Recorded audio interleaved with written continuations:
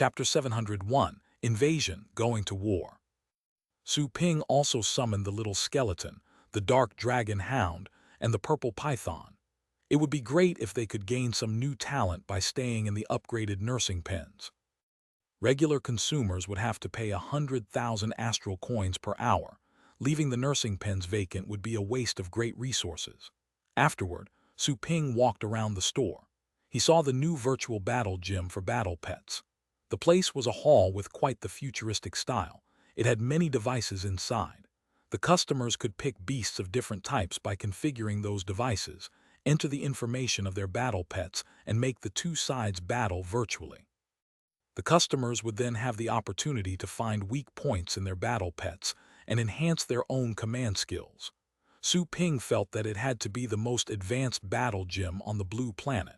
However, no one at this time would be interested in using the place, since the wild beasts would arrive at any time. That would have to wait. Su Ping left that room. As for the chance of relocating the store, it would be a function for a later use. Su Ping was quite happy about the fact that the dummy trainer could finally handle advanced rank battle pets in bulk. He would be able to train pets faster in the future. He could assign the job to the dummy trainer as long as it wasn't the professional package. However, Su Ping wasn't intending on training any battle pets at the moment. The battle pet warriors would lose their minds if the battle pets were stuck in training when the beasts finally attacked. At the same time, far away to the west of the continent, the ocean suddenly began to tumble when the first morning light reached the edge of the continent.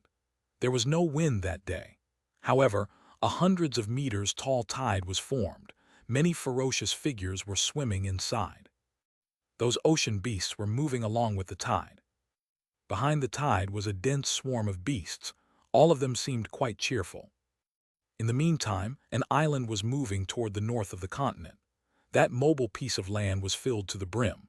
Upon a closer look, one would see that it was full of beasts. The island stopped by the edge of the continent. The beasts received their orders. They happily jumped off the island and dashed onto the mainland. The island suddenly turned around and went back as soon as the beasts were gone. If people had an aerial view of the situation, they would have seen dozens of thick limbs below water. It was a deserted plain. Suddenly, the ground began to tremble. There came a beast with a paw that could easily flatten a tank. It was a lion with silver fur. The beast had 3 crooked horns on top of its head, and its eyes were golden, quite the regal beast. So, this is the last lair of the puny things. Finally, it is time that we claim a world as our own. A snake that was hundreds of meters long moved closer. Its scales were flickering in a faint, golden glow under the sun. The grains on the snake's scales formed many human faces that seemed to be screaming. The creature was also speaking in the human language. Boom! The ground trembled behind the 2 monsters, and dust blotted the sky. Many more beasts were approaching. Beep, beep, beep. Do, do, do. Some construction pets were still working with humans to reinforce the 2 walls.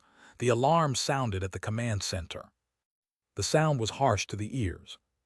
Meanwhile, the alarms across all the base cities were also activated. All the people who had been busy inside the defense line stopped what they were doing. They gazed into the distance. The beasts were coming. The final battle would begin. The general public who were still inside their homes approached their windows with worry. There were no more shelters. If humans were unable to win the battle, the blue planet would become a planet dominated by beasts. People were still calm at the moment. They stayed in their homes, waiting for the final verdict. Some people crashed under the stress. They hurt other people and vandalized public facilities. Battle pet warriors asked those people to go outside the walls. Some of such people were executed on the spot. There were bloodstains left behind by mobs creating troubles on the streets of all the base cities, in both the uptown and the shantytown areas. Vehicles were moving fast on the streets.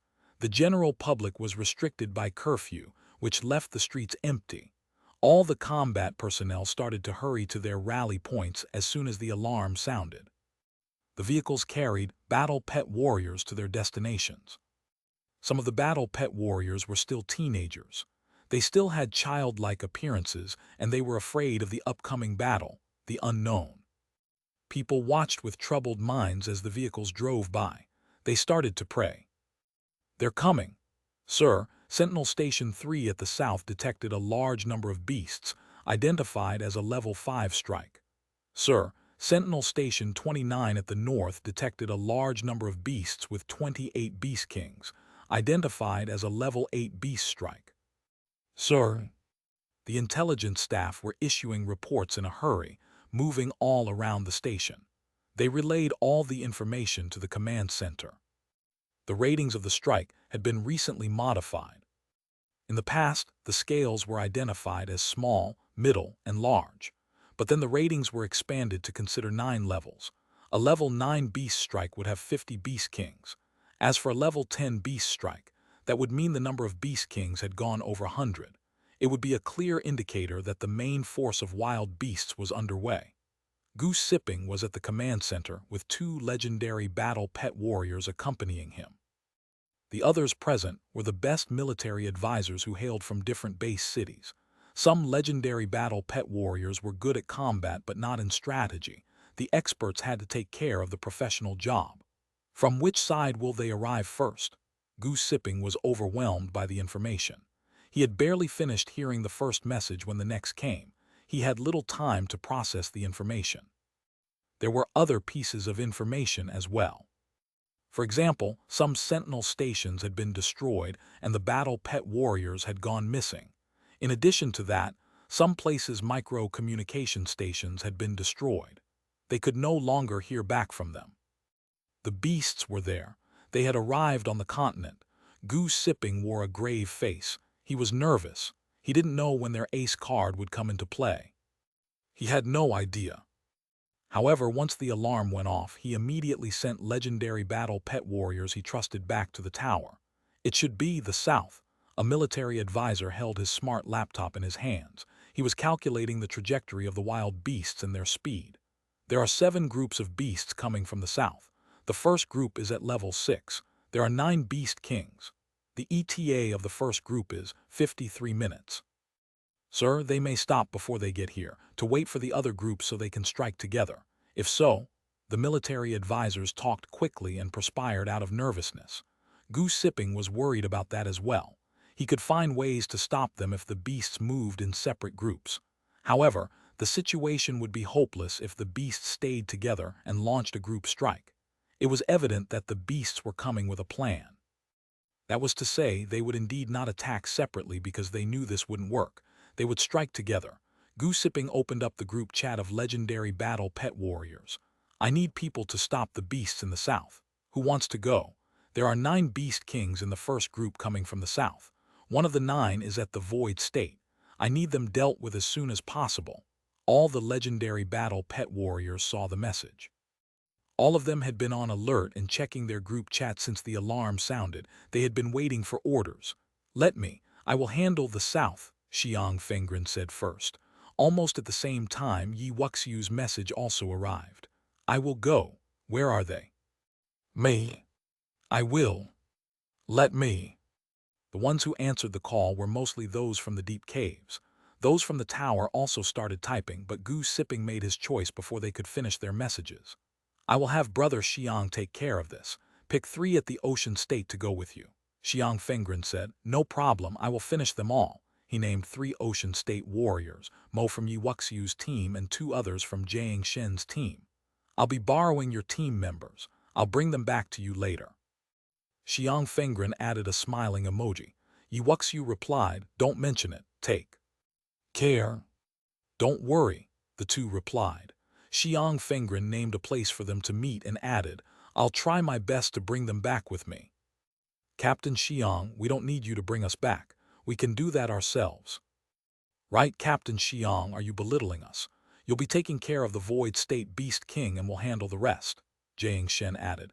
"They know what they're doing. Black Lunatic, don't worry. Do whatever you need to do." Xiang Fengren took a deep breath. He came out from the deep caves with some team members, but they had been murdered by the thousand-eyed demon beast when he was in the Dragon Swamp continent. He had been able to make it out alive thanks to his team members' sacrifice. He was currently a person without a following. I see. I won't worry about them then, Xiang Fengren joked. Yi Wuxiu said, who needs you to worry about them? Our Mo is very good, don't underestimate him. You should take care of yourself. Do try to not slow them down. I don't want to see them get into trouble because you can't finish that void state thing. Xiang Fengren smiled. He didn't add a reply to that. Be careful, Yi Wuxiu said to Mo, who was with him at the moment. Mo had lived for hundreds of years. He smiled from ear to ear at Yi Wuxiu. Don't worry, Cap, I will come back. Shut it. Don't jinx it. Once Xiang Fengren left with his team, Gu Sipping went ahead and appointed the second team. Someone needed to go to the east side. I'll go, Zhu Yunjin was the first to reply. 8 Beast Kings right. I'll be enough to take care of them if none of them is at the void state. Yi Wuxiu cautioned her, be careful. Don't underestimate our enemies. I've noticed that the current devices aren't that accurate when it comes to void state creatures. Some of the Beast Kings may be hiding their strength and the devices won't pick that up. All right, don't sweat it. I'll escape if I run into a group of void state beasts. I'm also not afraid to fight if I do chance a lone void state beast, not with the battle pet that Mr. Su sold to me. Zhu Yunjin didn't seem to be worried. No one else said anything. They knew that every single one of them would enter the battleground soon. It was a critical battle for the blue planet. All of them would die if they were unable to defeat the beasts. So there was no need to comfort anyone, no need. Yi Wuxiu and everyone else were prepared to sacrifice themselves. They were quite composed at the moment. Also, seeing them striving to be the first to go to the front line surprised those from the tower. These people are a bunch of lunatics. There weren't enough legendary battle pet warriors. Even so, they would still try to delay their involvement. Inside the store, Su Ping was following the chat group messages. He didn't say anything. He didn't go this time. Yi Wuxiu and the others could take care of those groups of beasts. Tang Ruyan and Su Lingyu were also at the store. They had seen the conversation. The two girls remained quiet. In times of war, there would always be a group of heroes that would boldly act without a care for personal sacrifice. Tang Ruyan looked at Su Lingyu. The former was tapping her arm with one finger. That was what she would do when nervous. Scared, Tang Ruyan asked, do you think we can make it this time? Su Lingyu looked at Tang Ruyan and then at Su Ping. Su Lingyu shook her head.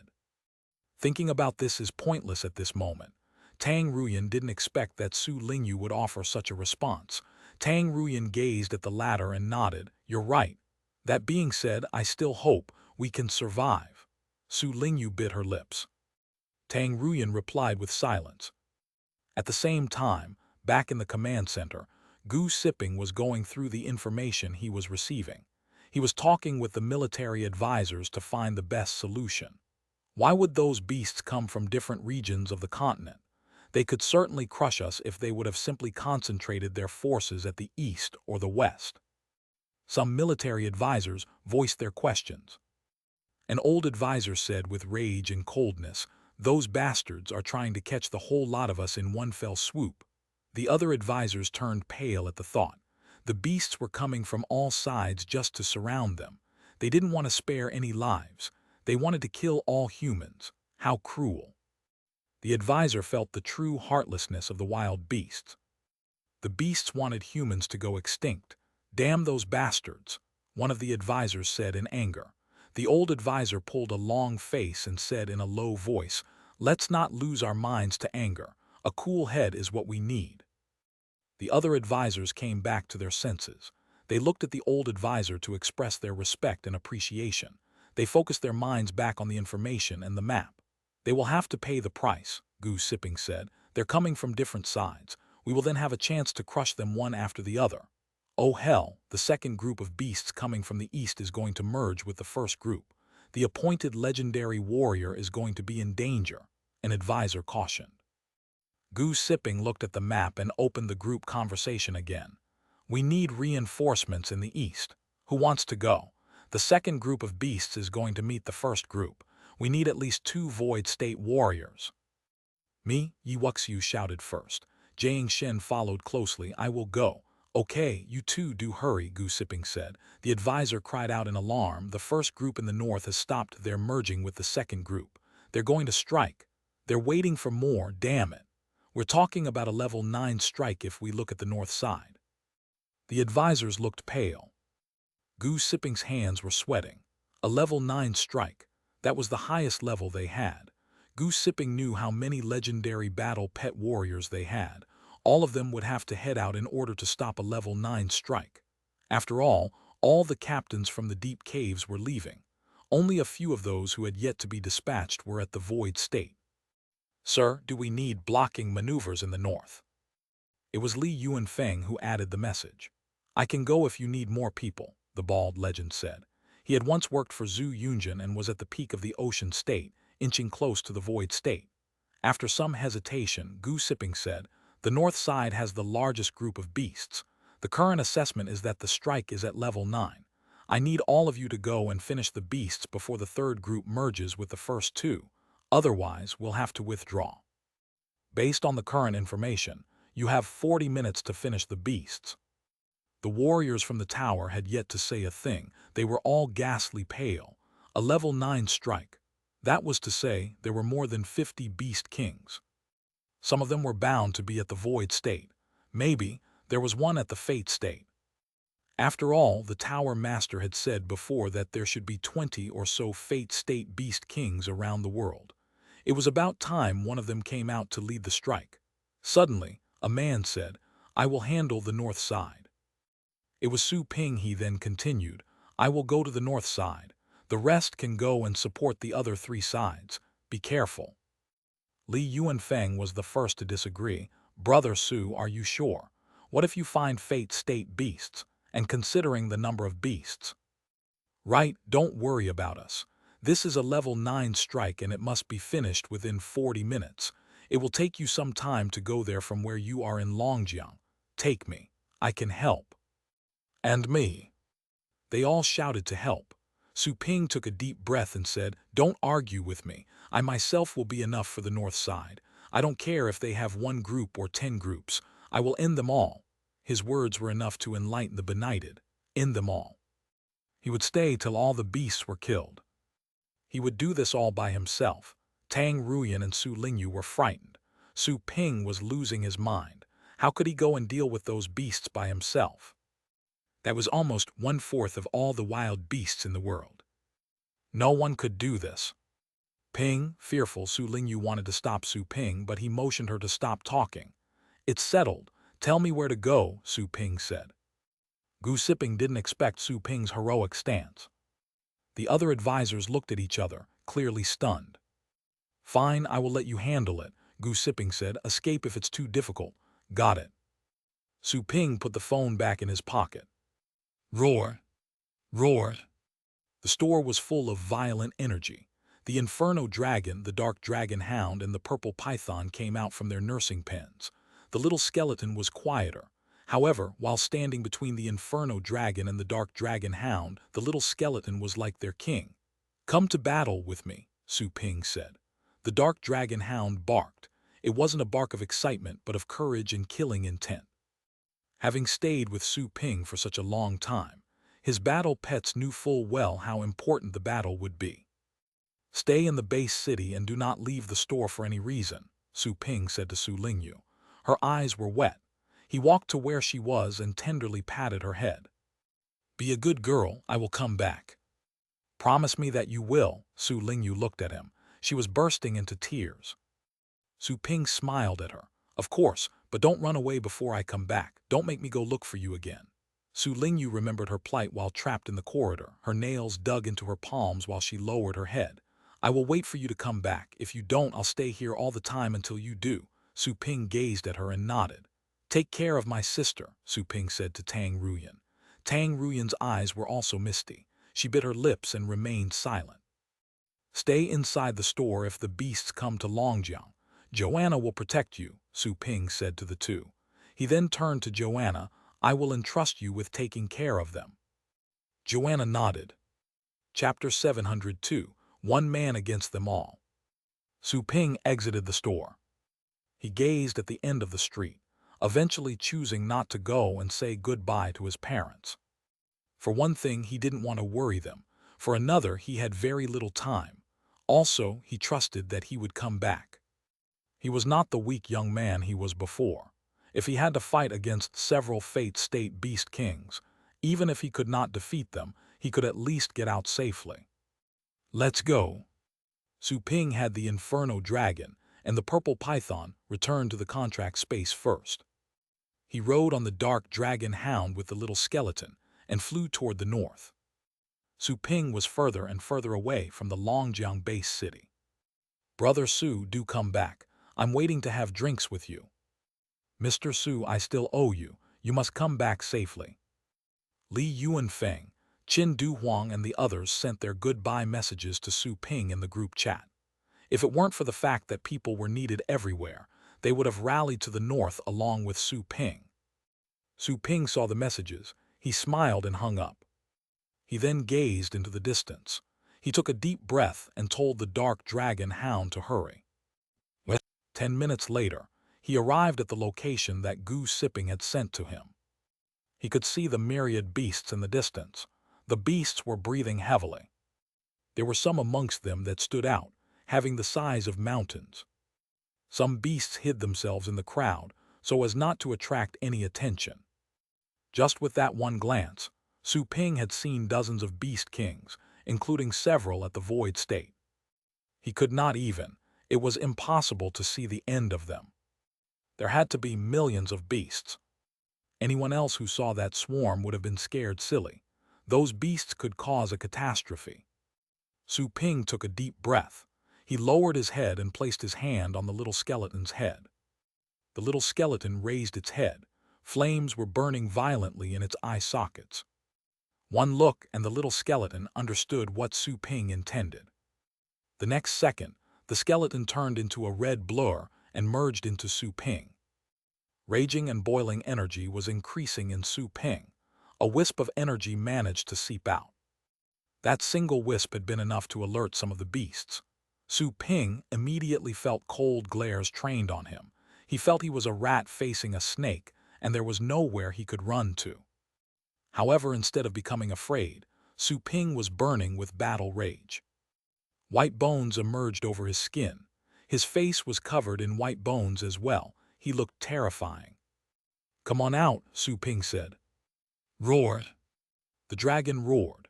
The Inferno Dragon came out, stepping on fire and lighting bolts. It was flapping its wings, which had a reddish-purple hue. The dragon bellowed in response to Su Ping's call. The dragon's roar swept across the field and affected the many beasts in the swarm. Many beasts below the king rank were so afraid that they dropped to the ground and trembled. "Come with me, charge," Su Ping shouted. Like a god of death, he hopped off from the dark dragon hound and dived toward the beast army. He would deal with the beasts head-on. One man against a million beasts. Roared. Roared. Some beasts roared back. They were angered by Su Ping's challenge. The next second, many sharp spines grew out from the ground, heading toward Su Ping. Whoosh, whoosh, whoosh. Su Ping dashed around at the speed of lightning. Bang, bang, bang, bang. 3 Ocean State Beast Kings were at the front. However, since Su Ping understood spatial skills, the 3 were unable to stop him. Su Ping ran past them and dove into the crowd. He didn't unleash any skills, he was just running. He was like a bolt of purple lighting. Bolts of lightning were flickering under his feet. He was using the thunder sprint. The strength of such a skill was at least at the void state. The beasts that Su Ping ran into were instantly bursting to pieces. When seen from a distance, it was like a bolt of purple lightning shot into the crowd, which blasted open a path. Roared. The beasts cried. Space caved in front of Su Ping. That section of space formed a hand that came crashing down to finish Su Ping. At the same time, space was trembling around Su Ping. Claws and tentacles reached from spatial cracks to attack him. Simultaneously, Su Ping felt that the space around him was shaking violently. He could no longer teleport, but he was prepared. He punched at the limbs that were reaching him across space. The Golden Fist's virtual image was enlarged, landing on a sharp claw. Boom! Su Ping pressed forward. Nothing could stop him. The sharp claw cracked under the punch. The crushed pieces fell over the beast swarm. One of the ninth-rank beasts was pinned onto the ground by the remains. That strike cleared out a large area around Su Ping. Many beasts were rendered into pieces of flesh and pools of blood. Su Ping was unstoppable. Once he dealt that punch, Su Ping turned around and drew his sword. He slashed and cut the limbs that were reaching for him through the spatial cracks. Bang, bang, bang. He cut off all the limbs. All of those were at the void state, and yet Su Ping killed them as if it were child's play. Behind him, the Inferno Dragon had also dashed into the crowd of beasts. The Inferno Dragon had grown to nearly 100 meters long after consuming the purple blood dragon crystal. Spheres of lightning bolts and fire came out from under its wings. The dragon flapped its wings, which would produce those spheres of lightning and fire. They would bump into each other and merge. The merged energy ball carried a feeling of destruction. Boom! The ball of mixed energy fell onto the crowd behind Su Ping. The earth instantly began to quake all over. It was a shock wave strong enough to topple buildings. A mushroom cloud rose. A massive pit appeared after the explosion. An ocean state beast king was unable to get away in time. Only a piece of its tail was left in the pit. The swarm of beasts fell into panic. The Inferno Dragon's presence had affected the lower-ranked beasts' morale. Some beasts of the 7th and the 8th rank weren't even able to summon the courage needed for running. They were shaking on the spot. A hand-sized black eagle appeared while Su Ping and the Inferno Dragon were fighting. Upon closer inspection, it would be evident that the eagle's feathers had been made of steel. The eagle's eyes were flickering. They were actually cameras. The flying eagle was a monitoring device controlled by the Sentinel Station. At the command center, Gu Siping and the military advisors stared at the screen in a daze. They froze on the spot due to pure astonishment. They were looking at the video feed coming from the north. Gu Siping could not believe it. He had never expected that Su Ping would resort to such a wild method. He threw himself into the swarm of beasts. What a lunatic. He had to admit he was amazed by Su Ping's strength. He, indeed, had the combat strength of the Fate State. He was crushing the Void State beasts. Is he at the legendary rank? No, he's a god. That's terrifying. The military advisors could barely keep their mouths shut. They would rarely see legendary battle pet warriors fight. The current fight they were watching had changed their views of battle pet warriors. They had previously seen how titled battle pet warriors would fight, but the current display they were witnessing was like from another world. In the north, Su Ping was dashing around madly with sword in hand. He threw himself into the crowd because he wanted to make the beasts turn on each other. Once the beast kings retaliated, they would inevitably hurt the surrounding beasts. Bang, bang. Su Ping quickly got close to an ocean state beast king. The beast was covered in a thick layer of black armor. However, the beast king was halved with a single cut. Blood gushed out. His sword had once been the weapon of someone at the star rank. Even though the power had been lost, the sword itself was still sharp. Roar! The Inferno Dragon was following him closely. The dragon flew over the swarm of beasts and breathed fire at them. The dragon was using many legendary rank skills to blast at all its enemies. The swarm of beasts had been thrown into chaos. Average beasts were still, not daring to fight. Those that were further away were less affected by the Inferno Dragon's presence. However, they couldn't have struck the Inferno Dragon across such a distance. The Beast Kings were heading over in a group. A legend of the puny things. Damn it, is he at the Fate State like they call them? He's scary. I don't think I can survive his slashes. Over a dozen Beast Kings gathered together and discussed with grave looks in their eyes. The ocean state beasts were becoming more and more afraid as time passed. Go and alert Lord Bloodwings. We'll never be able to stop him. The Beast Kings were increasingly on edge as Su Ping moved closer and closer. They spread out and prepared many long-range strikes. Boom! Su Ping burst out from the inside of a beast that could not be seen clearly. He was covered in blood and remains. He saw that the Beast Kings were together, while 3 of them were at the void state. One of the 3 had a broken claw. It was the one responsible for the claw attack in the beginning of the fight. So these beast kings can't share their energy, and neither can they build formations. They're in a state of disunion. Su Ping was relieved to see that. He first charged toward the ocean state beast king. The beast, which resembled a mountain with hair like seaweed, roared at Su Ping and created an area covered with ice. The ice was radiating from the beast. The latter was using the ice to build icy walls and throw out ice spikes. Su Ping tried to teleport over. However, there were simply too many ice spikes. There was no room for him to teleport. The little skeleton's white bones helped protect Su Ping from the strikes. Rod in hell. The bolts of lightning helped Su Ping speed up. He reached the Beast King instantly and slashed it open. Flames were burning on the Beast King's wound, which could not heal. Su Ping added a punch to his series of attacks at the Beast King.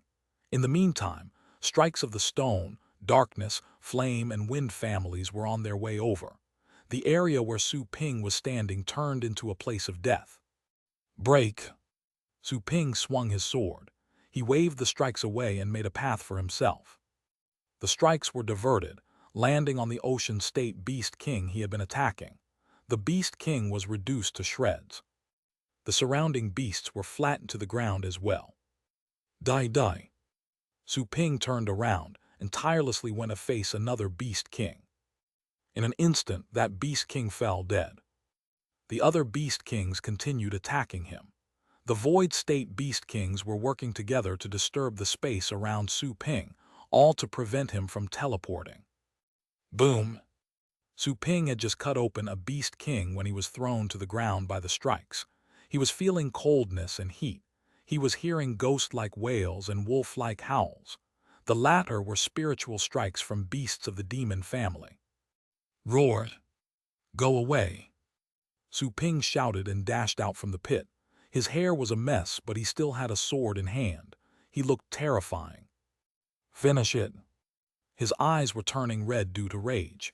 He stared at the Beast Kings, then roared and charged at them. His wounds were healing while he did that. The little skeleton was absorbing blood from the surroundings, turning that into healing energy so that Su Ping was able to heal. While merged with the little skeleton, Su Ping had not only gained more energy, but was also enjoying an endless supply. That was what made the little skeleton scary. Damn it, is he even a member of the puny things? Why do I feel that this guy is a beast? We cannot stop it. Where is Lord Blood Wings? Many Beast Kings were terrified, given that Su Ping had yet to show any signs of fatigue. Even a Fate State legend would have lost a considerable amount of energy in such a strike. However, it was different in Su Ping's case. The Beast Kings were completely unable to hurt him. He would always stand up after falling. Some Beast Kings started to step further away from Su Ping. They wanted to retreat. Bang, bang, bang. Su Ping pressed forward at full speed. Everywhere he went, he would either smash or cut the beasts into pieces. The beasts wanted to get away whenever he showed up. One man against them all, and the beasts were panicking. The people in the command center were able to see this thanks to the metal eagle. Everyone was dumbstruck. 5 minutes, 10 minutes, 15 minutes. 15 minutes had passed after Su Ping's arrival. The huge swarm of beasts was rattled. Regardless of orders received from the Beast King leaders, some beasts started to run when facing the pressure of death. Following Su Ping close, the Inferno Dragon was reaping the lives of the average beasts. The Dark Dragon Hound was following right next to the Inferno Dragon. Even though the former had mostly learned defensive skills, Su Ping had forced it to learn a few of the offensive kind. No beast could hurt the Dark Dragon Hound, but the hound could hurt them. Su Ping stopped. He realized that he had flattened half of the beast hordes. He looked back. Behind him, blood was flowing into a stream and corpses were piling like a mountain. In front of him, the beasts were running away. In 15 minutes, Su Ping had killed more than 60 Beast Kings, and 9 of them had been at the Void State. Phew! Phew! Su Ping stabbed his sword in the snow. The snow was tainted red with blood. He panted as he placed his hands over the handle. The little skeleton was able to absorb blood and convert into energy to support him, but he was mentally tired. The Inferno Dragon had also stopped. It was sitting next to Su Ping, seemingly still good for another round. The Dark Dragon Hound crouched by Su Ping, wiggling its tail and gazing into the distance. He defeated them. Those in the command center stared at the fleeing wild beasts, dumbstruck. That was the first time that they had seen the wild beasts become scared enough to run for their lives. It was unbelievable. They saw the pile of corpses and the river of blood. Everyone started to feel that the young man alone was stronger than the two walls combined. Goose Sipping looked away eventually. I think we don't have to worry about the north side. The west side is not good. I don't know why, but the beasts are moving slowly in that direction. Even so, the first group has arrived. We cannot allow more to come, and we cannot allow those two groups to merge. You're right, an advisor nodded. Goose Sipping turned off the screen. The advisor looked at the map in his hands and said, I think the beasts on the west are in disorder. Several beasts broke off the team and some were grounded on the spot. What is going on? Anyway, this is good for us. The total strength of the beasts has been weakened. It will make it easier for us to kill them all. That is correct. But Goose Sipping still looked worried. With a frown, he said, the south side is not good. We don't have enough legendary battle pet warriors. Alert the titled battle pet warriors.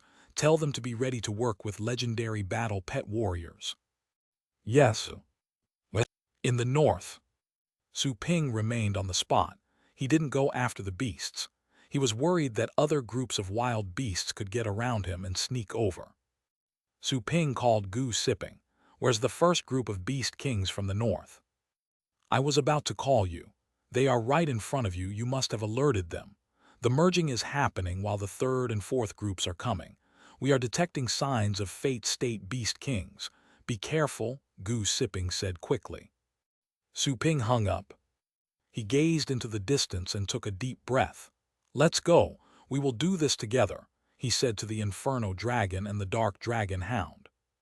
The Inferno Dragon said in a low and muffled voice, I will stay with my master all the time. The Dark Dragon Hound expressed its thoughts with a bark.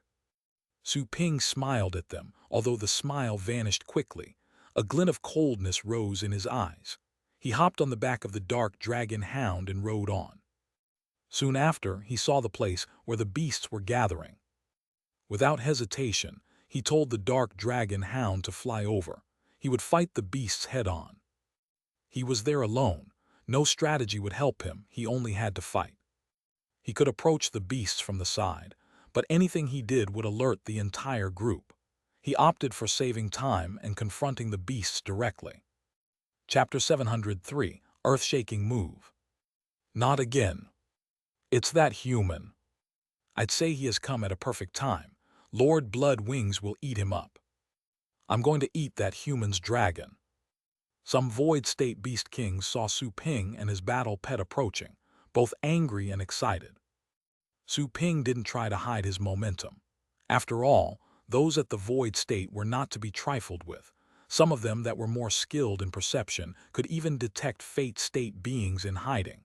There was also the fact that Su Ping was merely at the titled rank. There are more of them. Su Ping looked down at the endless swarm of beasts from the sky. The rooted beasts had gathered with others. Su Ping's killing intent was surging. If they had the guts to come, he would have the guts to kill them all. Whoosh, whoosh, whoosh. In an instant, flames of fire and walls of ice came out from the throng of beasts. From the ground grew out many hills that tore the ground open. Toxic vines were wrapped around the hills, and then the vines were lashing at Su Ping. The hills had some delicate and charming flowers. However, a dense array of toxic arrows were coming out of the flowers. Those strikes blotted out the sky and covered up the earth. The Dark Dragon Hound barked and added many defense layers for Su Ping and the Inferno Dragon. The many legendary rank defense skills were so diversified that many beast kings that saw this were dumbstruck. The many types of energies bumped into each other, creating an explosion. Su Ping and the Inferno Dragon snarled and charged toward the beasts together. Roared! The Inferno Dragon cried to the sky. Its mere presence had awed the beasts. No beast would ever forget that dragon as it soared in the sky, glaring as the sun. The average beasts were so frightened that they dropped to the ground and trembled. The ones among them with a less violent nature had almost been paralyzed, wetting themselves. "Open the gate to the world of the undead," Su Ping shouted. Astral powers surged out from him. A primitive door began to manifest in the air behind him, becoming increasingly tangible. As one saw through the door, there seemed to be something terrifying looking down at the mortal world. Two dark skeleton hands grabbed the door frame as they pulled their owner's body out. That was the door to the undead realm. Undead creatures would come out from there. Since Su Ping had merged with the little skeleton, he was also able to use the little skeleton's skills. That was the benefit of a battle pet warrior merging with the battle pet. Boom tilde. The door opened. Something on the other side was opening the door. The next second, the profound energy of the undead gushed out from the door. The sky behind Su Ping darkened. Dark clouds gathered. Even the atmosphere was becoming eerie. After a short, silent moment, many soldiers riding on skeleton dragons dashed out. Those soldiers, that were shouting and running toward the wild beasts, looked like ancient giants. Many spheres of darkness came out from the door. They spun in the air and descended into the throng, and then a certain mist began to emerge from those wild beasts. Their skins shrank. It was as if their life force were being sucked out. "Come on," Su Ping shouted and flew to the wild beasts. He was one man, but he was as powerful as a large number of cavalry and foot soldiers. What the heck is that? I cannot believe he can open a portal to the realm of the undead. Oh my God, what is that skill? Is he an undead creature? Damn it, I feel that something terrifying inside that door is gazing at us, and it's going to come out at any minute. The Beast Kings were terrified by what they saw. All of a sudden, they heard an indifferent snort. Humph. All the beasts felt their hearts skip a beat. Each beast felt it differently, but all beasts realized that the terror in their hearts was being alleviated. The next second, the blue sky above the swarm of beasts turned red. A huge, blood-red creature came out from among the myriads of beasts. The creature cried sharply and dashed toward Su Ping, who was on a killing spree. "It's Lord Blood Wings. Lord Blood Wings is here. It's too late for that human to run away." The Beast Kings were thrilled to see that blood-red creature. They were no longer calling Su Ping a puny thing, but a human. Su Ping's actions had made the beasts recognize his race. Fate state. Su Ping saw that blood-red behemoth heading toward him. The fact that the behemoth was at the Fate state didn't cause him any surprise nor shock. When he said that he was going to take care of the north side, he was prepared to fight the Fate state creatures. The little skeleton and the Inferno Dragon weren't able to defeat a Fate state Beast King just yet. However, the little skeleton was almost immortal by relying on the inherent skill from the Skeleton King. Not even those at the Fate state could kill the little skeleton. A case in point would be the thousand-eyed demon beast back at the corridor. Now that he was merged with the little skeleton, his combat strength was increasing drastically. He could fight a Fate state Beast King. Whoosh! The blood wing dashed out from the red mist. It was a beast with 4 blood-red wings which stirred up a scorching heat. It also had 3 golden feathers on its head, which could be counted as secret weapons. It was able to cut a mountain with 1 feather. Look at him. Is he the so-called Tower Master of the humans? Humph. Blood Wings gazed at Su Ping with its golden eyes. All of a sudden, it violently flapped its wings and several fireballs came out, spinning around. The color of the fire was different from the average sort. In the meantime, Su Ping felt space around him was moving. The next second, he found himself right in front of the fireballs. Space folding. That was a skill that those at the Fate state could use to manipulate space. Such an attack would have caught many unaware, but not Su Ping. He simply had too much experience in fighting against fate-state beasts. They always do this to bring their enemies closer. Nothing is ever new. Su Ping sneered. It seemed that he had anticipated meeting those fireballs directly. He unsheathed his sword and infused it with dark Ashura energy to slash at the air. Bang! The fireballs were sliced in two. The fire disappeared. The energy structure that was sustaining the fireballs was destroyed. Lord Blood Wings wore a grave look after looking at that cut. Phoenix destruction. The Blood Wing flew higher in the sky. The red mist was getting thicker and thicker as the beast unleashed more energy, blasting away a virtual bird-shaped wave the next second. While gliding through a curve, the blast wave traveled toward Su Ping. The bird-shaped attack was also flapping its wings. Space was twisting, which was a result of the scorching heat. Su Ping felt that the space around him was fixed, preventing him from teleporting. He was still weaker than fate-state beings when it came to space manipulation. He would have to break himself free with brute force. However, Su Ping wasn't planning on slashing space open to break himself free. Kill. Su Ping opened his coldly gleaming eyes. Astral powers were boiling inside him. He went to the north side not to run, but to fight. He would keep the north side safe so that the continent's last line of defense wasn't besieged from all sides. He drew his sword. The buzzing sound echoed in the sky. The next second, all light surrounding Su Ping was disappearing, as if extinguishing.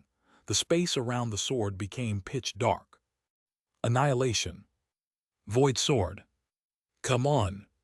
Su Ping raised his head and stared at the blood wing above him in the sky. He slashed at the bird. The ray of sword light penetrated everything in the way.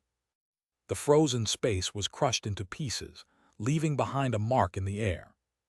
The bird-shaped blast wave was halved by that ray of sword light. The most shocking thing was, the ray of sword light didn't stop there. It had reached the blood wing in an instant. No, I don't believe it. The blood wing's round eyes were full of disbelief. It could not conceive how that supernatural power came from that human.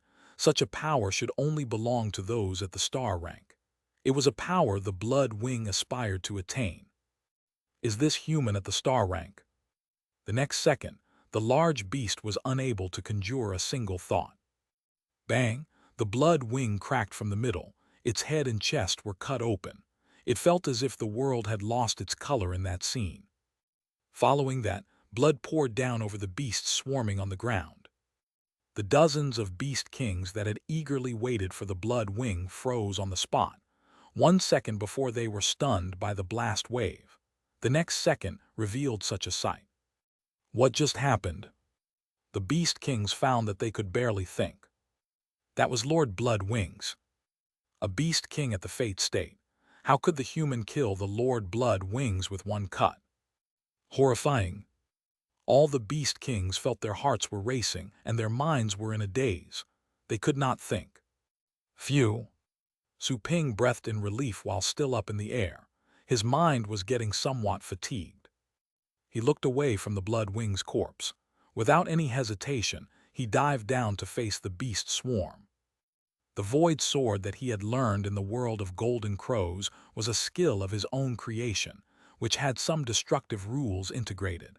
He had tried it before. Average fate-state beast kings were unable to survive it. That was why he was courageous enough to head to the north side by himself. Of course, he would be less confident if the fate-state beast king was especially strong, or if several of them joined forces. After all, he had to exert great strength to manifest that skill. He could easily restore his energy with revivals in the cultivation sites, but in real life, he could only use that sword attack 3 times, even with the help of the little skeleton. He had to finish the blood wing as soon as possible. Boom tilde. Su Ping dashed out, reaching the supersonic speed. A shrill cry was heard. Behind him you could see the blood wing falling from the sky. The powerful creature had become a thing of the past. Bang! Su Ping threw himself into the throng of beasts. He stomped on the ground and made it cave in. The beasts nearby died. He rushed forward, smashing all the nearby beasts to death. Kill, kill, kill. Su Ping ran around wildly and killed nonstop. He was covered in blood with hair disheveled. He held the sword. The wild beasts were overwhelmed by grief and terror. Run, run. Why but why? Lord Bloodwings died. Is this human? Get out of my way. The beast kings in the throng were having a mental breakdown. They were no longer in any shape to fight. They chose to flee. What Su Ping did just then was too scary. He had killed what the beasts admired with a single cut. He had also snuffed out their violence and courage. That small human looked even more terrifying than a demon from hell. The beasts instantly collapsed in disorder. Beast kings were running for their lives. Su Ping was targeting them specifically. As for the other beasts, Su Ping would just stomp them or smash them to death. The guy was aiming at the leaders. The beast kings were escaping, and they, too, stomped many beasts to death by accident. The wild beasts were in disarray. They were crying and howling. It was as if the ones facing a crisis were the beasts, not the humans. Su Ping didn't offer any pathways to survival. He caught up with the Ocean State Beast Kings easily. After all, they had yet to learn any space skills and were unable to teleport. They had some skills which could aid in their escape, but they were still not fast enough when Su Ping could teleport. Shomer. Some of the Ocean State beasts were able to speak the human language. They dropped to their knees and tried begging when Su Ping approached them. However, Su Ping ran past those beast kings directly. The next second, there would be a perfectly clean cut on the beast kings' necks. Su Ping knew that those beasts had been excited after seeing so many innocent and helpless people. None of them ever showed mercy. He had to finish them all. Behind him, the Inferno Dragon and the Dark Dragon Hound were also on a killing spree. The undead creatures that came out from the floating door in the air helped. The wild beasts were being rooted. It was unbelievable, but it was happening. 10 minutes passed. The battle stopped. Su Ping was standing next to a beast whose fur was drenched in blood. The beast was dozens of meters tall, and its fur was as hard as steel needles. That beast had been chopped to pieces, beyond dead. Su Ping looked into the distance. He could no longer hear the beasts. With him at the center, a large area was an ocean of blood with mountains of corpses. There had to be hundreds of thousands of them. The light of the early morning sun was cast onto Su Ping and onto the blood, glistening. Su Ping was panting. He stuck his sword onto the beast and sat down. He had overwhelmed the beasts, but to kill that many of them within that short time had exhausted him. Whoosh! The white bones turned into a glow and transformed back into the little skeleton. The little fellow stood next to Su Ping. Maintaining the merged state was tiring for both Su Ping and the little skeleton. Even though the little skeleton could turn blood into astral powers, it was still hard to recover physically and mentally in the midst of battle. Phew! Su Ping exhaled in relief. He wiped the blood off his hands on his armor, which he had gotten from the old Dragon King. It was quite the strong void state artifact. It had several special effects. Having cleaned the blood off his hands, Su Ping took out his phone and texted his location. I'm here right now. Where is the swarm of beasts closest to me on the north side? Back in the command center, Gu Sipping, who was busy mobilizing the titled battle pet warriors, was surprised by Su Ping's message. He looked at the location and replied, "You are right where the swarm of beasts was. Have you made contact with them?" "I've already defeated them," Su Ping said. His weariness wasn't evident in his tone. Gu Sipping stood in a daze for a second. He signaled a legendary battle pet warrior to look at the reports being sent from the north side. Soon the map showed up. Gu Sipping's face turned pale. The beast tide was no longer there. So Su Ping had routed those beasts all by himself. He remembered that there was a level 9 beast swarm over there. This guy, Gu Sipping, took a deep breath. He was even more wary of Su Ping after such an outcome. However, since that was a time when all talents were required to be on deck and he had not heard back from the tower, he knew that the more powerful Su Ping was, the better it would be for him and the human society. Nicely done, Goose Sipping praised and continued. How are you feeling? If you can continue, there's a level 8 group of beasts on the move 350,000 meters to your left. The beasts may soon move elsewhere, but I think you can find them. Su Ping said nothing. He simply hung up the call. Goose Sipping heard his phone beep. What a punk! A glint of coldness flashed past his eyes. He refocused his mind on what they were talking about before. After the call ended, Su Ping stood up from the dead beast he was sitting on. He pulled out the sword from the place he had left it. All right, time for the next round, Su Ping said to the dark dragon hound resting next to him. The dark dragon hound wiggled and changed into dragon form. Su Ping looked at the little skeleton. Once again, it turned into a white blur and merged with Su Ping. Ferocious white bones grew out from Su Ping again. Whoosh! Su Ping hopped onto the dark dragon hound and flew to his left with the inferno dragon. He would get there in about 5 minutes. 5 minutes was a short time, but he was still far away from the wild beasts. It was still too far for him to sense them. While Su Ping was hurrying to the next battleground, other people were hustling and bustling in other areas. Class A titled Battle Pet Warriors of the 3rd Legion, come with me to the northwest side. We need to help our legendary Battle Pet Warriors. A middle-aged titled Battle Pet Warrior stood on a 9th-rank dragon eagle. His determined voice boomed. Facing him on the plaza was a dense crowd. All of them were at the titled rank. They were from different base cities and even other continents. They were the last titled Battle Pet Warriors that humans had. Class A titled Battle Pet Warriors were those who were at the later position of the titled rank. Class B referred to the intermediate position of the titled rank. The pin that the middle-aged man wore indicated that he was from the Tang family, the most powerful family on the continent. The man was Tang Zhanlin's second brother. He was at the peak of the titled rank. Over 20 titled Battle Pet Warriors at the later position answered his call. The middle-aged man looked at them and shouted, "Come with me, let's go." Yes, the 20 titled Battle Pet Warriors shouted at the same time. They were no longer the big shots that people respected. They were just soldiers. The middle-aged man left with the 20 titled Battle Pet Warriors and hurried to their battleground. Soon an old man stepped up, also at the peak of the titled rank. He glanced over at the people gathered at the plaza and shouted, "Class B titled Battle Pet Warriors of the 3rd Legion, come with me.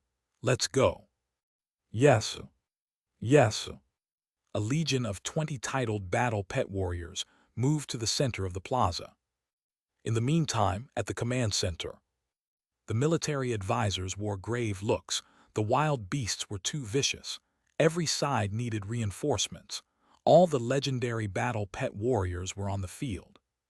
The only ones remaining were Goose Sipping and the legendary Battle Pet Warriors in charge of sending out messages. The legendary Battle Pet Warriors had to deliver all the urgent messages. Goose Sipping also had to stay there. He could not abandon his commanding post for anything, unless the wild beasts got too close to the defense line. The north side is okay, but the other 3 sides cannot hold on much longer. We have 2 more legendary warriors injured, and another one died. The wild beasts are coming in faster and faster. Almost all the sentinel stations and the micro-communication stations have been destroyed. Half of the map has darkened. The advisors were intently analyzing the map, trying to figure out a solution. Aside from the north side, which was still lit up, the other sides had darkened. They had no way to know what was going on over there, neither could they know how many wild beasts there were. "Sir, I was wondering if we should tell the legendary warrior up north to come back and support other sides. We can reassign people to cover the north, to have them rotate if you will." A nervous middle-aged advisor said, "The other places are under great pressure. The man in the north has defeated several groups of wild beasts. We have to consider that the other wild beasts coming from the sea have not arrived yet. How about we have that legendary Battle Pet Warrior go and help the other sides? He could go back to the northern position if more beasts show up." Nonsense, another advisor scolded the first one. That legendary battle pet warrior is fighting over there all by himself. Even though he's powerful, he is still human. He also gets tired, you know. How can you make him go to another place? He needs to rest. He needs to breathe. The middle-aged advisor said nothing in reply. They had originally thought that all legendary battle pet warriors were as good as the one in the north. They later realized this was not the case. The other sides were supported by at least 5 legendary battle pet warriors, and yet they were losing. On the other hand, one man in the north was taking care of all the wild beasts. Yes, I agree. Legendary battle pet warriors do get tired. They're not gods. That's the truth, another advisor jumped in. We can assign more work to those who are able, but we can't ask an able man to work himself to death. The first advisor remained silent. He, too, didn't want the warrior up north to end up exhausted. He would be more helpful in future battles if he could take some rest and recover. Gu Sipping shook his head. The one in the north is at the fate state, same as me. Getting rid of those wild beasts is not too hard for him. I'll ask if he's willing to relocate and help in other places. Exhausted. Gu Sipping didn't care if Su Ping was tired or not. Since he didn't want to stay in command and wanted to fight, then fights he would get. Whether Su Ping could survive or not, he would still benefit from the outcome. Su Ping could kill more wild beasts later if he managed to survive. On the other hand, if he were to die, Gu Sipping would be happy to have one less trouble to deal with after that crisis. Fate state. Same as you.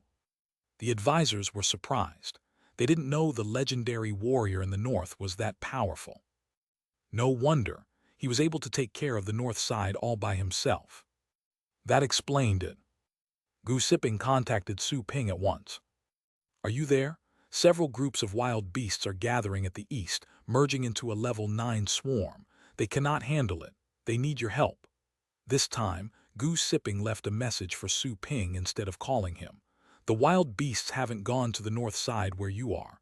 I'll have someone else guard that area in case more of them are on the way. In the north.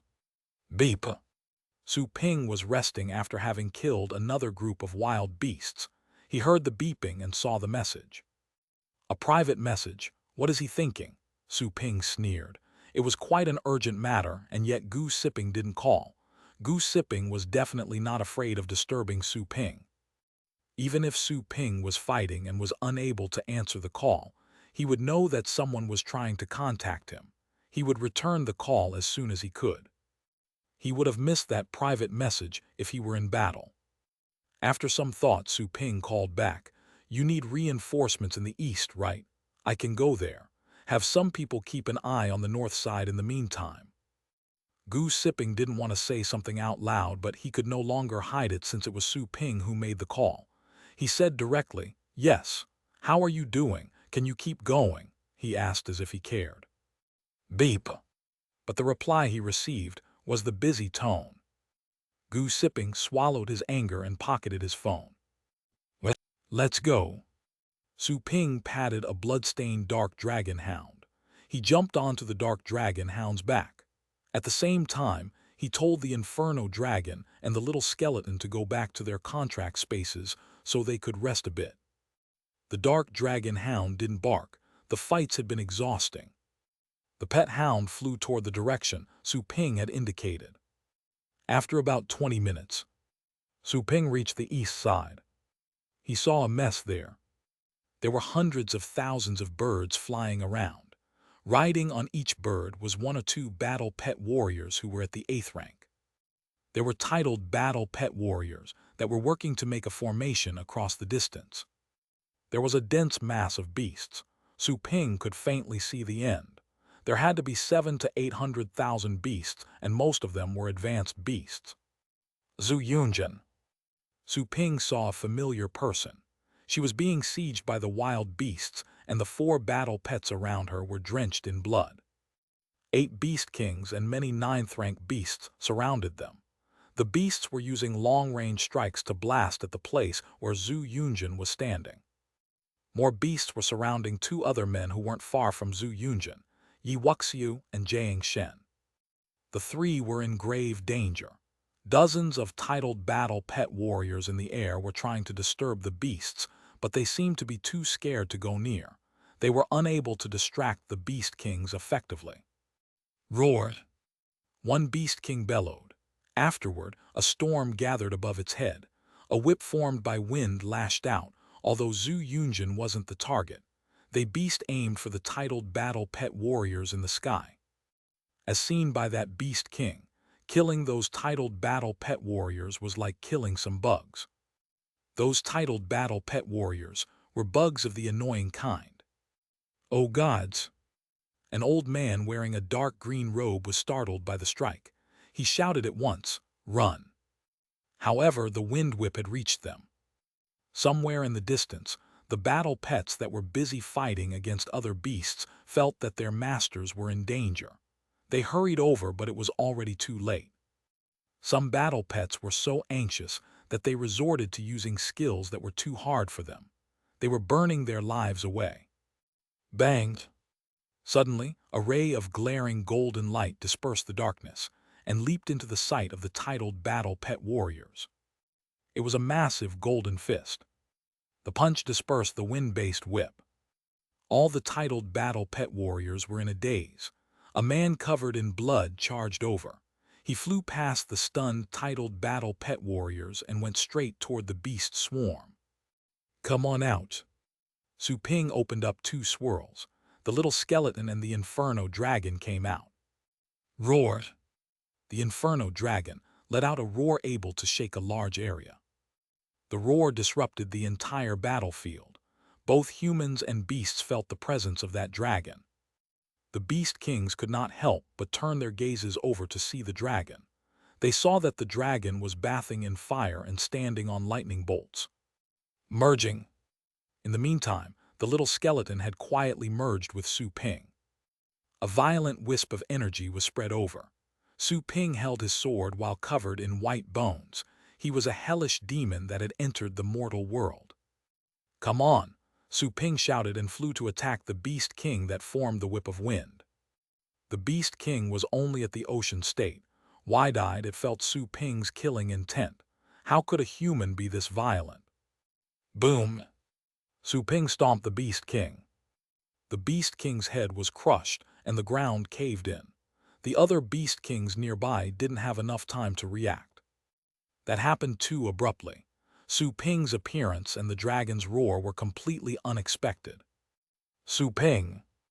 It's Mr. Su." Zhu Yunjin was scared.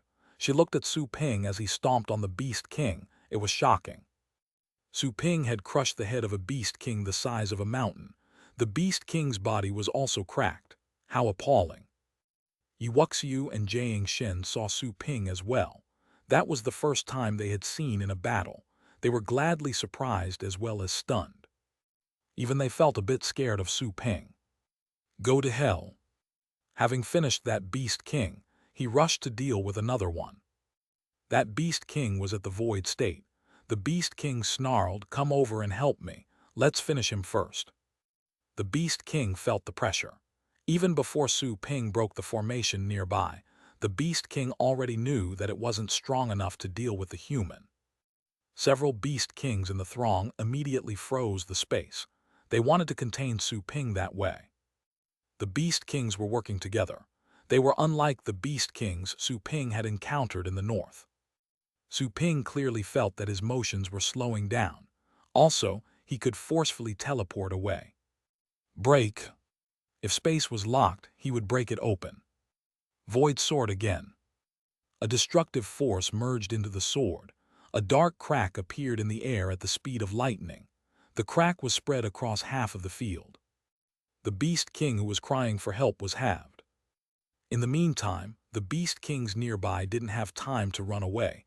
They were torn open as soon as the dark crack reached them. It was like the strike was from another dimension. The crack had cut open about 8 Beast Kings. Many more of the average kind had died. One cut and countless beasts perished. There was a moment devoid of sound at the battleground. Everyone was in a daze. They could not believe their eyes. The Beast Kings were also dumbstruck. Is that what a legendary battle pet warrior could do? One cut, and he tore a path open in the middle of the beast swarm. It was terrifying. Many monitoring eagles were hovering in the sky. The beasts didn't pay attention to them since they had no life signature. Those eagles were filming the battle and broadcasting live to all base cities. The flying eagles were all over the place, aside from the north side at the moment. The general public and the battle pet warriors who had yet to enter the battlefield, all of them were waiting anxiously in front of their TVs. They were praying. At the moment, everyone saw what Su Ping had done just then on TV. That scene stirred up a huge sensation. People were stunned speechless. They had gotten too nervous before, when the legendary battle pet warriors were seized by the wild beasts. Some people were so desperate that they had opened up their coal gas tanks, preparing to kill themselves. However, at that very moment, the man made an appearance like hope sent by God. He moved away from the mist. He had shown hope for everyone. Those who were ready to kill themselves stopped what they were doing right then. He did that in the north. At the command center, the advisors saw that on the screen as well. They had seen what Su Ping had done in the north. They knew that Su Ping was gallant. He didn't run wildly among the beast kings. However, they had not seen him using this sword skill back then. That guy. Gu Sipping saw the video as well. He too appeared to be stunned. Even he had felt terrified by that sword move. He knew that he couldn't have survived that cut. He could not believe that a freak had grown that much under his watch. He should be at the peak of the fate state and close to the star rank, Gu Sipping decided. Back in the battlefield. The silence lasted for 1 second. Soon, noise broke out again. The beasts were still issuing their cries, but those that were close to Su Ping kept quiet. Those beast kings that were fighting Zhu Yunjin also stopped, gazing at Su Ping while terrified. What a freak! Whoosh! A void state beast king vanished on the spot. It had run away. The beast king reappeared behind the beast swarm. It crushed many beasts to death. Chapter 704.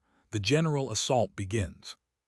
As the void state demon beasts started to flee, the other beast kings all realized what was going on and also ran in panic. That human was too strong for them. Could they possibly fight someone who killed one of them with one attack? In the blink of an eye, 2 of the 8 beast kings that surrounded Zhu Yunjin had been killed and the other 6 ran away. Su Ping flew past her quickly and said, "Take care of yourself." He had already caught up to an ocean state beast king thousands of meters away by the time he finished his sentence. Bang! He slashed and disrupted the multiple skills that the beast king unleashed after turning around. The energy it gathered was split up. Su Ping stepped on the beast as its blood splashed out and then moved on with the counterforce. The corpse that he stomped upon was flung back against the beast tide, leaving a ravine hundreds of meters long. Yet again, the terrifying force stupefied Zhu Yunjin, just as she had gotten out of her stupor. Not even a void state beast king was able to compare to Su Ping in terms of physical strength. Boom, boom. Rushing and dodging, Su Ping chased the fleeing demon beasts. His speed was extremely appalling. He crossed hundreds of meters after each step, and his feet left pits dozens of meters deep on the ground like gigantic war hammers.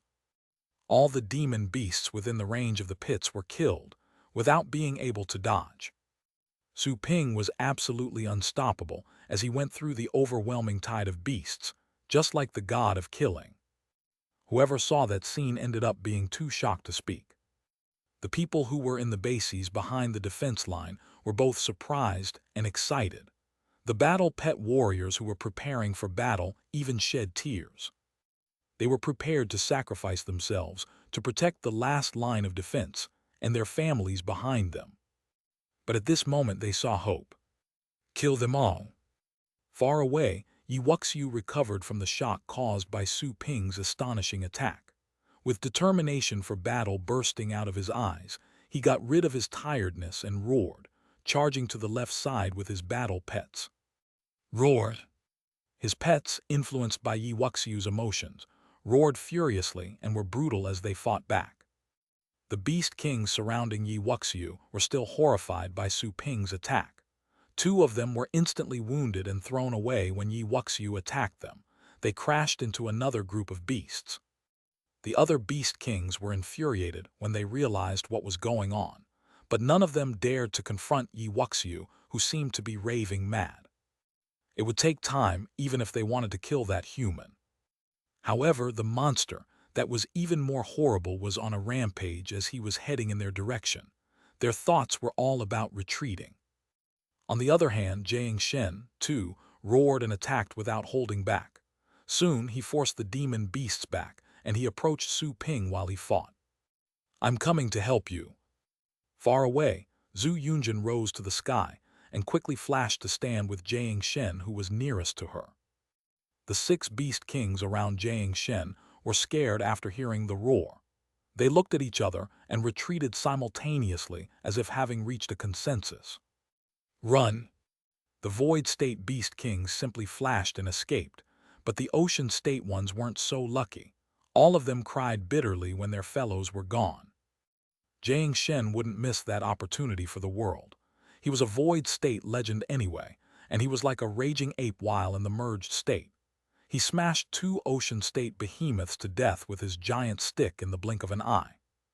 When Jiang Shen reunited with Zhu Yunjin, the latter looked at him and said with a smile, "You're not old at all. Your wounds are no heavier than mine." Jiang Shen laughed and then thought of Su Ping. He looked for him, only to be appalled by what he saw. Su Ping had already marched to the depths of the beast tide. A river of blood, a dozen kilometers long, was left in his wake. No other demon beasts dared to tread upon the broken bodies. As a result, the bloody path behind him was left empty.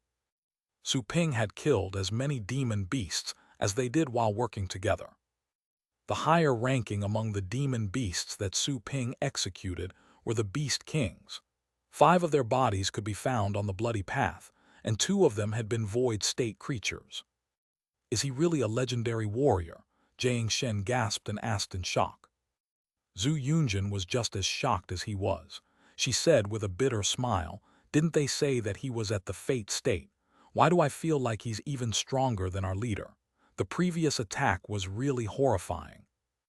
Jiang Shen nodded in agreement. "Enough chit-chat, let's go there and help." "Okay, let's kill those sons of bitches," Zhu Yunjin roared. Jiang Shen didn't know what to say when she behaved even manlier than him, but he was already used to it and simply flashed out. Boom! Su Ping mostly chased after the Beast Kings in the tide.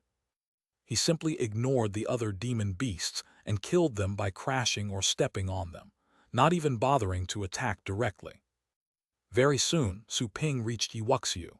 The Beast Kings around him had already run away.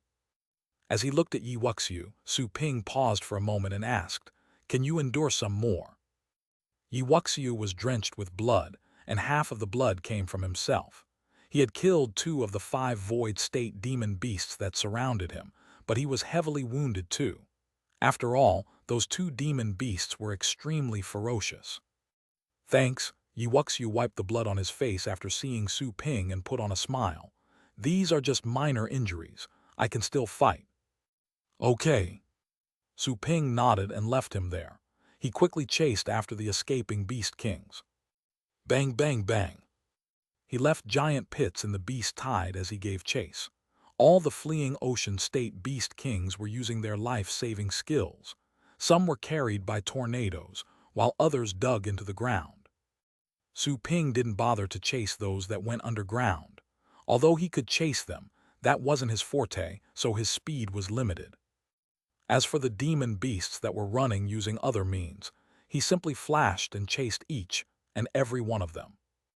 Very soon, one Ocean State Beast King after another was killed by him. The previously intimidating beast tide was torn apart.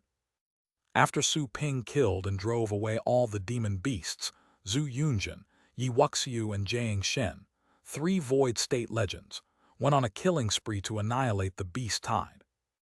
The demon beasts fell quickly in front of them, as if they were weeds that were being mowed. Everybody saw the horrifying combat ability of the 3 legends when they weren't suppressed by the Beast Kings. However, they were even more excited by Su Ping, who had managed to scare off all the beast kings that had surrounded the three legends. The beast tide was dealt with in merely 15 minutes. There was blood and bodies over dozens of kilometers. Su Ping returned from the hunt and gave a gigantic dragon head to the Inferno Dragon as a snack. Zhu Yunjin, Yi Wuxiu and the others were all too stunned to talk when they saw the dragon head. It belonged to a peak void state dragon that was the strongest in the tide. It was even stronger than the 3 battle pets that Su Ping had sold them. That was quite understandable. After all, those battle pets were the ones that Qin Du Huang and the others didn't pick. They were the weakest of the 40 battle pets sold. That dragon was exactly what gave Yi Wuxiu and his companions the biggest trouble. After all, while most of the beasts running in the tide were weak, they could unleash destructive damage when their 9th rank skills resonated with the others while coordinated by a leader.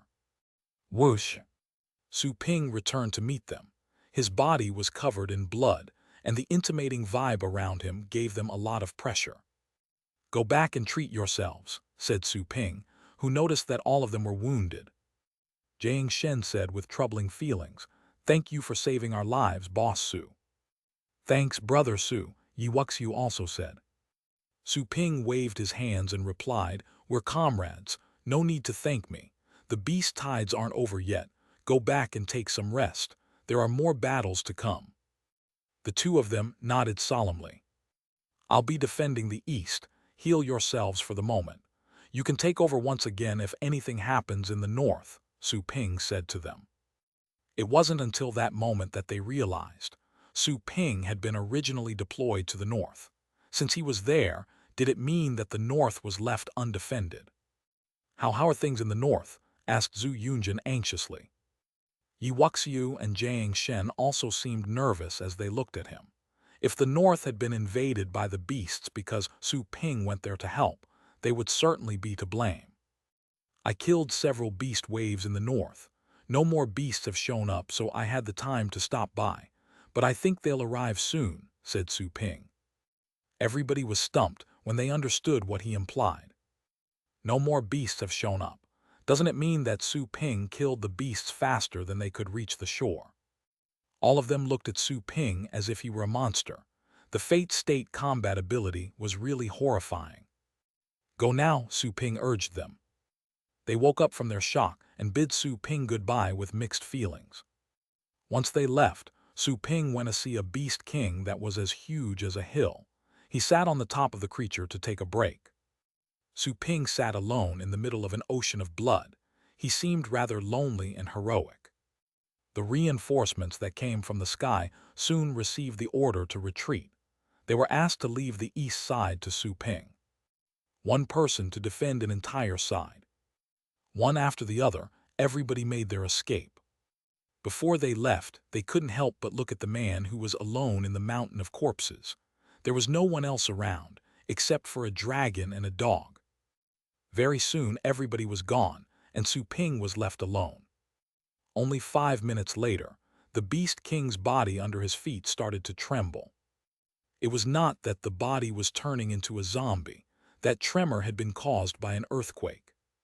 Su Ping was going to cancel the fusion when he sensed the earthquake. His peaceful eyes became cold again as he stared at the end of the ocean of blood. There dust was rising, and a looming shadow was drawing close.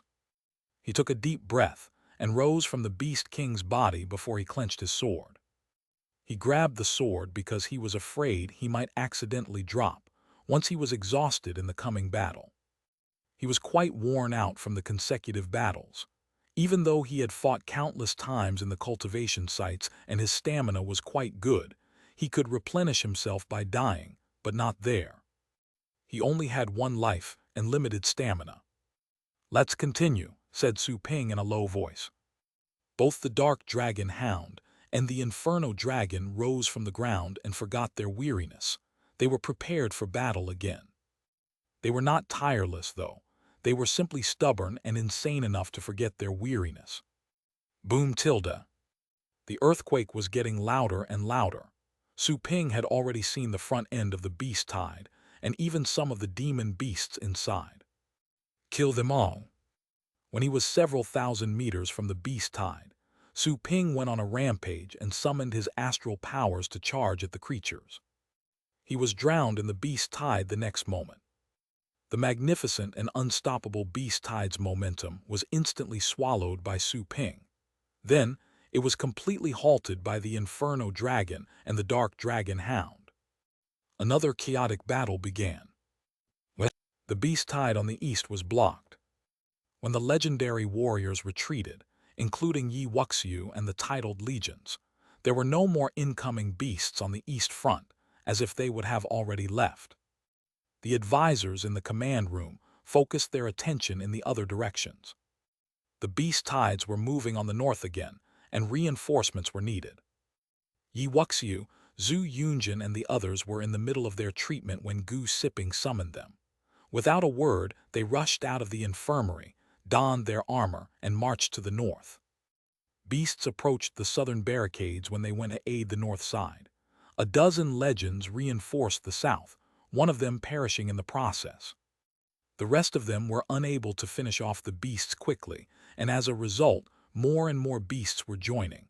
It was harder and harder to block them. The battle became disadvantageous. The south was soon in danger, and no more reinforcements could be sent. Also, considering the situation in the south, it was hard to resist the beasts in the wilderness, no matter how many reinforcements were deployed. The west was actually quite safe when the south sent the alarm. Qin Du Huang and Zhou Tianlin were defenders in that direction. They weren't large in number, but their defenses turned out to be quite effective. Gu Sipping had thought that the west would be in most need of reinforcements. After all, Qin Du Huang and Zhou Tianlin were new legendary warriors with unremarkable combat ability. He didn't expect that they would have the power to defend the west for so long, which would save him a lot of trouble. The beast tide in the south has already merged with others, resulting in a level 10-1 with 100 beast kings. It's pointless to resist such a beast tide. I think we should tell them to retreat, lure the demon beasts into the ambushing area and kill them there. The advisors looked at the map. At that moment, the south had already become the demon beast's point of breakthrough. Gu Sipping gloomily looked at the map and said, "Might as well swap the southern defenders with the eastern one. Let the guy on the east go to the south." All the advisors were surprised by his statement. They looked askance at him. Let the legend on the east go there. But he had already fought in the north for a long time to beat the beast tide over there, and he was holding the east so tightly that no beasts passed the barricades. Now he has to go to the south. He would be exhausted even if he were a machine. Noticing their expression, Gu Sipping remarked casually, "As I said, he's a fate state warrior just like me. As long as there are no fate state demon beasts in the tide, he can kill all of them with ease." Defending the north and the east is no big deal for a fate state legend. If there are no fate state beasts hiding in the southern tide, he can finish them off by raising a hand. The power of a fate state legend is beyond your imagination. He spoke in a casual and confident voice. What he said left the advisors surprised and suspicious. Could a fate state legendary really that much stronger? Gu Sipping sneered upon noticing their expression. The answer was an obvious no. Even if a fate state expert were made of iron, he would eventually be exhausted. However, Gu Sipping simply wanted to send Su Ping there. "Aren't you proud? Don't you always challenge me? I'm giving you a chance to make great achievements. Everybody is watching you. You'll be everybody's hero once you take care of the demon beasts in the south.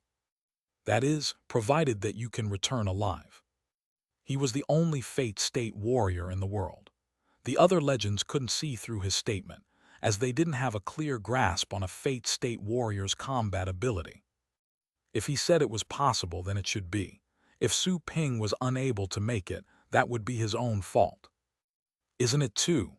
An old advisor hesitated, as he felt that the arrangement wasn't really good. Gu Sipping was about to say something else, when a piece of emergency intelligence was delivered. They were all appalled after hearing the intelligence report. Fate State Beast Kings had emerged in the south. Also, there was not one but three of them. The three Fate State Beast Kings had appeared behind the Beast Tide without hiding their aura. They couldn't have been detected if they had hidden it, but they didn't, so the surveillance equipment spotted them easily when the energy indicators went off the charts. The advisors looked at each other in fright. Goose Sipping was just as stunned. He looked rather awful at the moment. He had just stated that there were no Fate State demon beasts, but then some arrived in the next instant, which made it hard for him to continue. Three Fate State demon beasts. They must be the real troops of the deep caves, said a middle-aged advisor in a shivering voice. The old advisor looked at Goose Sipping and said, "Master, let the southern defenders retreat. I think it's time to end the siege battle and focus on the last defense battle." Goose Sipping was rather frustrated. He would have sent Su Ping there if there were no Fate State Beast Kings in the south. He knew that Su Ping had to be exhausted after fighting for such a long time. He would either die in the south or awkwardly sound the retreat. In the first case, Goose Sipping didn't care, even if Su Ping was sung over after he died. A dead man was of no threat to him. In the second case, the heroic impression that Su Ping had left on everybody when he reinforced the East would inevitably collapse. He didn't really care if his image collapsing would influence the bottom-level residents, who were too weak to be of any concern. He could easily send anyone with a title rank to wipe out an entire city. "I think," Goose Sipping considered for a moment. He was about to finish the sentence when another report was delivered. All the advisors gasped when they heard the news. Goose Sipping wore a solemn expression. The West, Fate State Beast Kings had been spotted in the West too. There were two of them. They weren't even bothering to conceal their auras. All the defenders on the formerly safe West side had to retreat when the Fate State Beast Kings appeared. After all, they were legendary warriors, but none were at the Fate State. "The demon beasts of the deep caves are getting serious," mumbled the old advisor. Goose Sipping was quite grim. They would have to abort their defense plans once the Fate State beasts joined the battle. Those high-ranking creatures could easily kill the legendary warriors deployed in the wilderness. "Master, please ask all legendary warriors to come back immediately," said an advisor after realizing what had happened. Goose Sipping nodded and was about to issue the command, but then another piece of news arrived. Unsurprisingly, Fate State beasts were also spotted in the north. Someone looked at Goose Sipping weirdly. Terrible news were repeatedly delivered right when Goose Sipping was about to talk. Was that a coincidence?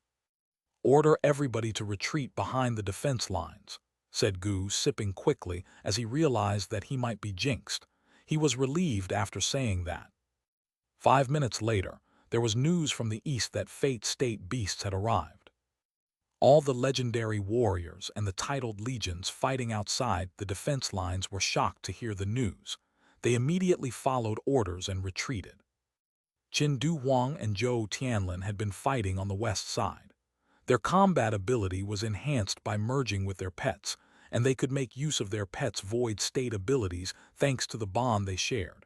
That was also helpful for them to understand the secrets of space. Fate State Beast Kings. Qin Du Huang was quite shocked when he received the message in the middle of the battle. The beast Tide in front of his eyes, where it was likely that Fate State beasts were lurking, became blood-curdling.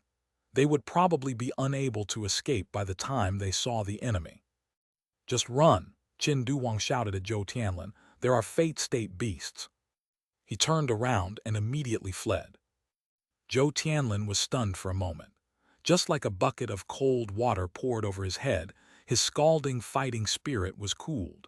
He followed Qin Du Huang as they made their getaway. In the north, both Zhu Yunjin and Yi Wuxiu received the message. Their expressions changed as they ordered the titled legion to retreat. In the east, Su Ping received the messages and breathed softly. It seemed that the army of the deep caves was no longer able to wait. They launched a final attack. The Fate State demon beasts were already there. It would be a real test. Whether or not they could secure the place depended on their following performance. Let's go back to take some rest. Su Ping canceled the merged state and jumped to the dark dragon hound's back. He recalled the inferno dragon and petted the hound's head. The dark dragon hound understood his intention and quickly returned to the defense line. Close to 12 minutes later, Su Ping went back to the Longjiang base city behind the defense line. He staggered and nearly fell over when he jumped off from the hound to enter the shop. He was able to keep it together on the battlefield because he had to stay wary of the void state and even fate state demon beasts that might ambush him. But he couldn't resist any longer now that he was in a safe area. He was almost worn out from the ongoing battles. "Brother, you..." Su Lingyu and Tang Ruyan ran to him from the back of the shop.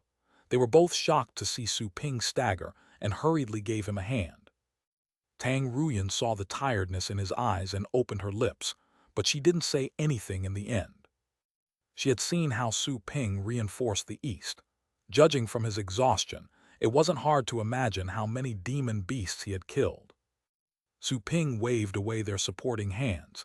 He still had the strength to walk on his own. Su Ping saw Joanna in the shop and asked, "Do you have anything that can quickly restore my strength?" In order to recover himself, he either had to seek Joanna's help or sit in a nursing pen. The anima contained in the nursing pen was good to improve the pet's intelligence and power of understanding, as well as stimulate their talents. It could also help them restore their physical status. Food was not necessary when pets feasted on anima while in the nursing pens. Besides, wounds that weren't too serious would also be healed. Because of its plentiful and useful functions, the nursing pens were very expensive. However, the charges weren't exactly too high considering the usefulness of those features. The upgraded nursing pens were even more effective than before. Su Ping could be fully reinvigorated after resting there for an hour. But this would take an hour. While battling so intensely, he didn't even have time to heal his wounds, much less spend an hour in a nursing pen. "There are items that you want, but they aren't suitable for you," said Joanna, frowning. "Some divine fruits can restore astral powers and remove fatigue, but only those in the star state can use it. You'll probably explode if you consume them. After all, you are just a titled warrior." She sounded rather helpless. The titled rank was too low a level. Tang Ruyan and Su Lingyu were both shocked to hear what Joanna had said. Titled? Su Ping was just a titled warrior. How is this possible? They were both astounded. The video feed had previously shown how Su Ping had cut off a beast tied with a sword, and Joanna was telling them that he was only at the titled level. Su Ping had kept on claiming that he wasn't a legendary warrior, but they only considered it a joke. After all, how could he be so strong if he weren't a legend? Which titled warrior could kill Void State Beast Kings as if they were chickens? Su Ping had even killed Fate State enemies. Could anyone else in the titled level do that? Su Ping's heart became heavy while they were momentarily stumped. There was nothing he could use. While he pondered whether he should use the nursing pen, the system's voice echoed in his head. However, it wasn't a hint but the usual mockery. "Aren't you stupid? You can resurrect infinitely in the cultivation sites. If you explode after eating the divine fruit, just resurrect yourself." Su Ping was startled. Damn right. However, since he could be resurrected, he could do that immediately. Why on earth should he eat any divine fruits first? Su Ping slapped his head, feeling that he was really being stupid. The system's voice echoed again angrily. "What's the point of that? You'll be in exactly the same state as you entered the site. If you go there as tired as you are, you'll be just as lethargic after being resurrected, unless you restore yourself to your best state before your death and then resurrect yourself." Su Ping found that the system was rather retarded.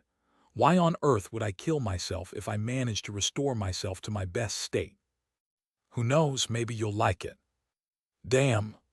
Having no time to mess with the system, Su Ping asked, "Then, why am I always resurrected in my best state when I'm killed when I go to a site? Shouldn't I be in a weak state before my death after my resurrection?" "That's different. If you die in battle, you can be resurrected with a cost. Dying would be pointless if you kill yourself for no good reason. Su Ping was rendered speechless. He didn't know it was that complicated. However, he had no time to think. It was already good enough that he could restore his strength. "I'll go there with you. You can prepare the divine fruit first," said Su Ping to Joanna. Joanna, seeing the firmness in Su Ping's eyes, she suddenly remembered his weird reviving ability. Why on earth wouldn't the guy resurrect himself here? She was puzzled. The only explanation she could think of was that he had restrictions in that place. Or maybe, is the guy simply coveting my treasures? She glared at Su Ping when she thought of that possibility. Su Ping. He was slightly confused but didn't bother asking due to the lack of time. He dragged Joanna into the pet room and closed the door. Neither Tang Ruyan nor Su Lingyu could open it without his permission. Chapter 705, Final Battle. The defense lines were a complete mess when Su Ping went to the demigod burial in order to restore his strength. Alert, alert, alert. The sentinel stations sent emergency messages from all over and rang the alarms of the highest level. Fate State Beast Kings appeared at the front of the beast tides. 13 of them had been detected. They blatantly exposed themselves, displaying their full energy as they led the troops of the deep caves with unstoppable momentum. The sentinel stations found on the way were completely destroyed. Certain sentinels who hid themselves underground and concealed their auras with special devices were still found by the Fate State beasts and killed. The corresponding lights on the map would die out wherever the beast tides passed, making it impossible to tell what was going on. The only sources of information on the front lines were the eagles that were hiding in the clouds. Those artificial beasts were provided by Clairvoyance, the largest intelligence organization in the subcontinent district. Since they were small and lifeless, they didn't attract the Fate State Beast King's attention. Apart from them, there were also sentinel pets that had been specifically trained. Their training was of the most primitive kind. Their combat ability was mediocre, and they didn't sign contracts with their masters, so they didn't carry the scent of humans. They could be mistaken for wild beasts if abandoned in the wilderness. Everything was done that way so they could be seen as allies by other wild beasts, and they could send information with the devices they carried. However, those sentinel pets were weak and likely to be killed in the wilderness.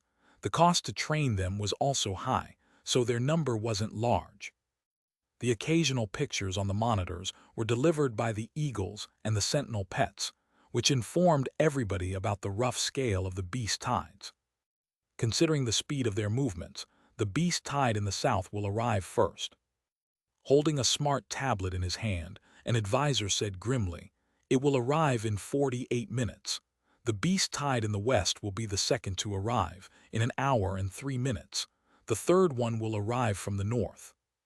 He reported the ETAs of the beast tides coming from all directions and looked at Gu sipping. At that moment, the only choice left was a final battle. The earlier blockage had been effective, especially in the north and the east where Su Ping fought and annihilated several waves of powerful wild beasts. However, the foundation of the beast tide wasn't affected at all. This time, the troops of the deep caves included the wild beasts worldwide. What did the wild beasts worldwide mean? There were 10 billion wild beasts across the 5 continents on the blue planet. Apart from the low-level wild beasts that took up the majority of the population, there were still hundreds of millions of advanced wild beasts that could bring terror to humans. That was not counting the wild beasts in the sea, which were the largest in number. If the sea-living wild beasts worldwide were to surround the subcontinent district, they could even move the continent from its position. The number of the sea beasts was beyond terrifying. Fortunately for humans, only beasts of the 8th rank or higher could move on land, and their population was far smaller than the total. The downside for humans was that said population was still quite large, and each of the wild beasts was as powerful as an army. The beast tides that Su Ping had stopped and killed with other legendary warriors were just a drop in the bucket compared to the total of the Deep Cave's army. Goosiping was grim and silent for a long time. He clenched his fists, with cold sweat on his palms. His phone was close at hand. He waited for the order from the tower's HQ. All the legendary warriors had retreated behind the defense lines, along with the titled legions and the master battle pet warriors that reinforced them. After they fell back, the titled warriors returned to their respective preparation zones to treat their wounds and take a break. Some tended to their wounded pets. The rear, supervised by Wu Guansheng, was quite busy. He was quite renowned at the moment, being a rarely seen support-type legendary warrior. He had previously been unable to perform the secret healing techniques he knew. However, once he became a legendary warrior with Su Ping's help, his healing expertise soared. Some of the 9th-rank battle pets and titled warriors recovered in minutes thanks to him. The Beast Kings would take a longer time, but he was still fast in general. He was at least 10 times faster than other healers and specialized equipment. The Fate State enemies are here. We have to hold the defense lines with our lives on the line. After returning from the front line, Yi Wuxiu and Zhu Yunjin found Yuan Tianchen and the other legendary warriors. As everyone was facing the beast tides, they were all on the same boat, so they temporarily dropped their biases against each other. Yuan Tianchen and his group realized that the situation was worse than they had anticipated. They could hardly run to seek their own safety at this moment. The Fate State wild beasts were surrounding them from all directions, exactly to prevent any of the humans from escaping. They weren't confident of evading the detection of the Void State or the Ocean State Beast Kings, which had keen senses either. Even if they dodged the Fate State ones, they could hardly avoid the Ocean State Beast Kings that were large in number. Once exposed, they would instantly be killed in the wild. The legendary warriors gathered and looked at each other grimly. The only choice they had left was to fight. However, could they win? The odds were extremely slim. But they would die too if they didn't fight. They didn't have a choice. Their only hope was that the Tower Master wasn't bluffing earlier and really had a trump card. Planning is meaningless with everything coming to this point. Just kill as many enemies as possible. Even if we must die, we'll have the wild beasts pay a price first, declared Xiang Fengren in an aggressive and intimidating way. Yi Wuxiu nodded. Being defenders in the deep caves, they had always been prepared to sacrifice themselves. They were only anxious at the prospect of failure. Not just them, every single person on the blue planet would be killed. They were fighting not for themselves, but for everyone's lives. Let's heal ourselves first and listen to the Tower Master's arrangement later. Right? Have you seen Boss Su? Zhu Yunjin looked around to ask everyone present. When Su Ping was mentioned, Li Yuanfeng and Qin Duwang also looked around too, but didn't see him. Yuan Tianchen and his fellows, however, had awkward looks. They had learned how Su Ping defended the north and reinforced the east. Even though they had never been on friendly terms, he had indeed made more contributions than anyone else during the crisis. He probably returned to his shop. He always loves staying in his shop when he's free, said Zhou Tianlin. He dialed a number on his phone and the call soon went through. He said something and then hung up. Yes, he returned to his shop. Zhu Yunjin was relieved. That's great. In that case, let's disperse now and make the most of this time to heal our battle pets. Yi Wuxiu nodded and quickly left. Xiang Fengren finally remembered his wounds. He grimaced because of the pain while gasping. Without another word, he ran to find a healer. On the other side, Yuan Tianchen and his fellows also went their own way. It's already this dangerous. Shouldn't the chief be out by now? Asked a concerned Ocean State legendary warrior in a low voice. Yuan Tianchen narrowed his eyes and looked at the tower in the distance. If he doesn't come out, he'll probably have to bury us later. Next to them, an Ocean State warrior frowned in confusion. He asked, Senior Yuan, the chief trains in seclusion all the time. I'm told that the deputy chief is his student. Counting both of them, there are 3 Fate State warriors in the tower. Why didn't the Tower Master inform them? One of them should at least help us in moments like this. I'm told that the chief is training in seclusion to attain the Star State. That being the case, his student can't also be seeking a breakthrough to the star state, right? The ocean state warrior who asked first also looked at Yuan Tianchen, eager to know the answer. Yuan Tianchen looked at them and shook his head.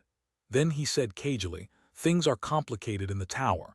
Being the center of the global power also means that it has too many secrets. Even I am not privy to all of them. It's best not to be too nosy. In any case, they will probably come out soon. They're likely the trump cards and the hope that the tower master mentioned." The two legendary warriors looked at each other in a daze, but they didn't ask further, seeing how prudent Yuan Tianchen was. In fact, they were rather awed too. If Su Ping hadn't caused a fuss in the tower and forced the deputy chief to show up, they wouldn't have known that the latter, who had been a counselor to the tower master, was a student of the chief. The student was already at the fate state. It wasn't hard to imagine how strong his master was.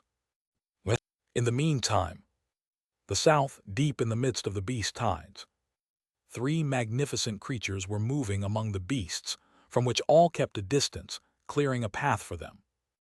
On the left side, a humanoid beast, which had black spots all over his body and looked like a giant lizard on its feet, uttered in a low voice, "We've been asked to attack him together. It seems that our lord is quite wary of that puny creature." The creature had sharp stings on its back and arms, plus a horn in the back of its head. It was extremely thick, which somehow resembled a coiling serpent. In the middle, the beast that was shrouded in a horrifying shadow rumbled, "Don't underestimate the humans. 3 of them are on the same level as us. They've enslaved creatures of our level, and they also have special battle techniques that allow them to merge with them. They have advantages in one-on-one battles." That beast had 7 giant heads that were shivering softly, each filled with sharp thorns. The lower half of its body was that of a giant dragon. It was the largest of the 3 beasts, a creature that emitted an intense bloodthirsty aura. If any humans saw it, they would have recognized it to be 7 Sins, one of the 4 heavenly kings. The humanoid creature near its feet looked over and said, "I've seen the fusion technique that boosts their strength, but we're not easy to deal with either. How can those lowly creatures compare to us when it comes to battles? I've been doing nothing but fighting and killing for hundreds of years. I can't wait to find out what battle experience those humans have." 2 of the 7 Sins heads looked at it and cackled, and its other heads looked in other directions, as if they were appreciating the landscapes on the way. One of the heads, which was larger than the rest and had golden horns, said casually, "They certainly can't compare to you in terms of battle experience." "Humph." The humanoid creature snorted, seemingly satisfied with the compliment. On the other side, the last wild beast, which looked like an enormous snail, simply wriggled forward without saying anything. In the north, 3 enormous shadows were walking in the middle of a beast tide. "Otherworld Heavenly King, were you defeated by humans before? Creek, you must be eager for revenge." "Him?" Of the 3 beasts, the one that was entirely red and had bloodshot eyes said indifferently, "Back then, I simply sent my clone to check whether the seal could be broken. It was beyond my expectation that I would run into that human. My clone's combat ability was just at the beginning phase of the fate state. It was only natural for it to be defeated." Creek, you must have spent a lot of energy on creating a fate state clone. How painful it must be to lose it. Creek. It couldn't have sounded any more sarcastic. The Otherworld Heavenly King was triggered by this and said angrily, "Don't blame me for attacking you if you keep at it." Creek, I'll stop. People like me who can't have a clone can only envy you for having such an ability. Stop fighting. Apart from eliminating the humans, our main task is to ensure that they won't destroy the seal. It's said that a world is being imprisoned by it, and nobody knows what's inside. Any unknown factors could work against us even while we're winning this war. Humph. Creek. Time ticked 1 second after the other. Behind the unified defense lines, a lot of battle pet warriors were mobilized to the south. The beast tide in the south would arrive first, and because of this, the southern wall had been laden with battle resources, including RPGs, missile launchers, and some laser cannons that even the ninth-rank wild beasts had to avoid. Rows of battle pet warriors stood on the high wall and stared at the horizon with solemn and nervous faces. The moment shadows emerged on the front line, it would mean war. The mildly wounded legendary warriors had already marched to the south and were waiting patiently. At the same time, at the Pixie Pet store of the Longjiang base city, the pet room glowed, then Su Ping and Joanna stepped out. Phew! Su Ping quickly opened the door when he returned and was relieved to see that Su Lingyu and Tang Ruyan were still in the store. He immediately asked, "How are the beast tides? Are they here already?" "Not yet. They will be here in 20 minutes, said Tang Ruyan, pouting as she watched Su Ping and Joanna walking out together. Joanna glanced back at her but ignored her. Seeing that Su Ping's eyes were sharp and his tiredness gone, Su Lingyu asked in surprise, "Brother, did you manage to recover?" Su Ping nodded. While in the demigod burial, he ate the divine fruit that Joanna offered him. He also fed the inferno dragon, the dark dragon hound, and the little skeleton too. They were all fully recovered and could fight again. Seems that I've come back just in time. Su Ping was glad that he didn't miss anything. He had returned as fast as possible, but he didn't know how fast the beast tides had been marching. "Stay here and don't leave the store no matter what happens," said Su Ping as he strode out. Then he told Joanna, "Help me keep an eye on them." After that, Su Ping flashed out and disappeared from their sight. Tang Ruyan gnashed her teeth and turned to Joanna. "What took you so long in there? How did he recover so fast?" Joanna glanced at her and said indifferently, "Are you my boss?" Tang Ruyan was at a loss for words. There was nothing she could do about Joanna. After all, not only was she a legendary warrior, she was also Su Ping's official employee, which was better than Tang Ruyan's identity as a temporary worker. Tang Ruyan was even more frustrated. In the command room, an advisor looked at the map and spoke gravely. "They will arrive in 15 minutes. The other advisors were silent. Gu Sipping sensed his phone buzzing.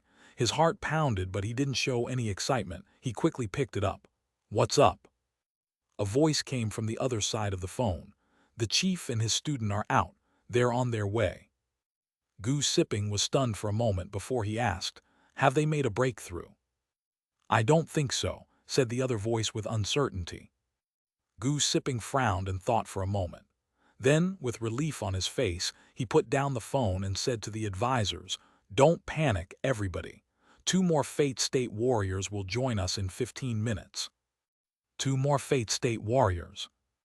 All the advisors looked at him, with surprise and excitement upon hearing that. "Are they on our side? Didn't you say that only you and Mr. Su Ping are of the Fate State? How come?" An advisor couldn't help but ask. The other people were both curious and confused.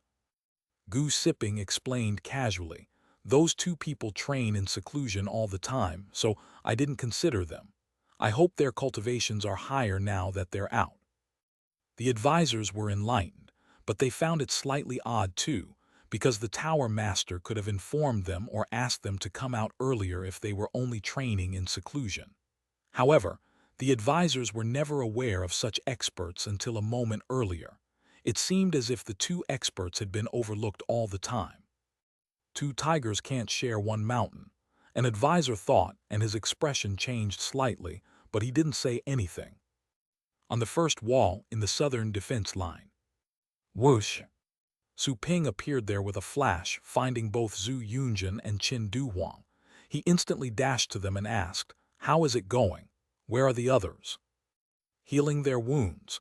The beast tide will arrive in 10 minutes. It's entering the ambush area. Everybody will come when the battle begins," Zhu Yunjin replied after seeing Su Ping. Qin Duhuang was rather scared to see the dried blood on Su Ping's armor, whose contours and gaps had been entirely filled up by pieces of flesh and bones. It was hard to imagine how many wild beasts the man had killed. He quickly asked, "Boss Su, are you all right?" "I'm fine." Su Ping looked at them and found that they were in good shape. There wasn't enough time to let Yi Wuxiu and the wounded heal in the nursing pens. and it wouldn't be any more effective than the treatments in the base city. While his nursing pens had great healing abilities, Yi Wuxiu and the others had probably received the best medical resources available. Even the most rare, precious resources would be used to treat them. After all, there would be no time to use the resources if they weren't used at that moment. While they were speaking, Li Yuanfeng, Xiao Mo and the others arrived. The South Defense Line would encounter the Beast Tide first, so all defenders had been summoned to that spot. The other three sides could only be left empty. The Beast Tides weren't there yet anyway. "Mr. Su, we're here to help you." "Boss Su, are you all right?" Everybody greeted Su Ping with visible concern when they saw him. Su Ping had made monumental contributions, defending the north on his own and reinforcing the east. No wild beasts ever passed him. Yi Wuxiu, Zhu Yunjin and Jiang Shen had also been saved by Su Ping. They would have suffered heavy casualties if not for him. "3 Fate State wild beasts are coming this way. We can only resist them by following Boss Su's commands." "Exactly, we'll do whatever Boss Su asks us to do." Xiang Fengren and Yi Wuxiu arrived at the same time. It was clear that they couldn't defend any of the sides on their own. Their number might be considerable, but there were even more Beast Kings. When dealing with Fate State Beast Kings, it would be lucky if they could escape. How could they fight them? The only tactic available was to let Su Ping tear the Beast Tide as a sharp dagger while they helped him, just like the way the titled legions helped them earlier. Whoosh, whoosh, whoosh. On the other side, Yuan Tianchen and a dozen other legendary warriors joined them. Although they had conflicts with Su Ping before, they knew they had to count on him at the moment. Only Su Ping was able to resist the pressure of the Fate State Beast Kings, and with it, giving them a chance to attack. Su Ping glanced at them without saying a thing. Cooperation was what mattered most at the moment. Any grievances they had were trivial at the moment. All of a sudden, someone exclaimed, "Here they are." After a boom, everybody saw a gigantic mushroom cloud emerge in the horizon. The explosives they had buried there had been triggered. It meant that the Beast Tide had arrived. Considering the speed of the Beast Tide, it would only take a few minutes for the beasts to approach the defenders. Su Ping solemnly squinted and observed. When the mushroom cloud rose to the sky, it was soon ripped apart by something. Then, a shadow quickly expanded in the place where the cloud was and leaped to the front. It was a humanoid beast almost 80 meters tall. Covered in scales, it looked like a giant and hideous lizard. A Fate State Beast King. The eyes of Yuan Tianchen and the others contracted. They had sensed the immense pressure, even though they were a dozen kilometers away. Their poles were closing and they were sensing a natural fear. Su Ping narrowed his eyes and observed the enemy carefully. The Fate State Beast King sprinted and soon crossed 5 kilometers, triggering a lot of traps on its way. Some traps were explosives, some had pets that could throw sharp crystal arrows with their skills. The arrows could easily penetrate 9th-rank wild beasts. And yet, when the giant beast was surrounded by the exploding traps, it remained absolutely unscathed. All the battle pet warriors on the defense line gasped at the scene with fright. Su Ping, however, wasn't surprised, as the traps were nothing but toys to a Fate State Beast King. Even the Void State wild beasts could have passed them safely. After all, the traps had been made with subpar materials. The technology available on the blue planet wasn't advanced enough to create traps able to kill Void State wild beasts, not to mention the Fate State ones. "Brother Su, Mr. Su." Seeing that the traps had been triggered to no avail, Yi Wuxiu and the others became more or less anxious. Su Ping was quite serious. That had just been the first Fate State enemy, 2 more were on the way. It was hard for him to execute all 3 of them quickly unless he were to use the Void Sword 3 times in a row, but he would end up drained if he did that. Joanna's divine fruit had been consumed, and he would have to recover in the nursing pens later, which would take an hour. Therefore, he had to save his physical strength in this battle. After all, everybody would probably be dead already after he came out of the nursing pen. Prepare to attack.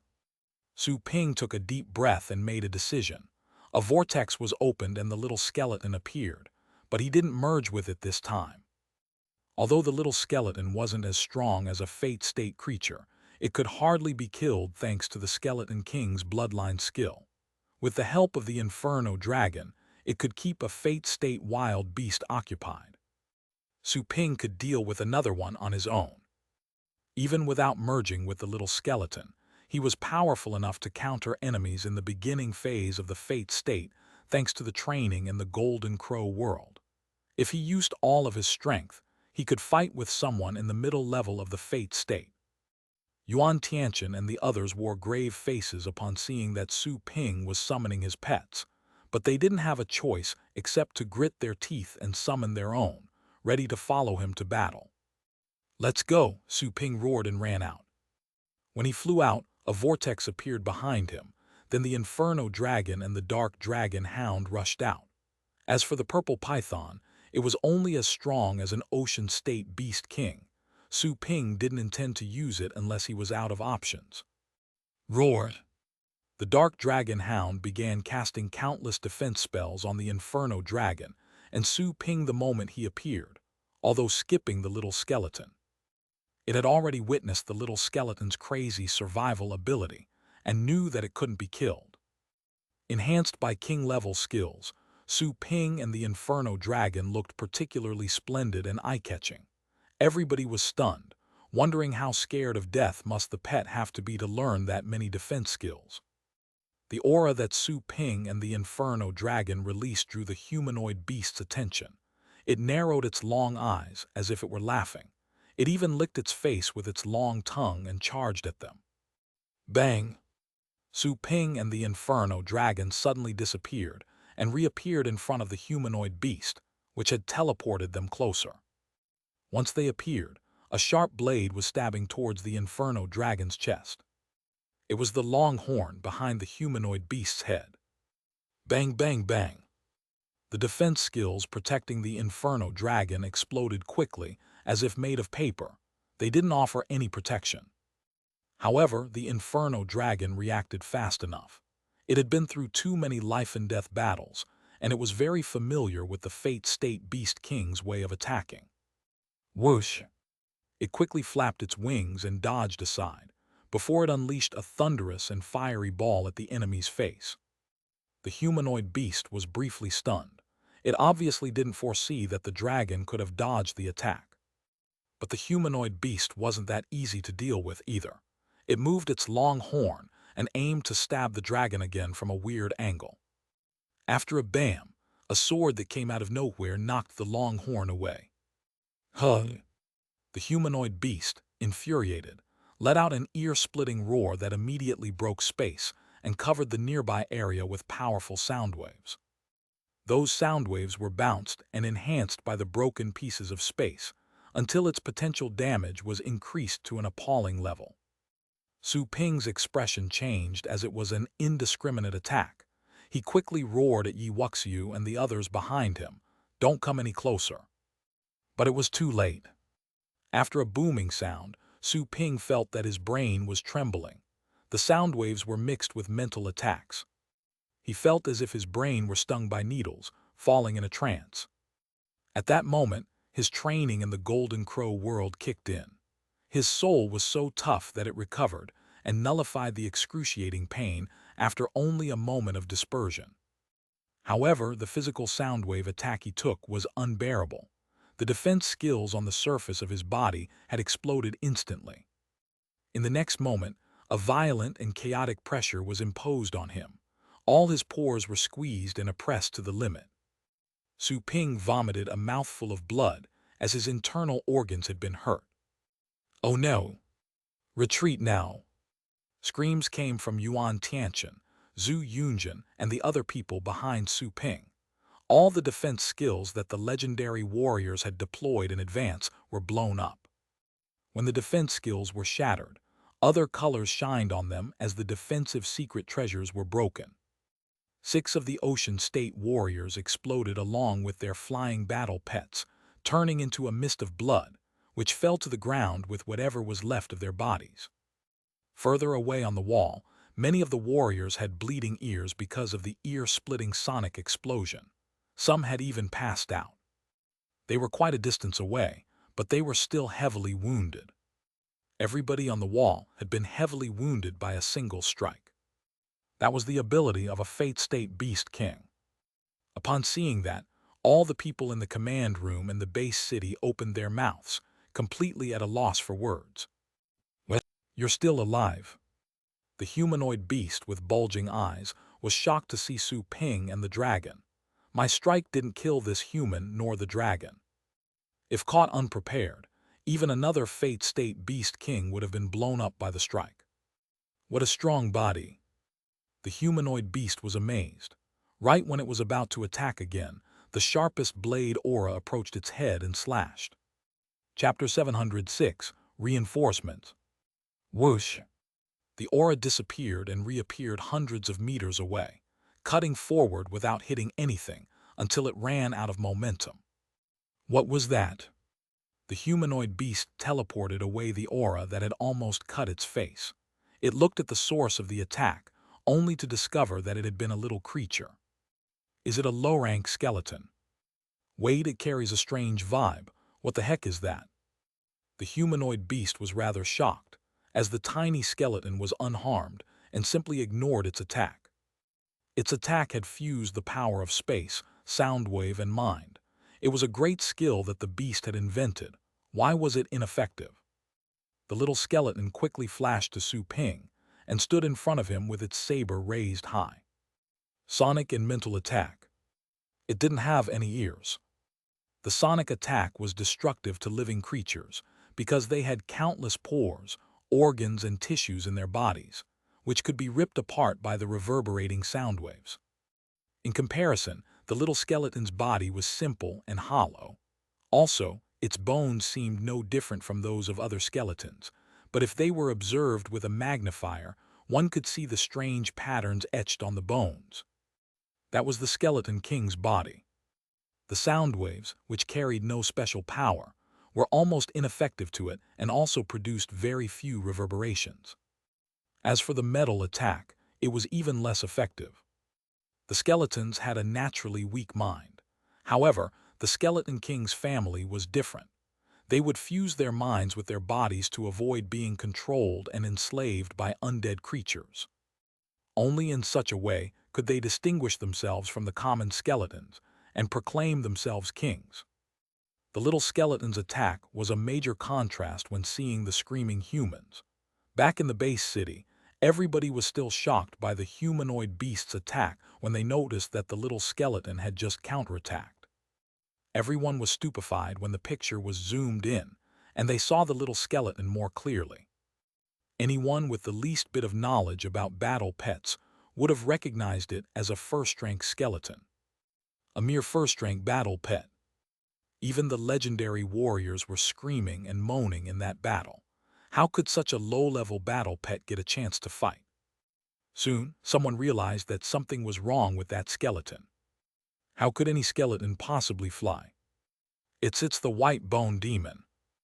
Do you mean the one that showed up when the Tang family destroyed the Sidu and the Wang families? Yes, that's the one. Is it the legendary warrior's pet? So, the Tang family is being supported by such a powerhouse. No wonder it's so domineering. Many people from the major forces recognized the skeleton in shock. They felt lucky they weren't in conflict with the Tang family. Even if they were, they would have to give in later. The advanced phase of the Fate State. Su Ping shook his head to refresh himself. He gauged the wild beast's level and was quite grim about it. That wild beast was so strong that the Inferno Dragon had only survived because of luck, and because the enemy had underestimated it and chose not to use its ultimate skill. However, it had already caused massive destruction without the ultimate skill. Su Ping quickly looked around and changed his expression when he saw that Yi Wuxiu, Zhu Yunjin, and the others were vomiting blood, while also having suffered heavy wounds. They couldn't possibly help him, and would very likely die if the enemy repeated the previous attack. "Fall back now, don't follow me," said Su Ping. They would only be part of the collateral damages in a fate state battle. Yi Wuxiu, Qin Du Huang and the others were all shocked and reluctant.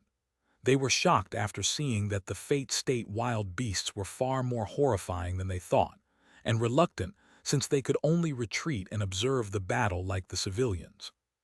Although reluctant, all of them retreated at a swift pace, as they would only drag Su Ping down if they stayed. Boom tilde. At that moment, an overwhelming beast tide was already advancing, taking the path where the humanoid beast had just cleared the traps. However, the beast tide was quite widespread. The beasts on both flanks entered the defensive area and got killed by various sorts of traps. Roared. After a loud dragon roar, dozens of enormous shadows rushed from the rear of the beast tide. They were all beast kings. Dozens of beast kings running at the same time was quite a splendid and devastating sight. Everybody held their breath when they saw that scene. They had never seen such a spectacular view before. Not even the movies could ever have such magnificent effects. "Boy, what are you looking at?" A creepy voice was heard, then the humanoid beast licked the sticky saliva on its cheeks and cackled. "Your body is tough, and I sense that another power is hidden inside your body. There's also a delicious and tantalizing vibe in you. You must taste very good, don't you?" Su Ping quickly calmed down upon seeing the blatant gluttony in its eyes. He had many other things to worry about. He had to finish off that fate state beast king first. "Is that so? You look quite hideous. You must be awful to eat." Su Ping wiped the blood on his lips and sneered. Then he sent a telepathic message to the Inferno Dragon, asking it to retreat and leave the battle to him. The Inferno Dragon could no longer help him with that battle anymore. It might even be accidentally killed. "Who told you you can leave?" The humanoid beast rolled its eyes and waved its claws when the Inferno Dragon moved. The space was instantly torn apart, and the cracks were spread to reach the Inferno Dragon. The Inferno Dragon roared. The space around it was locked, and it couldn't flash into the distance. It also sensed that the killing intent had been aimed at it. Massive lightning and fire energies surged out and crashed against the cracks. After a booming sound, the energy composed by lightning and fire exploded, but it failed to prevent the cracks from spreading. Su Ping's eyes turned cold. He was about to take action when the cracks suddenly stopped as if blocked by something. Then a gentle vibe suddenly arrived. "The advanced phase of the fate state. It must have been difficult for you," said a warm voice. It belonged to a white-haired middle-aged man in a white robe who walked out of the void and emerged in front of Su Ping. The middle-aged man was followed by another person who was approximately the same age. His hair was also white, but he wore black clothes and had a more serious look. Su Ping was stunned for a moment by their sudden appearance, then remembered who they were. Those two people had shown up when he went and executed legendary warriors at the tower. One of them was the deputy chief, and the other was the chief. Both of them were at the fate state. The chief had even reached the peak of the rank. "What took you so long?" Su Ping was slightly relieved, but then he became angry and remembered Gu Sipping. So he asked, "If you're the chief, why is Gu Sipping the tower master?" "I'm the second generation master, while he's the third generation." Jai Yuanfeng, white clothes and white hair, smiled casually. "Brother Gu is the first-generation Tower Master's student. The first Tower Master was heavily wounded and had to retire. He was too weak to work as the chief, so I had to replace him.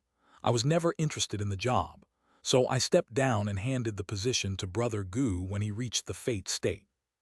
I was afraid that Brother Gu wasn't familiar with his responsibilities, so I asked my student to help him." Su Ping was dazed for a moment.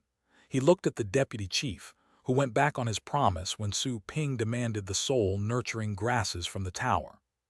"Your student is turning out to be almost as unscrupulous as Gu Sipping." Su Ping laughed with obvious derision. "You!" The deputy chief burst into fury when he heard that.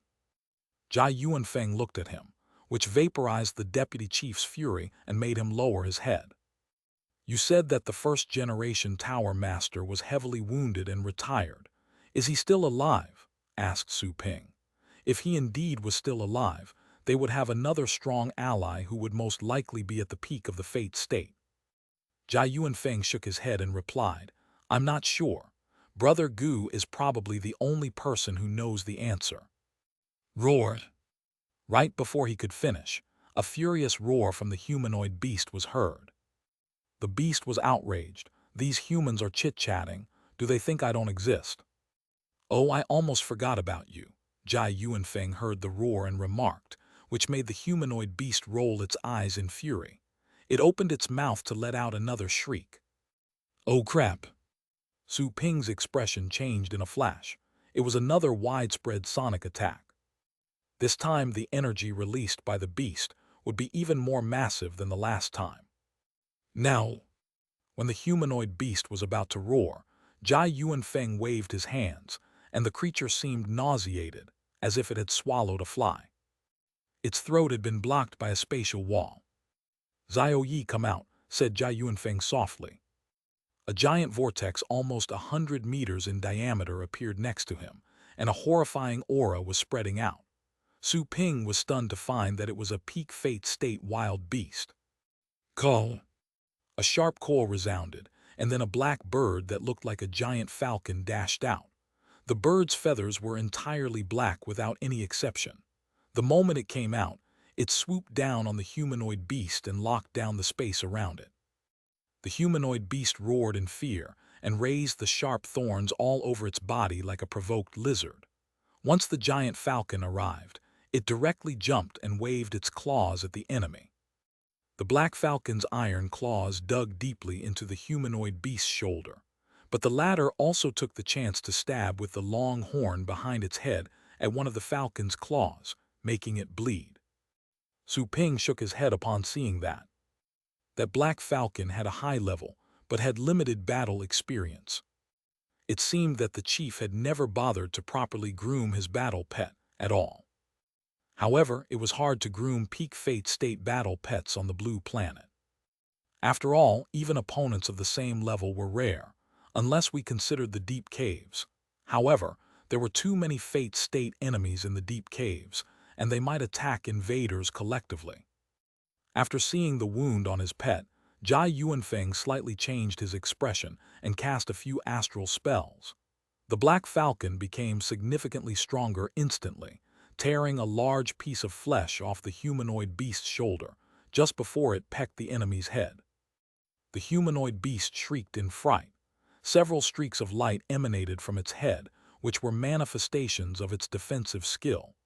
Right after the defense skill activation, another radiating light burst out and dazzled everybody. Su Ping narrowed his eyes and sent out a telepathic thought when the radiating light burst out. Whoosh! The light was gone. Jia Yuanfeng opened his eyes and still felt that they were stinging. The deputy chief also opened his eyes, which were bloodshot at the moment. He hadn't closed his eyes fast enough and his eyes were hurting. They were both surprised to see what was right before their eyes. The humanoid beast was dead. Its head had been grabbed in a tiny hand that had nothing but bones. The little skeleton returned with the humanoid beast's head and delivered it to Su Ping. Su Ping was amused by the gesture. He said, "Drop it now. I don't want anything this hideous. It's not fit for me." The little skeleton was stunned for a moment. Then it obediently threw off the head, which fell on the ground below the cliff, causing a massive pit. Far in the distance, the black falcon was still clenching the humanoid beast's headless body, with blood flowing out of its eyes.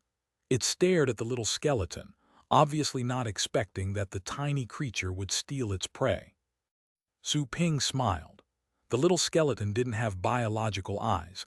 It saw things with the nether flames in its eye sockets, which could detect the aura and heat of other creatures. The humanoid beast's escape technique didn't work on the little skeleton. The little skeleton's bone dagger, on the other hand, was the piece of a fang it had picked up from the chaotic realm of the undead. It was quite sharp, and it seemed to be imbued with certain laws. So far, there was nothing that it couldn't cut apart. Of course, the items in his shop were the exception. Those items belonged to the system and couldn't be destroyed. Your battle pet. Jai Yuanfeng glanced at the little skeleton and the dagger on its hip. Then, he moved his eyes away with a bitter smile. Sorry for stealing your kill. No need to apologize. By the way, what's your current level? Asked Jai Yuanfeng curiously. Last time he saw Su Ping, he felt that the latter was only at the 7th rank. Of course, he didn't believe that. He would rather eat his own shoes than believe that.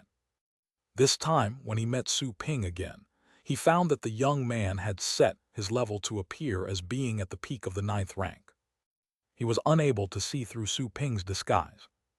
The guy was truly sophisticated. Can't you see the 9th rank? Su Ping looked at him weirdly. He wasn't hiding anything. Is the guy blind? Jia Yunfeng, hee. He would be damned if he believed what the mischievous young man said. Never mind. Let's take care of the beast tides and talk later. Jia Yuanfeng looked at the marching army of the deep caves with cold eyes. I'll handle the fate state ones. You two take care of the other beast kings. Are you fine with this? The deputy chief replied respectfully, yes. Su Ping waved his hands. Don't get too exhausted. Jia Yuanfeng dashed out towards the two fate state wild beasts in the midst of the tide. Upon seeing that, the black falcon released the lifeless body and glared at the little skeleton before it flew to position itself behind Jia Yuanfeng. Let's go, Deputy Chief, Su Ping chuckled. The Deputy Chief raised his eyebrows. He found Su Ping's tone rather uncomfortable. After snorting, he summoned his battle pets and charged. Very soon, powerful auras and shadows emerged in the sky. The Deputy Chief turned out to have two Fate State battle pets. However, they were both in the early phase of the Fate State. The other battle pets were all in the advanced phase of the Void State. Some were dragons and some were demons. All of them came from tough races. Jia Yuanfeng, however, didn't summon more battle pets, simply merging with the black falcon. 4 black wings extended from his white robe, making him look like a fallen angel. As he watched them go forward, Su Ping wasted no time merging with the little skeleton. Then he commanded the Inferno Dragon and the Dark Dragon Hound to join the battle. The people in the base cities behind the defense lines were all excited and shocked. Who are they? They're so strong. The beast that was showing off earlier was killed in the blink of an eye. So strong, are they the top legendary warriors? There's hope for us. All the civilians and the major forces were too shocked to talk. They had seen Su Ping's horrifying combat ability when he reinforced the east and cut apart a beast tide. However, the 2 experts who had just arrived seemed to be even stronger than him. There really was hope. Back in the command room, Gu Sipping narrowed his eyes when he saw Jia Yuanfeng on the screen. Coldness flashed in his eyes, but then he wore a big smile. Now that they're here, the trouble in the south will be resolved in no time, Gu Sipping chuckled. The advisors took a long breath of relief after seeing the smile on his face. They felt as if the clouds above their heads were thinner and a hint of sunlight could be seen. On the wall protecting the periphery, Yi Wuxiu and the others were excited to see Jia Yuanfeng. Some of the Ocean State legends, however, asked in confusion, who's the man next to the deputy chief? Seeing that it had been Xiao Mo who asked the question, Yi Wuxiu smiled and said, he's the 2nd-generation chief of the tower and the deputy chief's master. He trains in seclusion all the time, so it's natural that you don't know him. I had not heard anything about him in a long time, which had made me think that something had happened to him. I didn't know that he was still alive after so many years. Yes, so many years have passed. Jiang Shen felt the same. He had only met the chief once when he first went to the tower. If he had missed the chance, he wouldn't have known anything about the chief. Let's go and kill them all. Zhu Yunjin roared and charged along with her battle pets.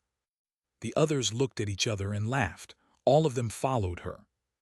Zhu the tigress is still the toughest one. That's bullshit. How can she compare to me? Ha ha ha, this is why you're still single. You'll never find a girl willing to marry you. Get lost. They laughed and teased each other as they moved toward the beast tide.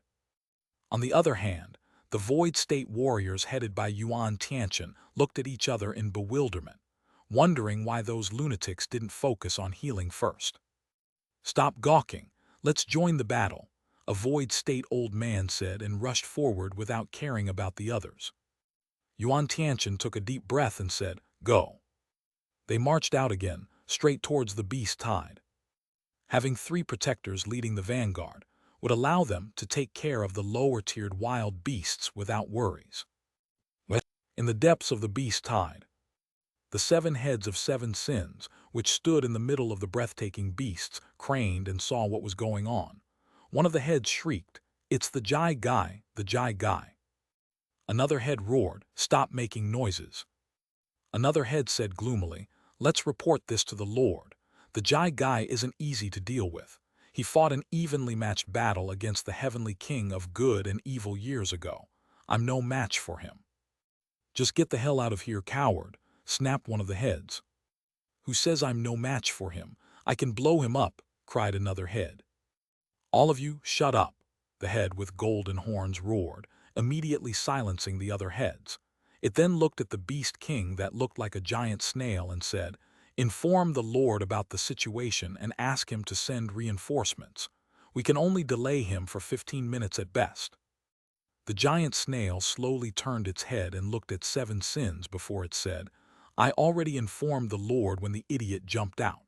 Can you make your other heads shut up? I'm having a headache because of all the noise." "What did you say, you smelly bug?" demanded one of the heads in rage. "All of our heads belong together. If you tell us to shut up, you're telling 7 sins to shut up. Are you done living?" said another head sarcastically. "You want me to shut up? I'm going to blow you up," roared another head. "I'll blow you up, blow you up. I feel sorry for you," repeated a different head. The head with golden horns roared, "All of you shut up." All the heads stopped talking and craned their necks to look for enemies. Suddenly, one of the heads said in a low voice, "He's here." In the next moment, the surrounding space trembled and the ground collapsed deeply. Several tornadoes descended from high in the sky like spears. Bang, bang, bang. 2 of 7 sins' heads spewed ice and fire. An explosion was caused when the 2 kinds of energies were mixed, tearing apart those tornadoes. Jai Yuanfeng emerged in the middle of that chaotic energy. He flapped his wings as he looked down at the 2 wild beasts on the ground. 7 sins, it's been a long time. Jai Yuanfeng's face was extremely cold. There were black feathers on his cheeks. "Humph!" 7 sins snorted and took action. The wild beast, which looked like a giant snail, slowly looked at its partner and heaved a sigh. The next moment, it suddenly rose and stood on its feet. It became taller and taller until it knocked away the shell on its back. There were 4 limbs underneath the shell, and the beast looked like a frog. Nearby, one of 7 sins' heads, which loved repeating, exclaimed in shock, "Wow, this shell doesn't belong to it. It's so hideous I can blow it up," another head shouted. "Coward, you live in someone else's shell. I feel sorry for you," said another head in disdain. The wild beast that had just took off the snail's shell ignored them. It simply held the shell it took off and filled the caparase with energy, which suddenly unraveled according to its patterns, transforming into a giant ruler. That giant ruler was 100 meters long and a dozen meters wide, with obvious degree scales. "Finish him." While holding the giant ruler, the wild beast snarled and leaped up with a much higher speed, launching an attack at Jai Yuanfeng, who was currently floating in midair. Chapter 707, Lord of Bones. "Wow, the toad is flying. Humph, I can easily blow up those 2 pieces of garbage. It's better to be more cautious. I think we should stand by and observe the battle first." "Shut up, you're so annoying. That Jai guy is getting more and more handsome. My mouth is drooling." The 7 heads of 7 sins were all exclaiming, and the golden one with horns in the center roared, "All of you, shut up. Don't you see how dangerous it is? We would have defeated the heavenly king of good and evil if you were more obedient. Why, we could have even reached a higher level." The rest of the heads fell silent, not daring to utter another syllable. "Finish him." The head with horns roared and turned the rocks on the ground into multiple gigantic hands that aimed to grab Jai Yunfeng in the sky. On the other hand, Su Ping had been caught in the beast tide with the little skeleton, the Inferno Dragon, and the others. He released all kinds of skills while choosing not to merge with the little skeleton, as there were too many beasts. It would be quicker if they killed them while fighting as individuals. Also, the Fate State enemies in the beast tide were busy dealing with Jai Yunfeng, so Su Ping didn't need to worry about a possible ambush. He didn't rely on the little skeleton's protection anymore. Bang, bang, bang. Su Ping dashed amidst the beasts with blood splashing out, causing tremendous casualties. Not too far from them, the deputy chief was also on a rampage with his battle pets going after the wild beasts. Yi Wuxiu and the other legendary warriors were right behind him. Together, they managed to block and even crush the magnificent beast tide. All the wild beasts were fleeing and bleeding. The massacre made everybody behind the defense lines feel excited. As time went by, more and more corpses were left in the beast tide, which was cut apart into multiple sections. Some beasts were already running away. Those at the command center knew that the south had been secured. If the wild beasts fighting in the south were all there was, that would mean that they were winning the battle. However, more beast tides were about to arrive in the other three directions. When the situation in the south was stabilized, they quickly shifted their attention to the north and the east, where beasts as plentiful as those in the south were approaching. What do? The beast tide in the north is about to arrive. There are 3 Fate State wild beasts in it. It's impossible to send the other legendary warriors to suppress them. The advisor's mood quickly changed, as their hard-earned hope from the south was being destroyed by reality. Based on the battle against the humanoid beast, they were able to ascertain that common legendary warriors were no different from the titled warriors in front of a Fate State Beast King. The Fate State enemies had to be finished by Fate State warriors. However, there were only 4 Fate State legendary warriors on the human side. So each of them had to defend one direction. Even Goose Sipping had to take action. I'll take care of the north. Give the east side to Brother Su and the west side to the deputy chief, a solemn Goose Sipping said while sitting on his chair with arms crossed. The advisors looked at them but didn't say anything. They knew that they didn't have a choice. There were no more Fate State legendary warriors. Wait, the wild beasts in the north seem to have stopped. So have those in the east. Those in the west did the same.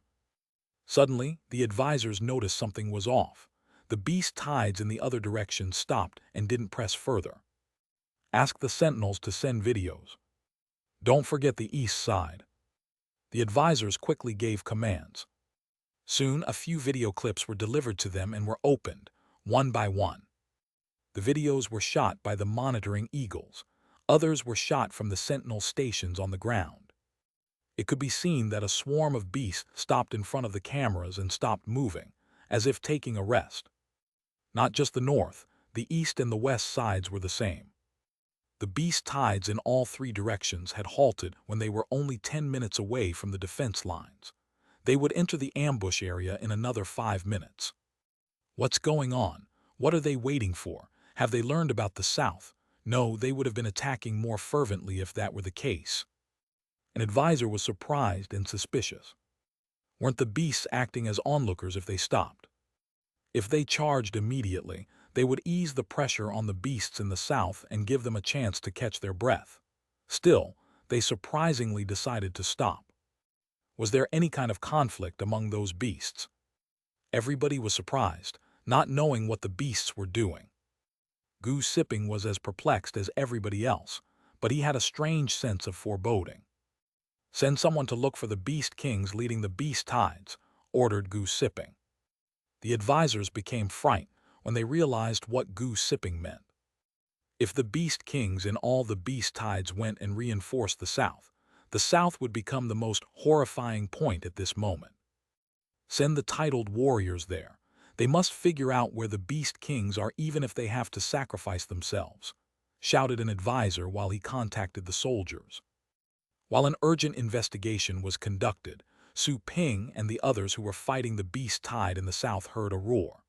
Then, They saw that something was thrown back from the sky close to the beast tide's rear, leaving a ravine almost 100 meters long.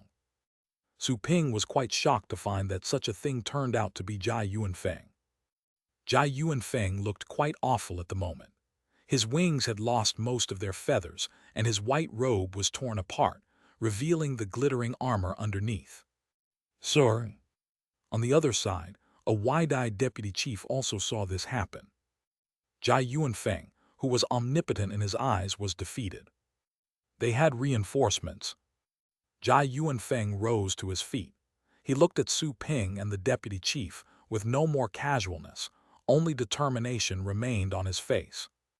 Su Ping was about to talk when he sensed something and narrowed his eyes. Boom! Boom! Boom! All the mediocre beasts at the rear stopped fleeing and kneeled in fright. Even the ninth-rank wild beasts that lived in the corridor also ducked their heads and lowered their bodies, too scared to move. Intense noises echoed, so loudly that the people behind the defense lines could hear them. The water in the cups on the desk was rippling. 1, 2, 3, 7, 8. Not too far off, the deputy chief's eyes were widened with shock. He mumbled until he couldn't say anything else. Altogether 10 enemies with a fate state air were approaching them. The number was more than 3 times larger than that of the fate state wild beasts they had detected earlier. Su Ping was just as stunned. He knew that every beast tied in the other directions was led by 2 or 3 fate state wild beasts. Are all of them here? There are 3 peak fate state wild beasts and an old fried. Jai Yuanfeng took a straight and solemn stance, since the old friend alone gave him great pressure. That old friend was the heavenly king of good and evil, the leader of the 4 heavenly kings whom he had fought and couldn't defeat. Jai Yuanfeng, you've been training too slowly. A weird voice rumbled throughout the battlefield. The voice was weird because it sounded genderless and ageless. It seemed that every syllable was transforming into the voices of different ages and genders. Jai Yuanfeng gloomily replied, "Come and figure out if I'm too slow. That is, if you dare." "I will after I stomp on you. It was a shame that I didn't eat you earlier. I can finally enjoy myself today." The weird voice was erratic and indifferent. Jai Yuanfeng was grimly silent. He wouldn't have been on edge if the heavenly king of good and evil had shown up on its own. However, the enemy was being supported by 2 peak fate state allies, whereas he only had Su Ping and his disciple. To make matters worse, there were 7 fate state enemies apart from those 3. 7 Sins, who was in the advanced phase of the fate state, was among the 7 fate state enemies. "Is the ocean sovereign here?" asked Su Ping with a casual tone, while he looked at the gigantic wild beasts that were getting closer. He had heard that the ocean sovereign who ruled over the wild beasts in all the oceans was even more horrifying than the heavenly king of good and evil. He was at the border of the fate state, inching ever closer to the star state. Jai Yuanfeng's pupils were slightly contracted before he slowly replied a few seconds later, "No." Su Ping's expression changed a bit. The enemy's roster was horrifying enough as it was, and the ocean sovereign was not even among them. He picked up his phone and quickly contacted Gu Sipping. "Did the beast kings from the other directions gather here?" After a brief silence, Gu Sipping finally replied, "Not yet." His voice was quavering. This time, Gu Sipping was truly panicked. According to an urgent investigation, the fate state beast kings in the other directions were still there. It meant that the fate state beast kings in the south were all the wild beasts that had never shown up from the deep cave's army. The ocean sovereign, the overlord of the seas, was still lurking in the dark, too. How overwhelming were their enemies? 20 beast kings had already appeared, which was beyond Gu Sipping's calculations. Since the ocean sovereign was still hiding, he had no doubt that more beast kings had yet to be revealed. It was more than what Gu Sipping could take. Puh! The phone was hung up. Su Ping took a deep breath. He had seen this coming. He had seen 8 fate state wild beasts on his last visit to the corridor, even though it was already empty. There was no telling if those 8 fate state wild beasts had gotten out. If they didn't, Su Ping was still unsure about whether to feel lucky or sad. "We have to fight," said Su Ping gravely. Both Jai Yuanfeng and the deputy chief were slightly surprised by Su Ping's resolve. They didn't expect him to be as determined to fight when faced with that many enemies. They had heard Su Ping and Gu Siping's communication. The situation was truly devastating. There were too many Fate State wild beasts from the deep caves and the ocean. They were reminded again of how human beings had been struggling to survive on the blue planet for 1,000 years. Humans had built up one base city after another and commissioned settlers to explore the wilderness and hunt wild beasts. They weren't the masters of that continent, only the survivors. They had persisted that long because of the Ocean Sovereign's non-invasion pact with the first-generation Tower Master, and because the four Heavenly Kings often fought each other and rarely attacked humans. After all, humans weren't exactly more appetizing than other wild beasts, and it wasn't easy to eat them. At that moment, the wild beasts from the ocean and the deep caves that had grown and multiplied in 1,000 years were merged. Their joint beast tide would drown the entire blue planet. Human beings were like a tiny boat on the tide. Even the smallest wave could shatter it into pieces. Su Ping heard something and turned his head, only to find that the deputy chief was shaking.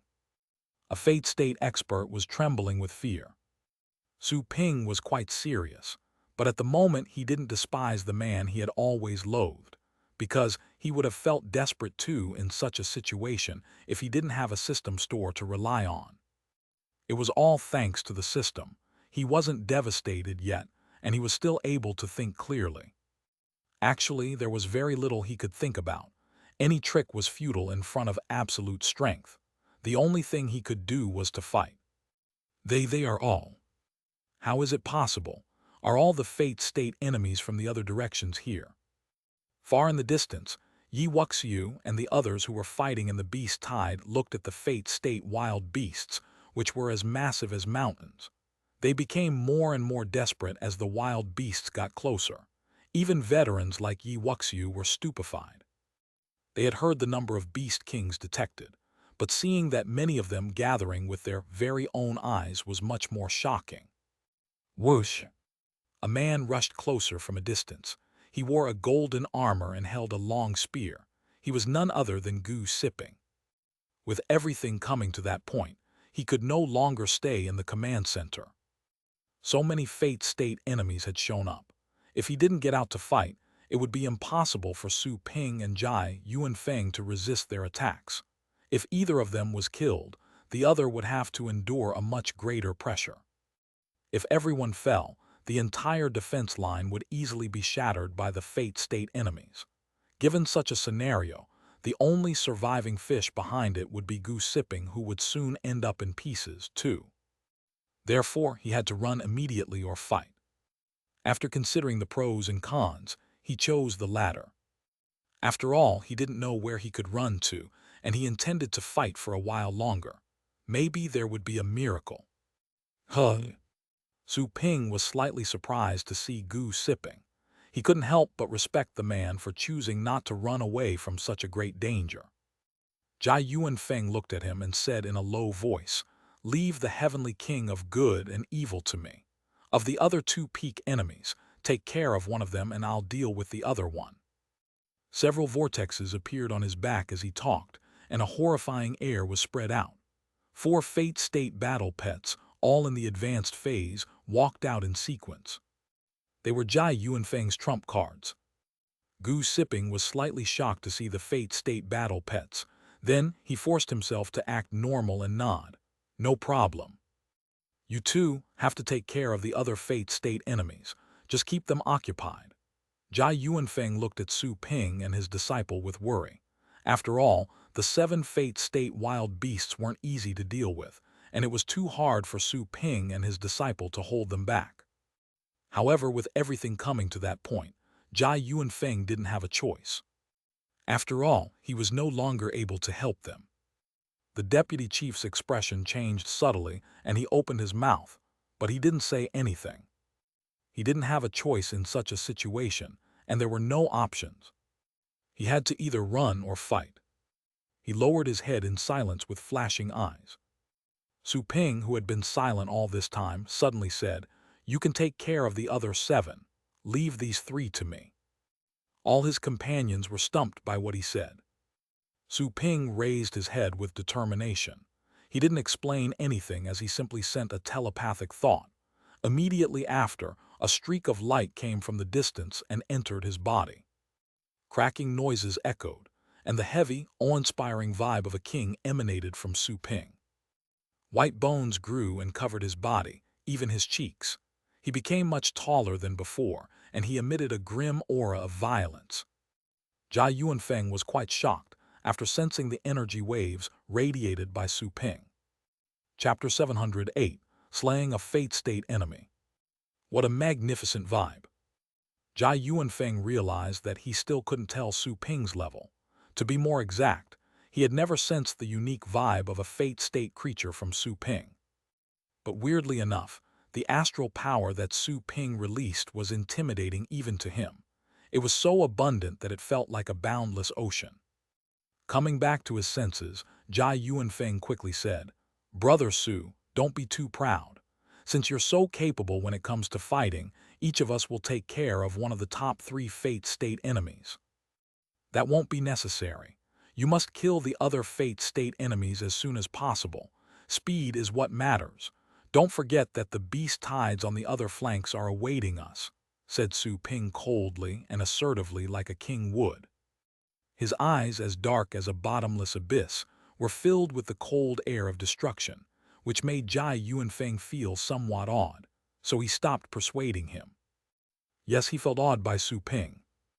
It wasn't the surging energy from Su Ping that awed him. It was the strange air mixed in that energy.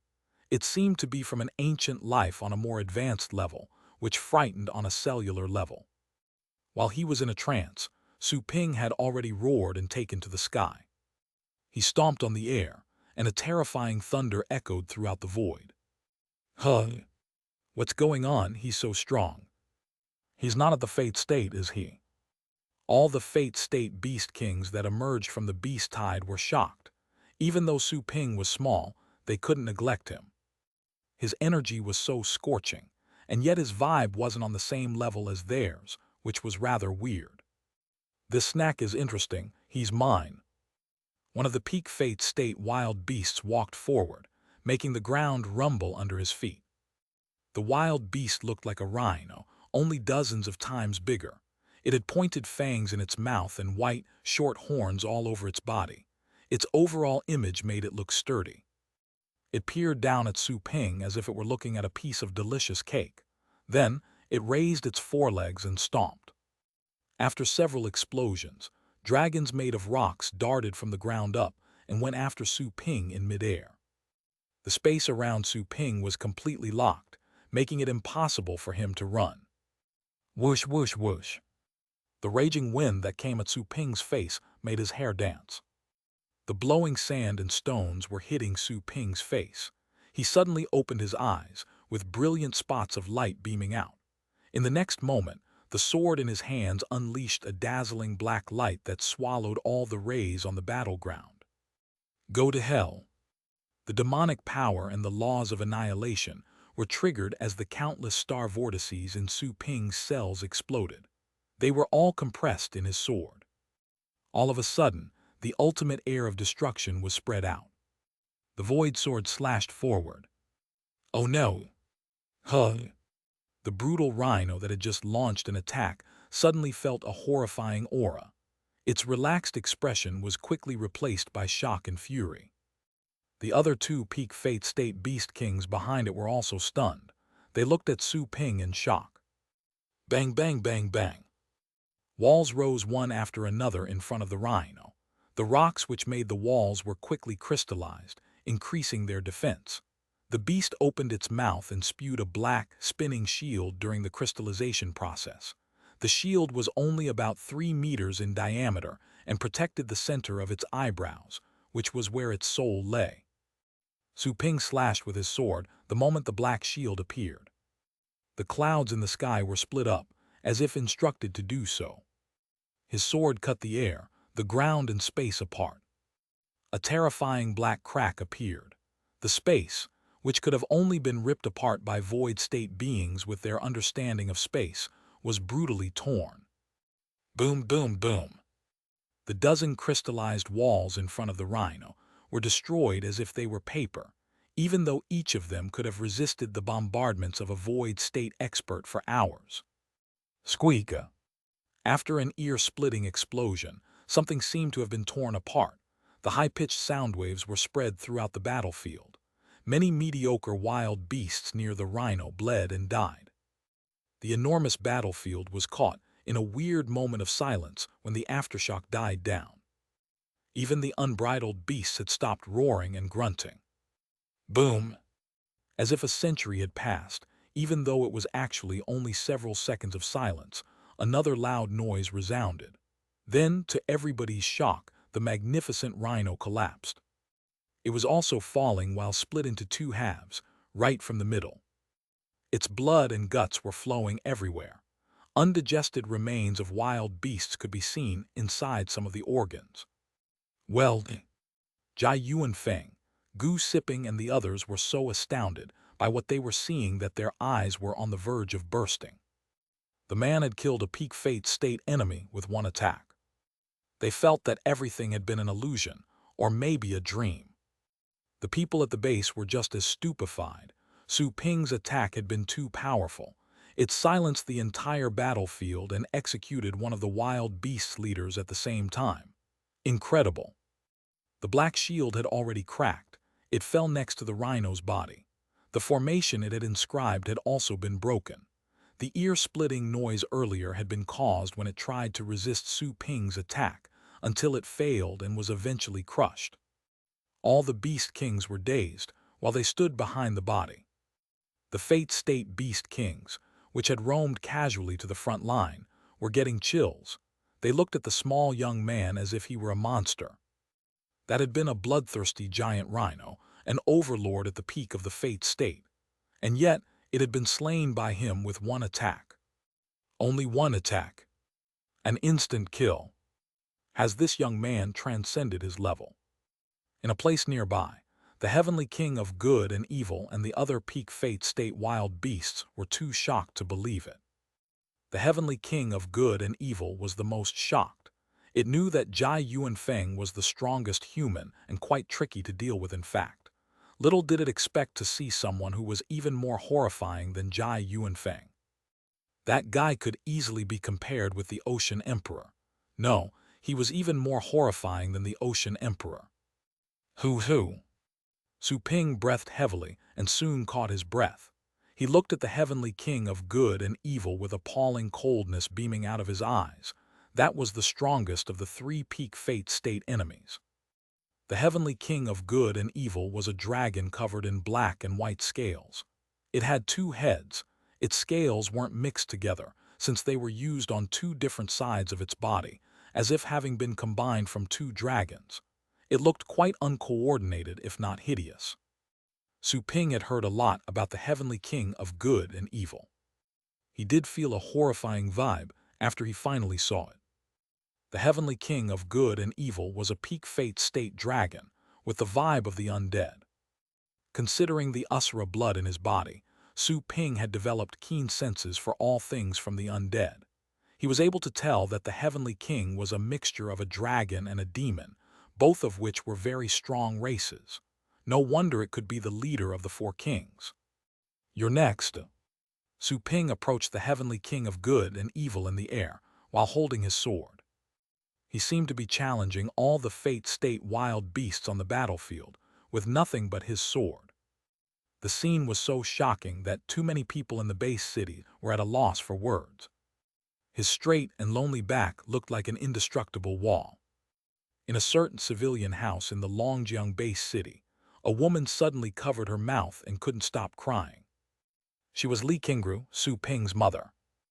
Recently, Su Ping hadn't been home much, but the news of what he had done outside and the change in attitude of the five families, including the Qin family, made her realize that her son was no longer what he used to be.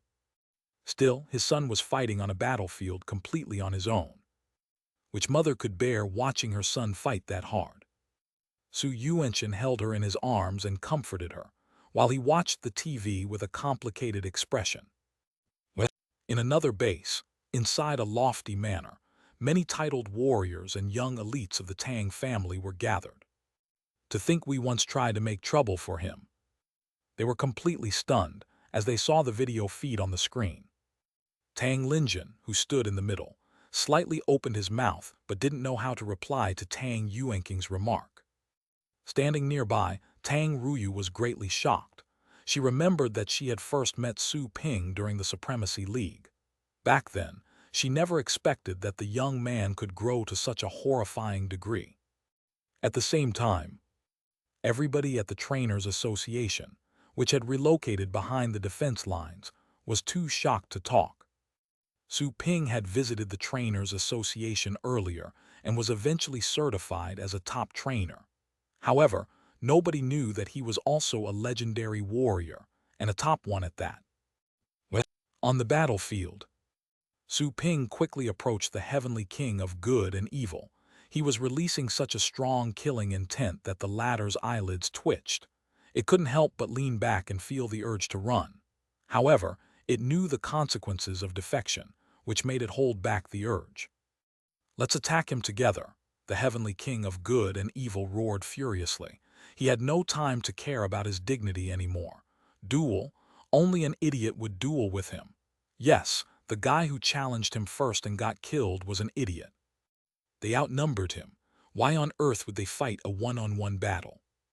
When the Heavenly King of Good and Evil roared, the other Fate State wild beasts realized that the man was their greatest foe, and they had to take him down as a team.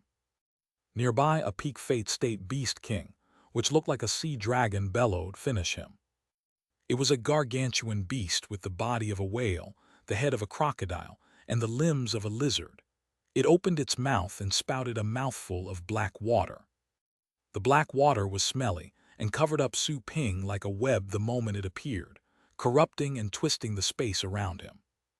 The other Fate State Beast Kings also released their skills in haste. The horrifying killing techniques of the Fate State level reduced the energy in the area into a chaotic surge. Close to 8 dreadful skills appeared in the sky at the same time, making it look like the arrival of the apocalypse.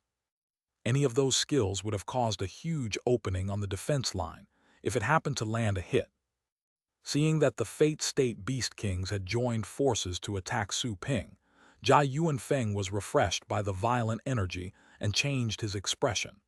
If anything happened to Su Ping, it would be impossible for them to stop the Beast Kings on their own. "Let's help," Jia Yuanfeng roared and charged while in a merged state. He unleashed several tornadoes towards those skills in the sky, hopping to detonate them in advance. Those skills were all made of energy. Their energy structures could be destroyed if they suffered huge impacts. That would cause an early detonation. "Freeze!" The Heavenly King of Good and Evil roared when Jia Yuanfeng took action. The tornadoes that the latter released were frozen on the spot, unable to move forward anymore. It was quite a shocking and unimaginable scene, witnessing how those tornadoes came to a complete stop. Both Goose Sipping and the deputy chief were in bad shape. They quickly took action and merged with their battle pets, releasing a powerful vibe. The deputy chief turned his hands upside down and took out a sword before he launched the God Devourer, which he had used in the battle against Su Ping in the tower. Golden dragon scales appeared on his body. He was then filled with the gravitas of a dragon.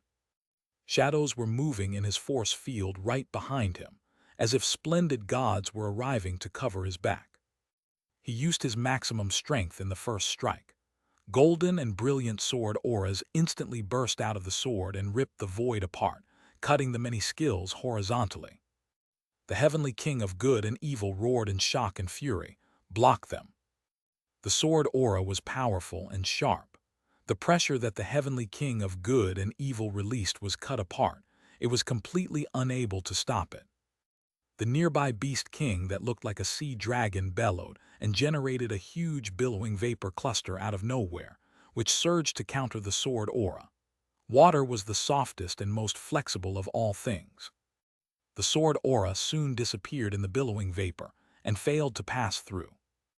On the other side, Goose Sipping roared and unleashed a dazzling spear aura which tore apart the void like lightning, which then appeared in front of all the skills.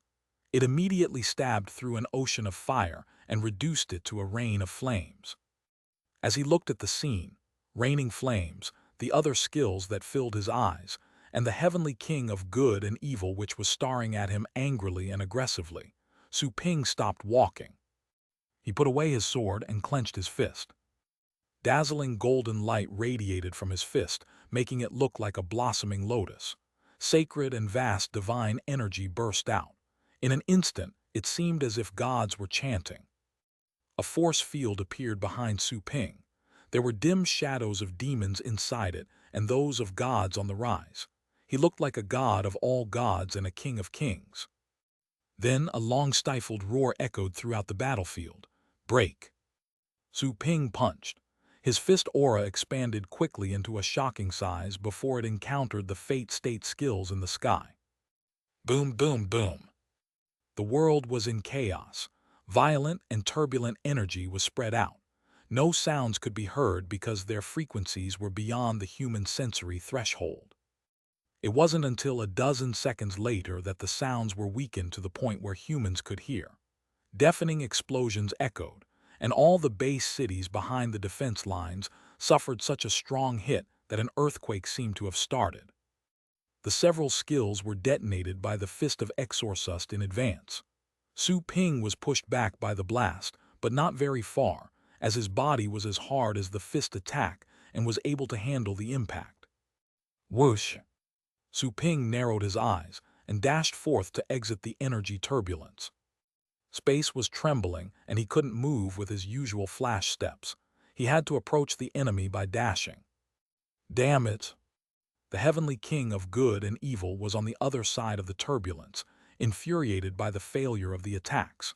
It was also left aghast by Su Ping's horrifying fist skill.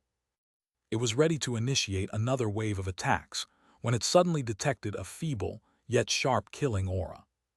It quickly changed its expression, as Su Ping's powerful sword attack had left a deep impression. Field of Darkness. It quickly activated its bloodline skill. The world around was enshrouded in darkness. Those trapped in that field would be deprived of all senses, while their energy would be corrupted and absorbed without realizing it. He's here. Hardly had the field been unfolded when the heavenly king of good and evil detected an intruder. Brutality emanated from its eyes.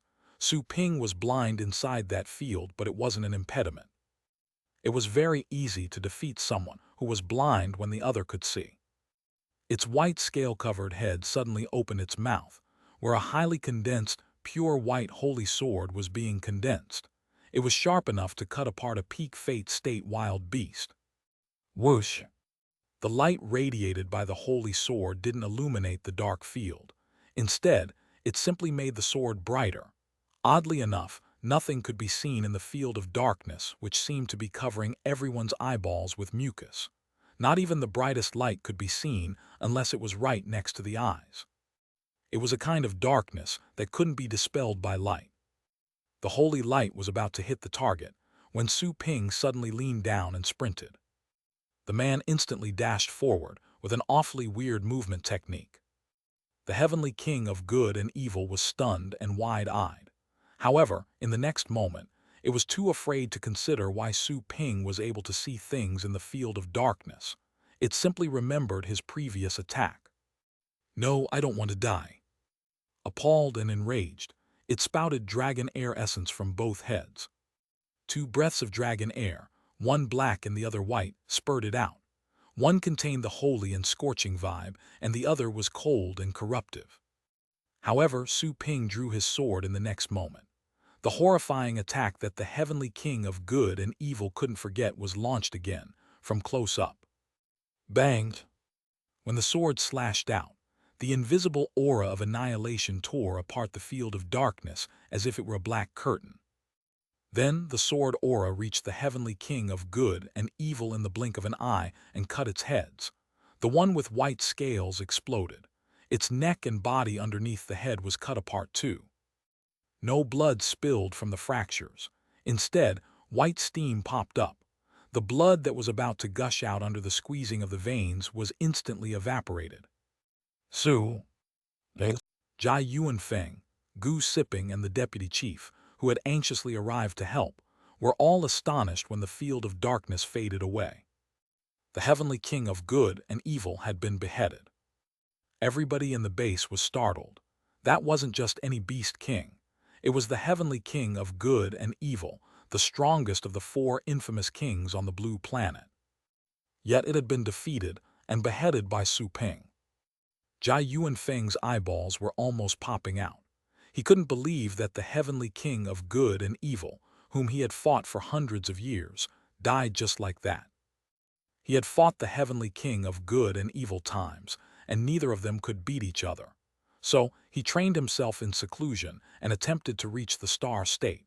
However, he knew that the heavenly king of good and evil was a talented wild beast that was growing too. Little did he expect that hundreds of years later, it would be executed by Su Ping before he had a chance to defeat it. The guy had executed 2 peak fate state wild beasts in a row. Was he really a human being? Nearby, the other fate state beast kings were petrified too. They all knew the horror of the heavenly king of good and evil.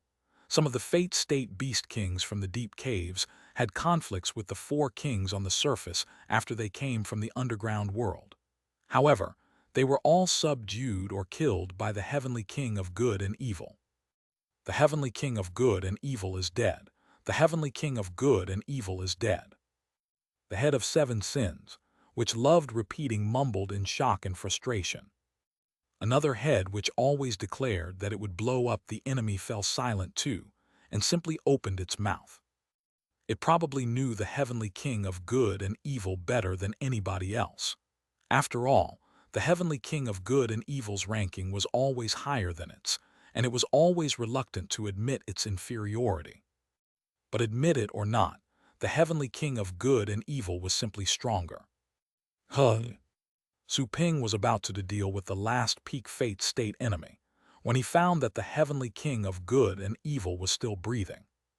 He turned his head, only to discover that its black-scaled head was pretending to be dead. Noticing Su Ping's eyes, the head suddenly opened its mouth and spouted out black flames. At the same time, several rock tentacles grabbed its body and escaped through the underground. It escaped. Su Ping's expression changed somewhat. He had cut apart half of the heavenly king of good and evil's body, and it hadn't died. Did 2 heads mean 2 lives? But it had already lost its torso and heart. How could it live without them? Su Ping looked ahead where the soil was moving, and the heavenly king of good and evil emerged. Next to the heavenly king of good and evil was the peak fate state beast king that looked like a sea dragon. It was shocked, and then angry once it saw that the heavenly king had run to him. Damn it, why did you come to me? Why do you think I can hold them off if you can't beat him? That being said, it couldn't turn a blind eye to an ally. It spouted a mouthful of golden fluid that covered the heavenly king of good and evil's body before it said, "This is the spring of life that the ocean emperor gave me. Remember my favor." "Many thanks," said the heavenly king of good and evil's head with black scales, in a sincere and grateful tone. The sea dragon snorted regretfully, as the spring of life was very precious. It would have possibly been useful to its recovery later. "Just call the ocean emperor. We can't beat this guy by ourselves," said the beast king leader while enjoying the treatment. The sea dragon said angrily, "Why should I know where the ocean emperor is? Just heal yourself. I think the human being has lost a lot of his energy. He can't launch powerful attacks endlessly. The ocean emperor will probably arrive soon if we persist a while longer."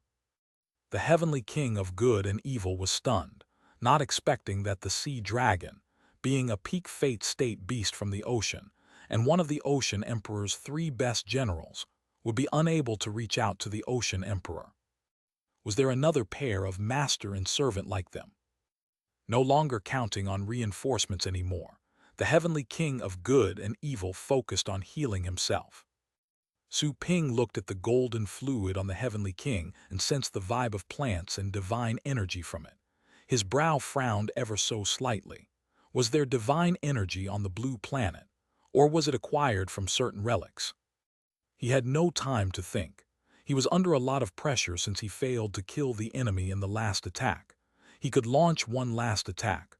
Plus, it was hard to execute both of enemies. Try to stop the Heavenly King from healing.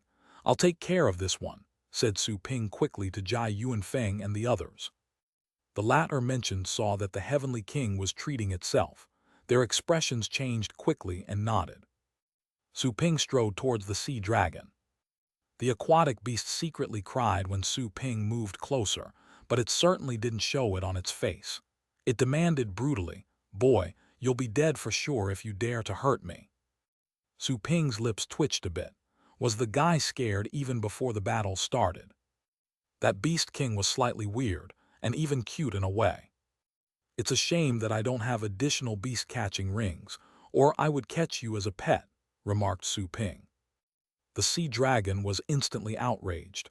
You want to have me as a pet? Do you really think you can? Then it raised a huge tide towards Su Ping. Ice daggers with freezing air were darting out from the tide. They were sharp enough to cut through space apart or destroy void state secret treasures. If you use water, I will counter with lightning. Upon seeing the tide, Su Ping simply condensed a lightning arrow in his head and threw it to the tide. Then, it was deviated by the tide and continued towards the sea dragon. The sea beast became numb and angry after being hit by the arrow. It was vulnerable to lightning, and the bolt that Su Ping had released was so powerful that it felt as strong as one released by a fate state wild beast of the lightning family. Su Ping stepped forward and crushed the tide.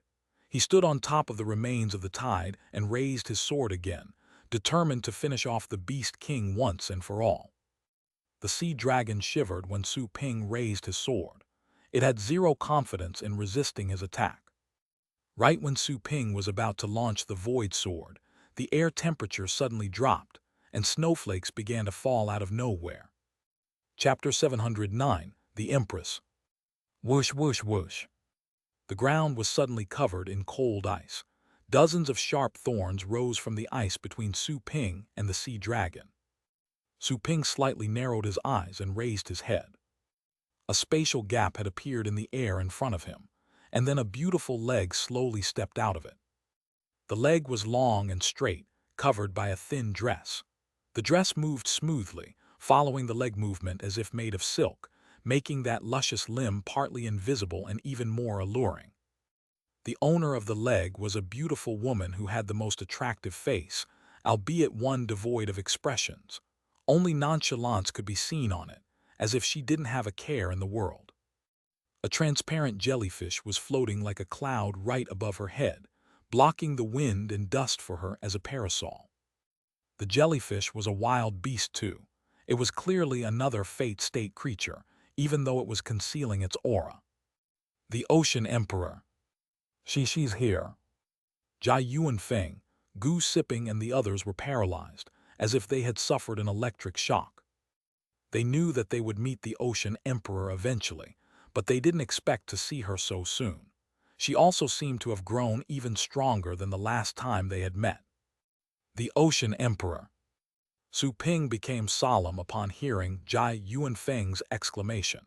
He didn't expect that the emperor who reigned over the seas on the blue planet would be a female. What kind of wild beast was she before? Asked Su Ping. He fixed his eyes on the empress while he asked, considering her to be extremely dangerous. Even if she wasn't as good as the Star State experts, she was very close. She wasn't any weaker than the top Fate State Celestials he had met in the demigod burial. An opportunity was all she needed to evolve into a Star State wild beast. After hearing what Su Ping said, Jai Yuanfeng and the others slightly changed their expressions. They were relieved to see that the Ocean Emperor didn't burst into fury. Jai Yuanfeng simply replied telepathically, "Her original body seems to be a sea unicorn. That was what the first-generation Tower Master told me. I don't know if it's true, though." While sending a telepathic message, Jai Yuanfeng said to the Ocean Emperor, "Your Majesty, have you forgotten the pact you made with the first-generation Tower Master?" The Empress of the Seas looked at Jai Yuanfeng indifferently and then replied without the slightest emotion, "The pact is no longer effective now that he's dead." Jai Yuanfeng's expression changed. Standing next to him, Gu Sipping gritted his teeth and said, "Who says my master is dead? He's still alive." Both Jai Yuanfeng and the deputy chief were stunned. They looked at him in surprise. The man was still alive. No way. If he were alive, why on earth hadn't he shown up yet? The first-generation Tower Master had been heavily wounded in the deep caves and eventually retired. He should have recuperated after so many years, but no one ever saw him again. So nobody knew if he was still alive. He could be, but he was never seen. He could be dead, but his body was never found, and Gu Sipping never prepared a funeral for his master. If he's alive, why is he still hiding? And even if he is, so what? Do you think I'm eternally bound by a pact?" said the Empress indifferently without any respect for Gu Sipping and the others. Shocked and infuriated, Gu Sipping said, "Your Majesty, you're going back on your word. Honoring promises is what matters most to human beings. You rule over billions of wild beasts. If you went back on your word so easily, wouldn't your subordinates mock you? Besides, my master is still alive. The pact still stands." Honoring your promise. The Empress wasn't going to speak to Gu Sipping any longer, but after hearing what he said, she put on a smile of derision and said, "It's only you hypocritical humans who are always bound by promises. We honor nothing but strength. If you're strong, you're kings. If you're weak, you're food. Promises are just bullshit. Tell your master to keep on hiding if he's still alive, because I'll kill him if I see him again." Gu Sipping and Jai Yuanfeng looked quite awful. It was evident that the Ocean Emperor was determined to ignore the pact and start an invasion. Jai Yuanfeng gritted his teeth and said, "Your Majesty, we've coexisted for years, us on land while you rule over the seas. I can see that you're not truly coveting our territories, but if you do need them, we can give away the other continents if you spare one for us." Shocked, Gu Sipping snapped, "That's our territory. How can we give it away so easily?" Slightly stunned, Jai Yuanfeng glared at him and roared at him telepathically, "We're about to go extinct. What's the point of clinging to the territory?" Gu Sipping was gloomy after such criticism, but he also realized the situation and knew that they had to appease her. "Your Majesty, there must be a reason for your long march. Whatever you need, just tell us. We'll give it to you if we can. I'm sure you don't want to break the pact either. The Beastmaster in the deep caves must have promised you something great, but we can also give you things," cried Gu Sipping to the Ocean Emperor. Jai Yuanfeng and the deputy chief were nervously looking at her, waiting for her reply. Far in the distance, Yi Wuxiu and the others were also anxious. It would be for the best if a truce could be reached, but they somehow felt that the chances were slim. After all, the invaders had gone to great lengths to get there. Why would they retreat that easily? Besides, they could still get whatever they wanted after killing all humans. Su Ping frowned at the Empress. Although he felt that Gu Sipping and Jai Yuanfeng's pleas were pointless, it was still worth a shot.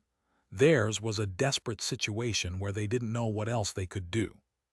"You're willing to give me anything. Why don't you give me your heads for a start?" Coldness and boredom flashed in the Empress' eyes. Ice rose instantly on the ground, stabbing at Gu Sipping and Jai Yuanfeng. At the same time, ice was also stabbing them from unpredictable perspectives around them. Both of them were appalled. Ice from the void. How advanced was her understanding of space?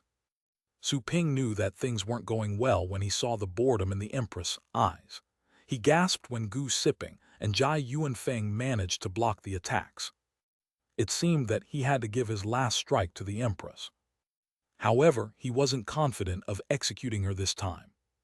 He saw the Empress as brutal and terrifying. She wasn't like the other people at the Fate State. "Are you going to use your sword technique again?" When Su Ping was going to attack, the Empress turned to him.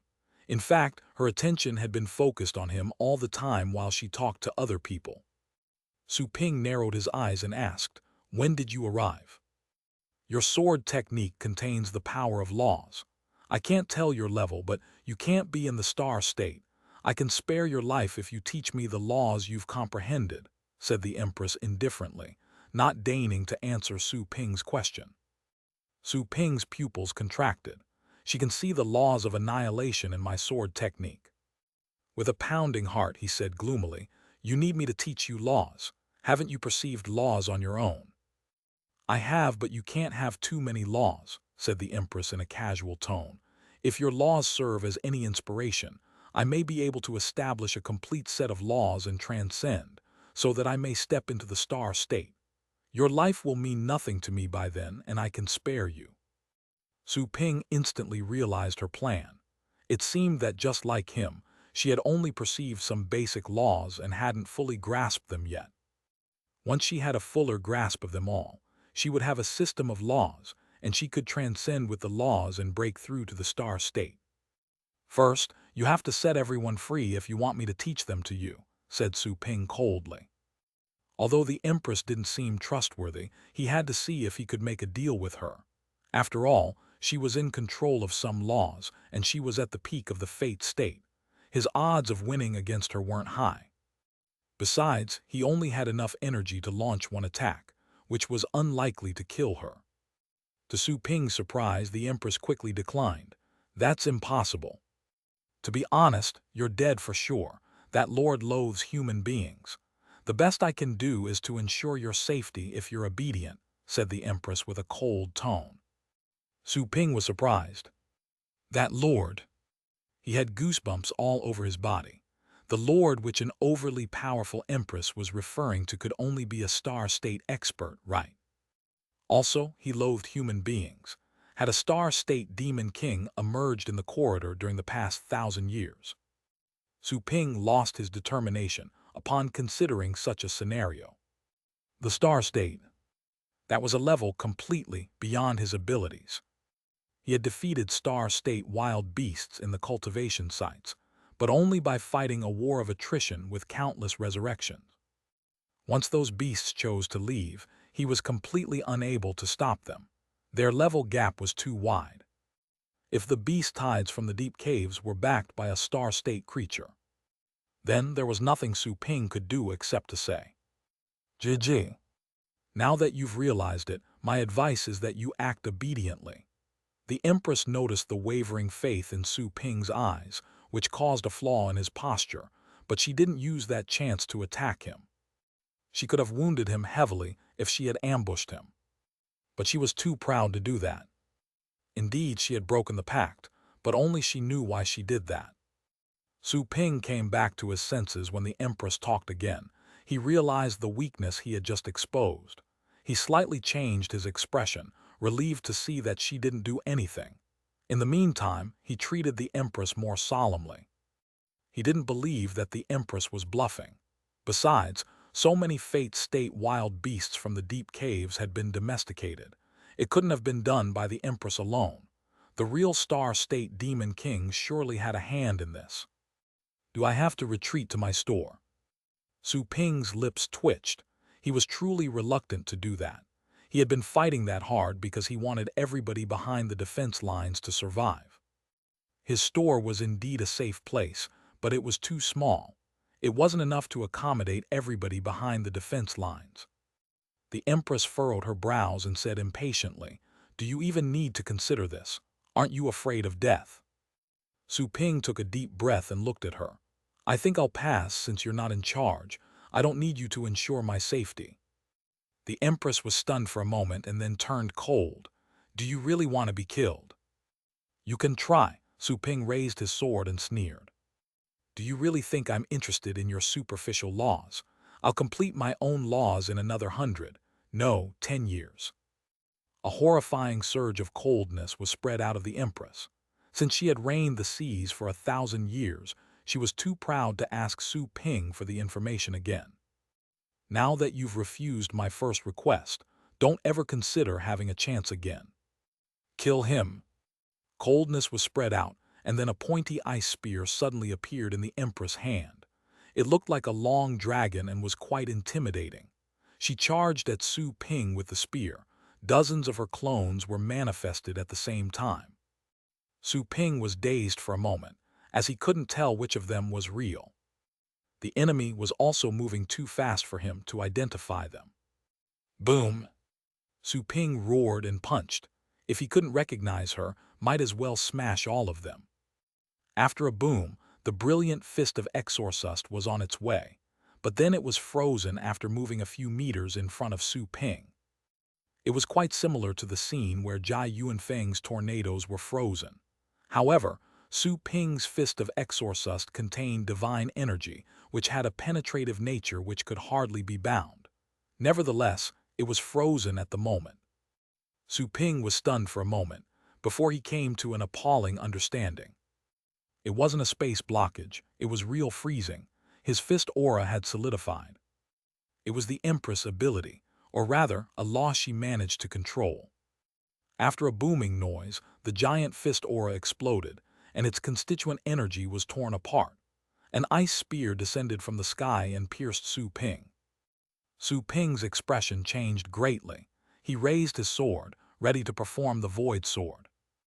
That technique was the only one that could help him escape. However, a flame rose in the air the moment he raised his hand. It was so scorching that even Su Ping, who had special-grade resistance to fire, felt hot. The Empress changed her expression and quickly retreated. The cold air around her formed a piece of exquisite armor, which made her body look even more graceful. She looked at the fire in front of Su Ping with an awful expression. The fire was gone. The next moment, someone walked out of the area where the fire had vanished. He was a young man with long, red hair. His body's upper half, naked and athletic, was made of lean and strong muscles that weren't too bulging. He was about 1.9 meters tall, and he chuckled while Su Ping stood behind his back. "I've just exited my seclusion, and I've already seen such a wonderful battle. Not bad, not bad." On his opposite side, the Empress wore an expression of disbelief and cried, "You're still alive." Down below, Gu Sipping exclaimed in delight, "Sir." He didn't look like a shrewd, sophisticated old man at the moment. He was acting more like a happy child. Of course, it remained unknown whether or not he was pretending. Next to him, both Jai Yuanfeng and the deputy chief widened their eyes with disbelief. It's the first-generation Tower Master. He's still alive, he really is alive. Also, his vibe Jai Yuanfeng's body was trembling. He was no less excited than Gu Sipping, as he could tell that the first-generation Tower Master had crossed the barrier and transcended. The man had become a Star State expert. Jai Yuanfeng was almost unable to stop himself from roaring. Ah, what a frustrating battle. There was almost no hope for them when the Empress took action, but all the problems were gone now.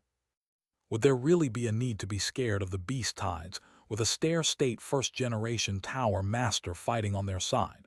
They would have been easily suppressed. Far away in the distance, Yuan Tianqian, Yi Wuxiu and the other legendary warriors were also shocked to see the man with fiery long hair. They were almost unable to recognize him. Although his body figure and his voice were just like before, his hair had turned red, and he became unbelievably strong. Back in the base city, someone asked in shock and suspicion, "Who's that guy? Why is his hair red? Is he a demon? Is he a wild beast like the Empress who turned into a human?" "Nonsense. Didn't you see how he saved Mr. Su? He must be on our side." "The man looks strong. Can we win?" Everybody was at a loss. The battle was too exciting. There were quite a few twists and turns. Also, they couldn't understand the fights of such high levels at all. As a result, they didn't know whether they should cheer or wait a while longer. Chapter 710, Battle Between Thousand-Year Nemeses.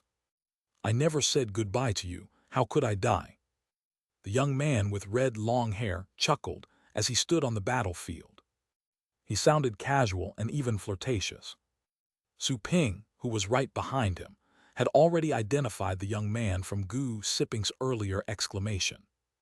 He was the first-generation Tower Master, the unquestionable strongest man on the blue planet. He founded the tower, and organized the legendary warriors. He subdued the wild beasts in the deep caves and defeated the Ocean Emperor 1,000 years earlier, forcing her to sign a peace pact. The pact had protected the 5 continents for 1,000 years. The young man was definitely a true legend. Furthermore, the legendary level was in fact named after him. He truly deserved to be called a living legend because of his feats. Su Ping also felt awe as he recalled the first Tower Master's achievements. However, why didn't you come sooner if you were still alive? Is it true that the hero who arrives last will be doubly handsome? That's useless. You're not as handsome as me, even if you were doubly handsome. Besides, this woman in front of you was originally a wild beast. Why are you flirting with her? Su Ping became absent-minded and thought of a lot of indescribable things. But he quickly focused his attention on the battle at hand. In any case, he could finally catch his breath with the first Tower Master saving the day. He was truly reassured. After all, that ancient hero was undoubtedly releasing a star-state aura. He was one level higher than the Empress, and could easily crush her no matter how proud she was. Therefore, Su Ping thought that his battle was already over, and he could take a break. But he remembered that Lord the Empress mentioned. Obviously, the Empress was only carrying out a task, and she seemed to have been forced to help with the battle. The real challenge was the Star-State Demon King born in the deep caves. The Demon King loathed humans to an extreme, even going as far as asking the Empress to mobilize the beasts in the oceans to surround and destroy humankind. It wasn't hard to imagine how much he hated them. A battle against him was inevitable. However, the question about who was stronger between that mysterious lord and the first-generation Tower Master remained to be seen. Su Ping blinked once. He couldn't make an assessment as those two had never fought before. However, it would be too late once they got to fight and a result was revealed. It was certainly impossible to increase the odds of success by resorting to silly prayers. Otherwise, misfortune would have never existed. It's a shame that I can't adopt Star-State battle pets yet, or I could have posed some resistance, Su Ping thought. Even though his store had just been upgraded, he was desperate to upgrade it again. It was true that the source of anxiety was always desire. Nothing would happen as long as you kept an open mind. Su Ping was truly relaxed at the moment, to the point that he was even having random thoughts. He had been just as pressured as Jai Yuanfeng and the others in the earlier battle. He had already shown enough self-control by not crying out excitedly at the moment.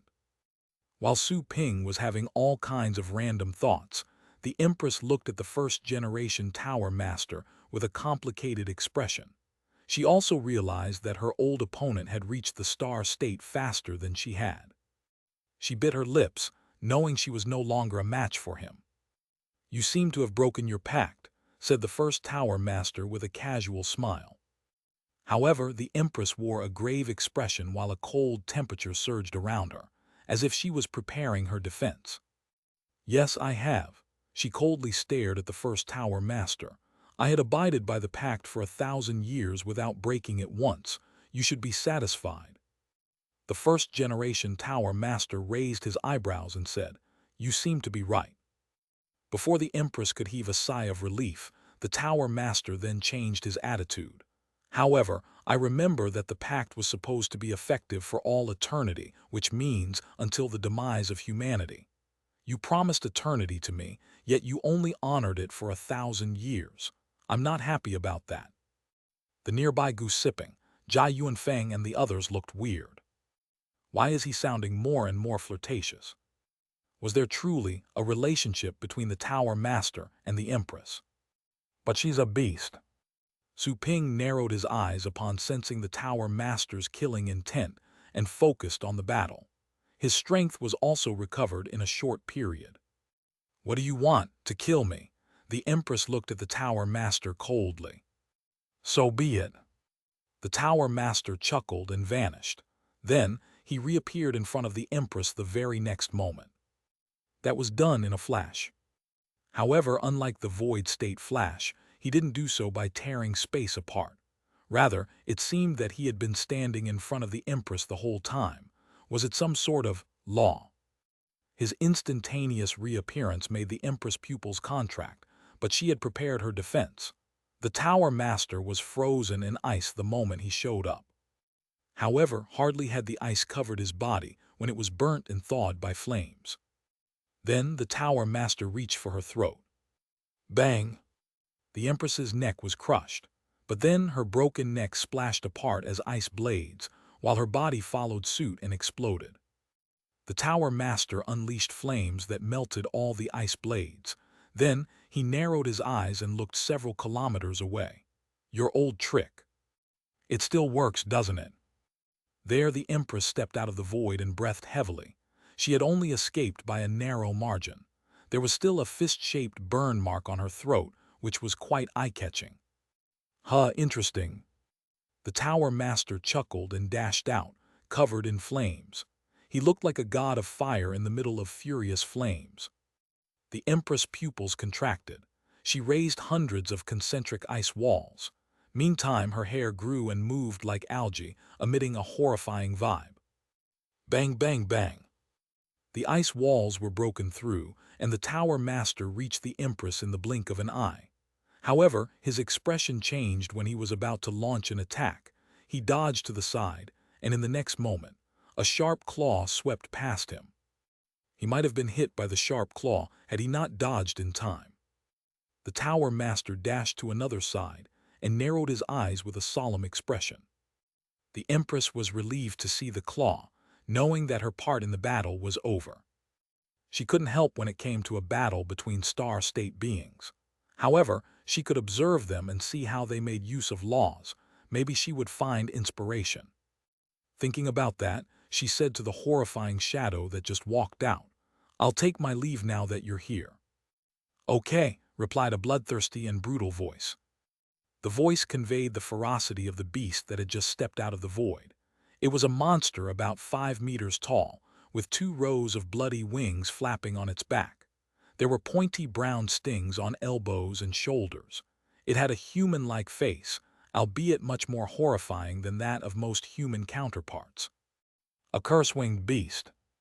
While watching from a distance, Su Ping was slightly startled by the wild beast that had just stepped out. He recognized it.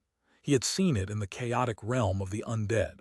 It was a demon-class beast which had a star-state bloodline. It was one of the talented wild beasts. He had once seen a fiend of horror in an enormous bone temple. At that time, that ghastly beast had a bunch of curse-winged beasts as helpers. He had also run into separate curse-winged beasts during his training outings. They killed him simply by looking at him. Such wild beasts had left a deep impression on him. After all, not many wild beasts were as handsome as them, whose faces almost looked akin to humans. The Star State. The first-generation Tower Master looked at the curse-winged beast, his smile gone. He remarked thoughtfully, I didn't expect you to develop in the deep caves. Are you their current lord? Where's the old one? Is it dead? Nai Huofeng. The curse-winged beast suddenly spoke in human language, wearing an angry expression. Why, don't you recognize me anymore? Ha ha ha, that's understandable. Thanks to you, I was able to activate the hidden ancient demon blood in my body after enduring extreme agony and seething with anger. I didn't expect for you to also reach this level after so many years. How interesting. Nai Huofeng was quite shocked. You were the hideous demon swallower. Stop calling me by the crappy name that you damned lowly creatures gave me. I have inherited extraordinary willpower from my ancient demon blood. I am much nobler than that worthless name. Now my name is the Lord of Demons. Remember that. The curse-winged beast roared angrily, apparently dissatisfied with Nai Huofeng calling him by his old name.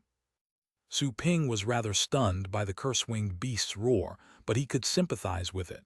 After all, everybody wanted to look pretty. However, you're truly ugly. Also, you're truly bold, daring to bear the Lord of Demons' name. Your parents would have probably never allowed you to walk out of your home if you ever lived in the chaotic realm of the undead, all due to fearing that someone or something would beat you to death. Nai Huofeng was stunned for a moment, then nodded after hearing what the curse-winged beast had to say. It truly was you. I didn't expect you to still be alive. That's all thanks to you, the curse-winged beast declared angrily. Do you know how I survived the past 1,000 years? The deep caves are quite cramped, and you let us brutalize each other while we're inside. You thought we would have fought each other until none remained standing. But you didn't see it coming that I would make a breakthrough or awaken the ancient blood in my body, did you? As it talked, it couldn't help but laugh aloud, except that its laughter was twisted and filled with fury and hatred. It had almost gone insane because of 1,000 years of confinement and killing. If it hadn't successfully evolved and dominated the deep caves with absolute strength, the beasts might have really mauled each other until they all died off as Nai Huofeng hoped. Even though it was the strongest at first, other wild beasts still kept challenging its authority and competing for resources. It had to fight and conquer every single day. Every lord was exhausted and killed even if they were made of iron.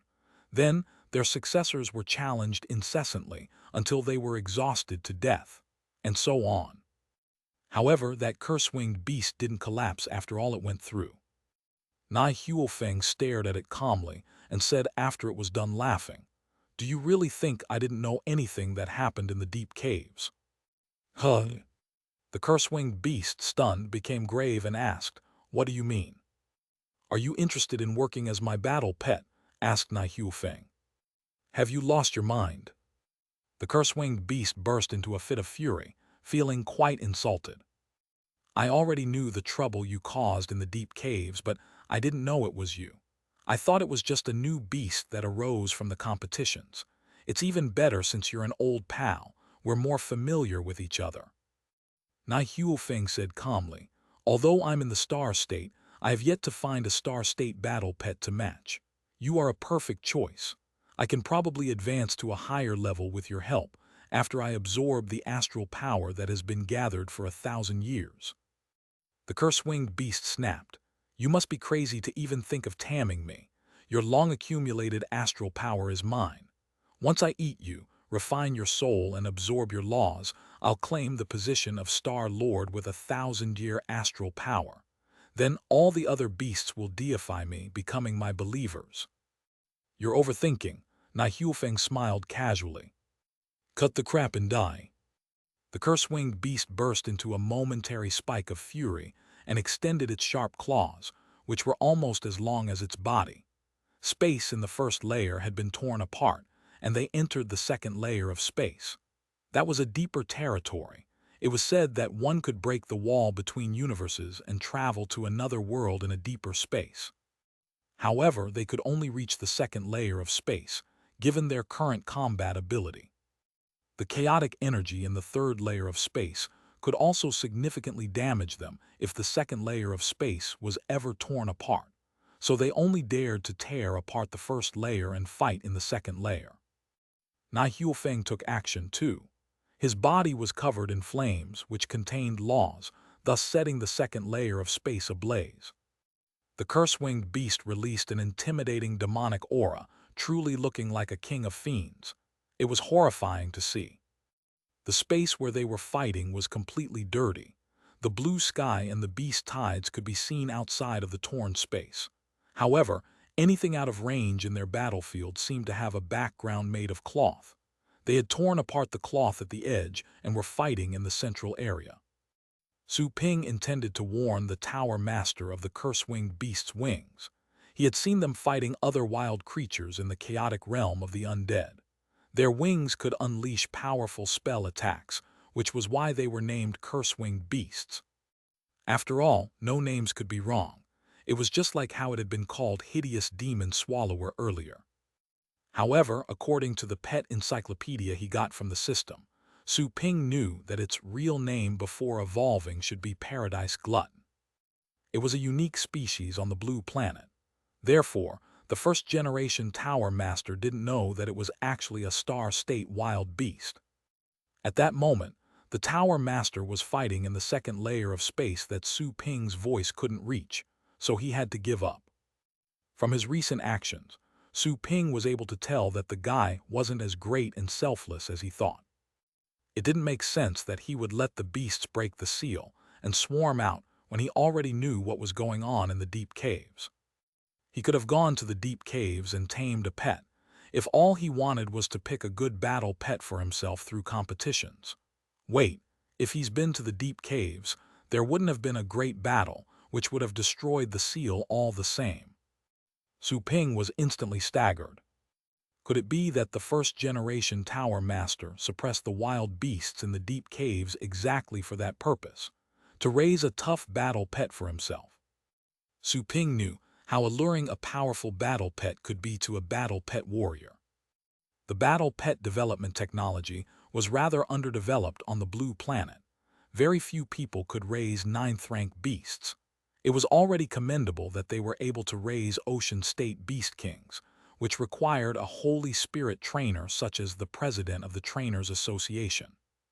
However, there weren't many Holy Spirit trainers worldwide. It was practically impossible to raise pets of the Void State. They could only be found and captured in the wild. The Fate State battle pets could hardly be seen even in the wild. Su Ping blinked. If the first Tower Master had planned to groom a brutal Fate State beast, if not at the Star State, 1,000 years earlier, then the guy was truly thoughtful. At this moment, Gu Sipping's voice was heard. "Let's take care of the beast tides while my master executes that thing." Gu Sipping couldn't have looked more confident and delighted.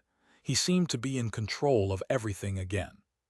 He then looked at Su Ping and said, "Do you still have strength? Those Fate State beasts are yours. Don't let them run away." He simply commanded Su Ping. Su Ping narrowed his eyes. Was the guy confident because his master was there? However, Su Ping wasn't scared. First of all, he was protected by the system store. Not even the first-generation Tower Master could hurt him.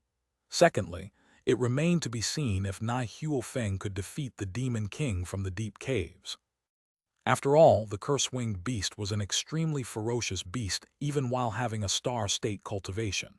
Nai Huofeng would have a hard time defeating the enemy with his own abilities if he didn't have pets of the Star State.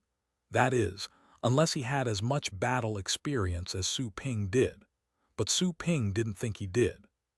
Su Ping wasn't being arrogant. The guy might have lived 1,000 years, but so what? How many Fate State wild beasts were out there on the Blue Planet working as his sparring partners? In any case, Su Ping hoped that the Tower Master was able to win. After all, the Lord of the Deep Caves would be unstoppable if he lost. The defense lines would collapse. That was the last thing that Su Ping wanted to see. As for Gu Sipping, who was trying to boss him around, Su Ping decided not to give in at all. The guy wasn't qualified to give him orders. Aren't you also a Fate State warrior? You are the third-generation Tower Master anyway. I already said that I would take care of the 3 peak Fate State beasts. You can take care of the rest. You think you can just stand there like a mascot?" snapped Su Ping. Gu Sipping was quite stunned by Su Ping's response, becoming furious when he realized what he was implying. He almost wanted to tear his mouth into pieces. You. What are you stuttering?" Gu Sipping blushed, and his eyes almost shot flames. Having been a solemn leader for years, he found it impossible to beat Su Ping when it came to mockery. The nearby Jai Yuan Feng and the deputy chief were also stunned. They were rendered speechless when they saw that Gu Sipping was trembling with fury. It was completely unexpected for them to see the commander of all the legendary warriors on the planet to be that angry. However, they had to admit that Su Ping was quite resourceful. "Brother Gu, Brother Su must be tired from all the consecutive battles. Let's take care of the other Fate State wild beasts together," said Jai Yuanfeng in a placating tone. Asking Su Ping to take care of the other Fate State wild beasts was really an embarrassment for him. Chapter 711, A Second Law. Gu Sipping became grim after hearing what Jai Yuanfeng said, but decided not to snap back. He wasn't as good at talking as Su Ping was. He instantly summoned his battle pets and charged at the Fate State wild beasts. Jai Yuanfeng and his student followed him, concerned that something might befall the Tower Master. Su Ping snorted and ignored Gu sipping.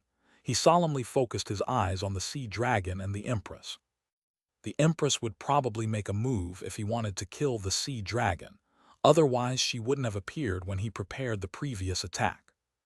It's best if you stay put. Once the Empress noticed Su Ping move closer with his sword, she looked away from the battle in the secondary space to focus on him and frown. Don't interrupt my observation. You can't kill anyone in front of me. I have no time for you right now. Su Ping raised his eyebrows and paused. She might sound arrogant, but her statement was true. Same as him, the Empress had grasped some of the basic rules. However, she was at the top of the Fate state, a major level above him. After using up his power through consecutive battles, he only had enough for one more void sword, whereas she could obviously make use of the power of laws multiple times. He wouldn't be a match for her. Since she was planning on resting and observing the Star State's usage of laws, it was a fine time for Su Ping to have a breather. He would rather not infuriate the Emperor of the Seas. Humanity would collapse soon if the Empress were to join the battlefield. Even if Su Ping was able to challenge her, she only needed to keep him busy and ask the Sea Dragon to hold Jai Yuanfeng back.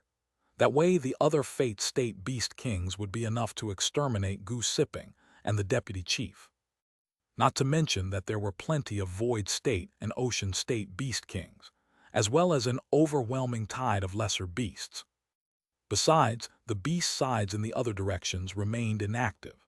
There was no telling if their Fate State Beast Kings were on their way over. Su Ping had no time to contact the command center to figure this out. All in all, it would be a fair deal if both he and the Empress didn't do anything. Sure. Su Ping accepted the demand and stayed where he was, observing the great battle in the secondary space. The outcome of that interspecies war eventually depended on Nai Huifeng. If he won, human beings would win. If he failed, human beings would be destroyed. The sea dragon then saw that Su Ping and the Empress were watching the battle in the secondary space. It quickly rolled its eyes and slowly crawled to the battlefield nearby. I'll kill you if you dare to join the battle. An indifferent voice was heard near the sea dragon's head. The sea dragon froze for a moment. It looked at Su Ping angrily and roared, "Why don't you try to kill me? Her Majesty will definitely execute you."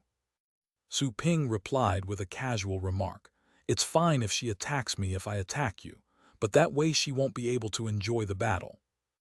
The sea dragon's expression changed in a subtle manner as it looked at the Empress, only to discover that she was dedicating her full attention to the fight happening inside the secondary space. It knew how she craved to enter that level, and she was already at the doorstep of a breakthrough. All she needed to do was to open the door. For the Emperor of the Seas, the sea dragon withdrew its gaze and glared at Su Ping, no longer moving from that spot. It didn't intend to waste that precious opportunity. If the Empress understood something and advanced into the star state, none of the sea beasts would be suppressed anymore. Otherwise, even if they won the war, they would still be dominated by the Lord of the Deep Caves. On the other hand, the Heavenly King of Good and Evil, which had finally managed to heal itself, rose from the ground and stared at Su Ping with its black head. Still, the beast didn't dare to make a move. Su Ping had made 2 attempts to use his sword earlier, which made it aware that the human was still capable of launching the extraordinary sword technique. "Stay where you are, or I'll kill you." Su Ping directed those words to the Heavenly King's ears, just like a command. The latter growled with eyes filled with fury, but the fury was gone when Su Ping turned around and looked back at it. It then decided to ignore him after much deliberation. If Su Ping were to attack it, it was unlikely that the Ocean Emperor would defend it. After all, it wasn't one of the Empress generals, like the Sea Dragon. Also, everyone was observing the battle, might as well join them. After all, the Ocean Emperor would be to blame later if the Deep Caves Lord got angry. The Heavenly King of Good and Evil turned to observe the secondary space. It was already at the peak of the Fate state but never found laws. It was only able to fend off the Empress, attacks with special blood skills, but she was capable of slaying it in a real battle. so it had never dared to piss off the Empress in years. If it was able to perceive the power of laws with such an opportunity, it would grow significantly stronger, possibly becoming the best demon king in its level. A weird scene appeared on the battlefield after the Heavenly King lowered its head. The Heavenly King of good and evil and the Sea Dragon were crouched among the beasts, two giant and strong wild beasts in their own right, while Su Ping and the Empress stood still in midair. Intense battles were taking place around them. It was understandable that the Fate State Beast Kings and the other creatures didn't attack the Empress nor the Heavenly King, but it was mind-boggling to see that none tried to attack Su Ping. It was all due to his deterrent aura. Everybody was amazed by the scene. Su Ping had awed all the wild beasts on the entire battlefield with his performance. Su Ping was also watching the battle in the secondary space at the moment, but not as devotedly as the Empress was. He was still prepared for possible ambushes. He had seen too many Star State battles, so he was quite astonished by the one taking place. It seems that both of them are rather weak. Has Nai Huofeng mastered a flame-based law? I don't know which one it is exactly. It seems to be burning or maybe melting. The curse-winged beast has mastered a law of swallowing, which seemed to be from the dark path. It had yet to use its spell power yet. It seems to be less reckless than it looks. The more Su Ping looked, the more solemn he became. Although he wasn't a real Star State expert yet, he had seen too many of them fighting. While the battle in front of his eyes was so intense that the void was being torn apart and flames were spreading out, he felt that something was off. It seemed that those two were immature. Yes, immature. Su Ping had seen the battles of Joanna's Star State subordinates in the demigod burial. They were less splendid and had fewer explosions. However, the usage of laws was extremely skilled, like sharp scalpels. The contenders could always attack each other's vulnerabilities. The ones fighting at the moment were also making use of the power of laws, but it was more as if they were more bashing each other with hammers. The scene looked awe-inspiring, but was in fact overly unrefined. It did make sense. The highest level on the blue planet is the Star State. Those two have nobody to teach them. The Star State gods by Joanna's side could ask for her guidance as well as the counsel of other teachers. It was easier for them to be enlightened. The more Su Ping watched, the harder he shook his head. However, he concluded that he was even more pitiful when he realized that he had only grasped the basics of an annihilation law, even though he knew a lot of theories. Su Ping wore a bitter smile as he turned to look at the Empress. It was clearly improbable for her to perfect her understanding of laws by watching the battle. After all, the two fighters were wielding complete laws. They weren't deducing their laws. Even if they were, it would be hard to see the process clearly, especially when they were fighting with laws as weapons. Laws are hard to understand. Su Ping heaved a soft sigh. Aside from perceiving laws independently, the only alternative left was to watch other people's deductions. Still, it would be hard to understand them with only one or two observations. Otherwise, a single Star State expert would be enough to train many more Star State companions. Su Ping had perceived the law of annihilation during his training in the Golden Crow world, all thanks to his abundant battle experiences. A person's daily experiences could be summarized into a deep understanding when an epiphany struck. It was impossible to construct a tall building in a day. Even though observing couldn't help much with his understanding of laws, Su Ping still watched the battle carefully. After all, the battle was too significant. He also found that the rudimentary usage of laws actually made them easier to understand. The Star State gods in the demigod burial used the laws in such a sophisticated way that he couldn't understand at all. Burning, he can even burn space. Su Ping saw that the flames released by Nai Huofeng were enshrouding the secondary space. He could feel the heat even outside of it. The heat was not a physical temperature, but the burning of the mind. Su Ping then had an epiphany and felt he had a deeper understanding about flames. His understanding of thunder had been raised to the mid-level. He was able to release thunder skills close to the Fate State. However, he He was only able to release mediocre fire skills thus far. He felt that he had just grasped something new about heat and burning, which were the fundamentals of the flame laws. Fundamental elements were closer to the core. While Su Ping was slightly distracted from the battle, the bones covering him became pointier and covered him as a shield. That was the little skeleton's work. It had sensed Su Ping's focus and changed from the attached state to semi-attachment. It would have a chance to resist in Su Ping's place. With "Obey me and be my pet, we can conquer space together." Boom! Back in the secondary space, Nai Huofeng attacked with a scorching fist of flames reaching the curse-winged beast. He had become significantly taller and looked down at the creature. Roared! The curse-winged beast roared and waved its claws to put out the flames on its body. It roared, "In your dreams. Do you have to endure be maimed before you give in?" Nai Huofeng's eyes became cold. Flames spread out of his body, and a weird fiery rune emerged from his forehead.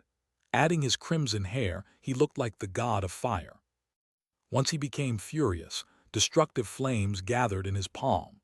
They twisted the secondary space around him and were almost tearing it apart. The flames formed a long spear, one that was shining brilliantly and releasing the powerful aura of laws. It contained a complete set of laws. Break! Nai Huofeng quickly threw the spear with light bursting out of his eyes. He then strode after the fiery spear and charged at the curse-winged beast. From the opponent's perspective, the curse-winged beast changed its expression upon seeing the brilliant spear. It roared, and the violent demonic aura around him formed a gigantic mouth, right in front of it.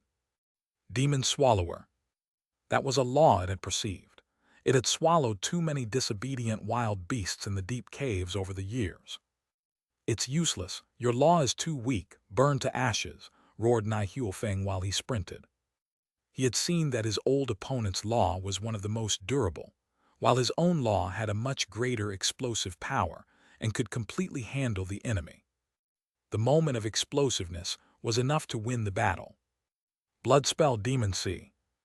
Right before colliding, the curse-winged beast suddenly roared, and its wings unleashed a horrifying blood aura. Complex runes came out of its wings. They produced a bloody luminance like a scripture. The pure dark secondary space was suddenly filled by an ocean of blood. Tides were rising in the bloody ocean as the ancient runes were activated. What? Nai Huofeng was dazed by the scene. The next moment, the bloody ocean had already surrounded the fiery spear, and the dark runes displayed in them were entangling the spear like vipers as they tried to extinguish it. "Haha, you didn't see this coming, did you? It's a bloodline skill of my clan. It was a punishment imposed on us by the ancient demon gods, but it later became our power." The curse-winged beast was laughing and roaring crazily as it pushed the giant mouth towards the fiery spear. "Even so, you still have to die." The shock on Nai Huofeng's face was gone, and rampant flames rose in his burning eyes. The brilliant fiery spear would also produce a dazzling light, and white flames were rising. The flames quickly got rid of the spell power and tore the bloody ocean apart. Then, it flew out of the roiling tides with an unstoppable momentum. The curse-winged beast was stunned for a moment and hurriedly resisted by unleashing a demonic aura, hopping to weaken the white flames on the spear, but it was burnt up the moment it approached. Die! Flames came out of Nai Huofeng's eyes, making him look like a god. He pushed his hand, and the spear burned even more brilliantly and moved faster. Boom! The spear stabbed the mouth. The collision of the two laws caused a deafening noise. Destructive energy surged out, and the beasts near the battlefield were instantly burnt into ashes, leaving no bodies behind. Whoosh! The curse-winged beast was flung thousands of meters away. While stepping on the edge of the secondary space, it ended up with blood all over its body and a huge hole on its chest. A white flame was still burning inside the hole. The curse-winged beast struggled to raise its claws and put out the flame on its chest. Then, it looked at the flame-covered Nai Huofeng with the coldest killing determination in its eyes. Not yielding, huh? Nai Huofeng looked down at it from the heights. The curse-winged beast stared back at him, then suddenly grinned and laughed, dropping all the seriousness on its face. "Nai Huo Feng, I've waited for 1,000 years. Today I'll cut you to shreds and eat you from your feet to your guts. You'll have the chance to watch yourself being eaten by me," declared the beast while it licked its cheeks, with its tongue secreting a copious amount of mucus. Nai Huo Feng added with cold eyes, "If that's what you're dead set on doing, you'd better die." He raised his hand and gathered the divine flames all over his body, forming a brilliant spear again. The curse-winged beast laughed even harder upon seeing that. Then, its laughter came to an abrupt halt before it said in absolutely calmness, "Do you really think I didn't know that you wanted me to break the seal? Hee hee. I've kept the little creature you left to monitor me for 1,000 years. Even though you were smart enough not to establish a contract with it, do you really think I was oblivious to it?" Nai Huofeng was stunned for a moment, then his expression changed. "What do you think I've been doing all these years?" The curse-winged beast looked at Nai Huofeng with a casual gaze. Its violent and twisted aura was gone. It then became calm and composed as if it were someone else. "That's right. I've been preparing to eat you," it said calmly. "Do you think I only have one law? Hee hee. I've already perceived a second law 200 years ago. It's not complete yet, but it's still usable."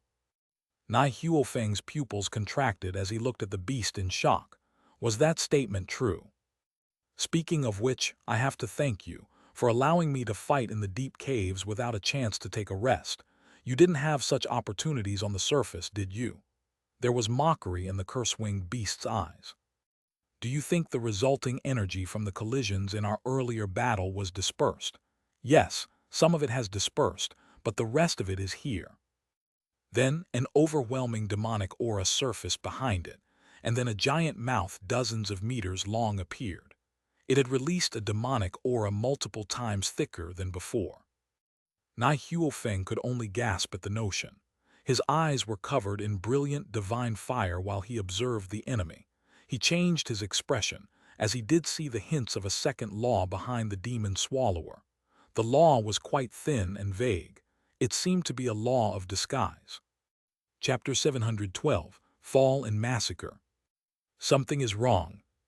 Su Ping was watching Nai Huofeng and the curse-winged beasts battle in the secondary space while standing outside. Even though Nai Huofeng had won the first clash, and the curse-winged beast's spell force on the wings didn't hurt him, which was a testament to the first-generation Tower Master's great strength, their conversation gave Su Ping a bad feeling. Their dialogue in the second space was a telepathic one, because that region was essentially a vacuum and no sound could be transmitted. So it was impossible for Su Ping to tell what they were talking about by reading their lips. Nai Huofeng currently didn't seem as casual as before. The curse-winged beast, on the other hand, looked as though it were a completely different creature. It had an extremely relaxed appearance. They were both standing still, but their change of expressions indicated a telepathic communication. What did the Lord of the Deep Caves say to shock Nai Huofeng so? Su Ping had a grave look as he thought of many things. He began to feel nervous and wary. If Nai Huofeng fell, it would mean the doom of humankind. The nearby heavenly king of good and evil and the empress also wore grave expressions. They had also noticed the anomaly, but they weren't sure what it was about just yet. The Lord of the Deep Caves had been flung back and suppressed earlier, which made their heart grow heavy.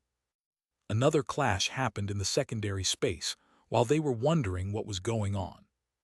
The curse-winged beast flapped its wings, and the locking spell force that looked like a scripture appeared again, except that it was black and demonic this time. The scripture roamed in the secondary space, and a tremendous amount of blood flowed out of the void, gathering until it formed a bloody ocean. The curse-winged beast stood at the top of the bloody ocean, and the gigantic demon swallower roared. Hundreds of claws reached for Nai Huofeng from the bloody ocean. Nai Huofeng bellowed and hurled out the fiery spear again. After a booming sound, the spear flew straight towards the curse-winged beast, almost breaking the secondary space. Bang, bang, bang. The claws on its way tried to stop it, but they were all blown up. The spear was unstoppable as it pressed on, wreathed in sacred and white flames. However, dark runes appeared when it was about to hit the target, blocking the attack as if they contained mysterious powers. The spear then instantly lost its momentum, even though it had shattered a lot of those dark runes. The scorching flames on the spear had also died down. Roared. The gigantic mouth behind the curse-winged beast emerged like an ultimate demon and swallowed the spear. In the blink of an eye, the law-made spear had been swallowed. Explode! Nai Huofeng waved his fist angrily upon seeing that, and dazzling light shone inside the massive mouth. However, the attack failed to penetrate the mouth, disappearing after a dull noise. Nai Huofeng looked awful after witnessing such an outcome. The mouth wasn't torn apart as he expected, and it even consumed his spear. At the same time, the curse-winged beast roared excitedly and charged at Nai Huofeng on the rising bloody ocean. You will answer for what you did to me in the past 1,000 years. The casual and indifferent attitude had left the curse-winged beast's face. It roared furiously, with infinite hatred and fury in its eyes. Nai Huofeng slightly changed his expression and gathered an ocean of flames again. The flames burned up the claws that extended from the bloody ocean. He took a deep breath and poked the fiery rune between his eyebrows. Red cracks were immediately spread out from his forehead and spanned all across his body. It seemed that his body was full of overflowing magma. Roared! He raised his hands quickly, and all the flames over his body were gathered in his hands, forming a fast-spinning fiery wheel. Law of Fire, Radiating Sun. Nai Huofeng roared, and the wheel of fire in his hand unleashed a dazzling light, as if it were going to burn up the sky. Space fell apart in the area surrounding the wheel, and the chaotic spatial blades darted from the tertiary space to Nai Huofeng's face, inflicting cuts. However, what flowed out of the wounds was not blood, but burning flames. His blood seemed to have been entirely replaced by lava and flames. That was his lava body.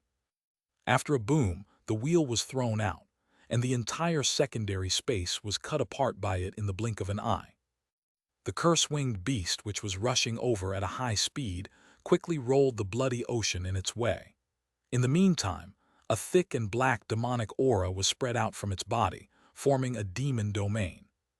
There was mist inside the domain, which produced demon shapes that wandered like ghosts and snarled ferociously. Ancient runes were sprawled out over the beast's wings, all full of mysterious power. The beast looked much stronger the moment they surfaced.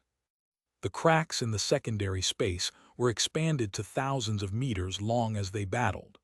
The sky above the battlefield was completely torn, as if it were nightfall. The great battle left everyone astounded. The people behind the defense lines were speechless. It was beyond their imagination. No words could describe what they felt. It was almost a battle between a god and a devil. The beasts beyond the wall also trembled in fear because of the battle. The Fate State wild beasts who were fighting goose-sipping, and the others weren't able to fight devotedly while being disrupted by the weird phenomena. Is this what a Star State battle looks like? Jai Yuanfeng slapped away a Fate State Demon King, then stared at the brilliant ocean of blood and the divine wheel in the secondary space, too shocked to say anything. He was only one step away from the Star State. However, that last step was exactly the most challenging one. On the other side, Gu Sipping was so excited by the scene that he fought even more fiercely, eyes bloodshot. The Empress, the heavenly king of good and evil, and the Sea Dragon were just as stupefied as Jai Yuanfeng was. Su Ping, on the other hand, furrowed his eyebrows. That scene was indeed much more shocking than Fate State battles. However, he had seen too many of them, and he wasn't really impressed at the moment. After all, he had seen battles that were hundreds and thousands of times more horrifying. The secret technique that Nai Huofeng had just used was extremely powerful. He was probably fighting while going all out. Still, Su Ping didn't know if he could win. Boom! The divine wheel and the ocean of blood collided. The wheel slashed the ocean apart and moved forward. It encountered the curse-winged beast's demon domain, instantly making all the ghosts within the domain cry in pain. Although no sound could be heard, everybody saw how intense the battle was. The demon domain was also broken soon after. Once it was broken, the curse-winged beast revealed its true appearance. It was 1,000 meters tall, standing in the bloody ocean like an ancient devil. It was twice as tall as the highest walls of the defense lines. The battle pet warriors deployed on the walls discovered, to their shock, that they had to look up to see the enemy. The magnificent walls looked like two short doorsteps. After a resounding boom, the curse-winged beast waved its law-covered claw again and smashed the divine wheel. Energy gushed out, and the divine wheel exploded. The massive creature was flung back to the end of the secondary space, causing another crack that was 10,000 meters long. The curse-winged beast quickly rose from the ground. The claw it had just waved had already been severed. Only the arm was left. It stepped forward into the bloody ocean towards Nai Huofeng, as if on a rampage. Nai Huofeng vomited blood as if he was heavily wounded the moment the divine wheel was destroyed. The scorching cracks over his body were gradually closed. Once he saw the curse-winged beast running toward him, he quickly brandished his hand with shock and regret in his eyes, causing a crack. That was the tertiary space. Star-state beings were capable of entering the tertiary space. However, that place was quite dangerous to them. They would have to carefully dodge any spatial turbulence.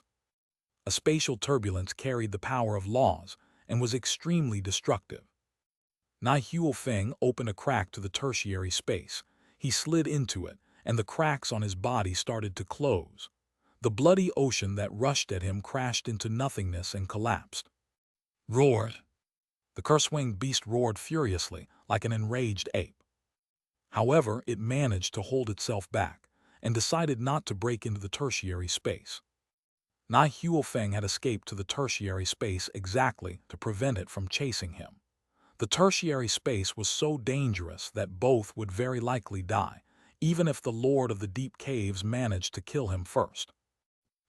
Well, Su Ping's expression had a dramatic change when he saw that happen on the battlefield. Nai Huofeng had been defeated. He had also escaped. The rampant curse-winged beast, the Lord of the Deep Caves, was left behind. Su Ping felt like his head was about to explode. The possibility that worried him most had come to pass. Nai Huofeng lost. Damn it, damn it. Without saying a word, Su Ping turned around and ran. Whoosh! He rushed at the highest speed possible and flashed consecutively. Just run! While flashing away, Su Ping roared at Yi Wuxiu and the others who were still rooted on the spot while standing at the rear. Those people hadn't realized what was going on yet. They were completely intimidated by the great battle. Gu Siping, who was at the moment fighting the beast tide, was going to berate Su Ping after hearing his roar. Are you going to defect? Do you want to be sentenced to death? But the next moment, he suddenly realized what was going on, which was as if cold water were poured over his head. There could be only one reason for Su Ping to be running away. He raised his head. At the same time, the curse-winged beast also lowered its head to look down at Gu Siping with its ferocious and murderous eyes. Gu Siping instantly began to tremble as if he were in the freezing cold. He found that Nai Huofeng was not in the secondary space anymore. What? On the other hand, Su Ping was already running. That was his only option. It was impossible for him to fight against a star-state enemy who was a major level above him. Even though this star-state enemy was wounded, it would be impossible for him to defeat it. Run! I've got to get back to the store. I'll be safe there. Those were Su Ping's only thoughts. He was willing to save others and shoulder more responsibilities if possible, but how could he save anyone if he also perished? He didn't want to die. Even though he had died countless times in the cultivation site, that only made him cherish his life even more. He knew how important his life was. He had been through the agony of death again and again, exactly because he didn't want to die in real life, because he would be completely gone after dying once. Boom! Moving at full speed, Su Ping was within the walled perimeter in the blink of an eye. He had already recalled the Inferno Dragon and the Dark Dragon Hound to the contract space. That was the advantage of the system's contract, which had a much greater effective range than the traditional contracts used on the blue planet. Back in the field, Yi Wuxiu and the others also realized what had just happened the moment Su Ping roared at them. All their faces turned pale. Na Huofeng had been defeated. That meant that they were doomed. Run! Yi Wuxiu was the first to turn around and follow Su Ping. Staying there would be suicide. After having witnessed the might of the Star State in the recent battle, they knew that they weren't different from bugs in front of the enemy. Even if they were to sacrifice themselves, it would be impossible to shake the horrifying Lord of the Deep Caves. Many legendary warriors turned around and fled. Unfortunately, some had a mental breakdown and stood where they were, abandoning their struggle. Jai Yuanfeng also ran. He didn't want to die. He would rather be humanity's sole survivor. No. Gu Siping realized what was going on and wanted to flee, but he found that he was frozen. Then, he saw that the horrifying shadow stepped out of the secondary space. An enormous claw shadowed everything and caught Gu Siping. Spare me, please spare me. I'm willing to do anything. I can serve you. I know the locations of ultimate treasures that you can surely get with your might. I can take you there. Gu Siping was terrified that his eyes almost popped out as he looked at the giant head that was getting closer and closer. He had completely lost his majestic demeanor when he commanded the battle earlier, and his usual manners as the Tower Master. He abandoned all his disguise and pride since he was caught in a real desperate situation, a life-and-death horror. He became as humble as an ant, hoping that he could inspire some pity and survive by doing that. He really didn't want to die. Na Huofeng has run away, so I'll quench my fury with your blood, declared the curse-winged beast. Another important reason why he didn't hunt Na Huofeng was that it was determined to wipe out human beings, the species that stepped over its head for 1,000 years, from the face of that planet. Besides, it had something else to take. 1,000 years worth of astral power. It didn't believe that Na Huofeng would quell the urge to compete for it when the astral power was released. It was impossible for the guy to quickly heal his heavy wounds in the tertiary space. He would be killed the moment he stepped out. After thinking about that, the grand creature became even more earnest. It roared, "Relay my order to all my subjects. Stampede over them." Its roar traveled through hundreds of kilometers. Even the beast tides in the other 3 directions heard the loud and majestic roar. Such a loud call alerted all the people who were behind the defense lines. All their expressions changed. The wild beast had survived the great battle, and the human who fought it had escaped. Who could possibly stop it now? The height of the curse-winged beast alone was devastating enough. The walls that humans had built were only 600 meters tall, which only reached its waist. The 600 meters was already the best defensive altitude that the specialists had calculated, and it wasn't easy to build the walls. The people behind the defense lines were so frightened that they couldn't think, just by considering the prospect of facing the Lord of the Deep Caves, which looked like an unparalleled devil. Many of them were even wailing in desperation. In the other 3 directions, it's the boss's voice. The battle noises could only have been caused by the boss. It said that a star stage expert might be hidden among the humans. So, has it already killed the man? Horrifying. Time to charge. Ha ha ha. Those ants don't have much meat, but they probably won't taste bad if we eat several of them at the same time. Kill them all, kill them all. The beast tides in the other directions became excited. They charged under the command of the Fate State beasts and rumbled toward the human settlement. The updates related to those beast tides were instantly transmitted to the tower. The highest priority alarm resounded in the intelligence department. The beast tides on the other sides are also taking action. There are no more legendary warriors. All of them are running. We're doomed. Some of the clerks who were responsible for delivering reports inside the intelligence center were devastated. How could they fight against enemies when the legendary warriors were fleeing? They could see the 1,000-meter-tall beast from their workplace in the base city. Was it really something that human beings could defeat? All the warriors behind the defense lines had lost their will to fight.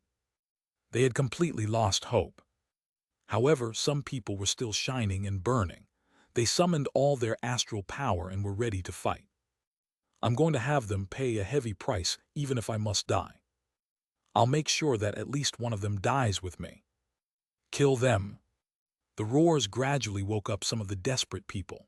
Soon after, the battle pet warriors on the walls gathered the last bit of their strength and prepared for their last stand. Whoosh!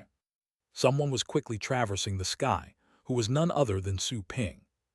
He had already returned to the walls before anyone else realized what was going on. He sprinted from the walls and then returned to the Longjiang base city behind the defense lines. He went straight back to his shop. Right behind Su Ping, the other legendary warriors had also made an awkward escape, back to the walls. The battle pet warriors on the walls had hope again when they saw them arrive. Someone roared, "Legendary warriors, let's fight together. Legendary warriors, please protect us. Legendary warriors, let's fight together." Their roars made all the arriving legendary warriors show awful looks. Yuan Tianchen heard the plea of a titled warrior who wore a military uniform right when he was flying past. He felt despondent as he flashed away. How could he possibly fight the enemy if the first-generation Tower Master could? Didn't they see how monstrous the Lord of the Deep Caves was? Who could defeat it? The only option was to run.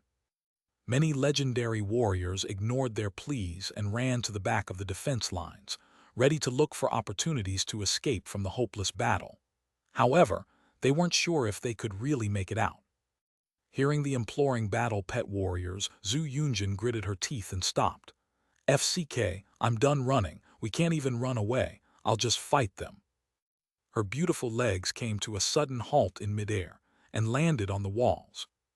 She felt depressed when people expressed their gratitude. As it turned out, the battle pet warriors who weren't even at the legendary level were actually more determined to fight. They might be acting fearless because they didn't know how strong their enemies were. Nevertheless, their fighting will was still motivating. Why bother running if it was impossible to escape? Yi Wuxiu's expression quickly changed when Zhu Yunjin stopped. He roared, "What are you doing? Planning on killing yourself? How can you fight that Star State beast? There are so many Fate State beasts too. Let's break out of here with Boss Su later. At least some of us will survive. Do you really want humankind to be eradicated?" Zhu Yunjin was stunned. She looked awful. "We need you. In any case, we have to break out." On the other hand, Xiang Fengren flew past Zhu Yunjin and turned his head angrily. "We're not running. We're simply rushing for a new hope. No matter how other people see us, we cannot let the embers die out." Chapter 713, Burning Embers. Zhu Yunjin was stunned. She suddenly sobered up, getting goosebumps all over her after looking at Xiang Fengren's angry yet sad eyes. Were they scared of death? Yes, they were, but they were also ready to sacrifice themselves at any moment. They were all prepared to die, especially after having been stationed at the deep caves for years. While staying behind to fight was brave, it would destroy the last hope of humankind. Bloodlines and seeds of fire had to be passed on. Zhu Yunjin bit her lips so hard that blood came out. She raised her head and looked at the passionate eyes around her. Then she gritted her teeth and said, "Sorry, but I have to go." If she had to die, she just hoped that her death could be valuable. She was going to be the last guardian of humankind. "Legend, please go." "Legend, we're here to cover your retreat. You're not defectors, you're heroes." "Yes, Legend, you should go. We will hold this place with our flesh and blood." What made Zhu Yunjin shiver was that no one responded with angry curses. All of them were voices of sincerity and understanding.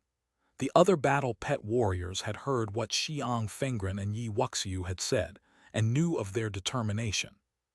They knew that the legendary warriors weren't running. It was a last-ditch effort for humankind.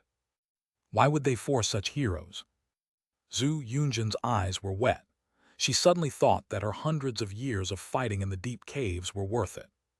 For the land and the people she loved, her devotion was worth it. Let's go. There were no farewells nor any other words. Zhu Yunjin gritted her teeth and dashed behind the defense lines. She seemed to be running, but she also looked like a hero that never looked back. The bald, legendary warrior who had planned to keep her company instantly followed her. The many battle pet warriors nearby didn't ask the fleeing legendary warriors to stay anymore. They instead unleashed their astral power and summoned their battle pets, ready for the last battle of their lives. In the Longjiang base city, behind the defense lines, Su Ping had a white pallor once he returned to his shop. He quickly looked around and found a few people in the shop's safe area. Su Ping stepped into the shore and quickly said to Tang Ruyan and Su Lingyu, "Inform Qin Du Huang and the others, ask them to evacuate and move into this place immediately. Also tell your family to send the women and children over. They'll be safe here." His body was shivering. Although he knew he wouldn't get killed thanks to the protection of the system, he could easily imagine the cataclysm that was about to happen. It would be hell beyond the shop. Both Tang Ruyan and Su Lingyu were shocked by what Su Ping told them. They had seen the shocking Star State battle outside. After seeing Su Ping's condition as he arrived, they realized it was impossible for him to save the day anymore. However, Su Ping's words confused them somewhat. This shop could work as a shelter when they were already doomed. Is it because Joanna is in the shop? But if Joanna was capable of slaying the Lord of the Deep Caves, why couldn't she just go out and kill it? A confused Su Lingyu was about to ask him, "Brother." She had already seen how that mysterious shop was quite important to her brother. She also never knew where he found pets to sell. "Don't ask, just do it," Su Ping suddenly roared. Time is life. This motto fitted perfectly in that scenario. Time was of the essence. Both women were dazed by Su Ping's roar. It was a first for them to see him that anxious. Not daring to ask or think, they quickly took out their phones and contacted the relevant people. The place was probably safe since Su Ping claimed that it was. Even if it wasn't, gathering them at the store was better than letting them die in other places. While they talked on the phone, Su Ping quickly reached out to Zai Jinshui, Yi Wuxiu, Li Yuanfeng and the others, asking them to go to his shop. Fortunately, his shop had just been upgraded with virtual arenas, which doubled the shop's area. The shop's footprint had expanded to the 2 blocks nearby. The area was enough to accommodate 10,000 people if it was crammed. Let's not forget that the area was three-dimensional. The air within 100 meters above the shop was also safe. So if the survivors were stacked like goods, at least 100,000 people could be packed. 100,000 people was just a drop in the bucket compared to the total population behind the defense lines. But that was the best Su Ping could do at this moment. Some of the calls didn't go through, and some did. Su Ping quickly informed those who picked up the call and then hung up to immediately contact the next person. He contacted everybody he knew. As for those whom he didn't even have their numbers to try and alert them. Very soon, one person came after another. Some were titled warriors, and some were of legendary rank. Mr. Su, Brother Su, Yi Wuxiu, Li Yuanfeng and some of the others arrived. Void State warriors could travel by flashing, so they arrived first. Yi Wuxiu asked quickly, "Did you summon us here because you have an escape route?" His eyes were full of hope, as Su Ping had shown a high combat ability that was only second to Nai Huofeng's. If Su Ping worked with them and marched in single file, there was hope for them to break out as long as the Lord of the Deep Caves didn't get there in time. He was willing to sacrifice himself even if Su Ping was the only one of them who survived. Su Ping was already only weaker than the Star State experts. He might enter the Star State someday if he trained himself in a secret realm. Then he would be able to avenge them. Mr. Su, Xiang Fengren, Zhu Yunjin and some others arrived at that moment. Qin Du Huang and Zhou Tianlin got there right behind them, still merged with their battle pets and using their abilities. The empty streets were instantly filled with their powerful auras. Boss Su will protect you. Let's fight our way out. Qin Duwang looked at Su Ping with glowing eyes. The powerful aura and fighting spirit he released made him look dozens of years younger. He meant what he said and was ready to deliver on his promise. His battle pet was Su Ping's gift, and he became a legendary warrior mostly because of the understanding brought by the Beast King pet that Su Ping had given him. He had always said he owed Su Ping a favor and committed that to memory. Now, it was time to repay it. Mr. Su, Zhou Tianlin also said. He stared at Su Ping with regret and determination in his eyes. He had just become a legendary warrior. He wanted to live and enjoy the new level. However, there was no time nor hope. He only wished he could do something with his remaining power. Everybody fixed their eyes on Su Ping. Far in the distance, Su Ping's parents walked to the store, also with troubled expressions. "Pinger, no need to care about us," said Li Qingru, his mother. Her eyes were full of love, affection, and comfort. Next to her, his father Su Yuanchen remained silent, but he could feel his father's deep love for him. After seeing them arrive, Su Ping took a deep breath and said, "We're not going anywhere. This shop is the safest place." The shop was caught in a moment of silence. A few seconds later, everybody had finally realized what he meant and looked at Su Ping in shock. They were going to stay right there. Yi Wuxiu couldn't help but ask, "Boss Su, are you serious? We're just going to stay here and wait for death." On the other hand, Qin Duhuang and Zhou Tianlin were dazed for a moment. They knew Su Ping longer and better, and they knew how horrifying his shop was. After all, it was probably the only shop in the world where void state pets were available all the time. They also remembered that Su Ping's shop was being supervised by a blonde legendary woman. Could she protect them? But soon, they had exactly the same question as Tang Ruyan and Su Lingyu did. If the woman was able to resist the Lord of the Deep Caves, why couldn't she fight outside? While everybody seemed astounded and even angry, Su Ping knew it was impossible for him to explain. He quickly found an excuse. "Don't be hasty. There's an ancient divine formation in my shop, which is able to resist even star-state attacks. So no wild beasts can break into my shop." Everybody was shocked upon hearing that. An ancient divine formation, able to fend off star-state enemies. They observed the shop behind Su Ping again, not expecting it to have such a miraculous capability. Zhu Yunjin quickly thought of something and said, "However, even if we hide and they can't kill us, they can still surround us. We won't be able to go anywhere." Although she seemed like a careless tigress, she was actually quite thoughtful. The other people's smiles were instantly frozen. That was very true. Even if the wild beasts couldn't break in, humans would also be unable to go out. Starvation would eventually hit them. Even if legendary warriors had the option to sustain themselves on astral power alone, what if the Lord of the Deep Caves were to loot all the astral power nearby? Then the legendary warriors would also die of old age. That method was only a slower way of dying. Su Ping was going to talk when the system suddenly spoke in his head, "It's useless." Su Ping instantly changed his expression. The system had peeped into his thoughts again. He was going to soothe everybody by telling them that he could teleport the shop away from that place. "Why is it useless?" Su Ping demanded furiously in his heart. The system, however, didn't answer with the usual lazy attitude.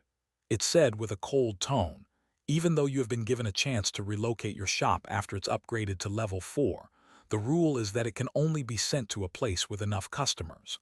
Only the range behind the defense lines meets the requirement at the moment. So, even if you relocate it, you can only relocate within the range protected by the defense lines." Su Ping was surprised. What kind of bullshit rule is that? He was exasperated. It would be possible to relocate elsewhere if you had enough residents in other places. However, the global population is all concentrated here, replied the system, ignoring Su Ping's wrath. Su Ping said angrily in his heart, "Why didn't you remind me sooner? Aren't you always reading my thoughts? Why didn't you tell me that my plan couldn't work?" Besides, don't you want to make money? So many people are dying. According to you, they're all potential customers. Then, shouldn't you do me a favor and help me rescue them? The system said solemnly, taking care of customers is your responsibility, not mine. Bastard. Su Ping gritted his teeth and lost his cool. But he knew that it wasn't the system's fault. He was simply being too impatient. Xiang Fengren frowned and called him tentatively, Boss Su. Su Ping seemed about to talk. Then his expressions changed haphazardly and he looked angry, which made the others feel confused and uneasy. Su Ping came back to his senses and finally said, I'm fine. Even if we can't go out, they can't come in either. We can cultivate here until we're strong enough to go out and defeat them. Xiang Fengren and the others were briefly stunned upon hearing that. They looked at Su Ping, certain that he was the one with the greatest hope to reach the star state. No, it would be impossible to cultivate here if the Lord of the Deep Caves absorbs the astral power nearby, said Zhu Yunjin while shaking her head. Everybody's expressions changed. That was indeed a problem. Qin Du Huang, however, said after a few seconds of silence, in that case, we can release the astral power in our bodies for Boss Su. Everybody was quite shocked to hear that. Release our astral power for Su Ping to cultivate here. That was indeed a solution. After considering the idea, Zhu Yunjin looked at Qin Du Huang with appreciation in her glittering eyes. Su Ping, however, trembled and felt like he was about to be choked by tears. Releasing the astral power in their bodies would mean that they would lose their cultivation. He slightly gritted his teeth. He knew that he didn't need their astral power, not when he had his cultivation sites, but he found their selflessness overwhelming. More and more people gathered as they talked. Jia Yuanfeng and the deputy chief were both there. Su Ping was the only hope for a breakthrough. They wanted to join Su Ping and break out of there together. They knew they had gone to the right place upon seeing Yi Wuxiu, Xiang Fengren, and the other legendary warriors in Su Ping's shop. Yuan Tianqian and the other group of legendary warriors joined them. They had stayed on the surface all the time and never saw eye to eye with Su Ping, but they also showed up. Their only hope was Su Ping. Everyone felt assured after seeing all the strong experts gathered. They had found the community of the best fighters. Brother Su. Mr. Su. Jia Yuanfeng greeted Su Ping and said, give us a route. Let's march out together. Su Ping was going to talk when noises of wind moving were heard. Titled warriors riding flying pets were arriving. The backs of all the battle pets were filled with many women and children. All of them belonged to the Tang family. Su Ping and the Tang family had already made peace. In fact, their conflict wasn't too serious. The Tang family had challenged Su Ping while intending to take back their young mistress. However, Su Ping had killed several titled warriors in a row and eliminated a legion of 2,000 master pet warriors. The Tang family suffered a heavy loss. The Tangs had offered an apology and compensation afterwards. That was it. Su Ping had never been a petty man. With Tang Ruyan as an intermediary, and since she had been appointed as the leader of the family, Su Ping was even less interested in getting back at them. His shop was a shelter, but nobody knew that. He wanted more people to come. It would be a waste if the shop was left empty. They're here, said Tang Ruyan in relief, after seeing the members of the Tang family. She was familiar with Su Ping, and bought the ancient divine formation fib when Su Ping mentioned it, because she believed that the man would never make empty promises. Whoosh, whoosh, whoosh. The titled members of the Tang family leaped off their flying pets and were all shocked to see the many legendary warriors at Su Ping's shop. Members of the Tang family pay respect to you, Mr. Su. Members of the Tang family pay respect to you, Mr. Su. All of them landed and dropped to one knee, paying respect to him in the most courteous way. Su Ping was strong enough to make them kneel voluntarily. After all, he was a top legendary warrior who deserved their respect. Tang Linjin, former leader of the Tang family, apologizes to you. Tang Yuanqing, elder of the Tang family, apologizes to you. Several men dashed out of the crowd. Tang Ruyan's father and the previous leader of the Tang family also half knelt and lowered their heads. Behind him was the elder of the Tang family, who had previously attacked Su Ping. Although Su Ping had let bygones be bygones, those people had always been worried that he might hold a grudge. Tang Ruyu of the Tang family apologizes to you. A short girl, who was already at the titled rank, also moved out from the crowd and fell on one knee with her head lowered. It was quite a shocking scene. Jai Yuanfeng, Yi Wuxiu and the others were confused, not sure about what was going on. Su Ping looked at the familiar faces. Having already dissolved all grievances, he waved his hand and said, "You may rise. We're in the middle of a crisis. Bring them to my shop immediately." In the next moment, Tang Linjin, Tang Ruyu and the others all felt an irresistible force that made them stand up straight again. This only increased their sense of awe. What Su Ping said next reassured them. It seemed that Su Ping no longer cared about the Tang's previous offense anymore. They were all excited by that, as if a shadow in their hearts had finally been dispersed. "Hurry, hurry!" Tang Linjin quickly waved his hands and asked the women and children of his family to settle down. Jai Yuanfeng was confused by their actions and could only ask, "Brother Su, what are you doing?" "We're not leaving." Su Ping looked at Jai Yuanfeng, whom he didn't dislike. "There's an ancient divine formation in my shop, one that not even the Lord of the Deep Caves can destroy. You'll be safe as long as you stay inside my shop. Come on in now." Jai Yuanfeng was quite shocked. Yuan Tianchen and the other legendary warriors were equally astounded. When did Su Ping master such a horrifying formation? Yuan Tianchen looked at the shop behind Su Ping. He had almost been stabbed through by the blonde woman inside on his past visit. He found that Su Ping's shop looked even more splendid than before. His expression changed when he remembered the blonde woman, as fear still haunted him. What confused him was that he didn't see the blonde woman in the battle. It was slightly weird that Su Ping took part in the battle but without sending her out. Did he consider the woman's safety more important than his own? At that moment, more people were dashing over. They were Lu Qiu, Shiheachi and other people from the Trainers Association. There was also the president of the Trainers Association, who was accompanied by two old men. One of them was a bright blue-haired person from the Roaring Thunder continent, and the other was from the Dragon Swamp continent, with bright golden hair and a chiseled face. Su Ping could easily tell from their vibe that they were Holy Spirit trainers, just like the president of the Trainers Association. Mr. Su. Legend Su. They were all delighted to see the legendary warriors at the shop, thinking that they were planning on pooling their strength to break out with everyone present. "Help me settle them down and summon more men over," said Su Ping to Qin Du Huang and the others. He then rose to the sky and gathered flames on his fingertip. He raised his hand as he looked down at the shop. PFF, PFF, PFF.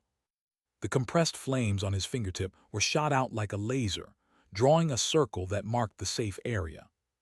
After the drawing was completed, Su Ping landed and said, "Ask everybody to enter the area within the circle and never step out." Qin Du Huang and Yi Wuxiu accepted his command and fetched more people. "Stay in the shop," said Su Ping to Su Lingyu and his parents, then he quickly ran out. No more than 100,000 people were there yet. He needed to get more people. Beep. Suddenly Su Ping's phone rang. He saw that it was Zai Jinshui whom he had failed to reach earlier.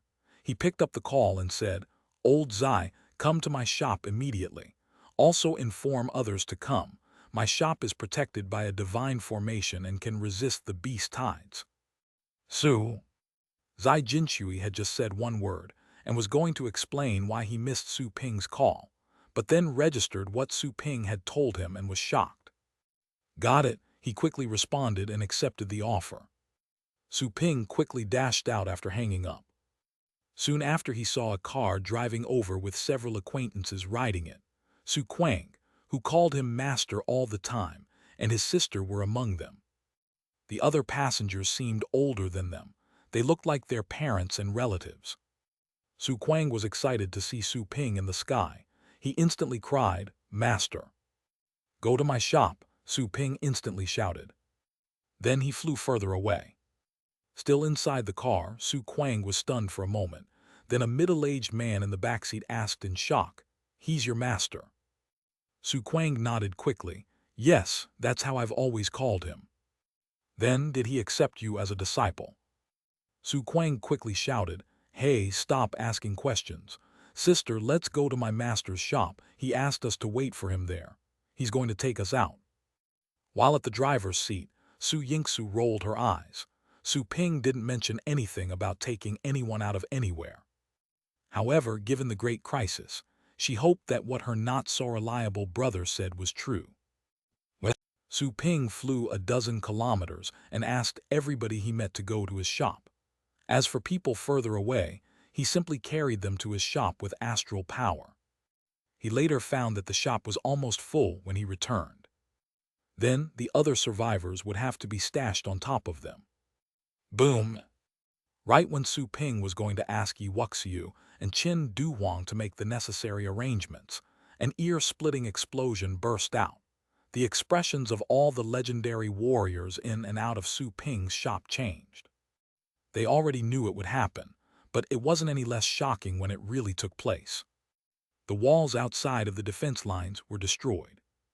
The Lord of the Deep Cave's enormous body had crossed the two outer walls and passed the defense lines.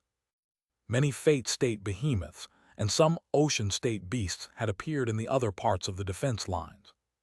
The Beast Kings were marching unimpeded, since the legendary warriors had retreated.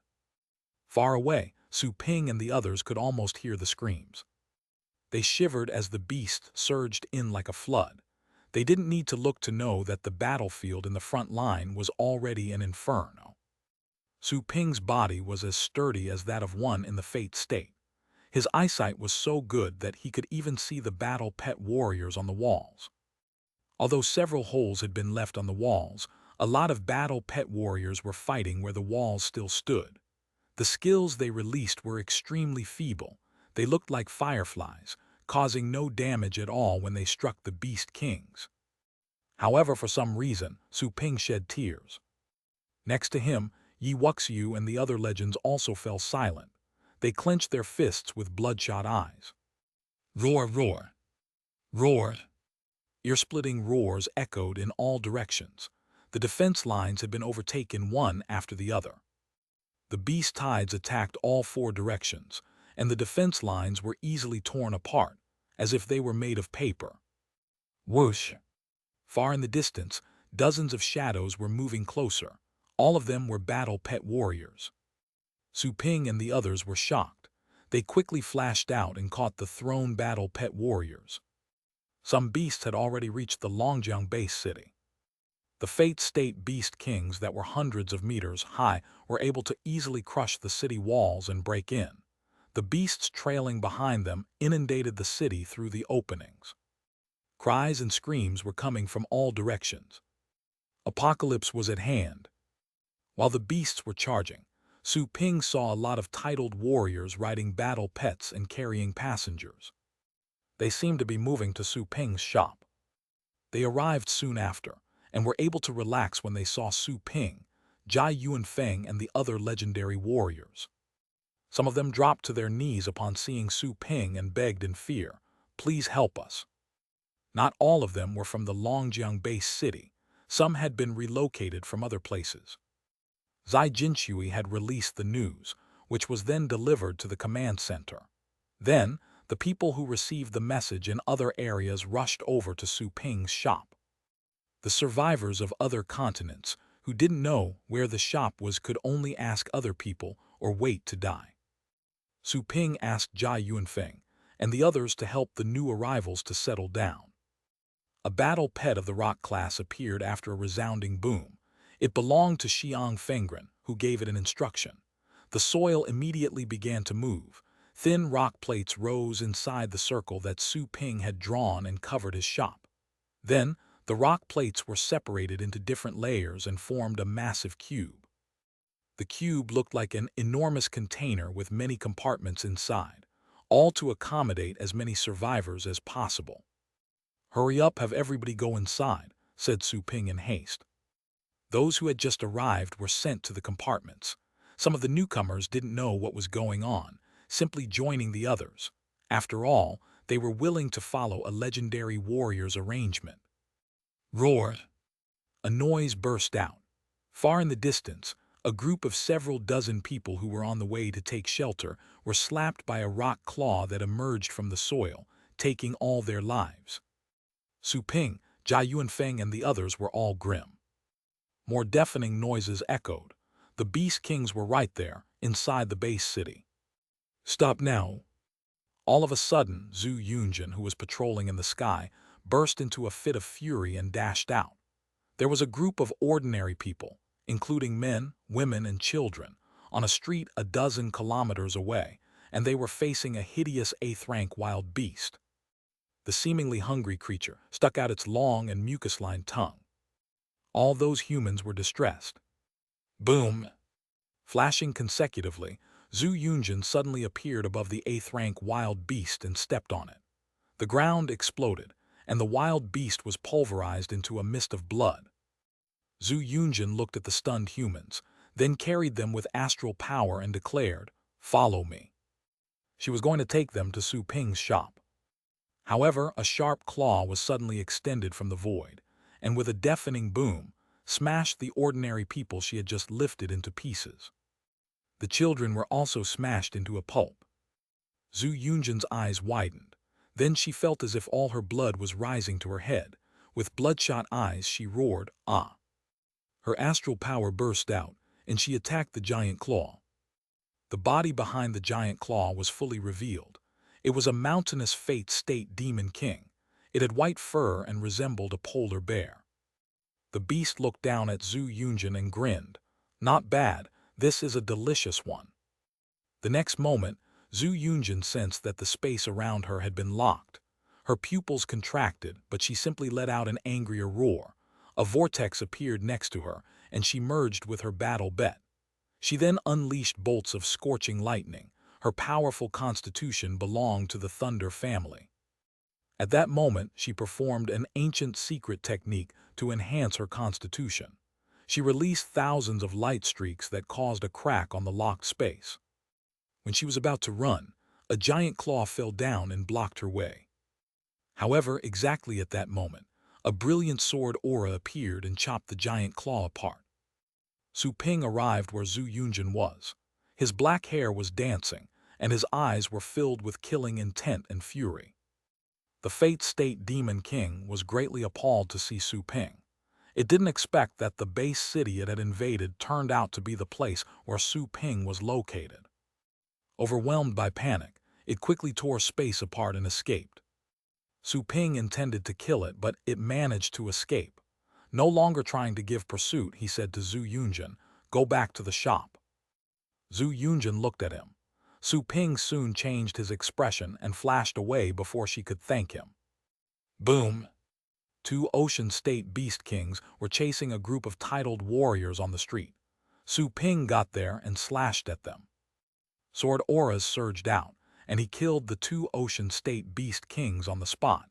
He didn't use the Void Sword as it wasn't necessary. Su Ping took the titled warriors back to the shop, only to discover it was almost full. More survivors in the distance were approaching his shop. Su Ping looked awful. Jia Yuanfeng, Yi Wuxiu, and the others also noticed this. They asked Su Ping, "What do we do?" What should he do? Su Ping knew the answer, but he couldn't say it out loud. What else could he do? There wasn't enough space. They could only be abandoned. However, help me."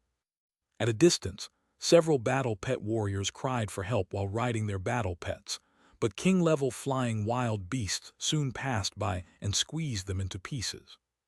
On another street, a private car was racing for dear life under the pursuit of a 5th-rank wild beast. Boom tilde. Buildings were collapsing further away. Some were destroyed by wild beasts, and some collapsed due to aftershocks. The two walls in the distance had been completely breached. There were multiple openings, which made it look like an inverted rake. A swarm of wild beasts were marching through the openings. Was this the apocalypse? Nothing but deaths could be seen, nothing but moans and screams could be heard, and nothing but blood and its stench could be smelled. Scenes that were only expected in hell were happening in reality, right before everyone's eyes. All humans were crying in desperation. "My Lord, please help me. My Lord." More and more people had arrived at Su Ping's shop through the wild beasts' entanglement. All of them were airborne. Most of them were titled warriors, while some were advanced battle pet warriors with flying pets. Many of them had brought their families with them, who were mostly ordinary people.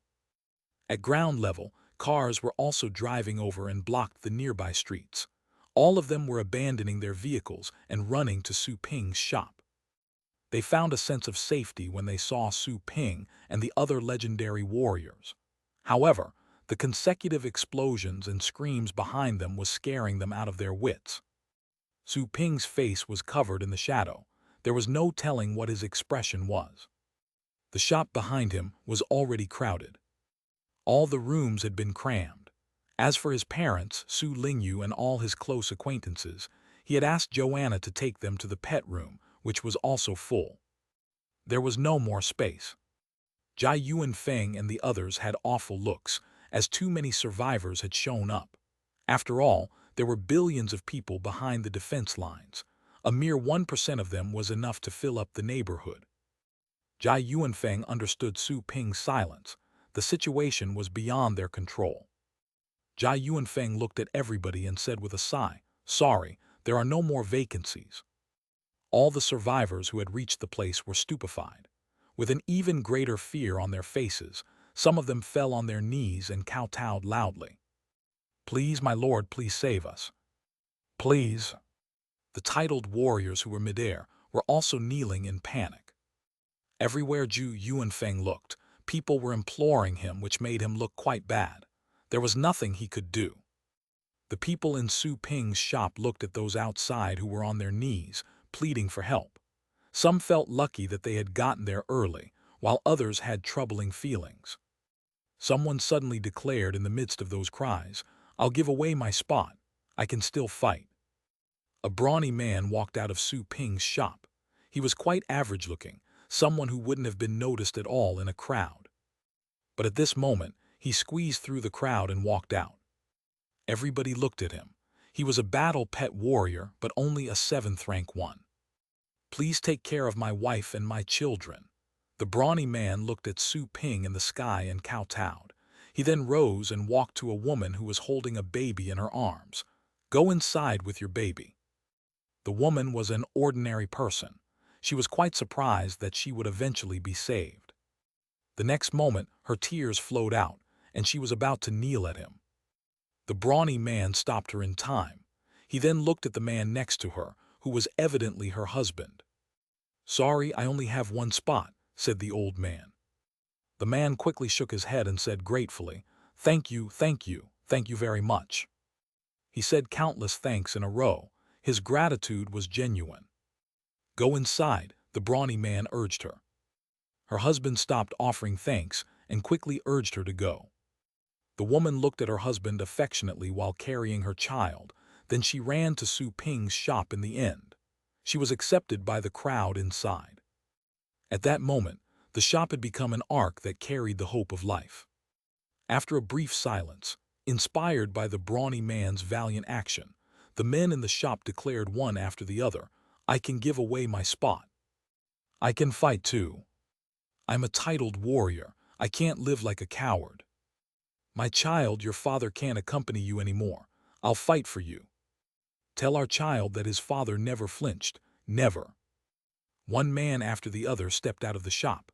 Some were old, some young. Some wavered, but the remnants of hot blood in their hearts were reignited when they saw other men stepping out. They also walked out with the others.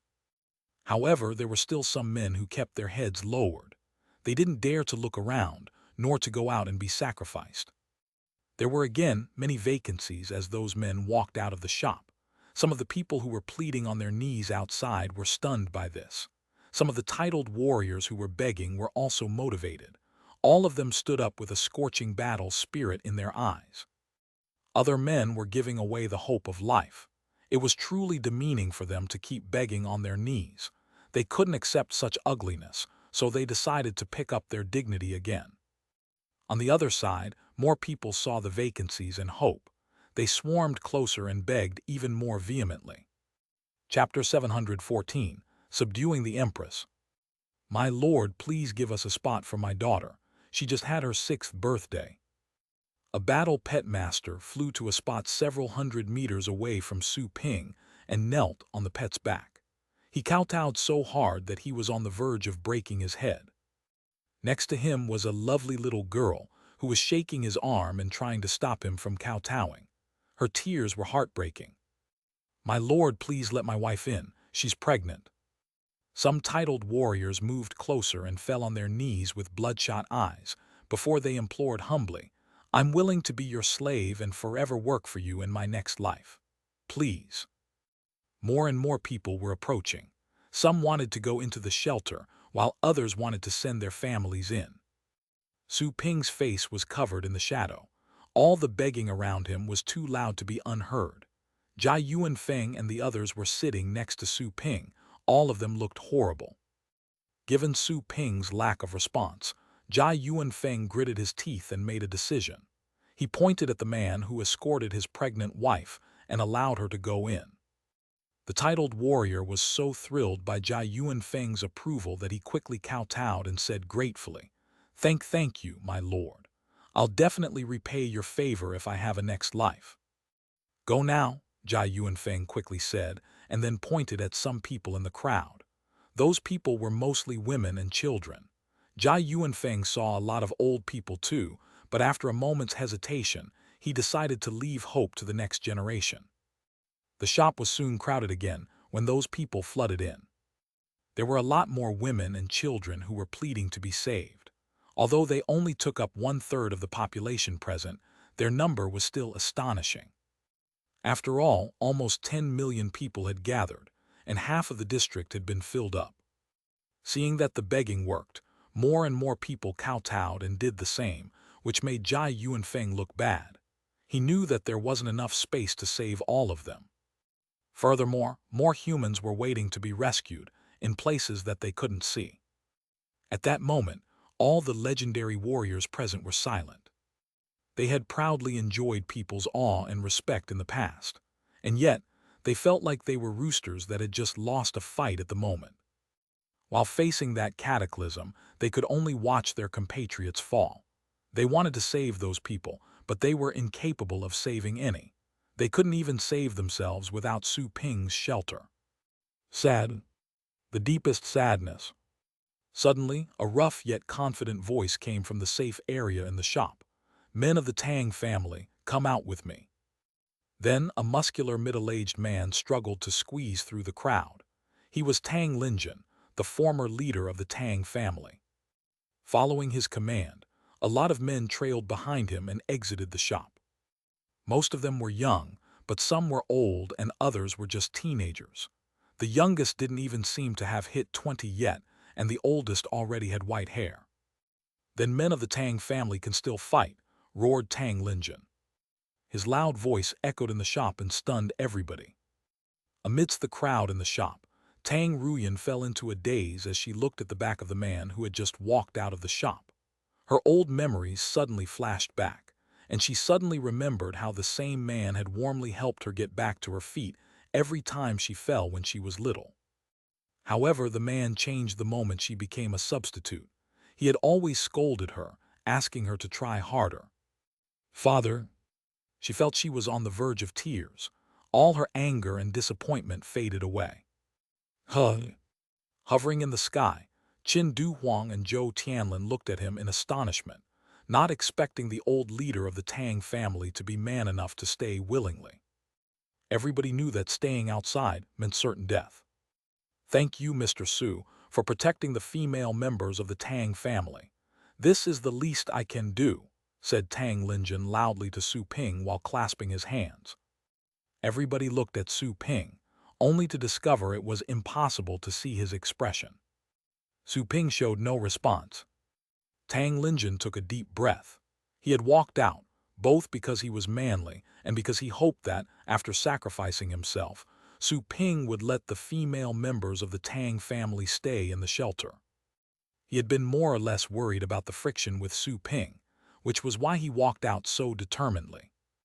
The Tang family would not go extinct as long as the female members survived. He had fulfilled his responsibilities as a leader of the family. He deserved the position his father had entrusted to him years back. While Tang Linjin was thinking that, he suddenly heard a voice. The women of the Tang family aren't weak either. The voice was high-pitched. It was a girl's voice, but it sounded no less assertive than any man's. A petite girl rushed out of the crowd filling the shop. It was Tang Ruyu. Tang Ruyan, who was still inside the shop, was stunned to see that. Tang Linjin's expression had a drastic change. He bellowed, "What are you doing?" "My sister is now leading the Tang family, so I'm not needed anymore.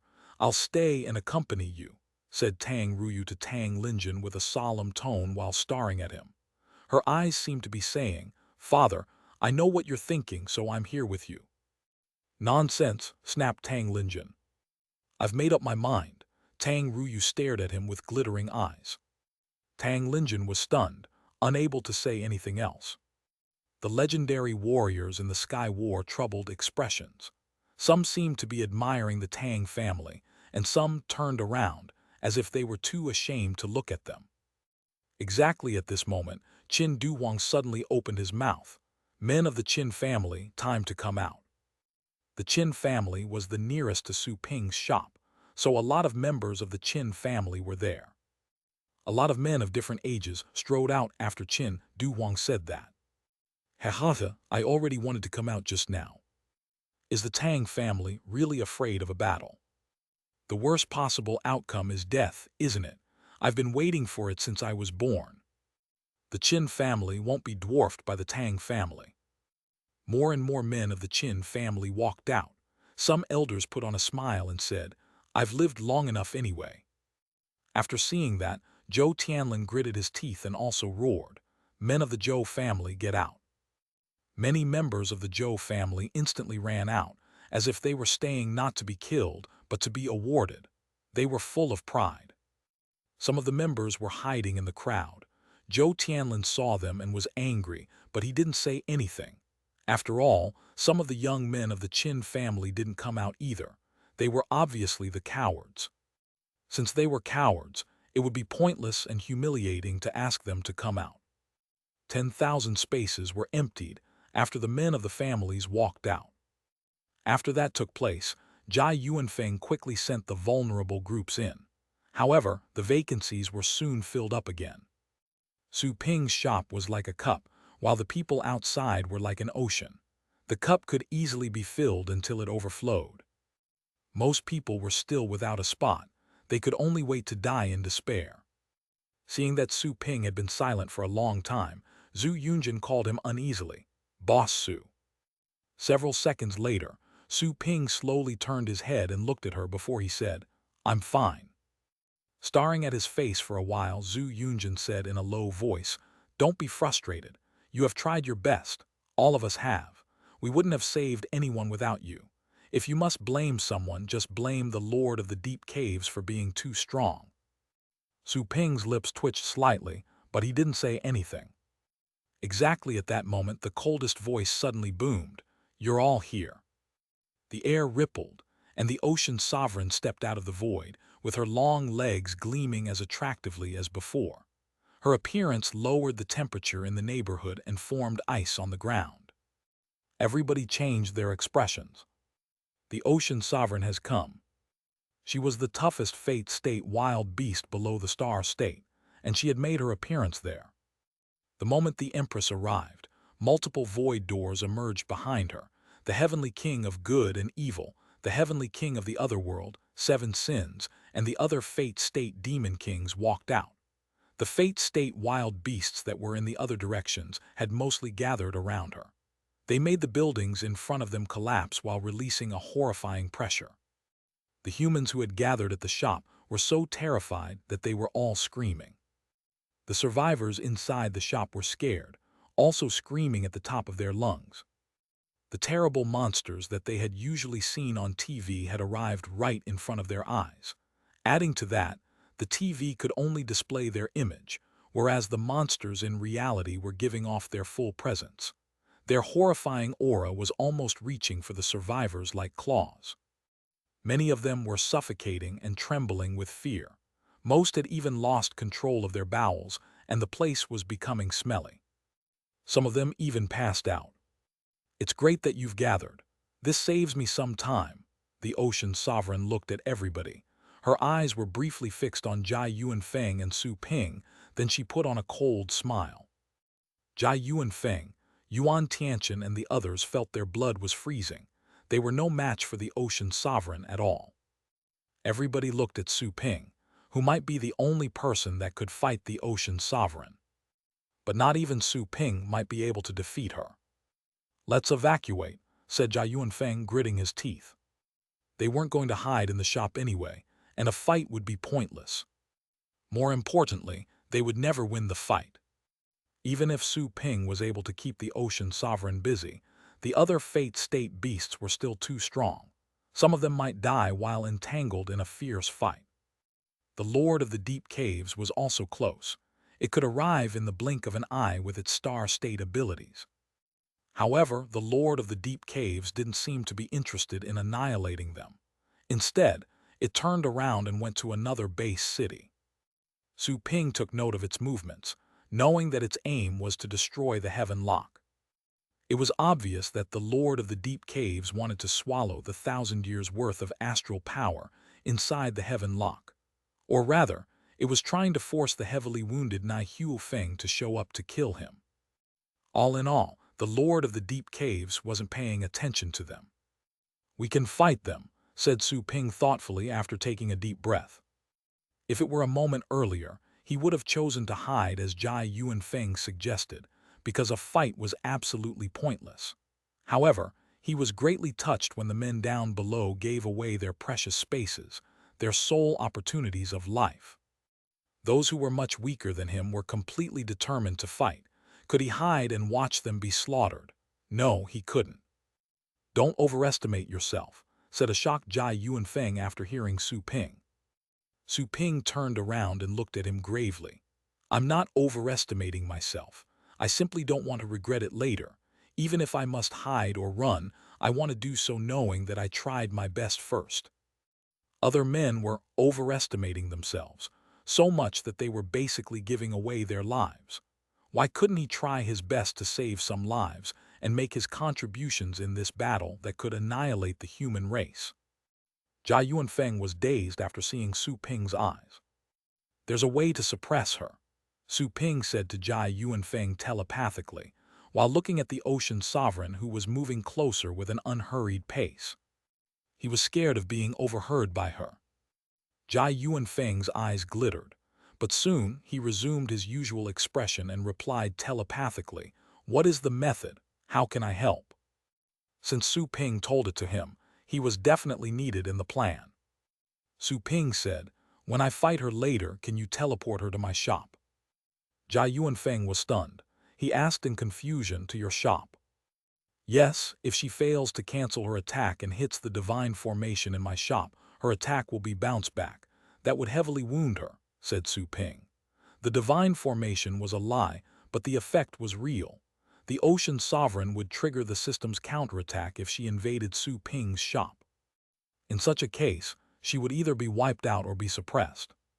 The problem was how to make her enter the safe area around the shop. The remote attacks that struck the shop would only be nullified. They would not trigger any counterattacks. The system could only suppress lives within the range of the shop. So, the ocean sovereign had to enter the area and launch an attack. Otherwise, Su Ping would have easily lured her into launching remote attacks and then dodge, so that she would hit the shop and trigger the system's counterattack. The divine formation can bounce off attacks. Jai Yuanfeng was shocked and suspicious. He could believe a divine formation was able to resist star state attacks, but it was rather unbelievable that it could also reflect attacks. Wasn't Su Ping invincible on the blue planet if he had such a formation? "Can you teleport her?" asked Su Ping. Jai Yuanfeng's expression changed. He gritted his teeth and said, "I can try, but I'll need other people's help. I think it'll work as long as we catch her unprepared." Su Ping nodded. "That'll do." Since there was a chance, it was worth a shot. In fact, he had another way to suppress the Ocean Sovereign, which was the special-grade beast-catching ring he had recently purchased at the cost of 8 million energy points. The special-grade beast-catching ring could capture fate-state wild beasts with a success rate of 80%. It was almost certain that he could catch her, as long as he wasn't too unlucky. However, Su Ping had given it some thought. He had to save as many people as possible. Therefore, he left the special-grade beast-catching ring for another plan, and intended to deal with the Lord of the Deep Caves with it. After all, the ring had a 10% chance that it could capture star-state wild beasts. "Here's the plan." Su Ping quickly told his idea to Jai Yuanfeng via telepathy. Jai Yuanfeng was slightly surprised by the idea. He quickly nodded and accepted his task. Tusk, cutie, we meet again." At this moment, the Otherworld Heavenly King cackled among the many fate-state beasts behind the Ocean Sovereign. Hearing that, the other fate-state beasts couldn't help but look at the Heavenly King, wondering why it knew that horrifying human. Su Ping snorted and ignored it. He simply looked at the Ocean Sovereign coldly and said, "Given your status, you reign over the seas of the Blue Planet and have the most subjects, and yet you bend before the Lord of the Deep Caves, willingly fight for it. You're pathetic. You are quite talkative for a dying man." The Ocean Sovereign's eyes became cold, and ice blades darted out of the void towards the humans who had come to seek protection. Thousands of them were killed in the blink of an eye. The other humans fled in panic after seeing that. Su Ping's expression changed. He declared with cold eyes, "Don't think I can't do anything to you. I can easily suppress you." "Can you really? Why don't you try?" the Ocean Sovereign sneered. "With your shallow understanding of the power of laws, let's see which of us is better. Practicing with you is a great way for me to perfect my understanding of laws.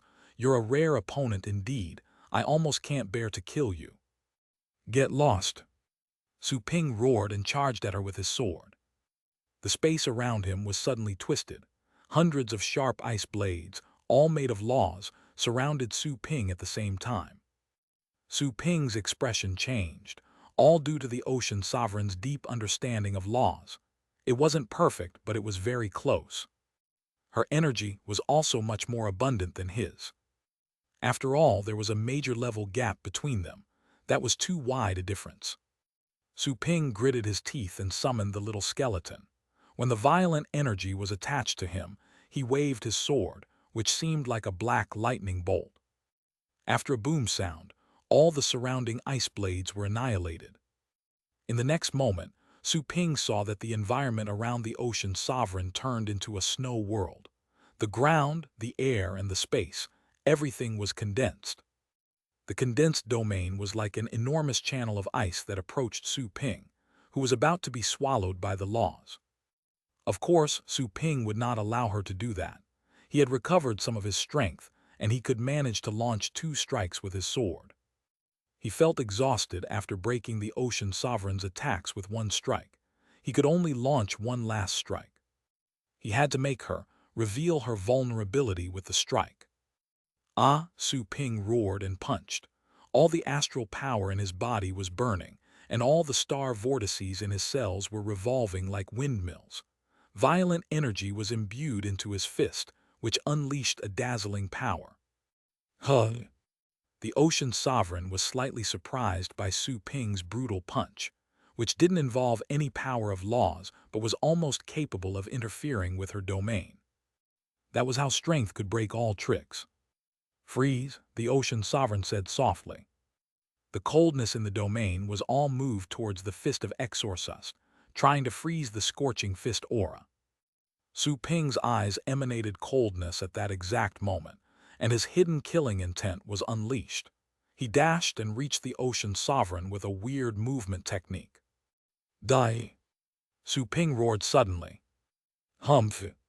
The Ocean Sovereign, however, suddenly widened her eyes coldly, as if she were prepared for Su Ping's surprising attack. Chains of ice appeared in front of her in the next moment, interweaving to form a shield. The black sword aura cut the shield and vaporized half of it. Heat and light from the friction was spreading out. But the sword aura was worn out all too soon. Seeing that Su Ping's energy had run out, the Ocean Sovereign knew he was exhausted. That was the best opportunity. Rot in hell. She instantly rushed forward. However, the world suddenly flashed before her eyes. Then Su Ping was gone. He was replaced by faces filled with dread. Huh. The Ocean Sovereign was quite alarmed. Then she realized that it wasn't Su Ping but her who had been teleported. The people in front of her were all humans. Did they teleport me away so that Su Ping could escape? Being right in the middle of a battle, the Ocean Sovereign didn't have time to think. She waved her claws without any mercy, upon sensing that all the humans present were weak, and some were even ordinary folk. Intense frost was spread out. All the humans were going to be frozen into ice sculptures. However, the frost disappeared the moment it formed, as if it would have never been invoked in the first place. The Ocean Sovereign was stunned for a moment. Then, an unprecedented feeling of horror grabbed her heart. The weird thing reminded her of something. If they wanted to save Su Ping, why didn't they simply teleport him away? Why did they teleport her? She detected that the humans present weren't dangerous, so she never bothered to think much of it. However, the strangeness of the situation made her realize that it was a trap. Retreat. She wanted to leave, but something was loudly drumming right inside her head. The Ocean Sovereign felt like her soul, willpower, and energy were all dispersing. Her ears were ringing, and she was hardly herself anymore. Her power of laws seemed to have been dispersed too, and she couldn't wield it. On the other hand, a notification sounded in Su Ping's head. It's been detected that a creature is attempting to sabotage the shop. Would you like to suppress her or kill her? Suppress her, replied Su Ping instantly. He looked back and saw that one of the Ocean Sovereign's legs had stepped into the shop. Her hands had entered the shop, and the energy unleashed by her fingers had shrouded the shop. She was almost a textbook saboteur according to the system's definition. Boom! The moment Su Ping said, "Suppress her," in his head, the Ocean Sovereign trembled and heavily fell on her knees outside the shop. The scene silenced and astounded everyone. The previously domineering Empress of the Seas was on her knees. The humans in front of her, all of whom had almost passed out a moment earlier, looked at her as she knelt before them and felt like they were going crazy. What is going on? Up in the sky, Jai Yuanfeng and the other legends were all stupefied. The former had learned of Su Ping's counterattack, but it didn't quite go as he expected. It was even more shocking than killing her. Nearby, the legendary warriors who cooperated with Jai Yuanfeng in this stratagem had been made aware of Su Ping's plan. They were as surprised as Jai Yuanfeng and didn't expect the counterattack to be like that. Why, Your Majesty? The Fate State Beast King's eyeballs almost popped out when they saw that happen. The most esteemed emperor is kneeling in front of a bunch of humans. How is this possible? The nonchalant attitude had completely disappeared from the Empress's pretty face. Her eyes were widened with disbelief. She sensed that an enormous force she couldn't resist had been imposed on her body. The power of laws as well as the energy inside her body were being held back. They couldn't be released in the slightest. "Kneel there and reflect on your behavior," said Su Ping coldly as he flew back to the shop and looked down at the Empress, as if he were a god delivering a judgment. The Empress gnashed her teeth. The humiliation almost made her head explode. She was about to go on a rampage. She summoned all her strength and tried to crane her head. However, what horrified her was that no matter how she invoked her power, the force that suppressed her remained absolutely unaffected. It was like a mountain on her back. She couldn't even shake it off. What the hell is this? The Empress couldn't help but shriek, which was an ear-splitting sonic attack, but her shriek was blocked the moment she uttered a sound. Humph! A snort seemed to come from nowhere. The snort was light, with disdain and condescension, as if it came from an emperor who looked down at the planet from the clouds. Only the Empress could hear that voice. All of a sudden, her mind went black, and her heart was overwhelmed with an unprecedented feeling of horror, like none she had ever felt before, not even that of the Lord of the Deep Caves that she had to bend to. In other people's eyes, the female creature was stiffened as if hit by a lightning strike. Her eyes lost focus, her pretty face was full of fear, drool was dripping from her lips, and most appallingly of all, fluid was flowing from her thighs. The Empress had wet herself. The many legendary warriors who saw this were too shocked to talk. What happened to the Empress? It looks like she just saw something horrifying. Everyone present was unable to fight the urge to look at Su Ping, eager to know why this was happening. It was quite unbelievable that the Empress who had ruled the seas for 1,000 years had wet herself because of fear. Su Ping also noticed that and was a little bit astonished. He didn't know how the system had dealt with her. Did it project the chaotic realm of the undead he knew straight into her head? It would be a natural reaction if that were so. She had probably been paralyzed with fear by the sceneries of that world. Roar, roar, roar. Unhand her majesty. The Fate State beasts were exasperated. They couldn't stand to see the Empress's wet dress, and they had also seen her on her knees, which was already insufferable. It was even more humiliating than them kneeling. Humiliation could only be washed away by blood. All the Fate State Sea beasts rumbled close. The humans who had gone to Su Ping's shop were so scared that everyone ran to the back of the shelter. There was no room for them inside the shelter, so they could only get as close to it as possible. Jai Yuanfeng and the others stepped out upon hearing the Demon King's roars. "Your emperor has already surrendered. Do you still want to resist?" roared Jai Yuanfeng. "Bullshit." The Fate State Sea beasts were seething with anger. How could their emperor surrender? Su Ping was rather pale. He was already extremely weak after performing the 2 strikes. He quickly absorbed the surrounding astral power and recovered his physical strength.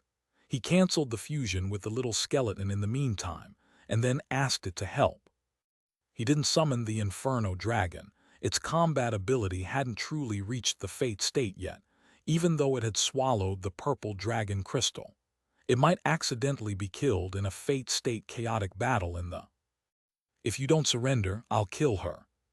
Su Ping landed and laid his sword on the nape of the Empress, who was still on her knees, before he declared to the Fate State Sea beasts. Even though he looked enfeebled, his previous performances had left a deep impression on the Beast Kings. Besides, Su Ping had laid a sword on the Empress' nape, yet she didn't put up any resistance. As a result, all the Beast Kings had to stop even though they were angry and frustrated. Jai Yuanfeng and the others, who were gritting their teeth as they prepared to fight them, were all relieved. They would surely lose the fight. After all, there were a dozen Fate State enemies, and only Jai Yuanfeng and the deputy chief were in the Fate State on the human side. As for Gu Sipping, he was still nowhere to be seen and had probably already died. Jai Yuanfeng had already noticed that Gu Sipping had been caught by the Lord of the Deep Caves during the escape. He was clearly hopeless. On the other side, the Heavenly King of Good and Evil gave an order. "Humph, if they're not going, we are." It considered this as a chance for revenge. The Otherworld Heavenly King and 7 Sins were both eager to try. The other Beast Kings from the Deep Caves also roared brutally and stepped out, ready to attack. Su Ping said coldly upon seeing the alert, "Stop them if you don't want your emperor to die." He was addressing the Fate State Beast Kings of the seas. All the Fate State Beast Kings changed their expressions. The Fate State Beast Kings of the seas were so angry that their eyes were almost flaming. The Demon Kings of the Deep Caves, on the other hand, looked at them warily, fearing that they might really change sides. Noticing the impasse, Su Ping quickly roared, "Get the hell out of here. You are just useless chickens without the ocean sovereign. Do you want me to kill you one by one?" The humans who had gone there to seek protection in the shop were all shocked by his roar. He speaks so confidently in front of so many horrifying monsters. Is he a god? The Fate State Beast Kings had a change in their expressions. They were shocked and angry.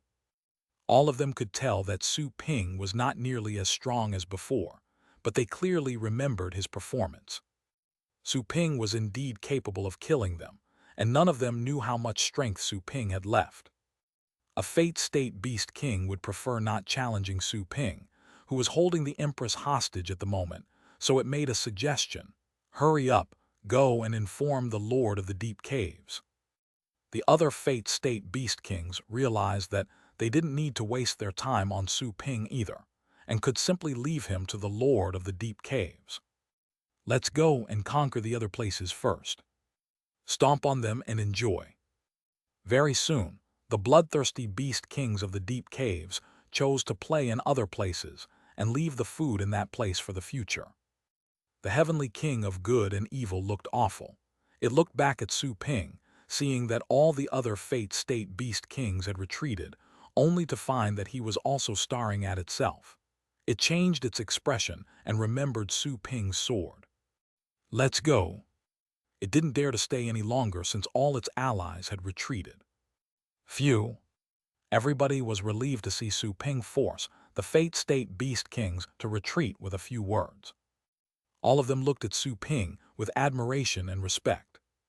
Su Ping noticed their eyes, but his heart was bitter. He didn't feel proud, and neither did he feel satisfied. If the Lord of the Deep Caves couldn't be taken care of, what was the point of that momentary lapse of peace? Do you have the contact information for the first-generation Tower Master? Su Ping raised his hand. Then he summoned Jai Yuanfeng and the others. After a moment of shock, Jai Yuanfeng shook his head. Do you want to ask him for help? I don't have his contact details. I thought he was dead until he showed up today. His student is probably the only one who can reach out to him. Do you mean Gu Sipping? Asked Wuxiu. Jai Yuanfeng nodded. A legendary warrior next to Yuan Tianchen said palely, when I was retreating, I saw that Mr. Gu was eaten. Everybody's expression had a slight change upon hearing that news. Only the Lord of the Deep Caves could have eaten him. None of the Fate State Beast Kings were strong enough to deal with him. Su Ping couldn't help but heave a sigh in his heart, seeing that they didn't have a solution, but he was prepared for that. He simply said, in that case, we'll just look for an opportunity. The Lord of the Deep Caves will soon remove the seal and release the planet's astral power that has been sealed and accumulated for 1,000 years. When the moment comes, Nai Huofeng may come out to compete for the astral power. If he does, I hope we can work with him to seal the Lord of the Deep Caves once again. Su Ping was going to say catch, but he said seal in the end, so that it would be easier for them to understand. It would have been too scary if he proposed to catch the Lord of the Deep Caves. Chapter 715. To become a god, be a human first. To seal the Lord of the Deep Caves. What Su Ping said shocked everybody. Jai Yuanfeng quickly asked, do you have a sealing divine formation? His eyes glowed with hope. Since Su Ping had a defense divine formation that could resist star-state attacks, powerful enough to suppress the ocean sovereign thus far, it was very likely that Su Ping had a sealing divine formation that was equally powerful. Other people were thinking the same. They all looked at Su Ping with unmasked delight. Su Ping nodded. More or less. However, the odds of success are only 10%. This probability would improve if the Lord is heavily wounded. 10%. Everybody looked solemn, and Jai Yuanfeng was the first one to talk. The odds are not slim. A 10% chance is better than nothing. I'm willing to try even if the chance is 1%. That's right. The odds are very high as it is. Boss Su, tell us what to do. We'll work with you and give it our best. Yi Wuxiu, Zhu Yunjin, Li Yuanfeng and the other legendary warriors pitched in. After taking a deep breath, Su Ping said solemnly, we can't reach out to Nai Huofeng, so we can only wait for the Lord of the Deep Caves to unlock the astral power that has been sealed for 1,000 years. Let's see if Nai Huofeng comes out during the absorption. If he does, we'll work with him to wound the Lord of the Deep Caves. If he does. Everybody's expressions changed slightly.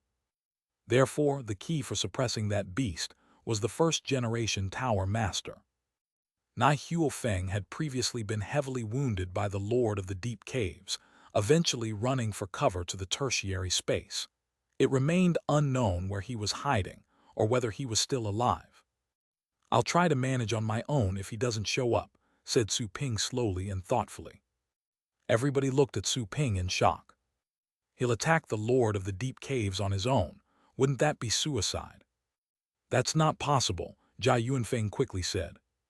Yi Wuxiu also said, "You can't do that. Although we can't offer much help, it will still take some time for the Lord of the Deep Caves to kill us. Even if we only manage to delay it for 1 second, it could still offer an opportunity for you. Let's go there together." "That's right." The nearby Li Yunfeng also nodded. Zhu Yunjin and Xiang Fengren shared the same attitude. "Boss Su, we won't survive for long if anything happens to you, even if we hide in your shelter. It's only a slower way of dying. We would rather go full out." "I'm willing to risk everything and fight alongside Boss Su." "Me too." Some of the other legendary warriors voiced zealous remarks. Yuan Tianqian and his fellows, however, were reluctant to make similar declarations. They had stayed for too long in the surface world that they had forgotten the meaning of self-sacrifice. Su Ping became more aware of the responsibilities riding on his shoulders even better after hearing Li Yunfeng, Xia Omo, the bald man and the other legendary warriors. If he failed, not just them, everybody else behind the defense lines would die. Su Ping took a deep breath and said solemnly, "Okay, listen to my commands when the time comes." He didn't persuade nor stop them, because he didn't want to fail and he did need help. Also, he had already felt everybody's sincere devotion. They would only be in more pain if they were asked to stay there. Some people preferred to die a hero's death than to live a worthless life. Everybody wore delighted smiles when Su Ping accepted their requests. "Mr. Su, thank you. We're willing to listen to your command, Boss Su." "At your service, Boss Su." Everybody echoed those statements. The humans who had gone to the shop for help shed hot tears when they heard the conversation. Those were true legends. The indomitable legendary warriors had been protecting them on the thorny road. "We're willing to help too. The Tang family is willing to follow your lead. The men of the Tang family are willing to fight a last battle with all the legendary warriors," exclaimed the people on the ground who chose to stay, hopping to join the battle and devote their strength. The exclamations resonated throughout the crowd. All the men and women in the shop's safe area were weeping. Some of them stepped out and chose to stay. Everybody stood united at this moment. Su Ping clenched his fists with intimidating eyes as he heard all the battle cries. Jia Yunfeng asked Su Ping, "What do we do with the Ocean Sovereign? Do we execute her?" The legendary warriors couldn't help but look at the Empress on the ground, whose knees were still on the safe circle outside of Su Ping's shop. "Keep her alive and let her repent here. Leave a legendary warrior behind. Threaten any fate state sea beasts with taking this bitch's life if they try to invade," said Su Ping coldly. Everybody was rendered speechless by Su Ping's obvious contempt. However, she was indeed despicable, considering everything she had done. She deserved to be killed regardless of her beauty. Back on ground level, the Empress had also heard what Su Ping said. She could still hear everything around her, even though her body was bound to the soil. She was slightly shocked by Su Ping's plan, not expecting to see such a monster among humans, one who possessed a divine formation that could seal star-state targets. Although the odds of success were only 10%, such a number was tremendously high, considering that the targets were in the star state. The fact that she was being suppressed made her completely believe what Su Ping said. She was both shocked and exasperated by the derision in Su Ping's tone. She found it unpardonable that he would address her in such a demeaning way. Damn it. I'm going to kill you after I break free."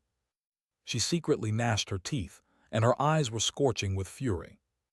All the humans close to her within the shop saw the anger on the Empress' face. Still, she couldn't move at all even though she was pissed. They found it quite weird. Exactly at this moment, a shocking explosion burst out. Boom! Everybody was panicking as they looked at the source of the explosion. Far in the distance, the almost 1,000 meters tall Lord of the Deep Caves was standing in front of an enormous spatial crack. Blue stars were glittering beyond the crack. It seemed to be highly condensed astral power. Su Ping's pupils contracted in shock. The Lord of the Deep Caves had indeed destroyed the seal, and beyond the crack was a sealed world. The base city that defended the seal had obviously been destroyed. Is it the world that the first-generation Tower Master sealed? That must be astral power. My God, it's as thick as honey. That astral power has been accumulating for 1,000 years. It's astonishing. Jia Yuanfeng and the others were appalled to see the gigantic spatial crack. Su Ping's face was contorted upon realizing what was going on. The Lord of the Deep Caves had somehow broken the seal without destroying it. It simply caused a crack on the seal. That breach wasn't enough to open the sealed continent, but the Lord of the Deep Caves could absorb astral power from it. It was obvious that the Lord feared that the sealed continent would be freed if the seal was completely destroyed, thus changing the situation on the blue planet. Then, the astral power inside would be evenly distributed across the blue planet, which would then make it harder to absorb. The Lord of the Deep Caves was essentially sucking the astral power from a bowl at this moment. Su Ping quickly looked around for traces of Nai Huofeng. He didn't find anything at all. He was anxious and worried. He would have to rely on his luck if the first Tower Master didn't show up. 10% odds weren't exactly high. Come on, let's get closer. It's busy absorbing astral power and taking precautions for a possible counterattack from Nai Huofeng. We are the least of its worries, said Su Ping in a low voice. Jia Yuanfeng and the others nodded after hearing what he said, then looked for Nai Huofeng too. They hoped that the first Tower Master wasn't a defector. It wasn't even possible for them to deliver the message regarding Su Ping's sealing divine formation, which was what made them nervous. The system's voice suddenly echoed in Su Ping's head. Are you really going? The enemy is a star-state being. You can't even run if it tries to kill you. Su Ping replied without thinking, of course, it's worth a shot. But the odds are very slim, the system said coldly. The chance is only 10%. You're gambling with your life. With my help, as long as you hide in the shop and train until you're strong enough, the Lord of the Deep Caves won't be your match. It would grow at a much slower rate than you. Also, with my help, you may even become a god and live forever in the future. Su Ping turned grim. What are you getting at? My suggestion is that you don't go. After all, it wasn't easy for me to find a host, and I've invested a lot of time on you. I don't want my efforts to go down the drain, said the system with unusual coldness. Su Ping took a deep breath and said, I've thought about all the things that you mentioned. Yes, I can survive by hiding here, and I may eventually become a king or even a god with your help in the future. However, he gritted his teeth and clenched his fists before he declared in his head, bit by bit, however, to become a god, I want to become a human first.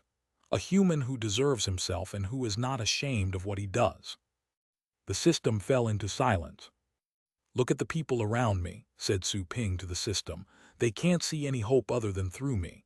They're willing to sacrifice themselves for such a slim hope. As for me, I'm simply trying my best. How can I chicken out? How can I? The system remained silent, not giving a single word in reply. Su Ping took a deep breath after his speech. He didn't add anything else, and he noticed that the system remained silent. He had thought of everything before he made a decision. Indeed, he could live if he took a step back. However, stepping back would mean trading his dignity as a man for a chance of survival. Maybe he would die, but he wouldn't regret trying his best. Let's go, roared Su Ping. It was his first time acting on his own, without needing to follow the system's suggestions. Whoosh! Su Ping dashed out first, then Jia Yuanfeng and the others solemnly merged with their battle pets and followed him. They reached the edge of the Longjiang base city in the blink of an eye. Su Ping looked around and saw Zai Jinshui commanding on a wall in the middle of a swarm of wild beasts.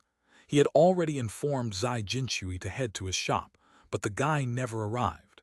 Instead, he relayed the message to other people. Su Ping's eyes were red as he stared at Zai Jinshui, who was issuing commands on that dangerous wall. He summoned the Inferno Dragon and asked it to help him. As for himself, he quickly calmed himself down. Although he was eager to help Zai Jinshui, he knew he had greater responsibilities. He quickly looked around with divine light gathering in his eyes, which allowed him to see all the spatial anomalies in his surroundings. "Get out! Get out now!" Su Ping roared, desperate to see Nai Huofeng. He was confident of improving the odds of success to 30% if Nai Huofeng worked with him. That would be almost 1/3. Far away, in another base city, the Lord of the Deep Caves was standing in front of the torn seal and absorbing the 1,000-year astral power behind it. The condensed power was thick, blue, and with a honey-like consistency. It was flowing toward the Lord of the Deep Caves' body, making its energy even more abundant than before. The wound on its arm was also being slowly healed by the astral power. Su Ping and all the others were anxious. "Get out!" Su Ping secretly roared and gritted his teeth. He took out the special-grade beast-catching ring and clenched it. He couldn't wait any longer. He had to take action. He would have to rely on the basic odds of the special-grade beast-catching ring. If the Lord of the Deep Caves kept absorbing the astral power and healing itself. The beast was still wounded at the moment. The odds of success could be improved to 20%. Su Ping's pupils contracted right when he was about to take action. Ecstasy emerged on his face. At the same time, the Lord of the Deep Caves stopped the astral power absorption and turned around. In the next moment, burning flames surged out of the void and transformed into a scorching spear, which seemed to be burning up the sky. "I knew you would come," the Lord of the Deep Caves roared excitedly and aggressively. A domain of darkness surrounded it, and thousands of demons were roaring. The ancient demonic runes on its wings surfaced at that same moment. They were launched as chains of spell force. An ocean of blood was rising in the void, as the chain of spell force tied up the fiery spear. Explosions and violent energy were bursting out. The terrifying blast was like that of a nuclear bomb. Su Ping and the others' hair fluttered in the distance, even though they were 100 kilometers away. "We'll find an opportunity to take action," said Su Ping solemnly while watching the battle. "Got it," replied Jai Yuanfeng and the others as they resisted the wind, sand, and the turbulent energy with shields of their own. Nai Huofeng appeared in the sky right then. He was drenched in blood, as if he would have been wounded in the tertiary space. His red hair was a mess, and he was clearly on the losing side as he clashed against the Lord of the Deep Caves. Nai Huofeng roared in the sky and his wounds stopped bleeding.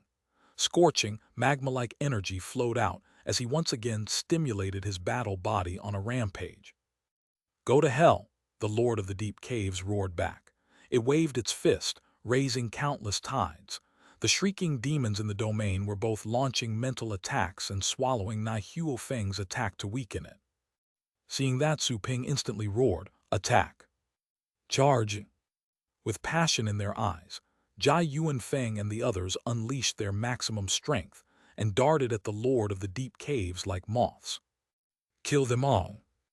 Yuuxiu's astral power and aura burst out as he launched his ultimate skill by burning his vitality. On the other hand, Jai Yuanfeng turned into a crescent moon that emitted a cold light while he roared and rushed forth. The other legendary warriors, such as Zhu Yunjin and Xiang Fengren, launched their most powerful secret techniques towards the Lord of the Deep Caves' head. Boom tilde. Overwhelming energy was spread out in the sky. The Lord of the Deep Caves noticed Su Ping and the others while fighting Nai Huofeng. It had detected them earlier, but it didn't expect that those ants would be bold enough to offend him. It being a Star State ranker made it consider those legendary warriors as nothing but ants. And yet, they had the audacity to attack at the critical moment. FCK off, roared the Lord of the Deep Caves. Several bloody blades that were hundreds of meters long emerged from the ocean and swept at them. The blood blades moved so fast that they crushed the primary space and entered the secondary space, immediately appearing in front of the humans. Jai Yuanfeng was the first to be hit since he was in the lead. The crescent moon he had turned into exploded. He was then knocked away, vomiting blood. Yi Wuxiu and the others were all shocked as they moved behind him, but it was impossible for them to retreat anymore. They could only go forward. Ah, they roared and collided with the bloody blades. Almost 10 legendary warriors were slain on the spot after a resounding boom. Those were mostly surface warriors who were tagging along with Yuan Tianchen. They were clearly not as good at fighting as Li Yuanfeng and the others who had always fought in the deep caves. Captain, Zhu Yunjin's attack was shattered. She was about to be killed by another bloody blade when the bald man behind her bellowed and pushed her away. He was instantly hit by the bloody blade and reduced to a mist of blood. Zhu Yunjin looked back after having been thrown several thousand meters away. Her eyes widened when she saw the blood mist. She let out a devastating cry and shed bloody tears. A deafening explosion arrived from the sky. Everybody saw that a scorching wheel rolled out from the bloody ocean. Nai Huofeng was right behind the wheel and pushing it forward. His skin was falling apart, and he seemed like a god of fire completely made of magma. Break! Nai Huofeng's roar echoed throughout the sky. The wheel roared and gathered all his energy while it rolled towards the Lord of the Deep Caves. The latter's expression changed. It had been distracted by the ants. Nai Huofeng used that opportunity. It was quite shocked and scared by the expanding wheel, sensing the threat of death. It was unable to hold back anymore once it was facing such a threat. Demonic aura roiled around it, and a gigantic demon shadow surfaced on its back. The demon shadow was more than 10,000 meters tall. It looked down at the entire base city, including all the defense lines. The terror inspired by the demon made all the demons and humans behind the defense lines halt in fright. Roared! The Lord of the Deep Caves roared, and the demon shadow was attached to him. It was burning the demon blood in its body and borrowing a little bit of power from its far-off ancestor. Even though it was just a little bit of power, it was tremendously horrifying to Nai Huofeng. Boom! The Lord of the Deep Caves punched out once the demon shadow was attached to itself. The bloody ocean was instantly emptied, and the brilliant wheel collided with the demon's fist. The world was caught by a spell of quietness. It was not until a few seconds later that the violent sound waves were finally spread out. The wheel was broken, and Nai Huofeng also vomited blood in crazy amounts. Like a bird with broken wings, he was flung thousands of meters away, and the flames across his body were quickly dimming. The blast swept across everything, making all the buildings and walls within the range of the attack collapse. Even the foundations had collapsed deeply. The Lord of the Deep Caves' enormous body was also forced back. Its aura was dwindling at a fast rate. Whoosh! A person dashed out exactly at that moment, appearing next to the Lord of the Deep Caves. He was none other than Su Ping. Far in the distance, Jai Yuanfeng and the others who were vomiting blood raised their heads with wide eyes. It was a make-or-break moment. You must succeed, everybody shouted in their hearts. Catch! Su Ping, who had been looking for an opportunity, coldly and crazily cast the special-grade beast-catching ring. Huh! The Lord of the Deep Caves' eyes were filled with fury again when it saw the ant that emerged next to its head. It squeezed some of its strength and launched it at the enemy. It couldn't see what Su Ping had thrown out, but it was able to tell that the human was plotting something. It was going to shatter both the black object and Su Ping. Break! Su Ping waved his sword and performed the void sword attack with whatever was left of his energy. The sword aura tore apart the void and nullified the Lord of the Deep Caves' attack. The latter hadn't really gathered much strength yet. That was why Su Ping broke it easily with the void sword. Please work. Su Ping stared at the black ring with bloodshot eyes. Ding! The black ring then successfully struck the Lord of the Deep Caves. The world was quiet for a second. Then, the black ring collapsed, producing an enormous new space. A terrifying attraction force was spread out in the end.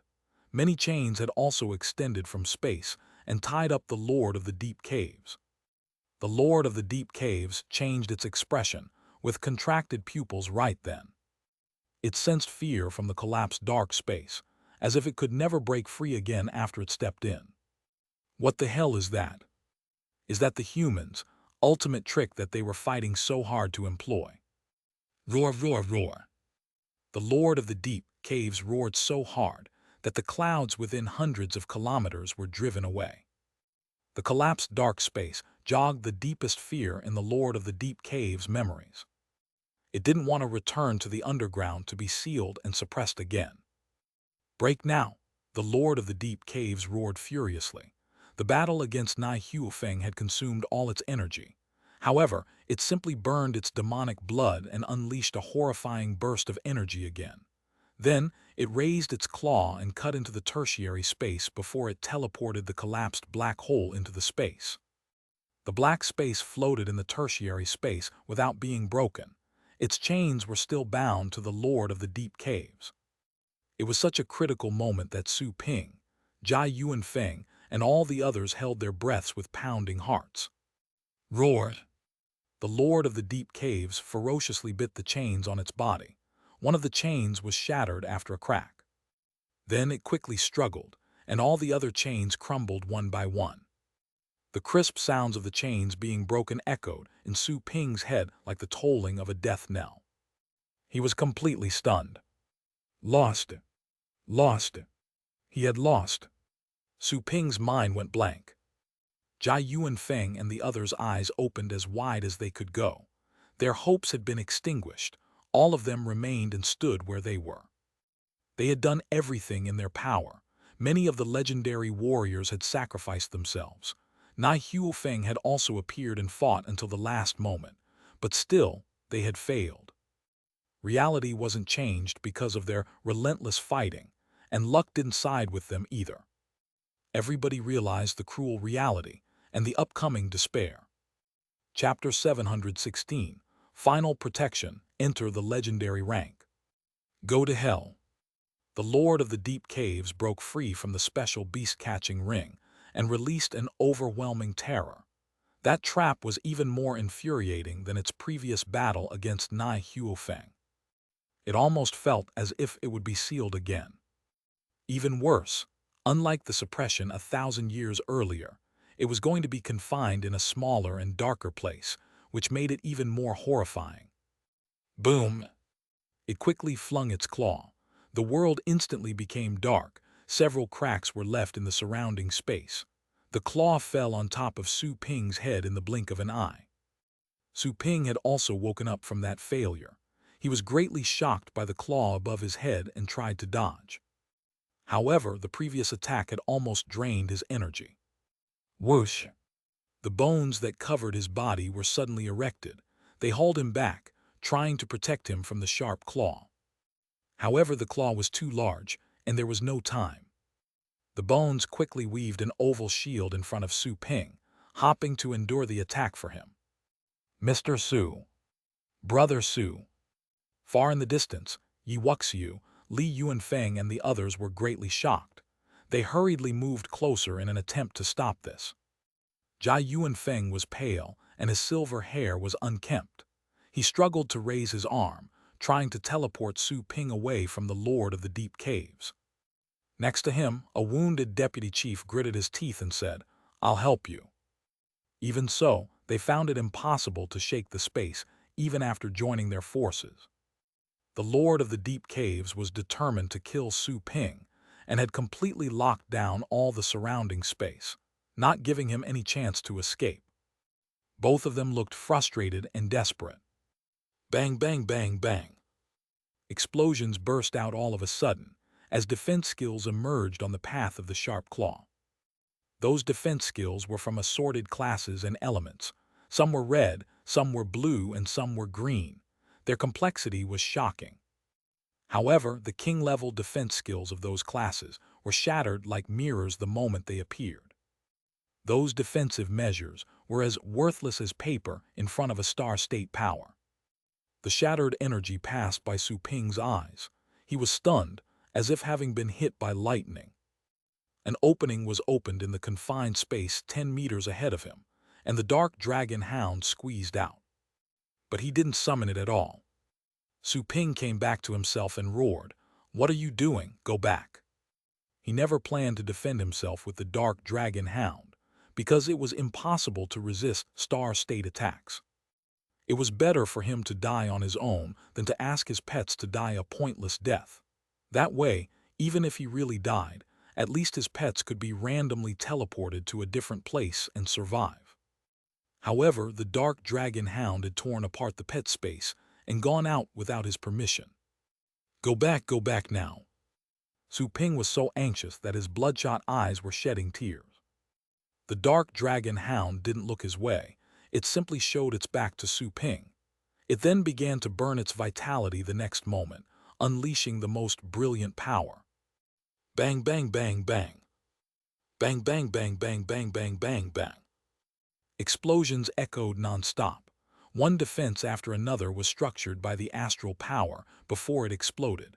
Tens and hundreds of them were built, but they were all shattered by the Lord of the Deep Caves, absolutely dominating strength. Su Ping could hardly breathe as he watched. He roared, "Stupid dog, go back, it's useless, you can't stop it. Go back now." He tried his best to recall the dark dragon hound. However, he was already out of power and could only make use of the contract. In fact, the flames of the contract were burning furiously on the dark dragon hound. Su Ping's expression changed greatly. It was resisting the power of the contract, even after violating the terms. Why would it rather endure the penalizing flames of the contract? Why was it so stupid? The Lord of the Deep Caves, Claw, finally arrived with destructive might, hitting both the dark dragon hound and Su Ping. Bang, bang. They were smashed to the ground and left two giant pits. Su Ping felt as if all his bones had been broken and his head was ringing. He looked around with a pale face when he thought of the dark dragon hound. He saw his pet in another pit. It was lying there, bleeding and unmoving. The contract flames were still burning on its body. No, stop. Stop. Su Ping roared and tried to stop the contract's power in his head. The contract flames soon died out. Su Ping found that the bones outside his body were full of cracks and his head was humming. The little skeleton must have taken most of the damage to protect him. If the little skeleton had been wounded that badly, the dark dragon hound must have suffered even worse. Su Ping ran crazily to check on the dark dragon hound. Then, he discovered to his delight that the dark dragon hound was still alive. It was about to exhale its last breath, but was fortunately still alive. "Stupid dog, why are you so stupid? Why are you so stupid?" Hot tears rolled in Su Ping's eyes. He didn't cry often, but she couldn't hold himself back this time. Die now." The Lord of the Deep Caves was surprised to see that Su Ping wasn't killed. It was quite angry. Since it wasn't in its best shape, it intended to kill Su Ping as quickly as possible and then take time to recover, just in case anything else happened. Boom! It brutally stomped over Su Ping. Its foot had locked down the space around Su Ping, with the clear intent to kill him. "Mr. Su." Yuuxiu and the others were sprinting close and shouting loudly from a distance. Su Ping saw the shadow that had swallowed him. He was still dragging the dark dragon hound as far away as possible, even though he knew the hope of survival was slim. He had never given up during the life-and-death exercises in the cultivation sites, right until the last moment, even though he could have been considered dead by then. Explosions suddenly echoed above his head. Bang, bang, bang, bang. Multicolored energy was split up into chaotic particles. Su Ping lost balance and fell on the ground. He raised his head, only to see defense skills underneath the giant foot that was pressing down. Those were all the dark dragon hound's skills. It was already dying. Su Ping didn't even know where it found the strength to release all those skills. "Stupid dog." Su Ping looked at it.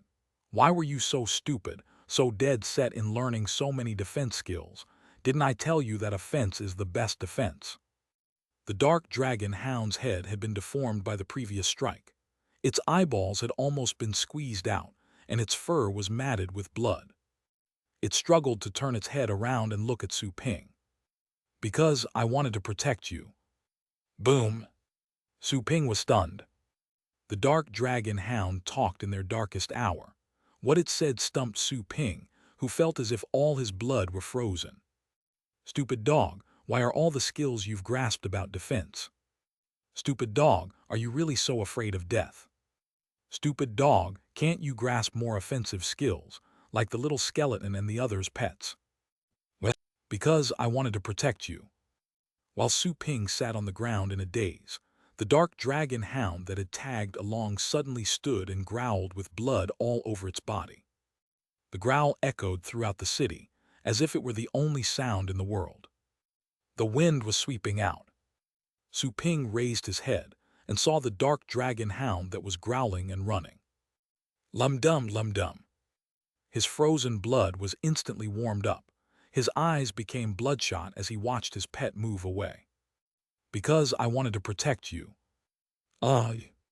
Su Ping rose all of a sudden, with billions of explosions bursting out of his body. Each explosion was feeble, but they sounded like a supernova outbreak when billions of them were combined. Yes, all the dim star vortices in Su Ping's cells exploded, which filled him with an appalling surge of energy. He extended his hands forward with reddened eyes and a maddened behavior. Stupid dog, I want to protect you too. Come back, Nu Wu. Su Ping let out a roar that echoed throughout the defense lines. His only thought was to catch the dark dragon hound and prevent it from running away. Never. All of a sudden, Su Ping felt that something in his body had been torn apart. In the next moment, the dark dragon hound suddenly glowed and turned into a glittering ball of light before it moved towards Su Ping. He shivered and then sensed that something had entered his body. The most ferocious energy soon arose in his limbs and internal organs. The power was beyond Su Ping's imagination. It was the greatest power he had ever sensed in his life. Fusion. Yi Wuxiu and the others who were supporting in battle widened their eyes in shock. Su Ping was already in the merged state with the white bones over his body. However, his other pet had also turned into energy and merged with him. It was a double fusion. Everybody was too shocked to say anything. This had debunked all their preconceptions and imagination.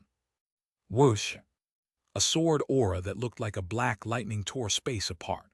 The next moment, the Lord of the Deep Caves stomped on the ground and left a massive pit. The ground was shaking, as if an earthquake had just taken place.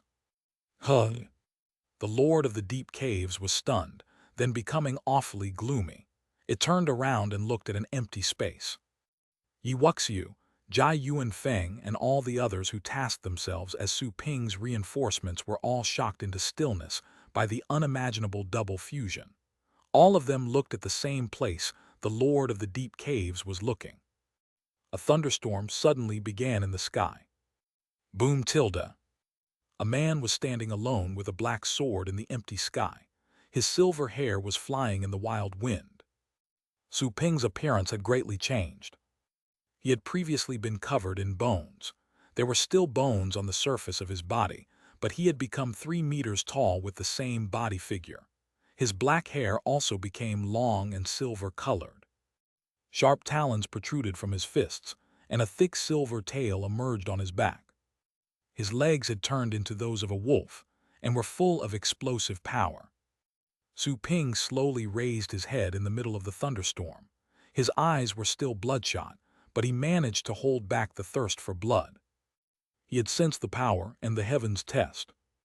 Like judgment being served, he could feel that something was watching him from an invisible space that was too distant to arrive, somewhere beyond that universe. It seemed to be heaven itself. Are you finally willing to test me? Su Ping mumbled. He lowered his head and looked at his hands and legs. His physical changes were obvious. He had already realized what had happened. He could also feel that the dark dragon hound was still alive and deeply bound to himself like never before. Was this what a fusion felt like? Su Ping found it slightly different from when he merged with the little skeleton.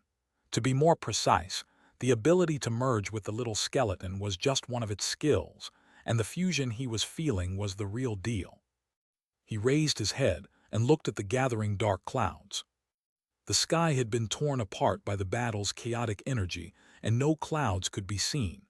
However, dark clouds began to gather from all directions. Those clouds were almost endless. Su Ping raised his head, but was unable to see the end of the clouds 10,000 kilometers away. I didn't expect to become a legendary warrior in such a moment. Su Ping took a deep breath. He had detonated all the star vortices in his cells with a suicide attack, which had accidentally resulted in a breakthrough. This enabled him to merge with the dark dragon hound at the critical moment. He had hit the bottleneck in the Chaos Star Chart training when he reached the limits of the 9th rank. He didn't know that the way to break the bottleneck was to expose himself to a great crisis. The exploding star vortices in his body were thriving.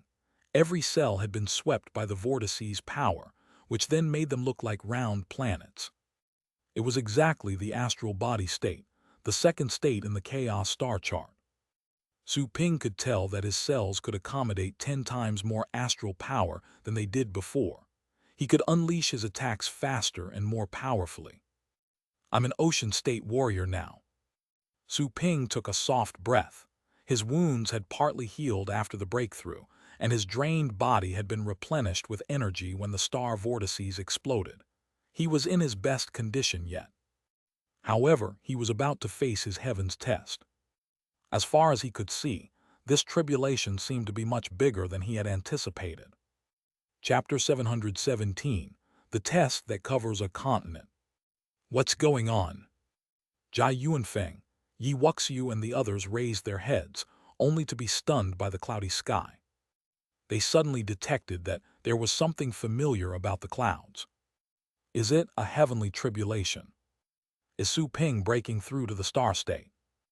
As they thought about it, everybody's eyes widened in ecstasy. Conversely, Jai Yuanfeng and the deputy chief were confused. Jai Yuanfeng stared at the clouds and remarked, I don't think it's related to a star state test. Huh. Everybody looked at him. Jai Yuanfeng was at the peak of the fate state, inching ever so closer to the star state. He knew much more than the rest of them did. Chief, what do you mean? Asked Yuan Tianchen while evidently unsettled. Jai Yuanfeng looked at the sky and said in a solemn tone, considering what is recorded in the ancient classics, the star state test is not a lightning strike, but a test inside your own body. So, you would have to pass the test within yourself. Everybody was stunned, as they had never heard of such a thing before. A test would happen inside your body in order to enter the star state. Then what was the test about? Li Yuanfeng suddenly remembered the joke that Su Ping told all the time. He said with utmost shock, Is he taking the legendary warrior test? Everybody was quite shocked to hear that. The legendary warrior test. Jai Yuanfeng's expression also changed. He suddenly remembered how he was unable to detect Su Ping's level. He was already at the peak of the fate state. It was hard and unnecessary for Su Ping to hide his level from him. After all, they were on the same side. He hadn't even been able to gauge Su Ping's real level when the latter was being cornered. What he had sensed was that Su Ping was just an exceptional titled warrior. Was that his real level? Jai Yuanfeng's mind went blank, as if it had just exploded after thinking about it. A titled warrior had been fighting alongside them, and was actually the strongest of all. The other legendary warriors were also astounded by Li Yuanfeng's comment. Boss Su has always claimed that he's just a titled warrior. I always thought he was joking, mumbled a stunned Qin Duhuang. Zhou Tianlin was also dazed by the thought. The Lord of the Deep Caves was also shocked to see the gathering clouds. It realized something and looked at Su Ping in fright. It had also sensed at first that the human wasn't even a legendary warrior. But it didn't consider that a big deal. It originally concluded that Su Ping had cultivated a certain ancient disguising technique. After all, how could he flash from place to place or make use of the power of laws if he were really just a ninth-rank warrior? That wasn't something that anyone in the ninth rank could have done. However, what was happening right before its eyes forced it into believing that the human was really just a ninth-rank ant. A guy who wasn't even a legendary warrior had almost trapped it. Hurrah! The Lord of the Deep Caves let out a furious roar. "Bastard, bastard, I'm going to kill you." Su Ping stood quietly in the sky. He couldn't help but feel the desire to kill again upon hearing such fierce words, but he did his best to hold back and sternly look at the enemy. "Why don't you try?" A good thing about the heavenly tribulation was that anyone who attacked the person going through it would also be attacked. It was also worthy of note that the power of the test wasn't merely fixed at the legendary level. It would also depend on the level of the attacker. If a star state being barged in, the heavenly tribulation would adapt and deal the invader a star state tribulation. After all, heavenly tribulation was a true test from heaven itself. Heaven would pass judgment during such a trial. Whoever attempted to kill the subject being judged was actually showing contempt and disrespect toward heaven. Su Ping was determined to kill the Lord of the Deep Caves. He wasn't afraid of its meddling, and was confident of defending himself even if the latter really dared to attack. He was already at the legendary level. Passing the test was the last step. He had dozens of times more energy than he did before. Performing void sword attacks had become all too easy for him. "You're asking to be killed." The Lord of the Deep Caves' eyes glowed fiercely. It had always regarded Nai Huo Feng as its primary opponent, then it finally defeated the man and almost killed him. Still, another guy had shown up. "Even if you pass the test, so what? You're still an ant even if you break through. I'll kill you all the same." The Lord of the Deep Caves gnashed its teeth. Its voice echoed throughout the void. Yi Wuxiu and the others at ground level were shocked to find that their speculation had been confirmed. Su Ping was really going through a legendary warrior test. He had truly been a titled warrior all along. They were too shocked to say anything upon remembering that Su Ping had made 2 trips to the corridor. They didn't have the ability nor the courage to do that even though they had been at the legendary rank for ages. And yet Su Ping had done that when he was only a titled warrior. This guy." The deputy chief turned around. He looked at Qin Duhuang, who was quite familiar with Su Ping, and asked, "Back when he broke into the tower and killed 3 legendary warriors in a row, what was his level?" Qin Duhuang came back to his senses and looked at the deputy chief. He thought for a moment and said, "If what I perceived that day was accurate, he probably was at the 7th rank back." Silence reigned everywhere. The 7th rank. Su Ping had forced his way into the tower and killed 3 legendary warriors when he was only a 7th ranker, barely an advanced battle pet warrior. Even worse, one of them had been a void state warrior. The deputy chief was slack-jawed, stunned by what Qin Duhuang had said. He had only been at the 7th rank. The deputy chief had taken action for the dignity of the tower, yet Su Ping had managed to block his attack. Su Ping was only at the 7th rank back then. I failed to defeat a 7th ranker. Not just the deputy chief, Yuan Tianqian and the others were just as dumbfounded. Yuan Tianqian in particular, he remembered how Su Ping had competed with his granddaughter for a legacy. No wonder she never won. She was competing with a monster. An unprecedented super monster. Why is his legendary test so large? At this moment, someone noticed how vast the thunderstorm shrouding Su Ping was. Another onlooker was shocked after coming to that realization. The thunderstorm covered an entire mountain when I became a legend. That was already shocking enough. My thunderstorm only covered 5 kilometers. It drew everybody's attention too. This guy's heavenly tribulation. Oh my God, why do I feel that it's spreading hundreds of kilometers away? The legendary warriors exchanged their impressions in whispers, rekindling their first shock. The heavenly tribulations they had passed had already been shocking and splendid enough, but they were just a minor breeze compared to the one over Su Ping's head. Jai Yuanfeng's expression changed. His legendary test only had a 20-kilometer radius, which was massive in its own right. He had learned from certain ancient classics that the size of the heavenly tribulation depended on the examinee's potential. The more gifted one was, the larger the test would be, and the more they would attain if they passed it. Whoosh! Jai Yuanfeng rose dozens of meters from the ground. Starry light gathered in his eyes as he looked at the horizons. To his shock, he discovered that he was unable to see the edges. The radius was not hundreds of kilometers, but probably thousands of kilometers. This guy. Jai Yuanfeng looked at Su Ping floating high in the sky, wondering about how unbelievably gifted he was. He had to be one of the top geniuses in the entire Interstellar Federation. In the north, two men were traversing the sky at a fast speed. They were two legendary warriors. One of them had been tasked with delivering messages to the tower by Gu Siping, and the other was the legend who was permanently defending the tower. They were at the moment on their way to reinforce the defense lines. After all, even the first-generation tower master had gone to the front lines earlier. As they saw it, the first-generation tower master, a star-state warrior, was enough to vanquish the beast tides. It was exactly at that moment when clouds gathered in the sky above them. Lightning then proliferated amidst the clouds. Such a destructive aura struck a familiar chord in both of them. Is it a heavenly tribulation thunderstorm? Both of them stopped and looked ahead in surprise. How is it possible? Whose heavenly tribulation could have caused such a huge thunderstorm? Is it a star-state test?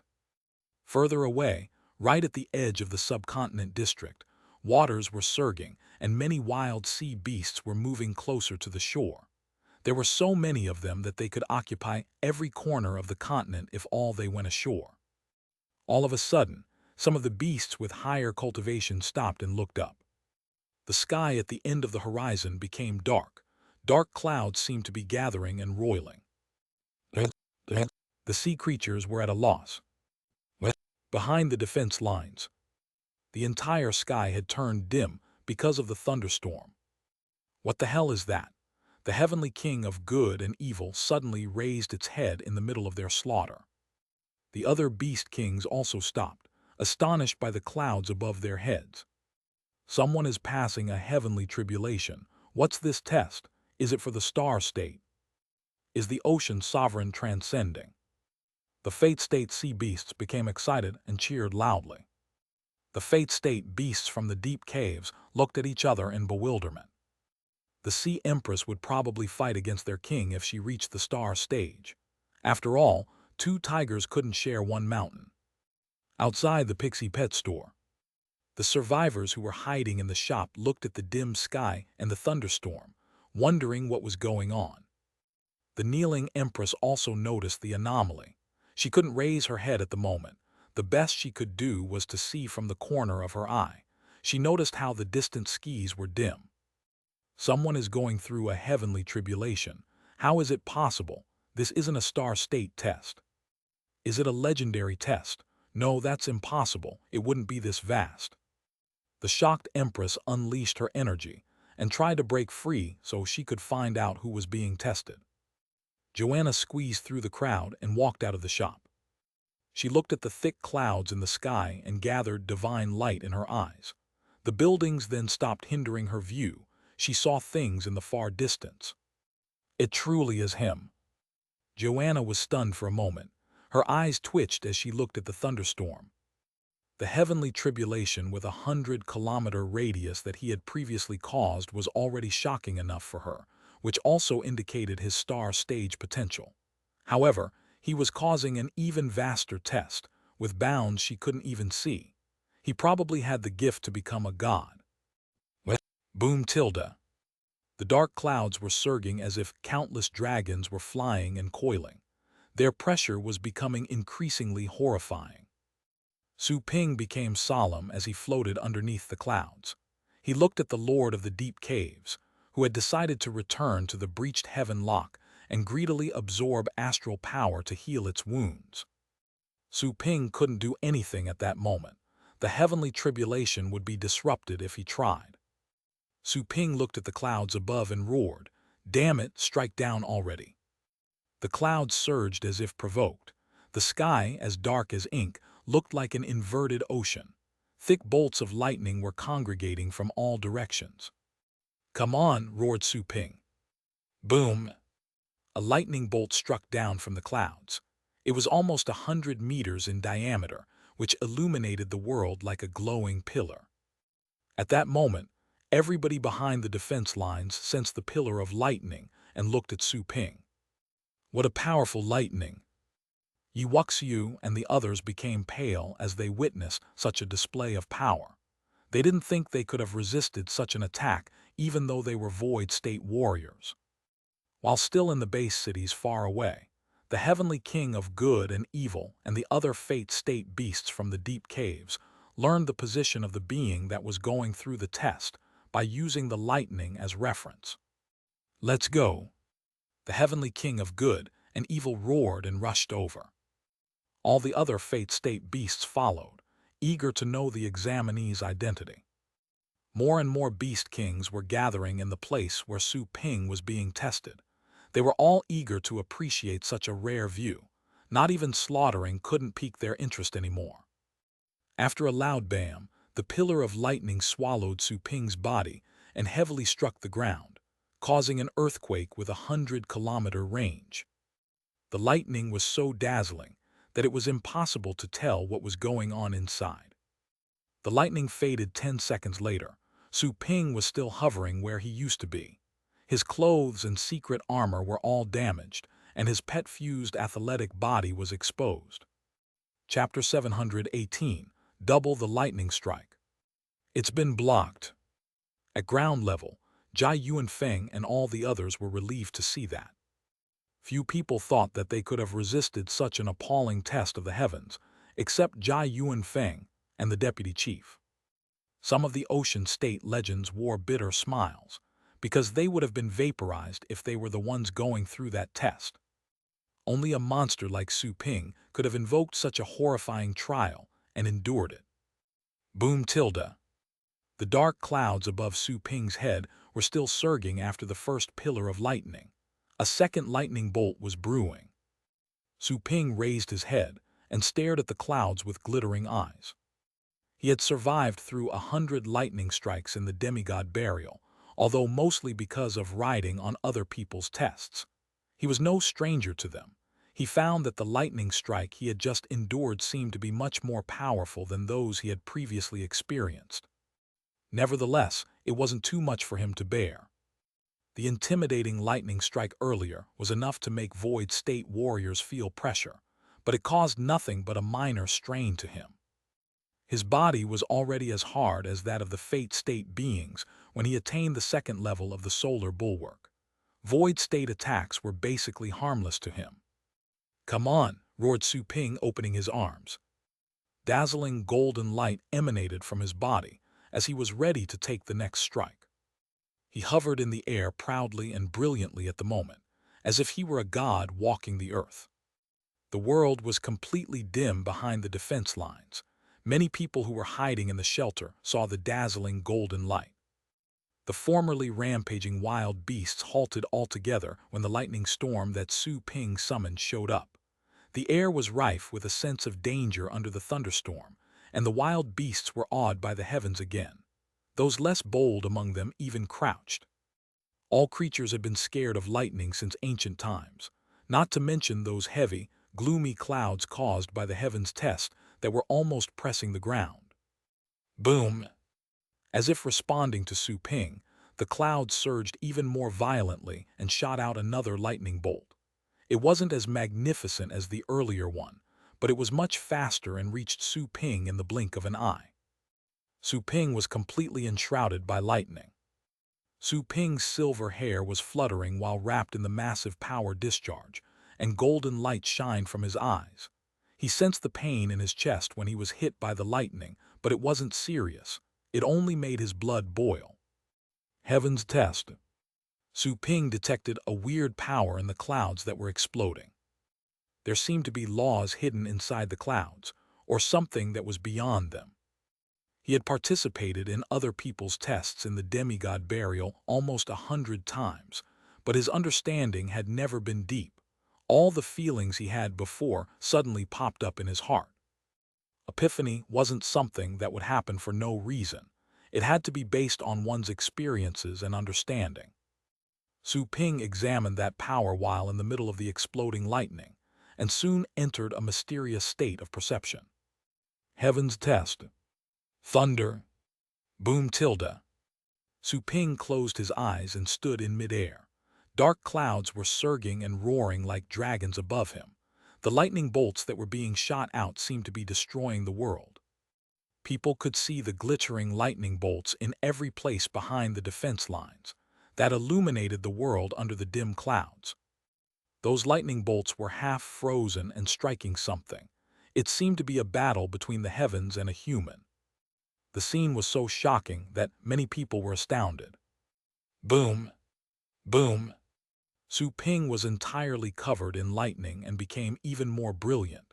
His body was like golden glass. The consecutive lightning strikes didn't extinguish one bit of the divine power in his body, but made his skin even more flawless. It sent out splendid light as if it were an artifact.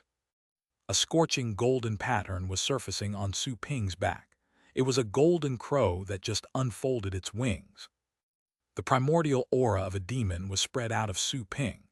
He had basically inherited the Golden Crow bloodline ever since he reached the Solar Bulwark's second level, and he was essentially a little Golden Crow. The Golden Crow was an ancient beast whose aura had been driven out of Su Ping's body because of the lightning strikes and permeated between the sky and the earth. Is he really human? I feel like he is a super beast. Jai Yuanfeng, Zhu Yunjin and the others were appalled. Su Ping wasn't at all destroyed by the thunderstorm. On the contrary, he was becoming increasingly stronger, as if he would tear apart the world. Su Ping's aura alone had awed them, making them feel the urge to kneel before him. The man seemed even more intimidating than the Lord of the Deep Caves. That guy. The beast kings coming from all directions were shocked. Some of them trembled as if they were looking up at a supreme being. The heavenly king of good and evil, the otherworld heavenly king, and the other fate state wild beasts were also scared. All of them had the same thought: we can't let this human continue the test. Would it be horrifying if he really passed the test? Although the idea hovered in their heads, none of them had dared to take action. They stood where they were as if having been rooted. They didn't have the courage to attack Su Ping, who was already releasing a magnificent pressure, and they didn't want to be consumed by the lightning strikes. None of them was confident of enduring them like Su Ping did. The current power of the lightning strikes had reached the fate state. Even Jai Yuanfeng, the deputy chief, and the many fate state beasts felt a great deal of pressure too. If they ever got themselves involved, they would infuriate the clouds and make them twice as violent. The Closeby Lord of the Deep Caves was focused on absorbing the 1,000-year astral power. It concealed its aura, fearing that the clouds might detect it and strike it too. Its eyes contracted when it saw Su Ping, who was floating at the same altitude where its head was. It was even more shocking to see the golden tattoo on Su Ping's back. It sensed the aura of an ancient demon. It sensed the aura of an ancient demon from Su Ping. It couldn't be more familiar with that vibe. The reason behind its evolution was the power of ancient demons in its bloodline. It didn't expect that human to also have the power. There was also an ancient aura, brilliant and sacred apart from the demon's aura. It awed the Lord of the Deep Caves from the bottom of its heart. I cannot let him pass the test. I can't. The idea popped up in the Lord's head. It didn't think much of Su Ping earlier, for he would still be a major level below it. Even if he became a legendary warrior, it would still be able to crush Su Ping into smithereens. However, the Lord of the Deep Caves' ominous feeling became stronger at that moment. It finally roared at the beast kings on the ground, "Stop him!" The roar echoed in the world and woke up all the beast kings that had been lost in a daze due to Su Ping's test. All of them changed their expressions. Jai Yuanfeng and the other humans were also shocked and infuriated. All of them had realized the Lord's intention. It didn't do anything, and yet it asked the other beast kings to disrupt Su Ping. Even if they were killed, they would still affect the heavens test and increase its difficulty. Su Ping could also die along with them. Damn it! Jai Yuanfeng and the others were exasperated and could only try to stop them. The Beast Kings, however, looked at each other in bewilderment, not daring to step forth. Seeing that, the Lord of the Deep Caves became incensed and glared at one of the Void State Beast Kings. Geo. The Beast King trembled, but it didn't dare to disobey. It quickly flashed and charged at Su Ping, who was in the sky. Jai Yuanfeng and the others' expressions changed and tried to stop it. On the other hand, the Fate State Beasts also took action. They didn't attack Su Ping, but simply blocked Jai Yuanfeng and the other humans. Jai Yuanfeng and his fellows were quite anxious. The test was extremely important at the moment. Going through the test in public was prone to disturbances. A deafening roar came from a distance, exactly at that moment. Roared. Far away in the Longjiang base city, the Inferno Dragon, which Su Ping had deployed to assist Zai Jinshui, soared back and let out a roar that echoed throughout the battlefield. The roar had been inherited from a Star State Dragon King. It shocked and frightened some of the Fate State Beast Kings.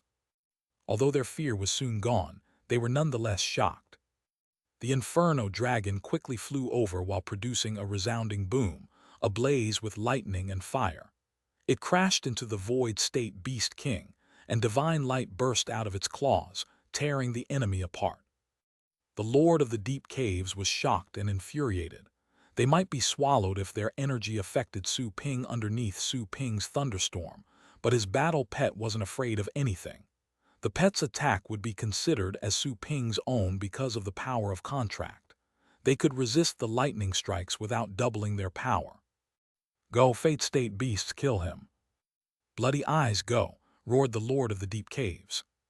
Some of the Fate State Demon Kings from the Deep Caves changed their expressions. The thousand-eyed demon beast in particular, trembling with contracting eyes. It looked at the infuriated Lord of the Deep Caves with desperation in its eyes, not expecting that it would end up as cannon fodder before it could enjoy the world that they had finally conquered after hundreds of years of waiting. The thousand-eyed demon beast dashed forward angrily, ready to die with Su Ping. The Inferno Dragon was ablaze with astral power and tried to stop the enemy, but there was a major strength gap between them. It was simply frozen, unable to move anymore. After a boom, the rampant bloody rays darted out towards Su Ping. Su Ping opened his eyes at that moment. Brilliant and sharp light shot from his eyes through the darkness, illuminating the world. His eyes were entirely indifferent and emotionless, as if he would have seen all the tragedies in the human world. He looked down coldly with divine light in his eyes. A lightning bolt was raised, shattering the many bloody rays. Then it turned into an axe a dozen meters long and that slashed at the enemy. After a boom, the space in between was cracked. Even the secondary space was also cracked. The axe cut the thousand-eyed demon beast directly. The eyes all over the thousand-eyed demon beast's body almost popped out. It could hardly believe it had been unable to block Su Ping's attack. That's impossible. It roared with its blood and soul burning.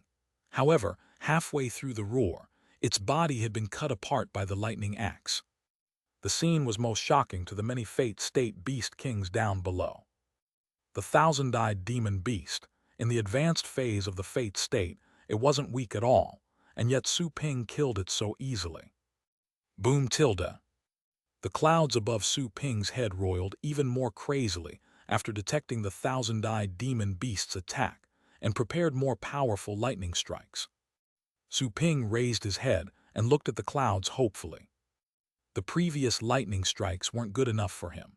He looked forward to those which have been more powerful and catastrophic. The path of lightning. Su Ping closed his eyes and contemplated again, after examining the intense power of lightning around him. The Lord of the Deep Caves was quite grim while seeing Su Ping contemplate. Su Ping had grown so much in just one moment, as if he would have trained hard for years. After looking at the lightning strikes that were getting more and more violent, it didn't urge the other demon kings to attack anymore. One of the Fate State beasts has already attacked. The others couldn't have infuriated the clouds to a higher level. They could only get themselves killed. The Lord of the Deep Caves had to take action in person, or ask the Ocean Sovereign to do it. However, it couldn't find her at the moment. Otherwise, if she attacked with her shallow understanding of laws, the clouds would probably launch lightning strikes that entailed the power of laws, which would be 10 times more destructive and could kill Su Ping easily. It could do the same on its own. However, the lightning strikes that were to be launched might be too powerful for it to resist, as it was heavily wounded at the moment. Phew! The Lord of the Deep Caves quickly absorbed the accumulated astral power to heal itself. It also prayed that Su Ping would be heavily wounded, based on the test, so that it could kill him easily later. Back at ground level, all the Fate State beasts were relieved to find that the Lord of the Deep Caves didn't urge them to attack anymore. Jai Yuanfeng and the humans were also relaxed. They stopped and looked at Su Ping with worry, as the clouds were evidently more violent than before. They wondered if Su Ping could survive. Boom tilde. In the blink of an eye, a powerful lightning strike descended from the sky and hit Su Ping again.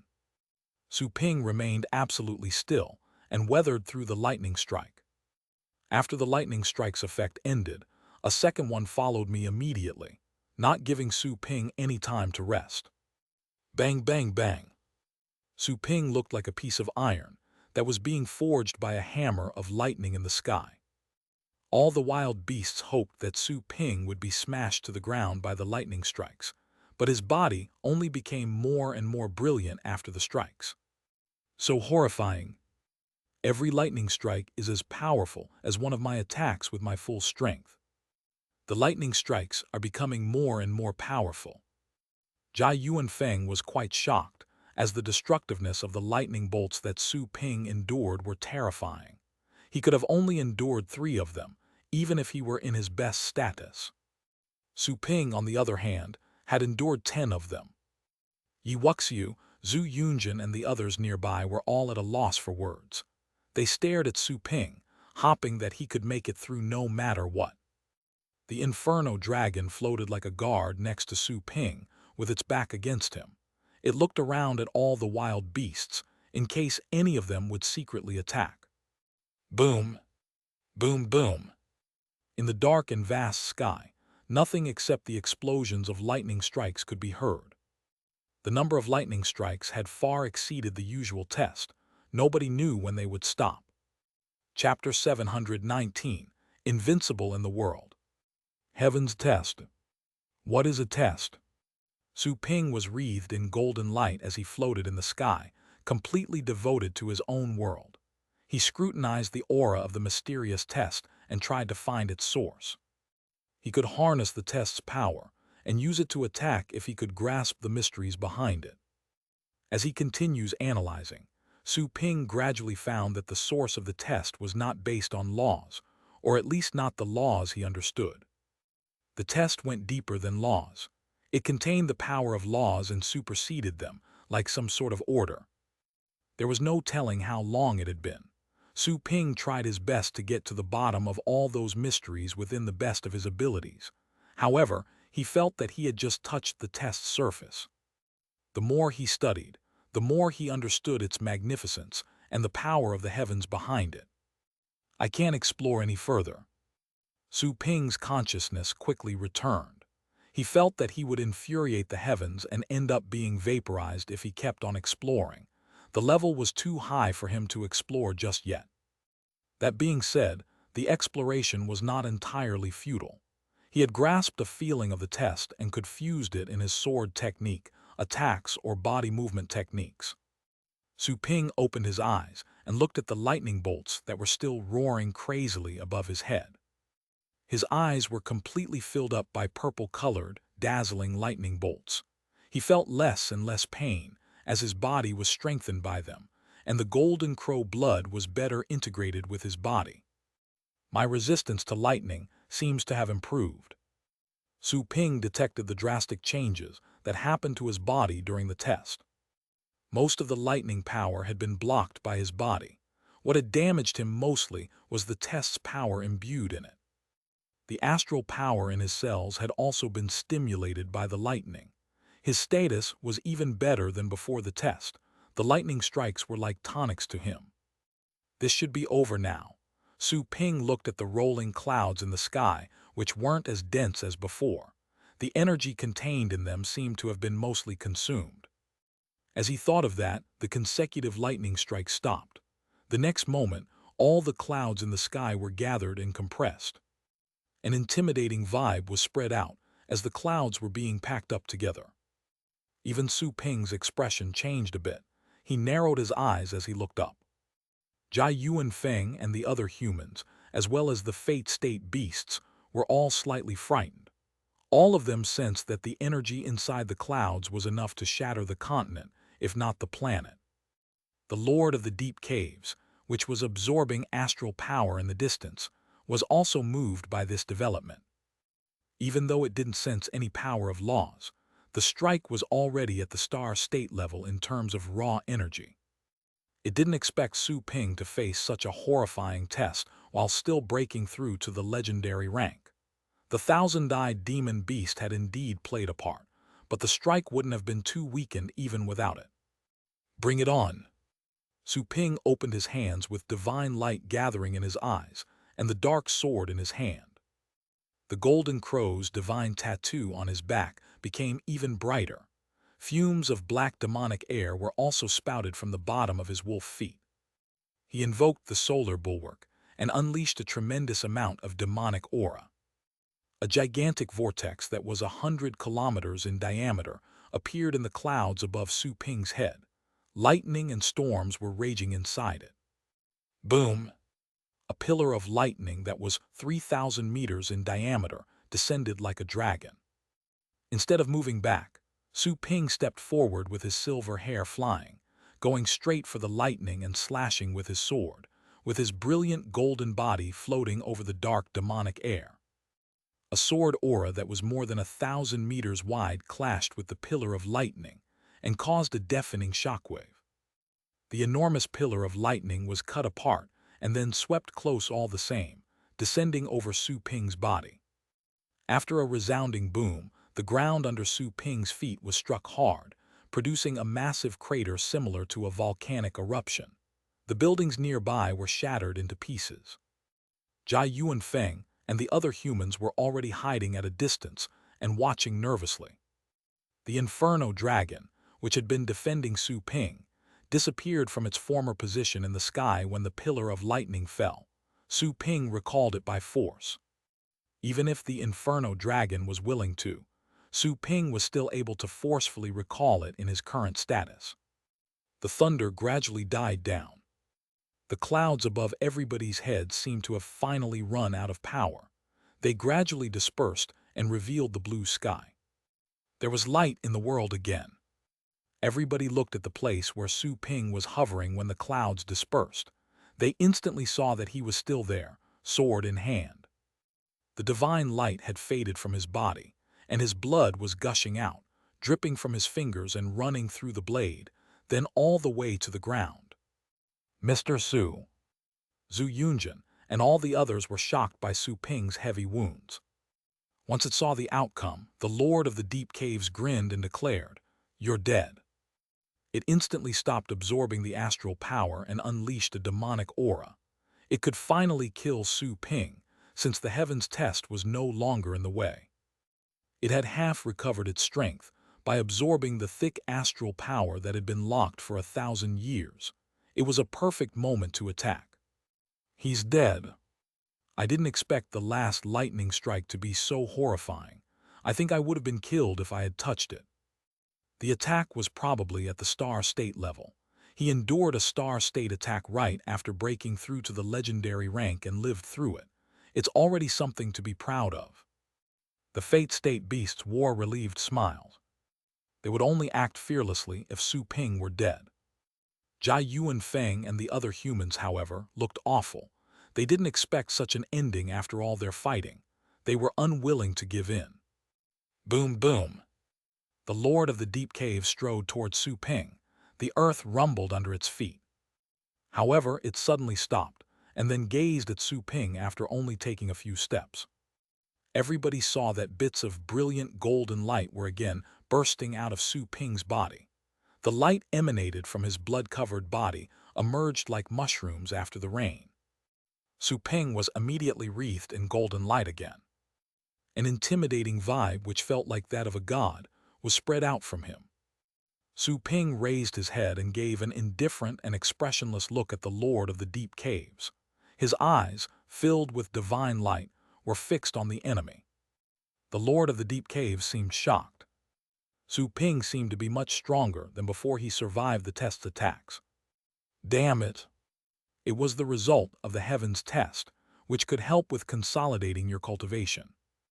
The Lord of the Deep Caves came to that frustrating conclusion. However, there was no looking back anymore. In fact, the very thought of flinching had infuriated the ominous creature. A star-state beast like itself had been frightened by a new legend and thought of retreating. Go to hell. The Lord of the Deep Caves punched aggressively. The ancient runes on its wings appeared and darted out, raising an ocean of blood in midair. The ocean of blood was expanded and covered tens of thousands of meters in the sky. Its stench made a lot of wild beasts have difficulty breathing. The Lord of the Deep Caves growled as it stood over the bloody ocean. Then it stepped out like a devil. A demon-filled domain appeared again and darkened the world. Su Ping was becoming brighter and brighter above the blood ocean. Su Ping became colder and increasingly brutal as it faced that hellish ocean of blood. Strange light flashed in his eyes. He stepped out. An explosive boom was heard. The air grew turbulent and the bloody ocean raged. Lightning bolts grew out from under his feet like a vigorous flower. He walked on lightning lotuses. The Lord of the Deep Caves was shocked to see the lightning underneath Su Ping's feet. The law of lightning. This is impossible. It's a perfected law of lightning. It felt like it was going crazy, unable to believe what it was seeing. Su Ping had just entered the legendary level, yet he had perceived the law of lightning. The law was even more comprehensive than what Su Ping had shown with his sword technique. It was almost a complete law. You spent 1,000 years in the deep caves. You should have stayed there. Divine light and lightning shone from Su Ping. He grasped the intermediate path of lightning as he was going through the test. Thanks to hints made by the system, it was then upgraded to the advanced path of lightning. The advanced path of lightning was closely related to the laws. Su Ping had indeed perceived the laws and trajectories of lightning from the test, and he had grasped a much deeper understanding. After all, he had participated in too many tests from other people and understood a lot of things from those life-and-death experiences. It wasn't surprising that his understanding of the path of lightning had been upgraded to the advanced level. Let me try my newly created sword technique with your body. Su Ping raised his hand. The astral power in his cells surged out like a tide. Lightning hopped around his wrist, and many more lightning bolts were also slithering in the void. He seemed to be clenching all of them. Lightning prison, catastrophic void sword. The dazzling lightning bolts were compressed on the sword in Su Ping's hand. The sword was also covered in a thick demonic aura. Once the divine light was gathered, the sword became so brilliant that it launched a purple and black lightning aura that tore apart the world. I won't lose, die. The Lord of the Deep Caves roared in shock and fury. Demonic air was spread out of all its acupoints and covered up half the sky, making it look like a blood-curdling demon overlord. Slash! Su Ping stepped out with glittering eyes and slashed using the gathered sword aura in his hand. Thousands of thunders rumbled at the same time. That was all that anyone could hear. Then the sword aura was extended to almost 3,000 meters long and cut the Lord of the Deep Caves right at the end. When the sword aura fell, the bloody ocean under the Lord of the Deep Caves' feet surged and then split up.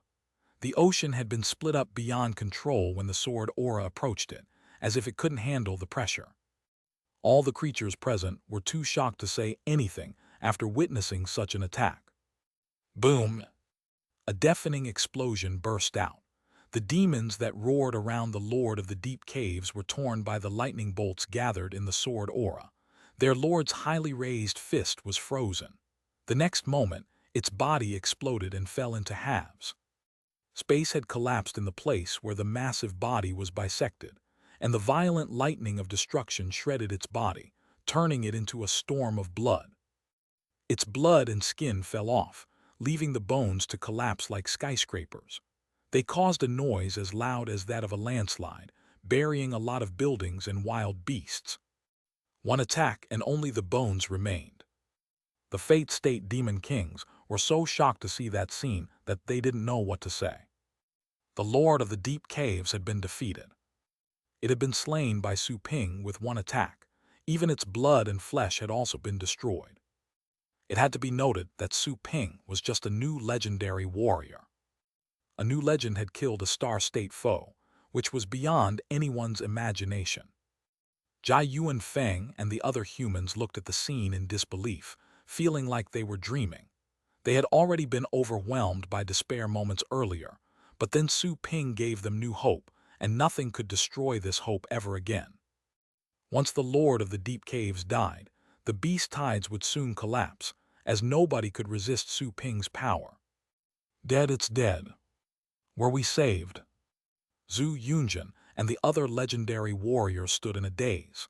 Some were already shedding hot tears, as it really hadn't been an easy-won victory.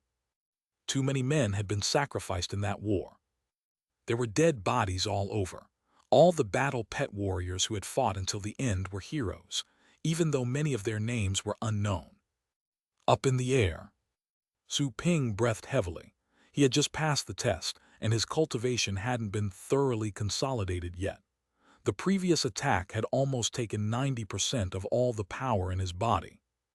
However, the result was quite obvious. Combining the laws of lightning and annihilation, together with the feeling of the heavens test he had comprehended, the attack was 10 times more powerful than his void sword. It died. The Lord of the Deep Caves was definitely dead. Su Ping could tell that its body had been ripped apart, and its vitality was completely destroyed by the law of lightning. Even the remaining energy had been annihilated. It couldn't have been more dead. Humanity had won the battle. Su Ping couldn't help but roar to express his delight. His roar echoed in the sky and on the vast battlefield. The Fate State beasts snapped out of their shock. They trembled and paled as they considered the outcome. The Lord of the Deep Caves had died, and the monster Su Ping was still alive. Even the Lord of the Deep Caves had been killed by him. Who could possibly defeat him?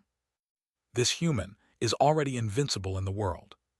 Chapter 720, Leap, a new chapter, end of Volume 5. Run! The Heavenly King of Good and Evil was the first to react. It simply tore space open and ran off with ringing ears, unable to believe anything it had seen. The Lord of the Deep Caves had been rooted and killed. Its Star State cultivation wasn't enough to defeat Su Ping, who had just become a legendary warrior. That was unbelievable.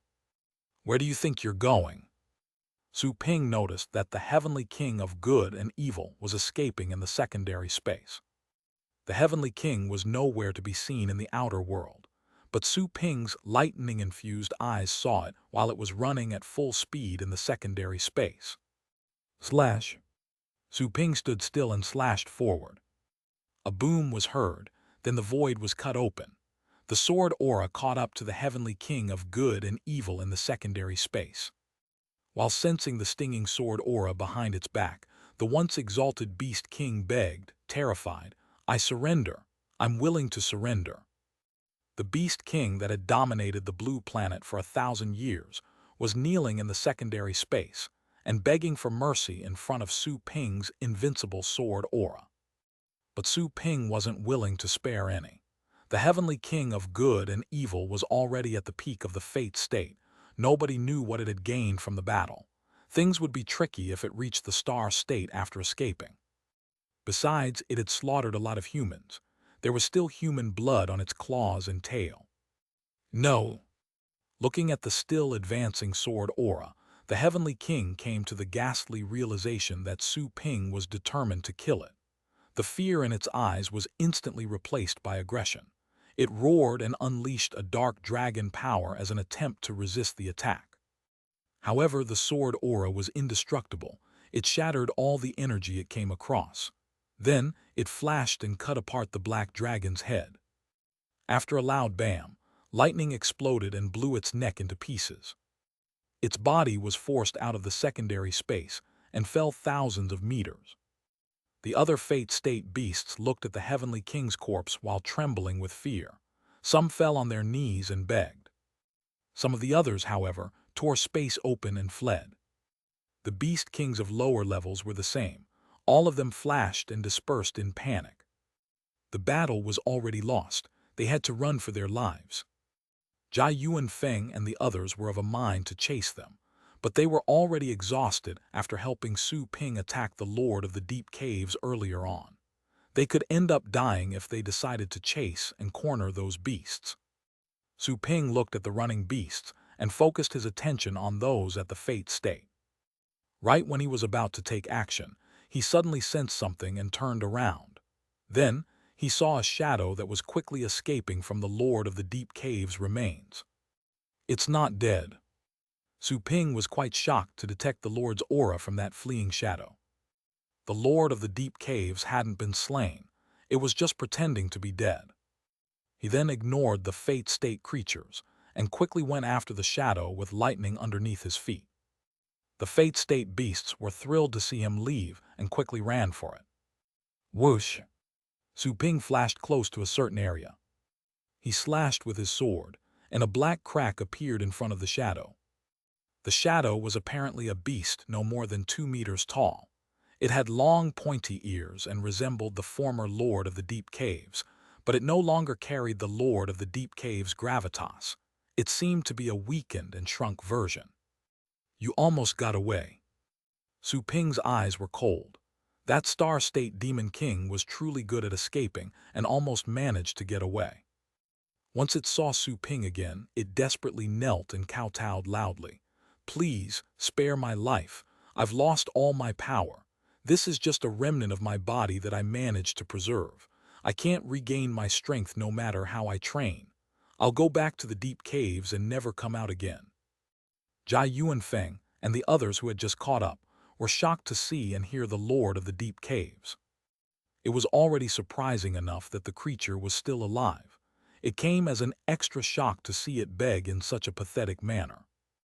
It had finally broken the seal in the deep caves and escaped, but then it ran back to the deep caves, swearing not to come out again because of Su Ping. It was rather pitiful.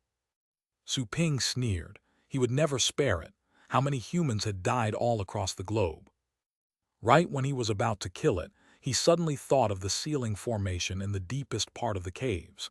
He calmly said, "Let me ask you, what's confined in the ceiling formation found in the deep caves?" Jai Yuan Feng and the others who heard Su Ping's question were slightly surprised. They had never been aware of that thing. The Lord of the Deep Caves, which looked like a skinny gnome at the moment, was stunned by what Su Ping had just said. It asked while showing contracted pupils, "You've been there. Don't answer my question with another question."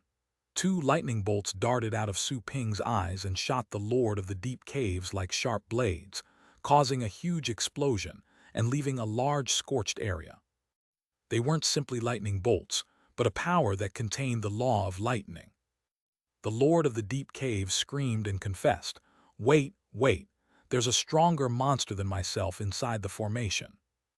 Everybody was shocked by that revelation. Su Ping slightly changed his expression.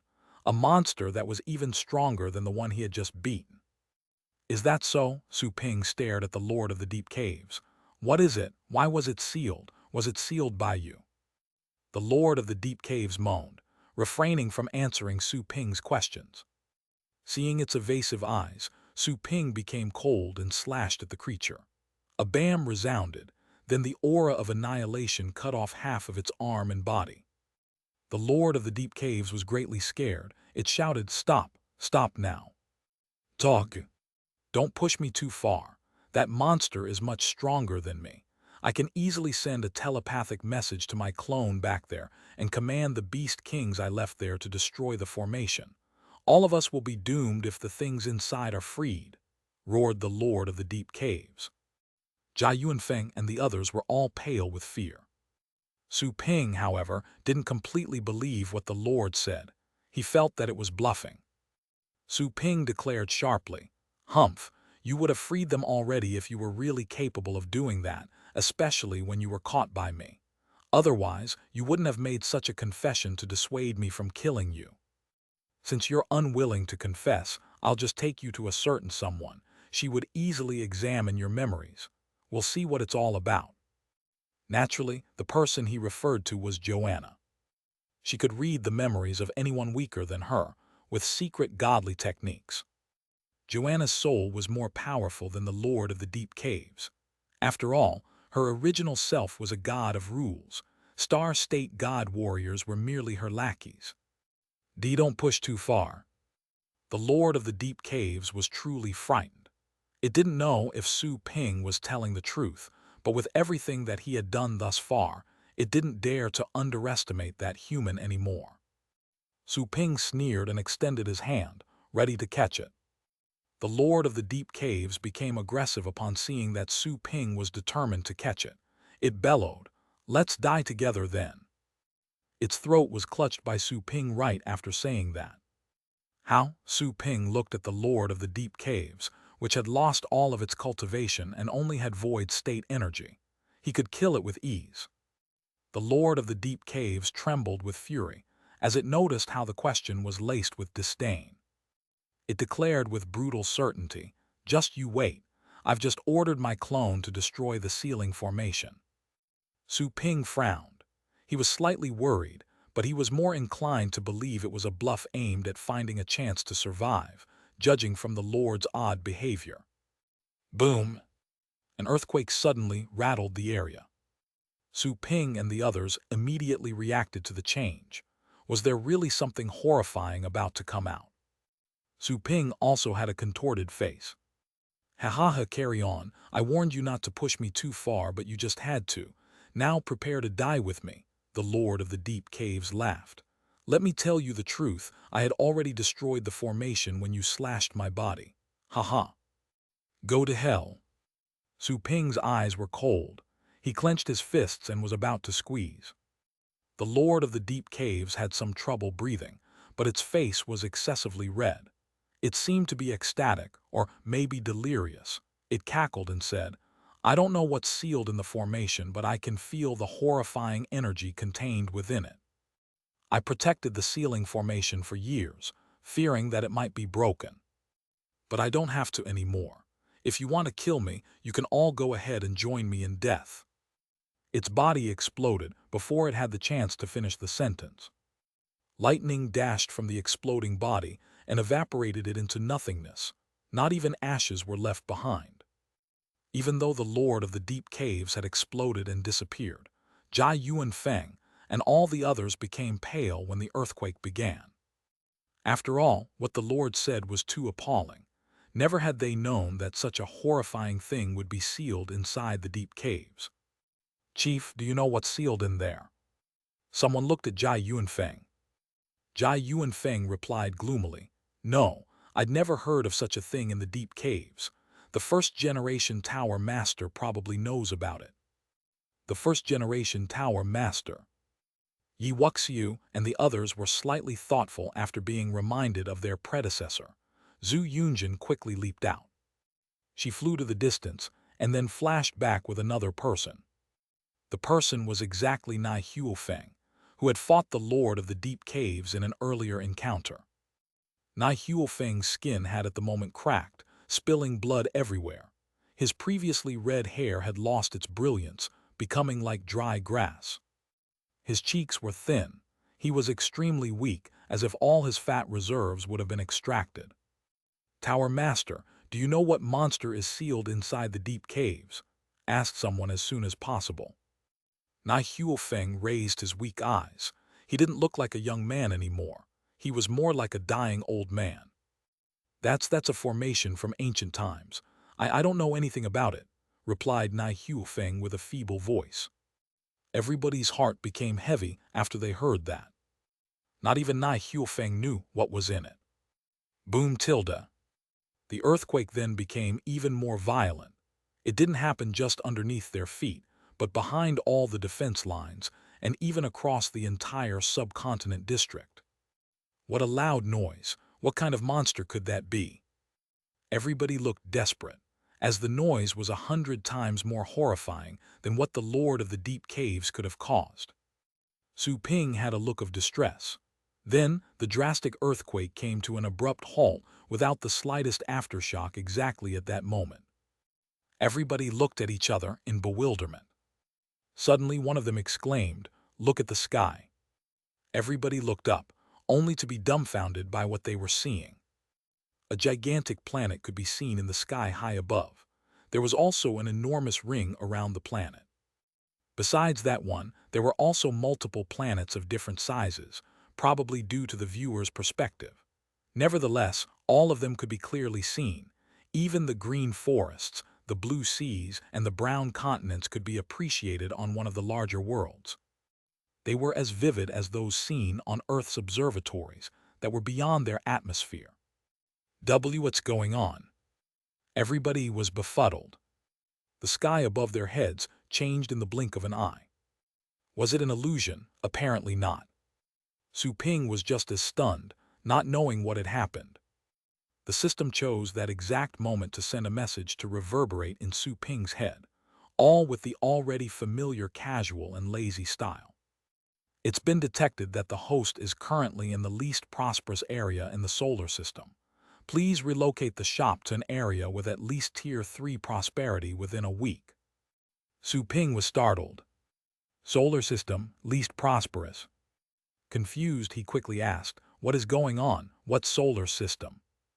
The host's planet has just leaped and aligned in another solar system, which is currently thriving. The host's planet has the weakest economy in the entire solar system. Please relocate as soon as possible to ensure the shop's normal operation, replied the system casually. Su Ping blinked his eyes, clearly stunned. A planetary leap. Is the blue planet no longer in the old solar system anymore? Su Ping could somehow believe that all of it was true, just by looking at the differently sized planets above his head. Still, it was hard coming to terms with the change. Was the previous earthquake the side effect of the planetary leap? Then, did the Lord of the Deep Caves activate a teleportation array to facilitate a planetary leap, right when it destroyed the seal in the deep caves? Su Ping could hardly think straight. Looking similarly stunned legendary warriors, he asked Jai Yuanfeng, "Chief, could you head down to the deep caves and check what happened?" Jai Yuanfeng. His expression changed after seeing the stern look in Su Ping's eyes. He gritted his teeth, then said, "No problem, I can go there." Su Ping said in relief, "Go now if you can. I suspect that what was freed from the sealing formation was not a wild beast. It's a long story, you'd better confirm this first." Jai Yuanfeng's lips twitched, "So I'm just a lab rat." However, with everything having reached that point, he had already set his own safety aside. He nodded, "No problem, I'll be going now." He then waved his hand and disappeared. Su Ping had sent him to the deep caves mainly because there were 4 more Fate State beasts outside of the sealing formation that other people could hardly deal with. "There's no need to panic. It's quite likely that we've arrived in another solar system," said Su Ping. Everybody widened their eyes in surprise. That piece of information was quite hard to believe. We're no longer in the old solar system. The planet has just completed a long-distance leap. We're probably in another solar system where the blue planet isn't the only place with civilizations. There are lives on other planets too. If I'm guessing correctly, I think we've moved to a more habitable region in the Federation, said Su Ping. Everybody was dazed by what Su Ping had said. A planetary leap. They had never heard anything about that. They had long dreamed about traveling across the vacuum of space if they could reach the star state, to then reach the habitable solar systems in the Federation. However, Su Ping had just claimed that the entire blue planet had leaped to a thriving solar system, presumably from the Federation. It was almost like moving from a remote, barren village to a populous metropolis. That was beyond reason and logic. But the extraordinary views in the sky had partially convinced them of what Su Ping told them. Nevertheless, there were still a lot more questions. What kind of miraculous power could have supported a planetary leap? And the next burning question, what was the solar system they had reached? Could they adapt to that place?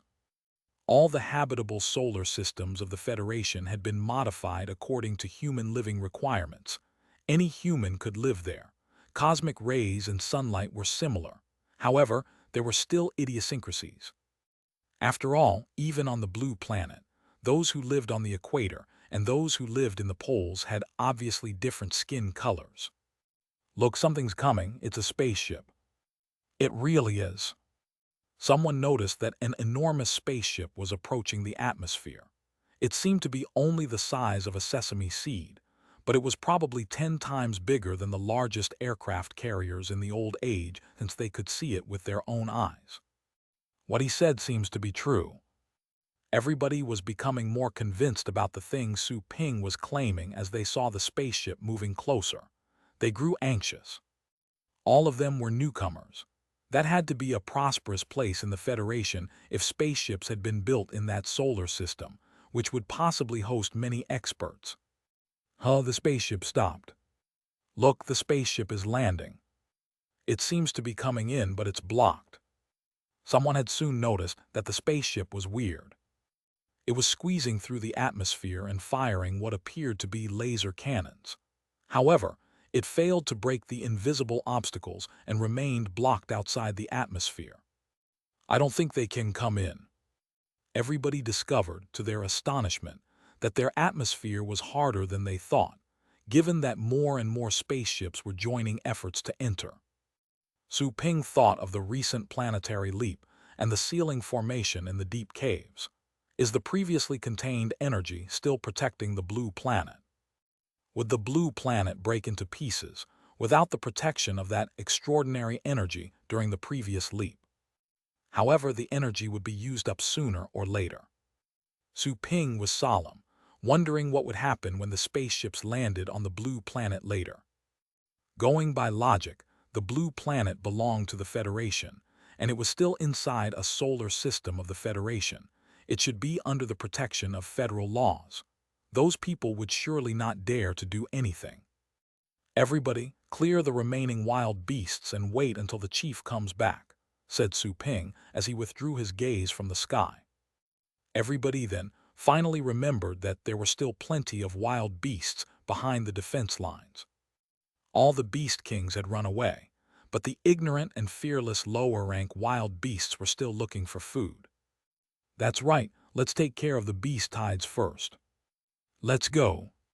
Everybody commented. They had been unable to finish off the tough beast kings, but it was quite easy for them to deal with subpar wild beasts. Su Ping focused his attention on the heaven lock after they dispersed and left.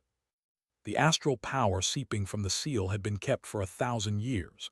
It was as dense as honey and was gradually volatilizing. Su Ping had simply flown towards the seal. Once he got there, he came to the conclusion that nothing was more reliable than his own strength. He had to get stronger.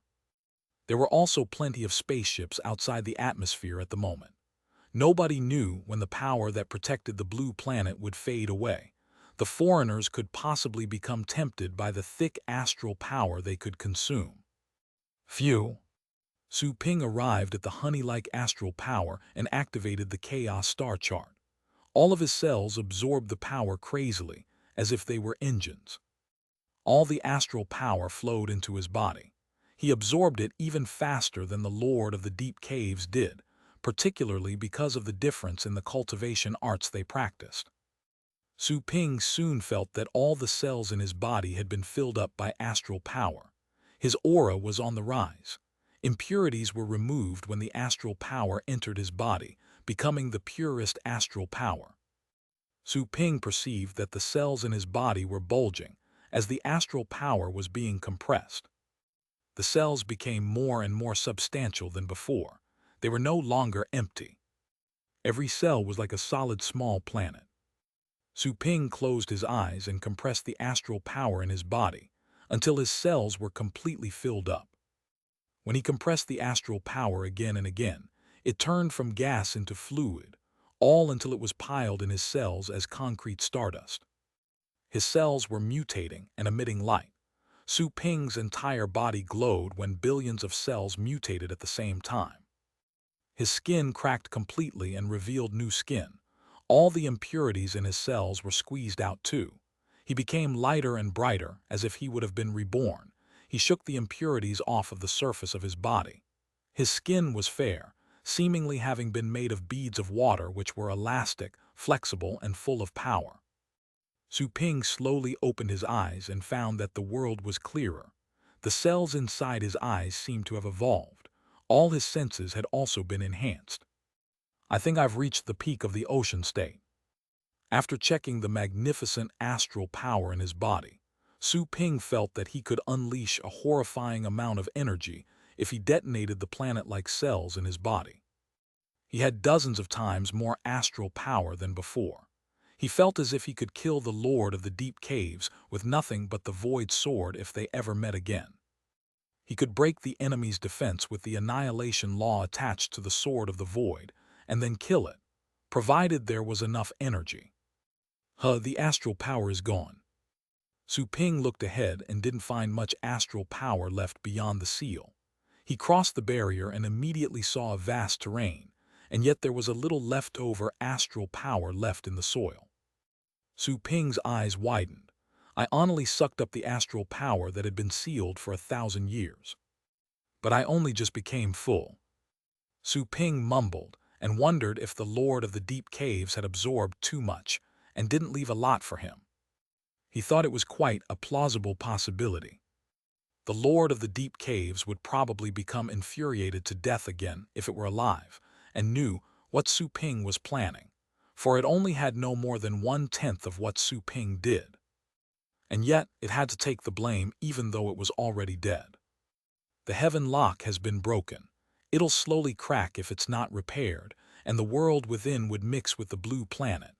Perhaps the blue planet would become a lot bigger, maybe even twice as large as before. Su Ping heaved a soft sigh. It wasn't bad if the blue planet got bigger. After all, the nearby planets above his head seemed to be much bigger than the blue planet. The blue planet looked like a dwarf in front of them. Humans would have to stay put for the moment. After all, it was impossible to make the planet leap again unless some super expert took action. However, the experts who were capable of doing that had to be the best in the universe, and the top-tier dignitaries in the Federation. Chapter 721, Lord Su Ping. Su Ping looked around after absorbing the astral power that had been sealed for 1,000 years, immediately finding Nai Huofeng lying on a fallen wall wearily. He flew to the man with a pensive look. "Why are you here on your own? Did they leave you behind?" asked Su Ping, raising his eyebrows. Nai Huofeng leaned against the wall and looked at Su Ping with troubled feelings, while his brilliance died away. He answered weakly, "They went to drive the beast tides away." He breathed heavily after saying that. Su Ping hummed and said, "You can rest here for a while longer then. I'll go there to help them." His attitude towards Nai Huofeng was neutral. The man had in fact defeated the beast tides once, suppressing them in the deep caves, and signed a pact with the ocean sovereign, which ensured peace for humankind for 1,000 years. Those were his achievements. His faults had to do with the beast tides escaping from the deep caves, and the Lord of the Deep Caves that he failed to resist. Su Ping was too lazy to decide whether the man should be praised or punished. After all, the battle was over, and he could leave the judgment to future generations. All he needed to do was to do his best at this moment. Nai Huofeng could see the coldness on Su Ping's face, knowing what was on his mind, but he didn't explain. He simply said with some bitterness, "I don't know what your cultivation technique is, but the astral power I had accumulated for 1,000 years wasn't enough to help you reach the void state. He had been lying there, bitter and uncomfortable as he watched when Su Ping absorbed the astral power. It was like finding out that someone else had slept with a girl he held dear and never touched. Nothing at all was left behind for him. However, he also knew he was incapable of competing with Su Ping. Besides, Su Ping had slain the Lord of the Deep Caves and saved every human on the blue planet. He owed his life to the man. He had no qualification to compete over the astral power because of those very reasons. The other legendary warriors were also aware of that, so they simply left to handle the beast tides, never once voicing a claim for the accumulated astral power. He. Su Ping wore a fake smile when Nai Huofeng made that remark. He certainly wouldn't reveal his technique, which was his biggest secret. Nai Huofeng smiled bitterly at Su Ping, not saying anything else. He wasn't really interested to find out Su Ping's technique. He was simply astounded because of the outcome. After all, he had saved that astral power for 1,000 years so that he could become a Star Lord. That was supposed to be a huge saving that could make a Star State expert advance to a higher level. Considering Su Ping's legendary cultivation, he should have been able to reach the limit of the Fate State, but he didn't even break out of the Ocean State. The blue planet has now moved to this unknown solar system. Judging from the design of those spaceships, they should be products of the Federation. Finally, we're no longer at the Federation's periphery anymore. Nai Huofeng looked above at the many spaceships beyond the atmosphere. His old and dim eyes glittered again as he said, "The blue planet will definitely develop much faster now that we're better connected to the Federation. I'll be able to walk out of the blue planet to explore the great universe." The blue planet used to be in a barren, far-flung area with little to no resources.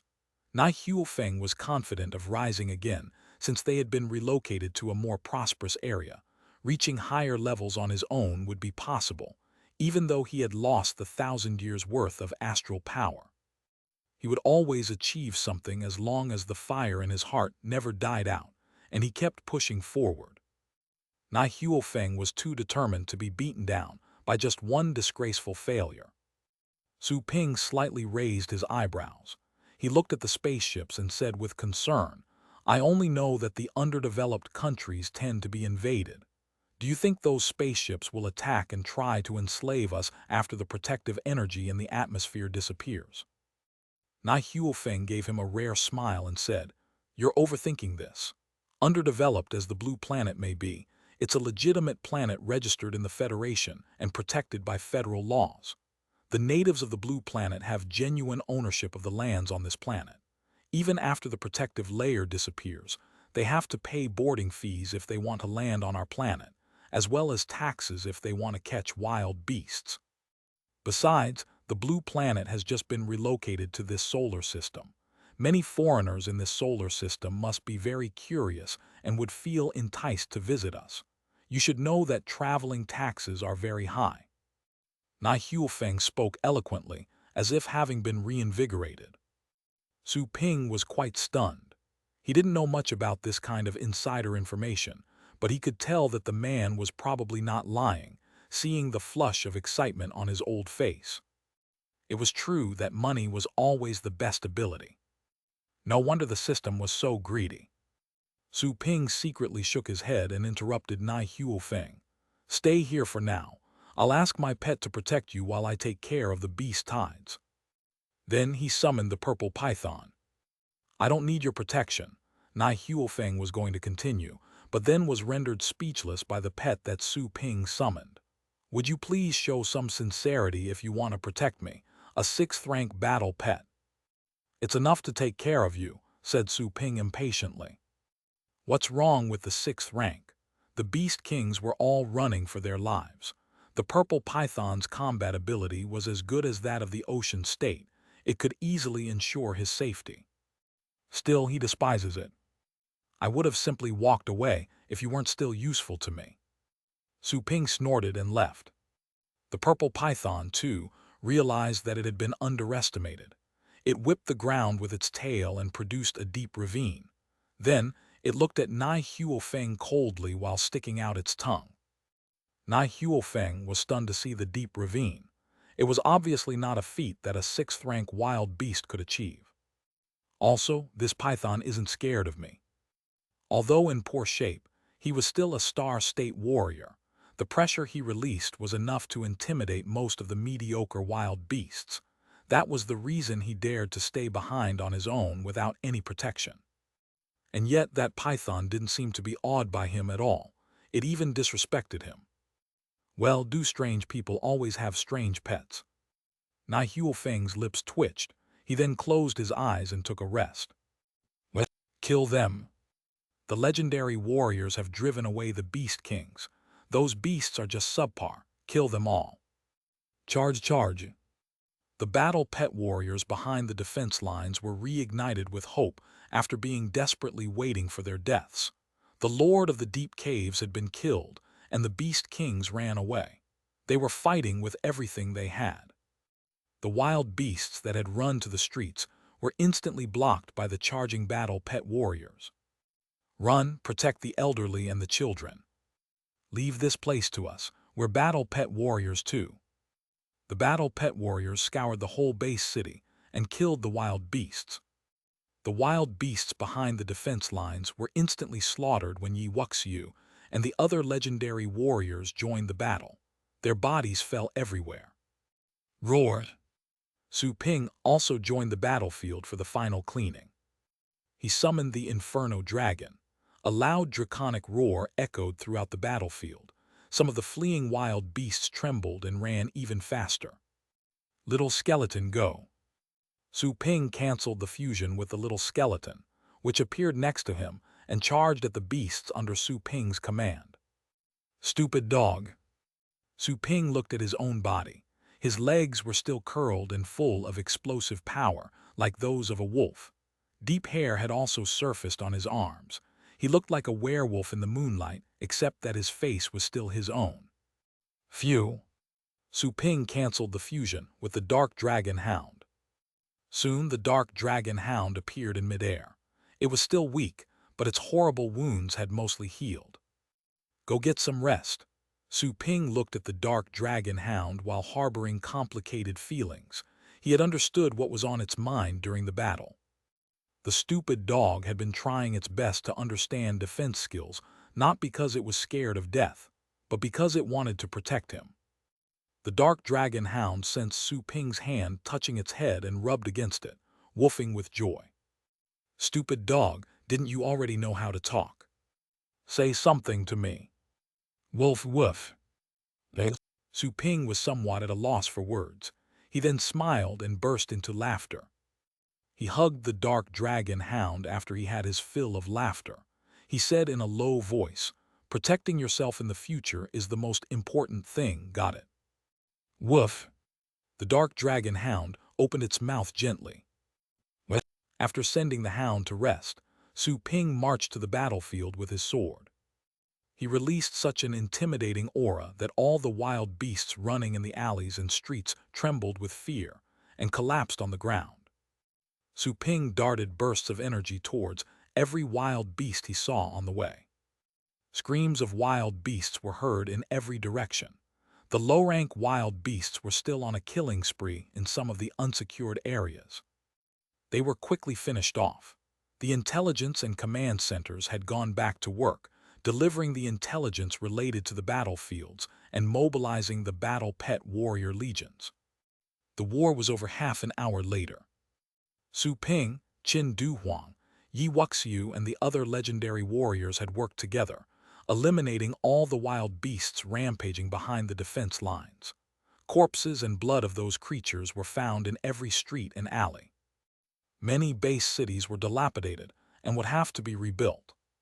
However, there were no scary beast roars in the ruins anymore. Peace had been restored for the moment. It's finally over. Yi Wuxiu, Zhu Yunjin and the others looked at the ragged cities, as well as the piles of bodies from up above with heavy hearts. We must thank him. This place would have probably become a nest of wild beasts if not for him. Zhu Yunjin looked at the horizon, where a man was quickly rushing forward. It was none other than Su Ping. There was awe in everybody's eyes when they looked at him. All of them nodded. Yes, we must thank Boss Su. Boss Su is probably the only one who deserves to be called legendary.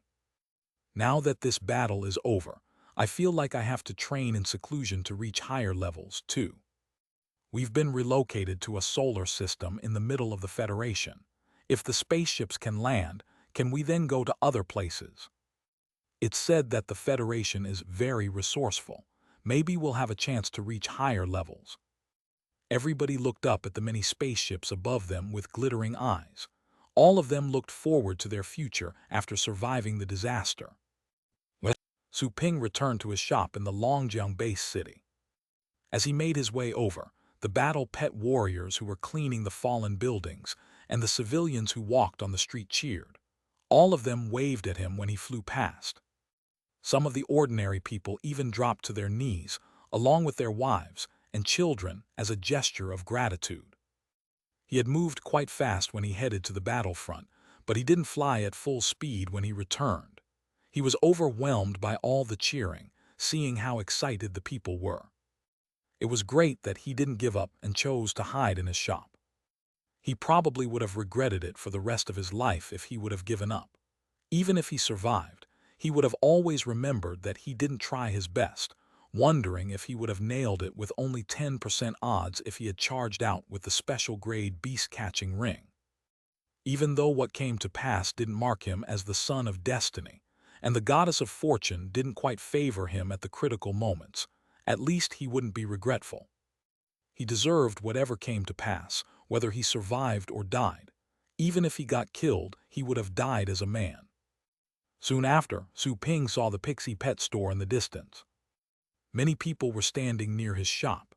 A lot of the survivors had also walked out of the safe area. After all, it wasn't comfortable to be all packed in one spot, and the disaster had already ended. All of them saw how Su Ping slew the Lord of the Deep Caves. Those who stayed inside the shop were the cautious ones. They were finally relieved after seeing Su Ping return, and everyone cheered for him. When they cheered, someone applauded, and the rest of the people soon followed. Pa pa pa. The applause was discordant, yet they surged like waves and echoed in the neighborhood. The 10 million people who had gone to the shop to seek protection didn't leave. They all acted as if Su Ping were a king who had just returned. Some were embracing each other with hot tears in their eyes. They knew they had finally won the war. Victory had been achieved at a high cost. They had been wallowing in despair as they only waited to be killed. They were ready to depart with their family and be torn apart by wild beasts. Only those who had experienced despair and devastation knew how moving and exciting the final victory was. Welcome back, Lord Legend. Welcome back, Lord Legend. Welcome back, Lord Legend. There was no telling who started it first, but 10 million people cheered at the same time, and their voices echoed throughout the Longjiang base city. Many people on the streets farther away came out of the ruins and looked at the source of the cheers. With excitement in their eyes, they supported each other and headed to the shop, ready to thank the Lord who had saved them. Some of the battle pet warriors who were responsible for rescue operations also heard the cheers. They were ecstatic as they looked at each other, then continued working even harder. Welcome back, Lord Legend. The cheers of 10 million people were cohesive and deep-sounding. The admiration conveyed through their cheers made Su Ping's blood boil. While feeling deeply touched, he smiled and waved his hands. He tried to calm them down, since he felt the gesture wasn't necessary. However, more people were flying over from a distance. Welcome back, Lord Legend. Welcome back, Lord Legend. Those people were Yi Wuxiu and the other legendary warriors. All of them were paying respects to Su Ping on one knee, smiling while floating in the air. Su Ping couldn't find words to respond once they joined the parade, but he became solemn again after seeing the sincere smiles on their faces. The titled warriors who were farther away were also approaching, followed by the battle pet warriors riding flying pets. All of them were cheering at the same time. Su Ping was at the moment being lauded by tens of millions of people in the sky and on the ground. He was the focus of everyone's attention, the only king in the world. The beast tides were finished, and so was the cleaning work. All that was left was the rescue and reconstruction process. Order was restored behind the defense lines. Everybody hoped that Su Ping could become the new lord of the blue planet with his supreme power. All the other forces were willing to listen to his command. The surviving humans on the blue planet were more united than ever after the recent joint defense and battle. Su Ping then naturally declined their petition. He didn't have the time to work as a lord at all. Besides, he wouldn't get paid as a lord, although nobody could afford his pay. Anyway, the most important thing was that he didn't have time. He had to run his shop and work for the system. He was just a poor worker. A full-time job was already busy enough. He would be swamped if he got a part-time job. However, Su Ping was unable to get away in the end. He finally got a benefit after much bargaining, which was that he would only be a nominal leader, who would not take part in the actual administration work, such as the reconstruction, resource redistribution across the 5 continents, along with other miscellaneous stuff. If anyone asked him why, he would simply say that he was too busy. Everybody had to give up after seeing how determined Su Ping was. Nai Huofeng finally recovered some of his strength. The first thing he did was to restore his former youthful face, just like when he made his appearance. Even though he had been brutally defeated and humiliated by the Lord of the Deep Caves in the battle, he was still reputable as the first-generation Tower Master, showing enough capabilities during battle. Therefore, Nai Huofeng was appointed as the Director of Interstellar Affairs by Su Ping. Yes, a director. After all, the cute blue planet had just been relocated to a new solar system. Nai Huofeng was the only suitable person who could take care of the diplomatic issues with the solar system. He was very familiar with the federal laws and knew a thing or two about the major solar systems in the Federation. He was the only civilized person among a bunch of bumpkins. On the other hand, Jai Yuanfeng returned soon after the beast tides were cleared from inside the defense lines. The intelligence he brought back made everybody feel relieved. No terrifying wild beasts had appeared in the depths of the corridor. The ceiling formation that Su Ping mentioned was also gone. Only some of the remains were left. That could only mean that the earthquake caused by the broken seal was related to the planet's leap to another place. It didn't set any horrifying wild beasts free. The news also raised a round of cheers. Su Ping, Yi Wuxiu, and the others were completely relaxed. Nobody wanted to fight anymore. After all, the casualties were too severe. The human population on the blue planet had been reduced from 10 billion to 1 billion after the war against the beast tides. Half of the survivors behind the defense lines had also been killed. It had truly been brutal. No war in the history of humanity had been as bloody. That war would definitely have a chapter in the history books, forever remembered as a warning for future generations. As the war was over and the reconstruction began, Su Ping returned to his shop and placed the little skeleton and the dark dragon hound in the nursing pens so that they could treat themselves. Meanwhile, the system urged Su Ping to move again.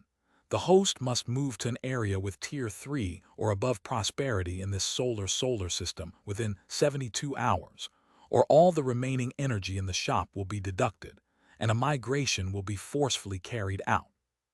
The system was once again using a mindless robotic tone in Su Ping's head again. Can I just stay here? Considering our planet's new popularity, this shop will surely be crowded with customers in the future. Su Ping didn't want to leave. It wasn't easy for him to turn his store and himself that famous. He could make easy money in the future. Nobody would question how expensive he charged for a pet. Chapter 722, Tier 5 Planet. The planet the host is on used to be the only profitable area in the solar system. There wasn't a choice. The system still tried to talk using a machine-like voice, but it seemed to realize that Su Ping was truly unwilling to leave, so it sounded rather angry.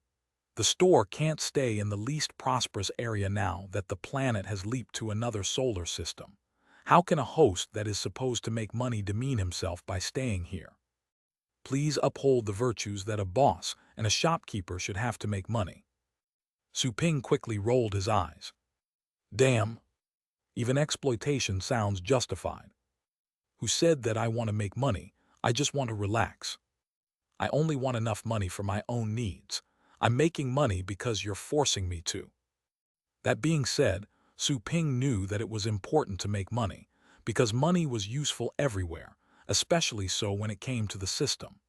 He might have already developed a star state pet if he had collected enough money to upgrade the Chaos Spirit Pool for incubation to level 5. He could have always gotten one as long as he had enough energy. Who said money couldn't change your life? That's only because you didn't spend enough. I'm glad that you know it. It was obvious that the system had peeped into Su Ping's mind again. Su Ping rolled his eyes and said, even though the blue planet has a poor economy right now, it is still developing. I believe it has a huge potential. Nai Huofeng mentioned earlier that a lot of tourists may come now that we're connected to this solar system. The economy will be boosted by tourism. That's your business. The system showed no interest in Su Ping's long-winded speech. It said, I only know that this planet is in the least prosperous area of the solar system. You won't have to relocate if you can improve the economy of this planet to Tier 3 in 72 hours. Su Ping was speechless. The guy was not to be persuaded at all. It made sense. The system's brain would have been rusted by then if it could be persuaded with that much. I suspect that you're subtly cursing me, said the system with a cold voice. Isn't it obvious? First warning. Wait, I was saying that I didn't do that at all. How can you suspect me? The system snorted. Su Ping heaved a sigh after joking a bit and asked, what do you mean by a Tier 3 economy? How far away is the blue planet from that status? The planet currently has a Tier 5 economy, which is the lowest tier there is. A Tier 3 economy is about 1,008 times more prosperous, replied the system indifferently. Su Ping was at a loss for words. 1,000-fold gap was too much for Su Ping. It meant that he definitely had to relocate the store to another planet. A lot of faces popped up in his head when he thought he had to say goodbye to the blue planet. He absent-mindedly gazed at the scenery outside of the shop. Life was like a wheel that continued rolling forward. You would always meet new friends as you rolled, and would have to bid farewell to old friends. Departure was a routine in life. Su Ping sat alone for a long time and heaved a sigh. He had to quickly settle things on the blue planet if he was to leave.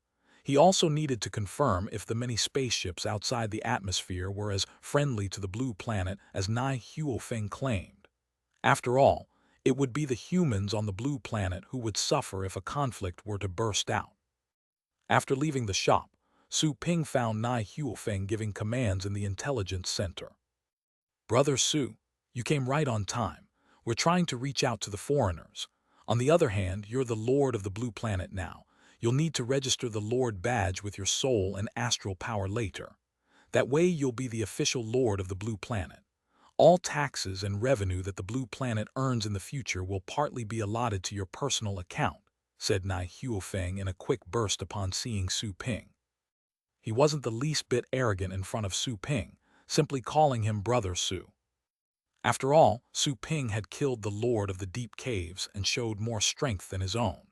Even though he was only a legendary warrior, it was his combat ability what really mattered in the end. Nai Huofeng respected him even more because of his horrifying combat ability, while he was a major realm lower than him. A Lord badge. Su Ping raised his eyebrows, as he had never heard about it before. This is it. Nai Huofeng took out a brilliant green crystal badge, which was radiating like a secret treasure in an eye-catching way. This is one of the Lord badges that the Federation distributes to legal planets. They're very important and cannot be disrespected nor destroyed. Even a Star State expert will be punished by the Federation if they ruin a Lord badge. Nai Huofeng coughed and said awkwardly, Although the blue planet is indeed part of the Federation, the solar system we were in was neither resourceful nor prosperous. It was far away from other solar systems, so trade was basically impossible. It almost became an isolated planet with only aboriginals as time went by. Ours is a Tier 5 planet according to Federation standards. The tier classification depends on the planet's economy, the number of experts registered on the planet, and many other factors. He looked at the spaceships above the atmosphere through the window and said, "Now that we've come to this solar system, we can make use of the local economy to boost our own. We'll be able to file an application to be a Tier 4 planet if we can attract 10-star state experts to register on the blue planet." As he talked, he suddenly added with some regret, "I could raise the planet's tier on my own if I could become a Star Lord. Then, if I make friends with some star state experts, it can even be upgraded to a Tier 3 planet." Su Ping blinked after listening to this. What Nai Huofeng said contained too much information for him to digest. "Is there any difference between a Tier 5 planet and a Tier 4 one?" asked Su Ping. Stunned for a moment, Nai Huofeng noticed Su Ping's confusion and instantly said with a smile, "Of course there is. The difference is quite huge in fact. For example, only 1% of the revenue on a Tier 5 planet will go to your pocket. 50% must be submitted to the Federation. You can get 5% and only have to submit 40% on a Tier 4 planet. The remaining 55% of the revenue can be used for planetary construction or other missions. All in all, more resources will be at your disposal. Money is just one of the benefits. Level 4 planets may ask the Federation for reinforcements in times of crisis, such as the previous beast tides." Nai Huofeng's expression slightly changed as he talked, but he went on quickly. "We could have asked the experts of the Federation to help in such a catastrophe. They could have easily resolved the problem. In addition, Tier 4 planets can hire foreign experts as mercenaries. It means that we can invite other experts to our planet. They can enjoy the benefits of our planet without becoming citizens, and their benefits on their old planet would still be valid. They would only need to work for us whenever we're in danger or in need. All in all, there are plenty of benefits. You'll get to know them later." Su Ping didn't understand everything, but he did understand something. All in all, improving the planet's economy and the number of experts were the most important factors. There would be a lot of benefits to be had. As for the specific benefits, they wouldn't be revealed until later. However, as he thought about his impending departure, Su Ping looked at the Lord badge in Nai Huofeng's hand and shook his head. "I don't think I can be the Lord." After a momentary daze, Nai Huofeng asked, "Why not?" "I will soon be leaving the blue planet." Su Ping shook his head and said, "It doesn't make sense that the Lord of the blue planet isn't living on the blue planet.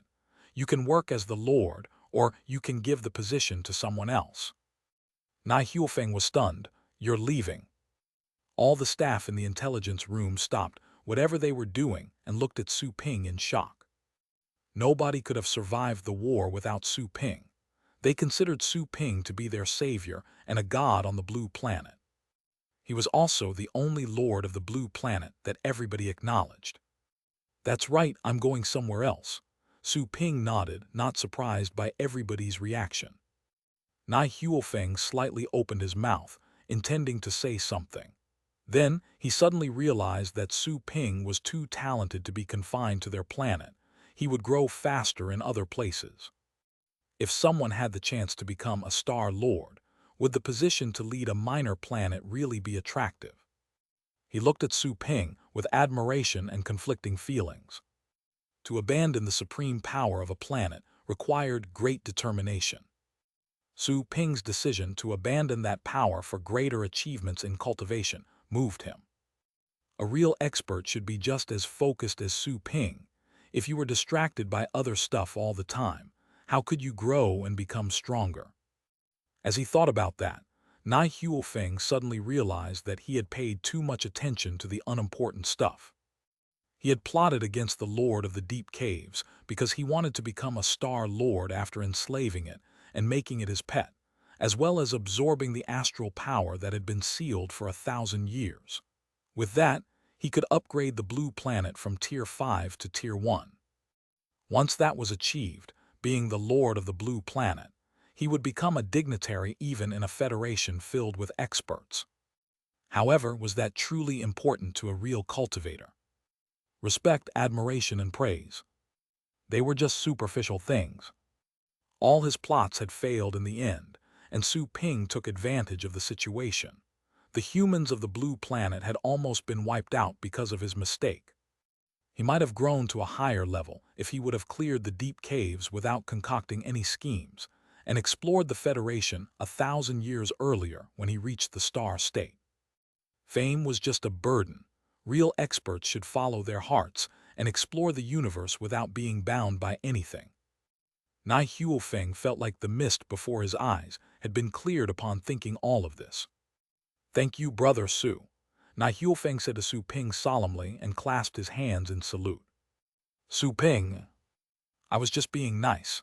You're really aiming to work as the Lord. You've been thinking that for a long time, haven't you? Finally exposed. You can take over as the Lord since you're willing." Su Ping didn't think too much of it, as Nai Huofeng had the people of the Blue Planet on his mind even if he was stupid sometimes. He was more or less qualified to be a Lord. Su Ping couldn't find other candidates anyway. Both devotion and cultivation were important for a Lord. Yi Wuxiu and the others' levels were too low. They had also been defending the deep caves for years and probably didn't know the first thing about administration. Nai Huofeng was stunned by what Su Ping said.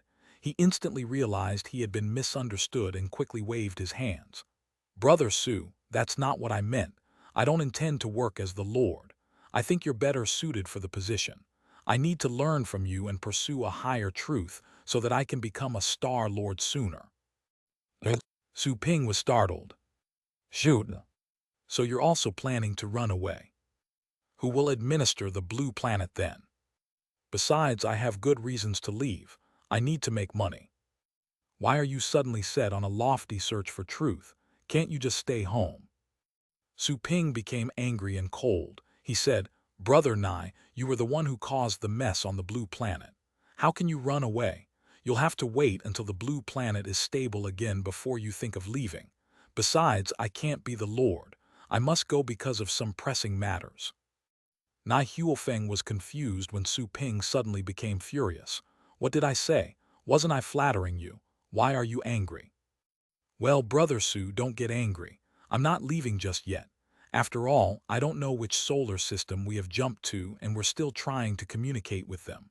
I will also take responsibility for the mess I caused. Nevertheless, you still have to be the Lord." Nai Huofeng said with a bitter smile, "All the people on the Blue Planet only acknowledge you as their Lord. It's fine if you go. You can leave a representative behind.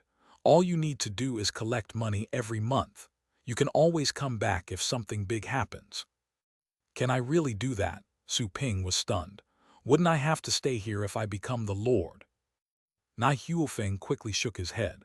"Some star state experts have bought multiple planets and are lords of all of them. They can't stay on all the planets at the same time, can they? You're only needed for serious matters. You can always take a spaceship back and handle them if you're not too far away. It's very flexible." Su Ping patted his head, realizing that he was being stupid. "That's true." The system asked him to relocate his shop to a Tier 3 area in the system, but it didn't forbid him from coming back. Couldn't he return anytime on a spaceship if he was in the same solar system? "Okay then." Su Ping quickly dropped the idea of giving away the planet's lordship upon realizing that it could give him easy money anyway. Even though the money couldn't be transformed into energy points for the shop, it could still be used in reality. He would be happy to keep it in his pocket. Nai Huofeng and the staff were relieved after seeing that Su Ping was no longer shirking the responsibility. They felt reassured as long as Su Ping was there. Suddenly, a beep came and someone exclaimed, "My lord, a new message. We just cracked their communication and received their signal." Both Su Ping and Nai Huofeng were stunned. Both turned to look at the screen. Upon receiving Nai Huofeng's permission, the man instantly played the signal and transformed it into the blue planet's tongue. It was a middle-aged man's voice. "Anyone there? Reply if you got this message. We are the defense troops of Miso, a Tier 4 planet in the Sylvie solar system. We mean you no harm." The Sylvie solar system. Nai Huofeng was rather stunned to hear that. Su Ping asked, "What's wrong? Do you know about this solar system?" Nai Huofeng became excited and nodded. "We're truly lucky. Do you know that the Blue Planet has been sending its top talents to study abroad in the Federation? All of them were sent to the top universities in the Sylvie solar system." Su Ping was dazed for a moment. He then remembered the visitors from the Federation not long before. However, he remembered that the tower had said that some of the visitors were Star State warriors, but they didn't bother helping their blue planet. He became cold after being reminded of that. Now that we've come to Sylvie, it'll be more convenient for our talents to study abroad and return after they graduate. We've sent a lot of young geniuses over the years. They will surely be very excited to know that our planet has leaped to this solar system. The more Nai Huofeng talked, the more excited he became.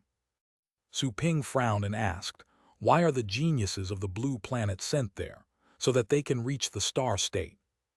Nai Huofeng nodded and said, "Of course. It's very hard to reach the star state on the blue planet, where the astral power density is low. The higher level you reach, the denser astral power you'll need. You would have to refine and compress it if it's too thin, which takes time. Your life will be too short if you don't reach the star state. The Fate State warriors will eventually lose their vigor when they're 1,000 years old, and their astral power perception will be significantly weakened. In short, you can hardly make another step after you turn 1,000 years old, unless you're extremely lucky." Su Ping was silent. He was aware of that. After all, he had learned some useful things from Joanna, apart from all the chit-chatting. In the past 1,000 years, Nai Huofeng and the Lord of the Deep Caves were the only two that had risen to the star state on the blue planet. The odds were too low. "Have any of the geniuses returned these days?" asked Su Ping. Nai Huofeng was stunned and replied with an awful expression. "The journey to the blue planet is too far. They're incapable of returning unless they reach the star state." So, none of the geniuses that were sent managed to advance into the star state. Su Ping raised his eyebrows and realized something when he saw Nai Huofeng's face. Were those people unwilling to return to their small corner after seeing a vaster world? Still, don't forget that it was home. Humans change. Someone more distinguished than your disciple could have shown up if you hadn't sent out all those geniuses and decided to educate some of them yourself," said Su Ping coldly. Nai Huofeng was silent. He had thought of the same thing. So, the geniuses who had been sent later on had been carefully chosen. They were either grateful or had families that they couldn't abandon on the blue planet. However, nobody came back. Maybe. Nai Huofeng didn't refute Su Ping's claim. He slightly shook his head and said, "Maybe there are other reasons. Maybe the competition here is more brutal and all of them failed." Su Ping's eyes twitched, as it was indeed a possibility. However, he didn't believe that none of the geniuses sent out in the past 1,000 years had ever succeeded. But as he saw the expression on Nai Huofeng's face, Su Ping chose not to say it, as he couldn't get anything from mocking the man. What happened in the past had already happened. What was the point of blaming them? He didn't know the specific reason, but in any case, they had some advantage since they were currently in a solar system that Nai Huofeng knew. Chapter 723, A New Place. "Can we reply to them?" Nai Huofeng asked the worker after finding out that the message had been decrypted. The worker shook his head and said, "Sir, it's impossible to send a reply with the technology available on the blue planet just yet. Our atmosphere is covered by an extraordinary energy layer. I don't think the visitors outside know what's going on down here. We can only send out light with the latest technology we've developed if we want to reply.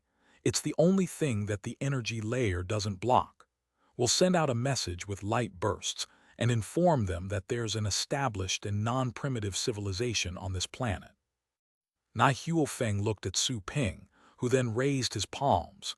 He didn't know anything about that technology, nor was he interested in learning it. Okay, Na Huifeng nodded. It could be deduced from the message that the people outside didn't know what was happening on the blue planet. The extraordinary energy that had facilitated the leap must have blocked their probing.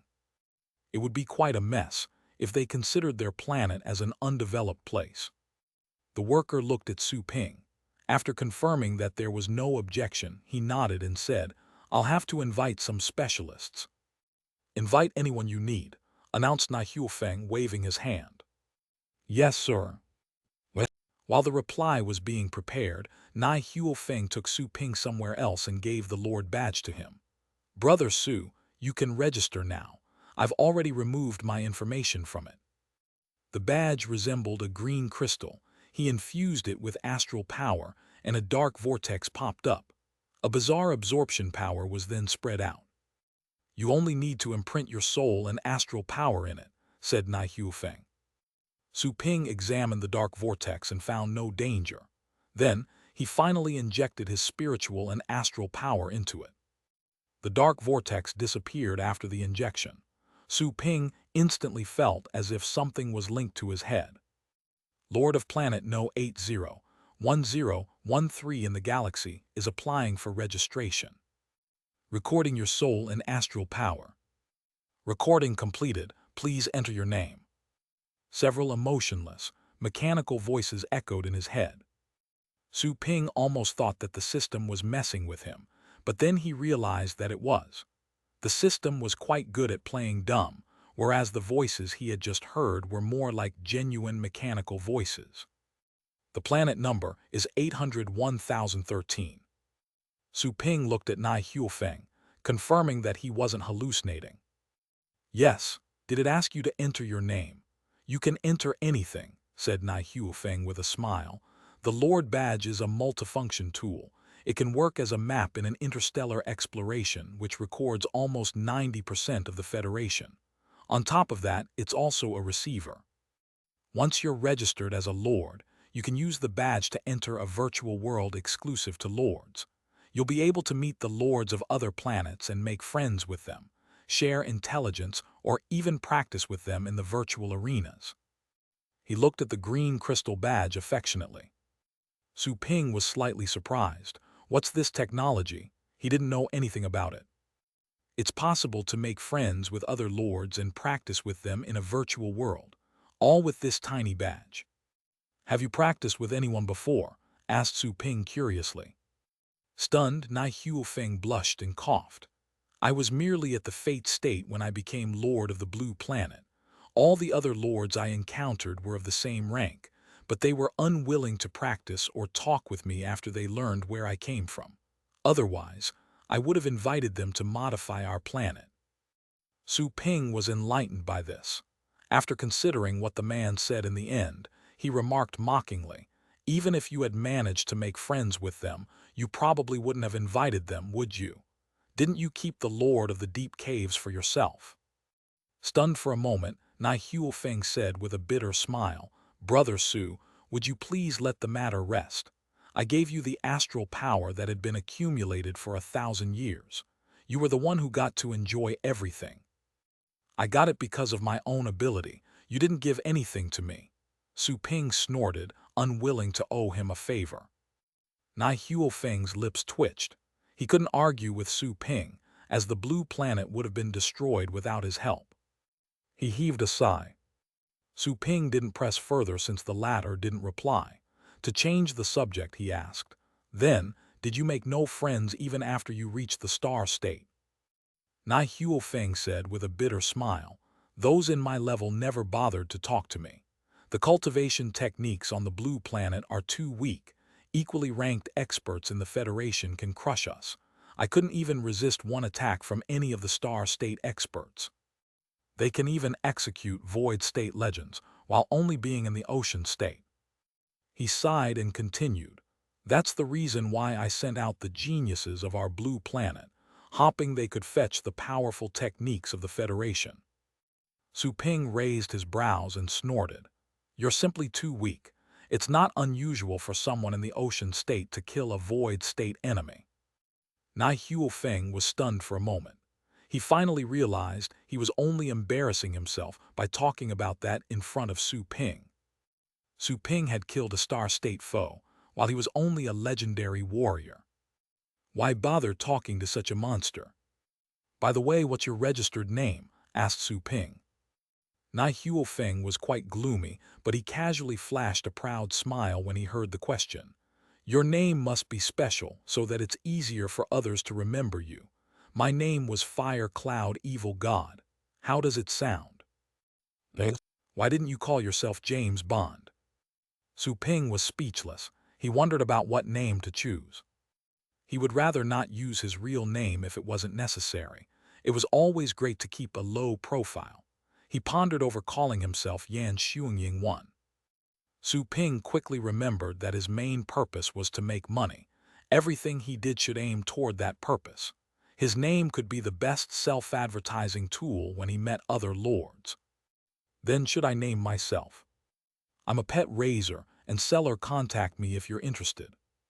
He was dead serious about it. He focused his attention on the virtual dialogue box in his head and entered the name. The nickname is available, confirm. Yes. The registration was completed. Su Ping was quite delighted. He had worried for a moment, wondering if the name was too long. It seemed that many people in the vast federation had long names. Personal information checked. Lord of Planet No 801803 in the galaxy. I'm a pet raiser and seller contact me if you're interested. Has been registered. The information about the planet is as follows. Please confirm. Very soon, the basic information of the blue planet popped up in Su Ping's head.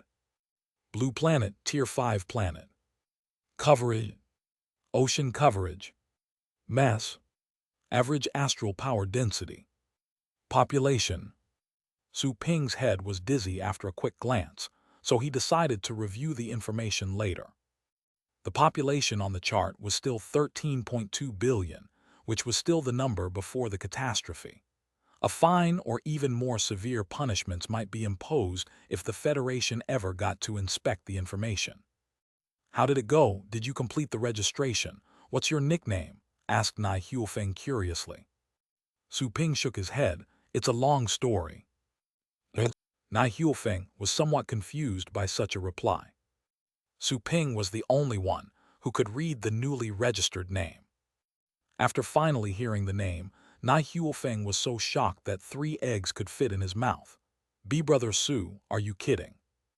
Do I strike you as the comical sort? Asked Su Ping. Nai Huofeng was at a loss for words. Comical my. You're the lord of the blue planet, and yet you chose such a stupid and demeaning name. Do you not have any face at all? What will other lords think when they see that? Su Ping knew what was on Nai Huofeng's mind the moment he saw his expression. He patted the latter's shoulder and said, You haven't realized that the face is just a superficial thing. Nobody can slap it if you don't have one. Don't overthink. That sounded all too reasonable and irrefutable. Nai Huofeng stood still, with contorted lips for quite a while. It wasn't until a long time later that Nai Huofeng finally reacted. He gave a bitter smile when he saw how unconcerned Su Ping was. Then came a sudden though. He wondered how the other lords would feel after being defeated by Su Ping while he used such a stupid name. He couldn't help but grin at the thought of that. He could almost picture their weird expressions. I'm leaving in 3 days, so I need to say goodbye to other people. Su Ping didn't waste his time and simply said, Inform me if you receive another message from those spaceships. Nai Huofeng came back to his senses and nodded. I'm on it. Su Ping left the place and visited his friends. Although he might return, there was no telling when that would be. Su Ping found Yi Wuxiu, Li Yuanfeng and the others and informed them of his decision. All of them were shocked and could only ask for reasons. Su Ping didn't tell them the details. They didn't insist after seeing that he was reluctant. Their feelings were all jumbled up. They eventually decided to throw a farewell party in his honor. Apart from Yi Wuxiu and the others, Su Ping also saw a lot of familiar faces in the re-established Trainers Association behind the defense lines, but he didn't say goodbye to them. After all, he would come back sooner or later. It was pointless to say goodbye to them. Yi Wuxiu and the others, on the other hand, were the Blue Planet's top forces. It was important for them to know where their lord was. Su Ping stared at the scarred land while floating high in the sky. He felt troubled as he saw the busy workers who were repairing and renovating the buildings. Departure was always upsetting. After gazing for a long time and finally calming down, Su Ping returned to the shop and told his parents he had to leave. He couldn't tell them the real reason and had to come up with an excuse. His parents didn't ask further, given his lofty position and identity. They might not understand the things he saw from his perspective. Both of them chose to stay. They were unwilling to leave the Blue Planet and explore a new place. The mature couple preferred enjoying the familiar sceneries and to reminisce about the past. Su Ping didn't want to take them against their will. As for Su Lingyu, she didn't choose to go either, which surprised Su Ping. He had thought that she would definitely insist on going out and seeing the world, considering her personality. He didn't expect that she would decide to stay. However, Su Ping realized something when he saw her clenched fists. Is she unwilling to hold me back? His eyelids twitched, but he didn't say anything. He had already forgiven certain people, but they might not have forgiven themselves yet. Su Ping made a silent promise. The day I really become strong, I'll give you a vaster and more splendid sky.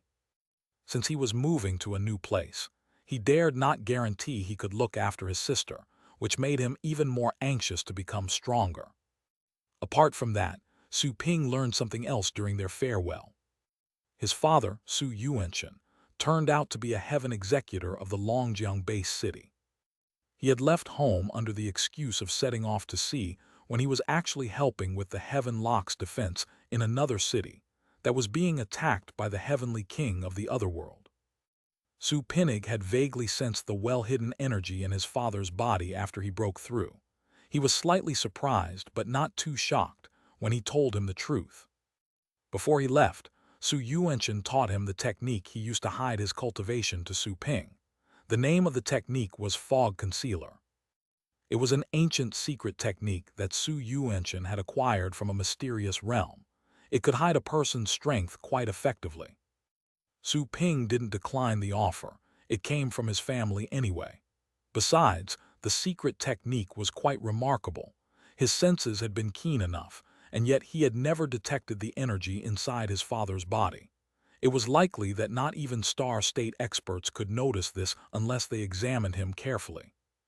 As for his father's real cultivation, he was at the void state, same as all the other heaven executors. Su Yuanchen was the appointed heaven executor in Longjiang. There were warriors 2 generations earlier than him. However, they weren't related to his family by blood. They were just teachers.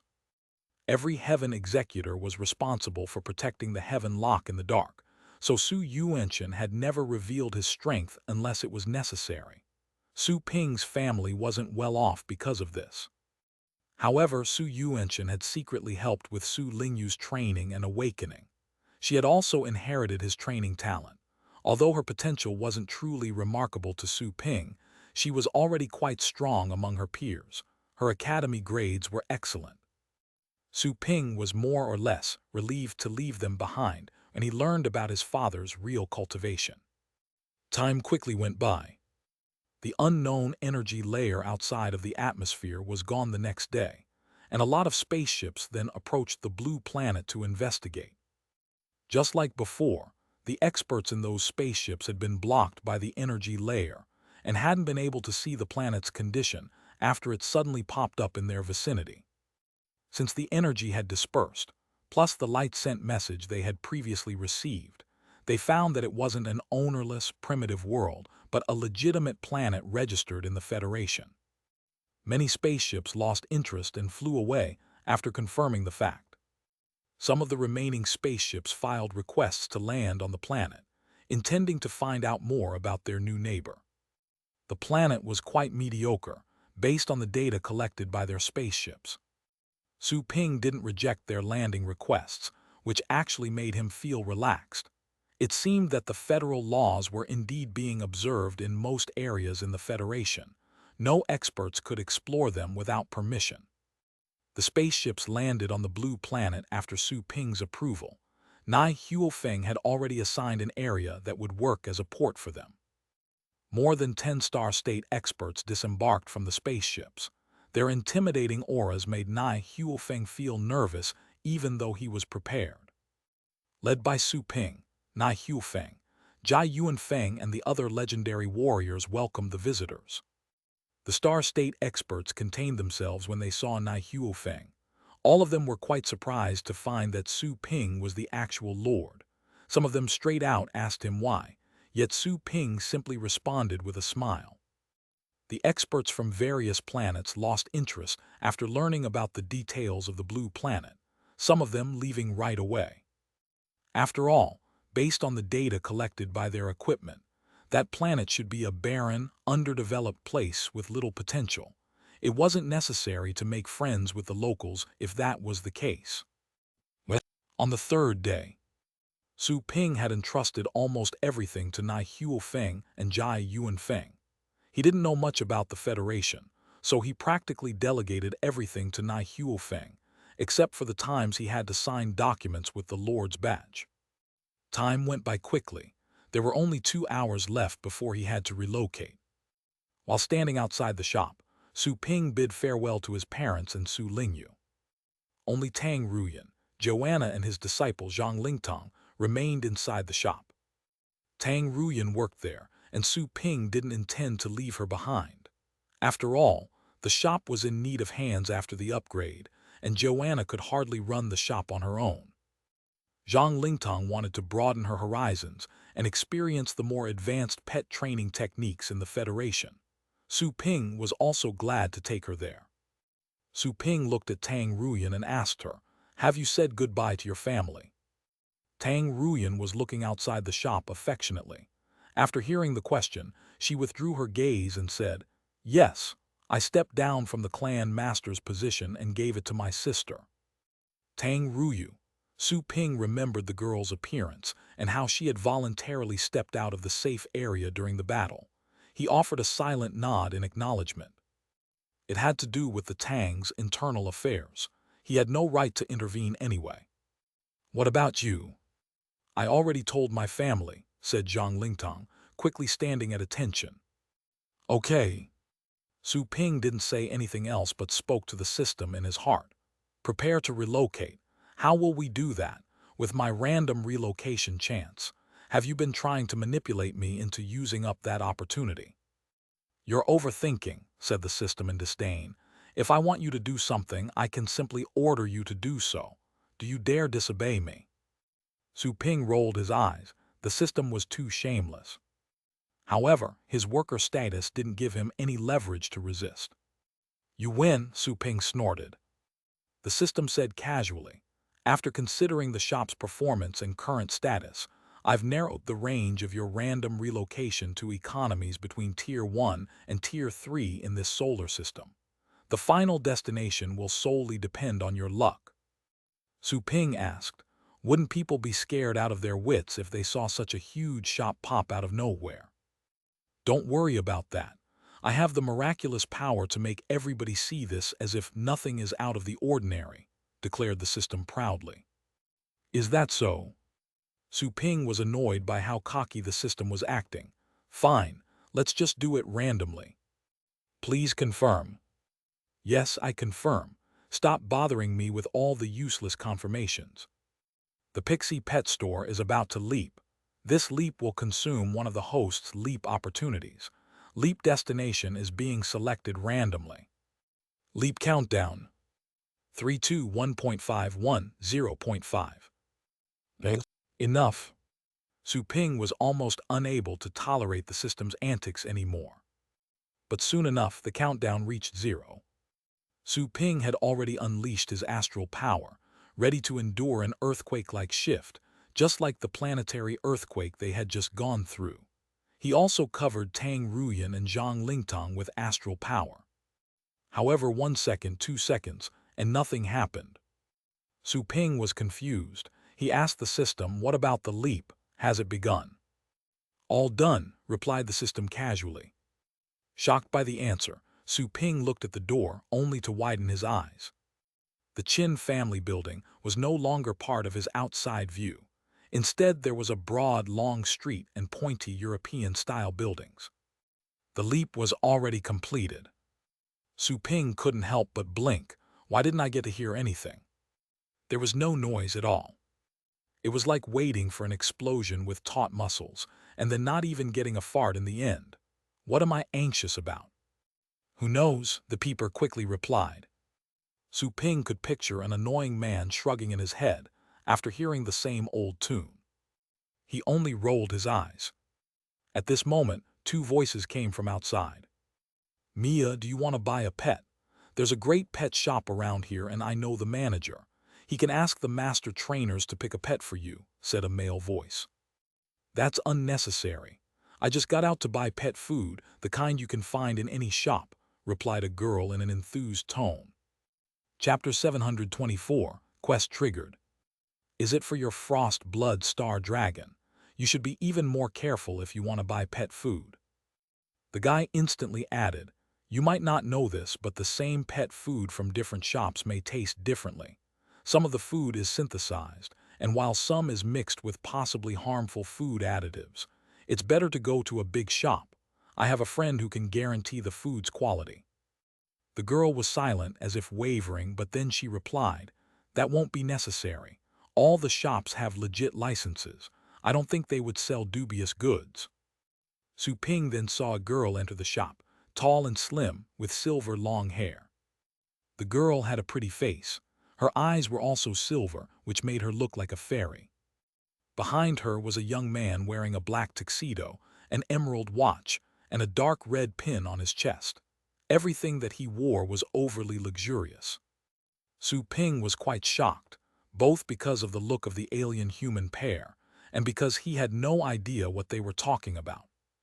He secretly cried. There were too many planets in the Federation, each with its own language. How could he know the local vernacular? Ding dong. It's been detected that the host does not understand the local language. The host must purchase the common tongue package of the world he lives in to ensure the normal operation of the shop, as well as the local vernacular of the region where the store is located. Charge for the common tongue, 50,000 energy points. Charge for the local vernacular, 10,000 energy points. Your balance meets the requirement, processing payment. Su Ping then saw that his account was 60,000 energy points short. In the meantime, countless strange words and phrases flooded into his head. All those elements were part of the lexicon of a new and weird language. Still, Su Ping felt that everything was awfully familiar, just as if he would have been learning it since childhood. Su Ping was soon out of that information burst. He didn't know what to say about the considerable deduction on his account. 60,000 energy points equaled 6 million astral coins, which seemed to be a steep price for learning two languages. Nevertheless, it resolved an extreme urgency at hand. "Weird, when was this pet shop opened? This is my first time seeing it. The decoration is not bad," remarked the surprised young man after looking around. He was quite astonished when he saw Tang Ruyan. He didn't expect to see such a gorgeous woman in a random pet shop. As for Zhang Lingtang, who was next to her, she was also beautiful, but in a more cute and lovely way. The young man was reminded of the girl next to him thanks to her fragrance. He withdrew his gaze and presented a calm demeanor once again. "Who's the boss here?" The silver-haired woman looked around and checked the shelves behind the counter. Su Ping was about to ask Tang Ruyan to greet the guests, but then realized that she didn't have a system, and it was likely that she had yet to process the sudden relocation of the shop. He had to personally greet them. "Welcome, I'm the boss here. How may I help you?" He spoke in the common tongue of the Federation without any accent, all because he noticed what language they were speaking. Tang Ruyan and Zhang Lingtang were woken up by Su Ping. Both of them widened their eyes in disbelief, as if they had bumped into a ghost. Were their eyes deceiving them? They had been on the blue planet a second earlier, and yet they were already in a new place. They had imagined that Su Ping would take them away on a spaceship, or in other ways when he said that they would leave the blue planet. Little did they anticipate that they would be relocated along with the shop. What kind of marvelous power is this? We didn't feel anything at all. Tang Ruyan ran to the door, astonished and excited as she looked at the street outside the shop, which was completely different from before, and the two aliens who had just entered the shop. Her mouth was wide open, all because of such a wonder. The neighborhood had completely changed. The buildings and the sky were also different. A planet dozens of times larger than the moon could be seen in the sky. That planet didn't have any craters caused by meteorites, only green forests, blue oceans, and brown hills, which made it a planet highly qualified for inhabiting. Stumped for a long time, Tang Ruyan couldn't help but run back into the shop and start exclaiming. We left the blue planet just like that. So quickly. Oh my God, what kind of power was that? Tang Ruyan was so astounded that she screamed and hopped, as it was too hard to believe. The young man was slightly surprised by Tang Ruyan's lack of manners expected of a lady. It was unexpected to find that such a beautiful girl was actually a retard. The way she talked nonsense unceasingly was really stupid. Su Ping also began to sweat when he saw how excited Tang Ruyan was. I know that the whole thing is hard to believe, but can't she just get herself together? She was his employee anyway. It was too humiliating. Coughing, Su Ping looked at the customers and said, "Well, let's continue. Is there anything you need?" "Wow, what language are you speaking? I've never heard it spoken before. Is it an alien language?" asked Tang Ruyan in surprise after she noticed the way he talked. Su Ping gave her a quick glance. "Don't you see that I'm doing business?" She wasn't helping at all. Was an employee supposed to do that? Tang Ruyan was all too familiar with Su Ping that she immediately understood what he meant. She quickly stopped and stuck out her tongue. Mia was also surprised by Tang Ruyan's reaction. The girl is as beautiful as I am, but why is she so crazy? Once she heard Su Ping's question, she withdrew her gaze and spoke to him with her usual nonchalance. "I need a heaven frost crystal fruit. The older, the better." Su Ping searched the counter and quickly shook his head. "We don't have it at the moment. May I know what pet you need to feed? Maybe I can offer you suitable alternatives." Mia was stunned. She obviously didn't expect that such a popular pet food wasn't available in Su Ping's shop. The young man also heard Su Ping's reply. He chuckled and shook his head before he said to Mia, "Let's go, Mia. This shopkeeper doesn't even know what the heaven frost crystal fruit is for. Let's just go to a bigger shop where we can talk with a more sensible owner." Mia, too, seemed disappointed and was about to leave. Su Ping raised his eyebrows, and then the system's voice echoed in his head at that exact moment. "Ding dong. It's been detected that the reputation of this shop has been tarnished and it's losing customers. Temporary quest triggered. Temporary quest, no orders shall be missed. Requirement, none of the customers who have entered this shop should be let go. Please make the customers stay and have them spend 10 million energy points in this shop. Prize, a middle-rank guide to enlightening." Su Ping's eyes glittered excitedly. It wasn't easy. It had been a long time since he triggered a temporary quest. He often got one when he had just opened the shop. The system would always feel affronted when the shop's reputation was tarnished or questioned. But then he would lose those earning opportunities when his shop became more famous and reputable. Little did he know that he would receive another temporary quest after he moved to a new planet. "Let's go." Feeling excited, Su Ping couldn't help but smile. He hurriedly stood in the way to prevent the two guests from leaving. "Please wait a moment." "Huh?" Mia and the young man were both stunned by his actions. The young man frowned and snorted. "Do you intend to coerce us into buying things?" Su Ping dropped his smile, but he seemed as delighted as before. He shook his head. "No, I simply wanted to know what pet you're buying the heaven frost crystal fruit for. Maybe there are indeed alternatives in this shop. If you don't want any replacements, please take a short rest here, and I'll fetch a heaven frost crystal fruit for you immediately." Both of them looked at Su Ping, at a loss for words.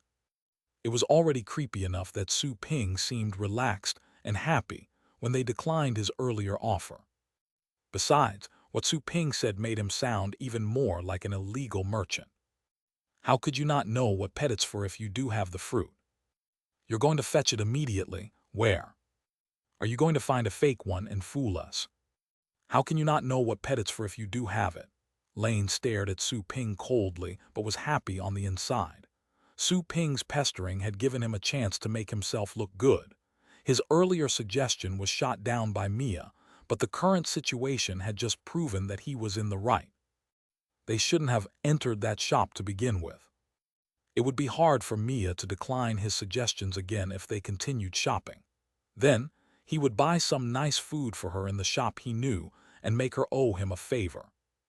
That favor could possibly move their relationship to the next level later on. Lane suddenly found Su Ping rather agreeable upon thinking about that scenario. Naturally, Su Ping didn't know what was on the young man's mind. He was quite alarmed when the guy suddenly became friendly, wondering if his handsomeness was even attractive to males after he became a legendary warrior. "It's really my fault." Su Ping ignored the young man and rolled eyes at him.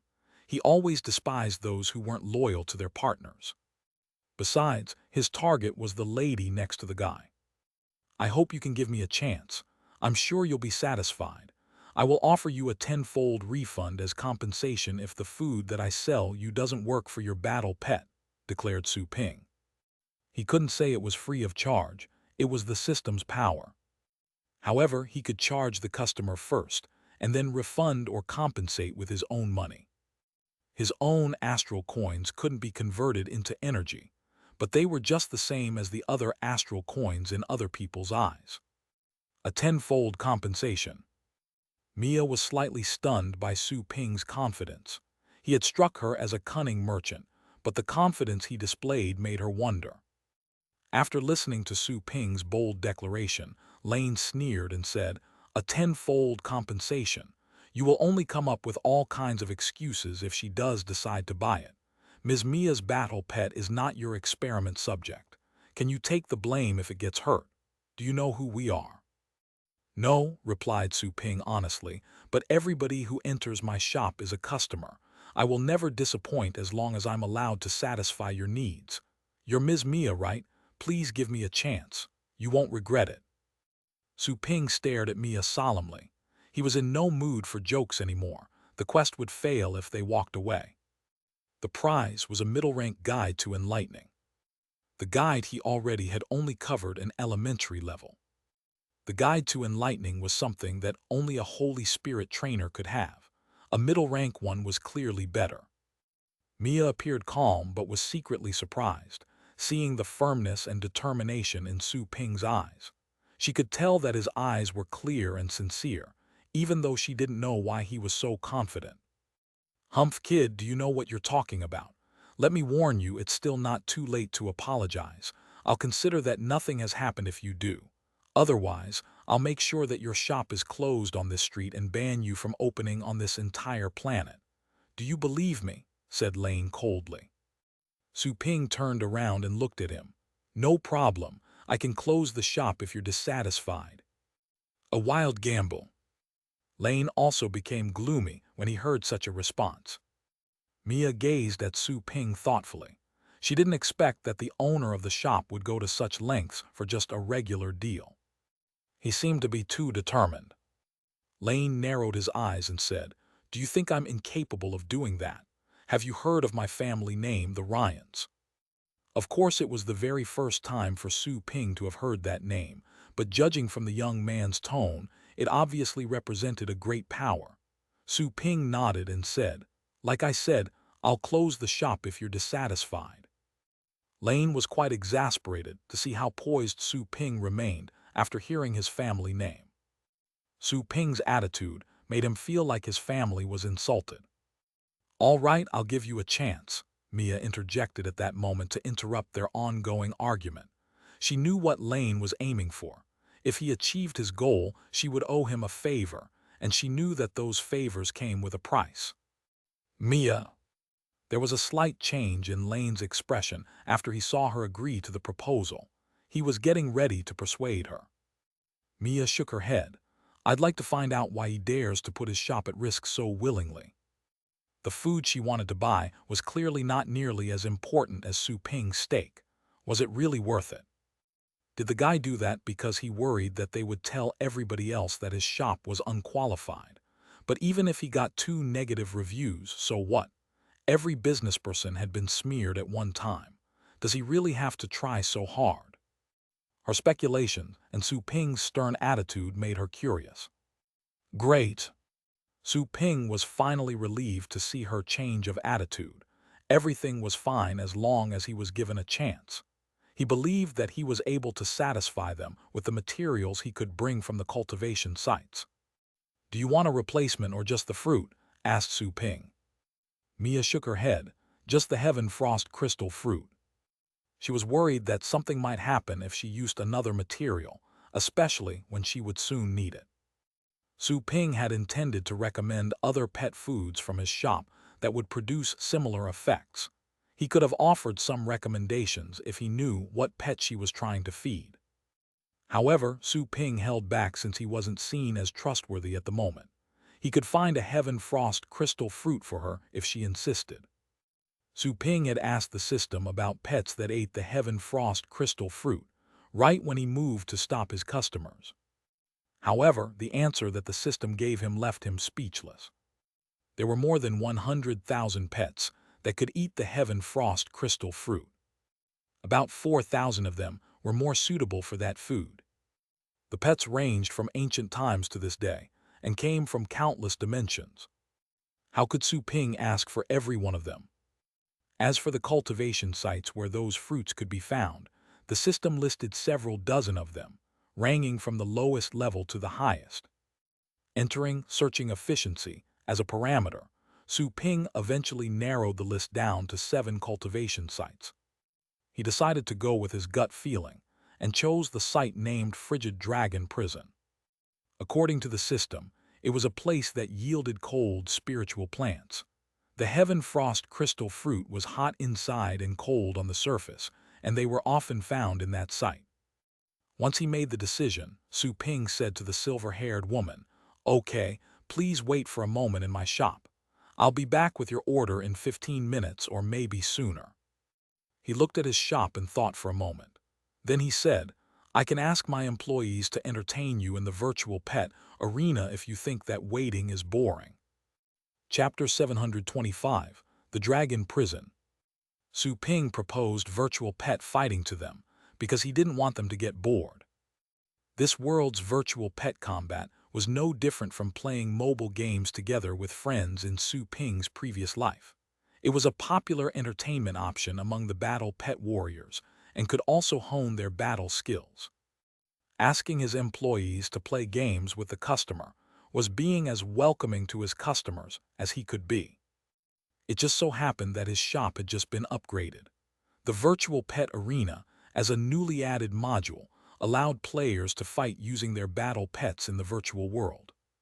Players could scan and import their battle pets to detect their shortcomings during battle.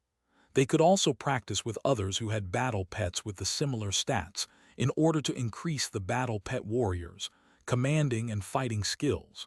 Nobody would be hurt in the process.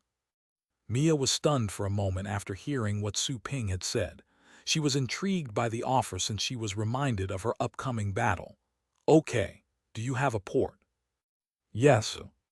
Su Ping instantly extended his hand and ushered them to the virtual pet arena. The arena was connected to the main hall of the shop, and the exhibition room was in the room. However, there were no battle pets in the exhibition room. All the pets that Su Ping had captured had been sold out in the previous war. All that was left available was some pet food. Su Ping led them to the virtual pet arena, where there were a lot of interactive helmet-like devices. "Tang, play with them in the virtual arena. This is also a chance for you to improve," Su Ping said to Tang Ruyan behind him. Tang Ruyan was stunned for a moment, "But I don't understand their language." "Do you actually fight with your mouth?" said Su Ping angrily. "I'll sign you up for a language class when we're free later." Tang Ruyan said prudently after giving a quick glance at Mia and Lane. "Those two people are legendary warriors, aren't they?" Su Ping nodded. Both Mia and Lane Ocean State warriors. He had noticed that the moment they entered the shop. However, he had seen so many of their rank that he didn't consider them any different from titled warriors. Besides, legendary warriors weren't the actual big shots in the Federation. "Don't worry, it's possible to lower her level to match yours in the virtual arena," Su Ping comforted her. Tang Ruyan was no longer scared after hearing that.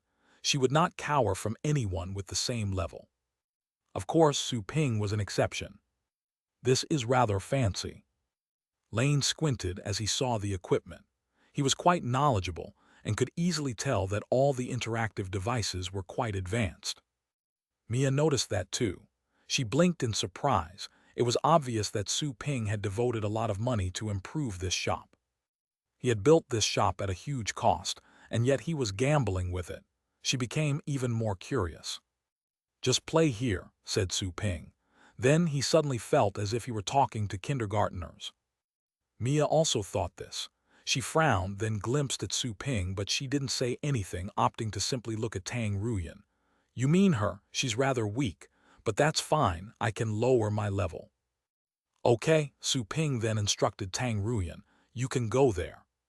Tang Ruyan didn't quite understand Mia, but she keenly noticed her indifferent eyes. Her womanly instincts led her to discover that she had been despised. "How dare you?" She was rather angry, but she didn't show it. She intended to vent her fury when they entered the practice layer.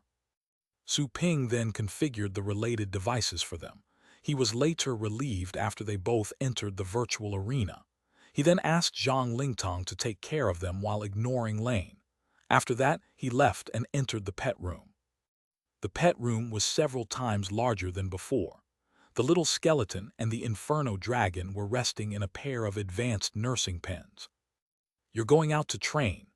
Joanna walked out of an advanced nursing pen with glittering eyes the moment he saw him enter the room, eager to go back and check up on her subordinates. Su Ping shook his head and said, "I'm going somewhere else. Stay in the shop for now." Joanna pouted her lips, disappointed. She then sat back again. Su Ping opened the pet storage and found one pet inside. It was the Ocean Sovereign. She was currently displaying her original look while being held captive. She turned out to be a freezing moon-scale dragon with a star-state bloodline. However, the Empress had obviously failed to activate the power of her bloodline. Unlike the curse-winged beast which activated the demonic blood in its body while enduring a cruel environment, to later become the Lord of the Deep Caves. Not everybody who had a star-state bloodline could reach the star-state. Environment and resources were indispensable to improve one's cultivation. A fierce tiger would hardly reach adulthood if it starved every day. Even if it did, it would be a sick, weak tiger that probably wouldn't even have the courage nor the strength to beat a dog. The blue planet's barren environment had stunted the Ocean Sovereign's growth, despite her attractive body figure. Su Ping decided not to kill her after he subdued her with the shop's defenses. He simply kept her in the shop's pet storage. He still didn't know what to do with her, though. Su Ping would earn a lot if he sold her, but she had killed too many humans. He didn't want her to get away that easily. He shook his head and stopped thinking about the subject. He then decided to complete the current quest first. After summoning the little skeleton, the dark dragon hound, and asking both the Inferno Dragon and the Purple Python to keep nurturing themselves, Su Ping communicated with the system to the Frigid Dragon Prison. It was an intermediate cultivation site with a low ticket fee. He could totally afford dying 100,000 times while in it. The energy was soon deducted, then a space vortex appeared in front of Su Ping. Whoosh! Su Ping stepped in. The familiar disorienting feeling came again. Su Ping then found himself in a vast snowy world when he opened his eyes. Cold wind blew at his face, making all his pores shrink. He felt as if his bones were being frozen. It must be at least -200 degrees here. Su Ping took a soft breath and felt how the cold air was stabbing his lungs like ice blades. Fortunately, he was soon adapted to the new environment thanks to his physical attributes and his resistance to low temperature. He looked around and saw snow and frost everywhere. That world was pure white. The pointed, snow-covered mountains that rose from the ground looked like intimidating sharp swords. The astral power density is similar to that of the planet my shop is at the moment. Su Ping sensed that the astral power was 10 times denser than that on the blue planet, but not as good as that in the demigod burial. After all, it was an advanced cultivation site and a world of gods. Su Ping didn't have much time, so he quickly looked around. He soon detected a certain group of dragons that were hiding in the thick snow. His senses were so keen at the moment that few wild beasts below the star state would be able to hide from him unless he acted carelessly. He was almost overflowing with energy, unleashing an intimidating aura once he merged with the little skeleton and the dark dragon hound. He stepped forward and appeared dozens of kilometers further away. It wasn't a flash move, but space teleportation. That trick was more complicated than a flash, but Su Ping was performing it with ease at the moment. Whoosh, whoosh, whoosh. Su Ping stepped forward and quickly reappeared hundreds of kilometers away. He reached the edge of his perception range every time while his senses explored the areas like giant scanners. What a powerful dragon! Su Ping suddenly detected the vibe of a brutal dragon underneath a mountain. It was several times stronger than the Lord of the Deep Caves. He gathered astral power in his eyes and looked ahead. He found a massive red-scaled dragon bound at the bottom of the snowy peak by black chains that penetrated its body. The other end of the chains were connected to the snowy peak, which looked like a sword that descended from the sky, stabbing the dragon in the chest and impaling it to the ground. There was a slight change in Su Ping's expression, as it was definitely a horrifying star-state dragon. The strangest thing was that the dragon was releasing a scorching energy in that frigid world of all places. It was a dragon of the fire class. Who suppressed this dragon? Why was it imprisoned here? Su Ping couldn't help but ask in his heart. It was quite shocking to see such a horrifying star-state dragon impaled to the ground. This cultivation site was crafted by a certain expert as a cage, replied the system in Su Ping's head. The lava-scale dragons pissed off the experts above the star state. They will be suppressed here for all eternity. Even their offspring will be locked here too. Maybe they'll go extinct in 1,000 years. Su Ping was shocked again. They would be suppressed for all eternity because they pissed off a strong character. Was this the power of the top experts? Su Ping looked at them and then resumed his search for the heaven frost crystal fruit. Su Ping saw many more star-state dragons buried under snowy mountains and bound by chains. One of them even had multiple mountains on its back. Su Ping felt pressure just by looking at it. It was far stronger than the regular star-state dragons. Su Ping didn't expect that the cultivation site would really be a dragon prison, as its name suggested. Time zipped by. Su Ping teleported again and again. He also saw a few unchained dragons wandering around. He chose to hide instead of fighting them, as he didn't have much time. 15 minutes outside were 150 minutes in the cultivation site, which was only 2.5 hours. An hour passed in the blink of an eye. Su Ping then finally found the heaven frost crystal fruit.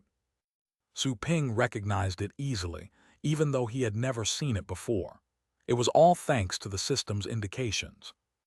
Apart from the heaven frost crystal fruit, Su Ping also found 5 varieties of pet food on the way.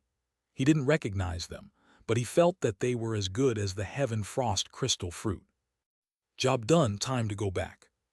Su Ping returned to his shop, unwilling to spend any more time at the site. Only 5 minutes had elapsed in the outside world.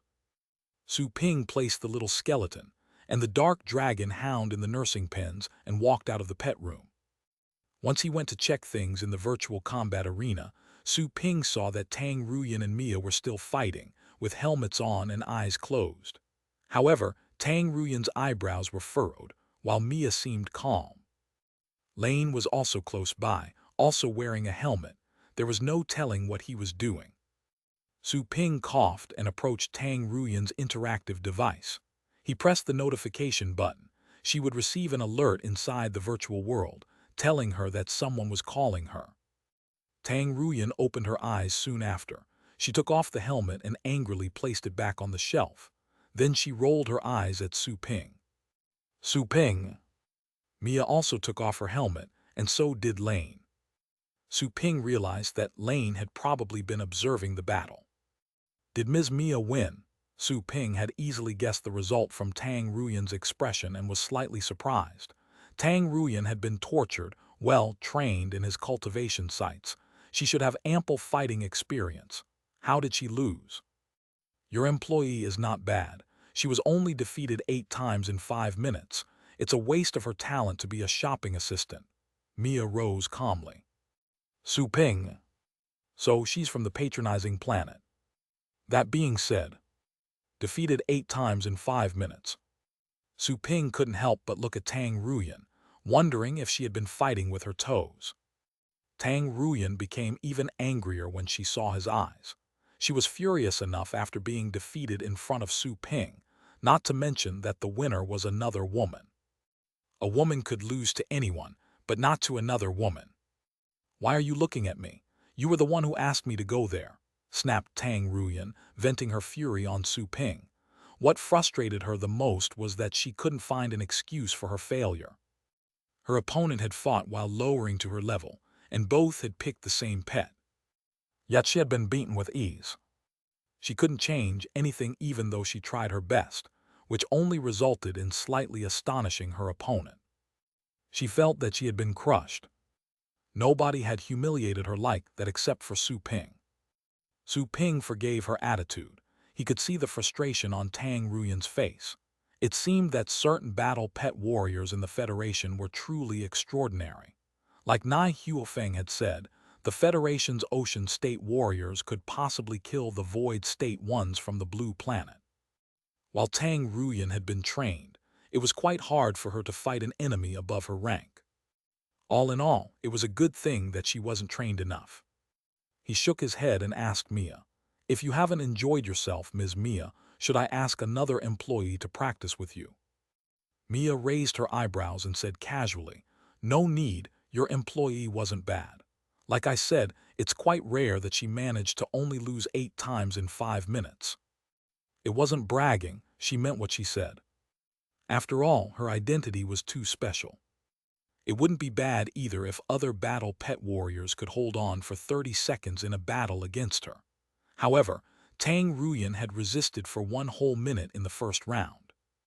This was also partly because she wasn't familiar with Tang Ruyan and was trying to observe her, but that was still surprising enough. After all, Tang Ruyan was just a random employee in a random shop. It was truly a waste of her talent to work in that shop. Now that you're back, you must have found the Heaven Frost crystal fruit that I want, right? Mia raised her wrist and looked at the exquisite dark red watch. Only those who belonged to the upper class could tell how expensive the watch was, and the special background required to purchase it. Mia raised her eyebrows in surprise once she saw that only 7 minutes had passed since Su Ping left. After all, the gamble was not a big deal to her, but Su Ping had returned too quickly, even though his shop was at risk because of the bet. Wasn't he being too reckless?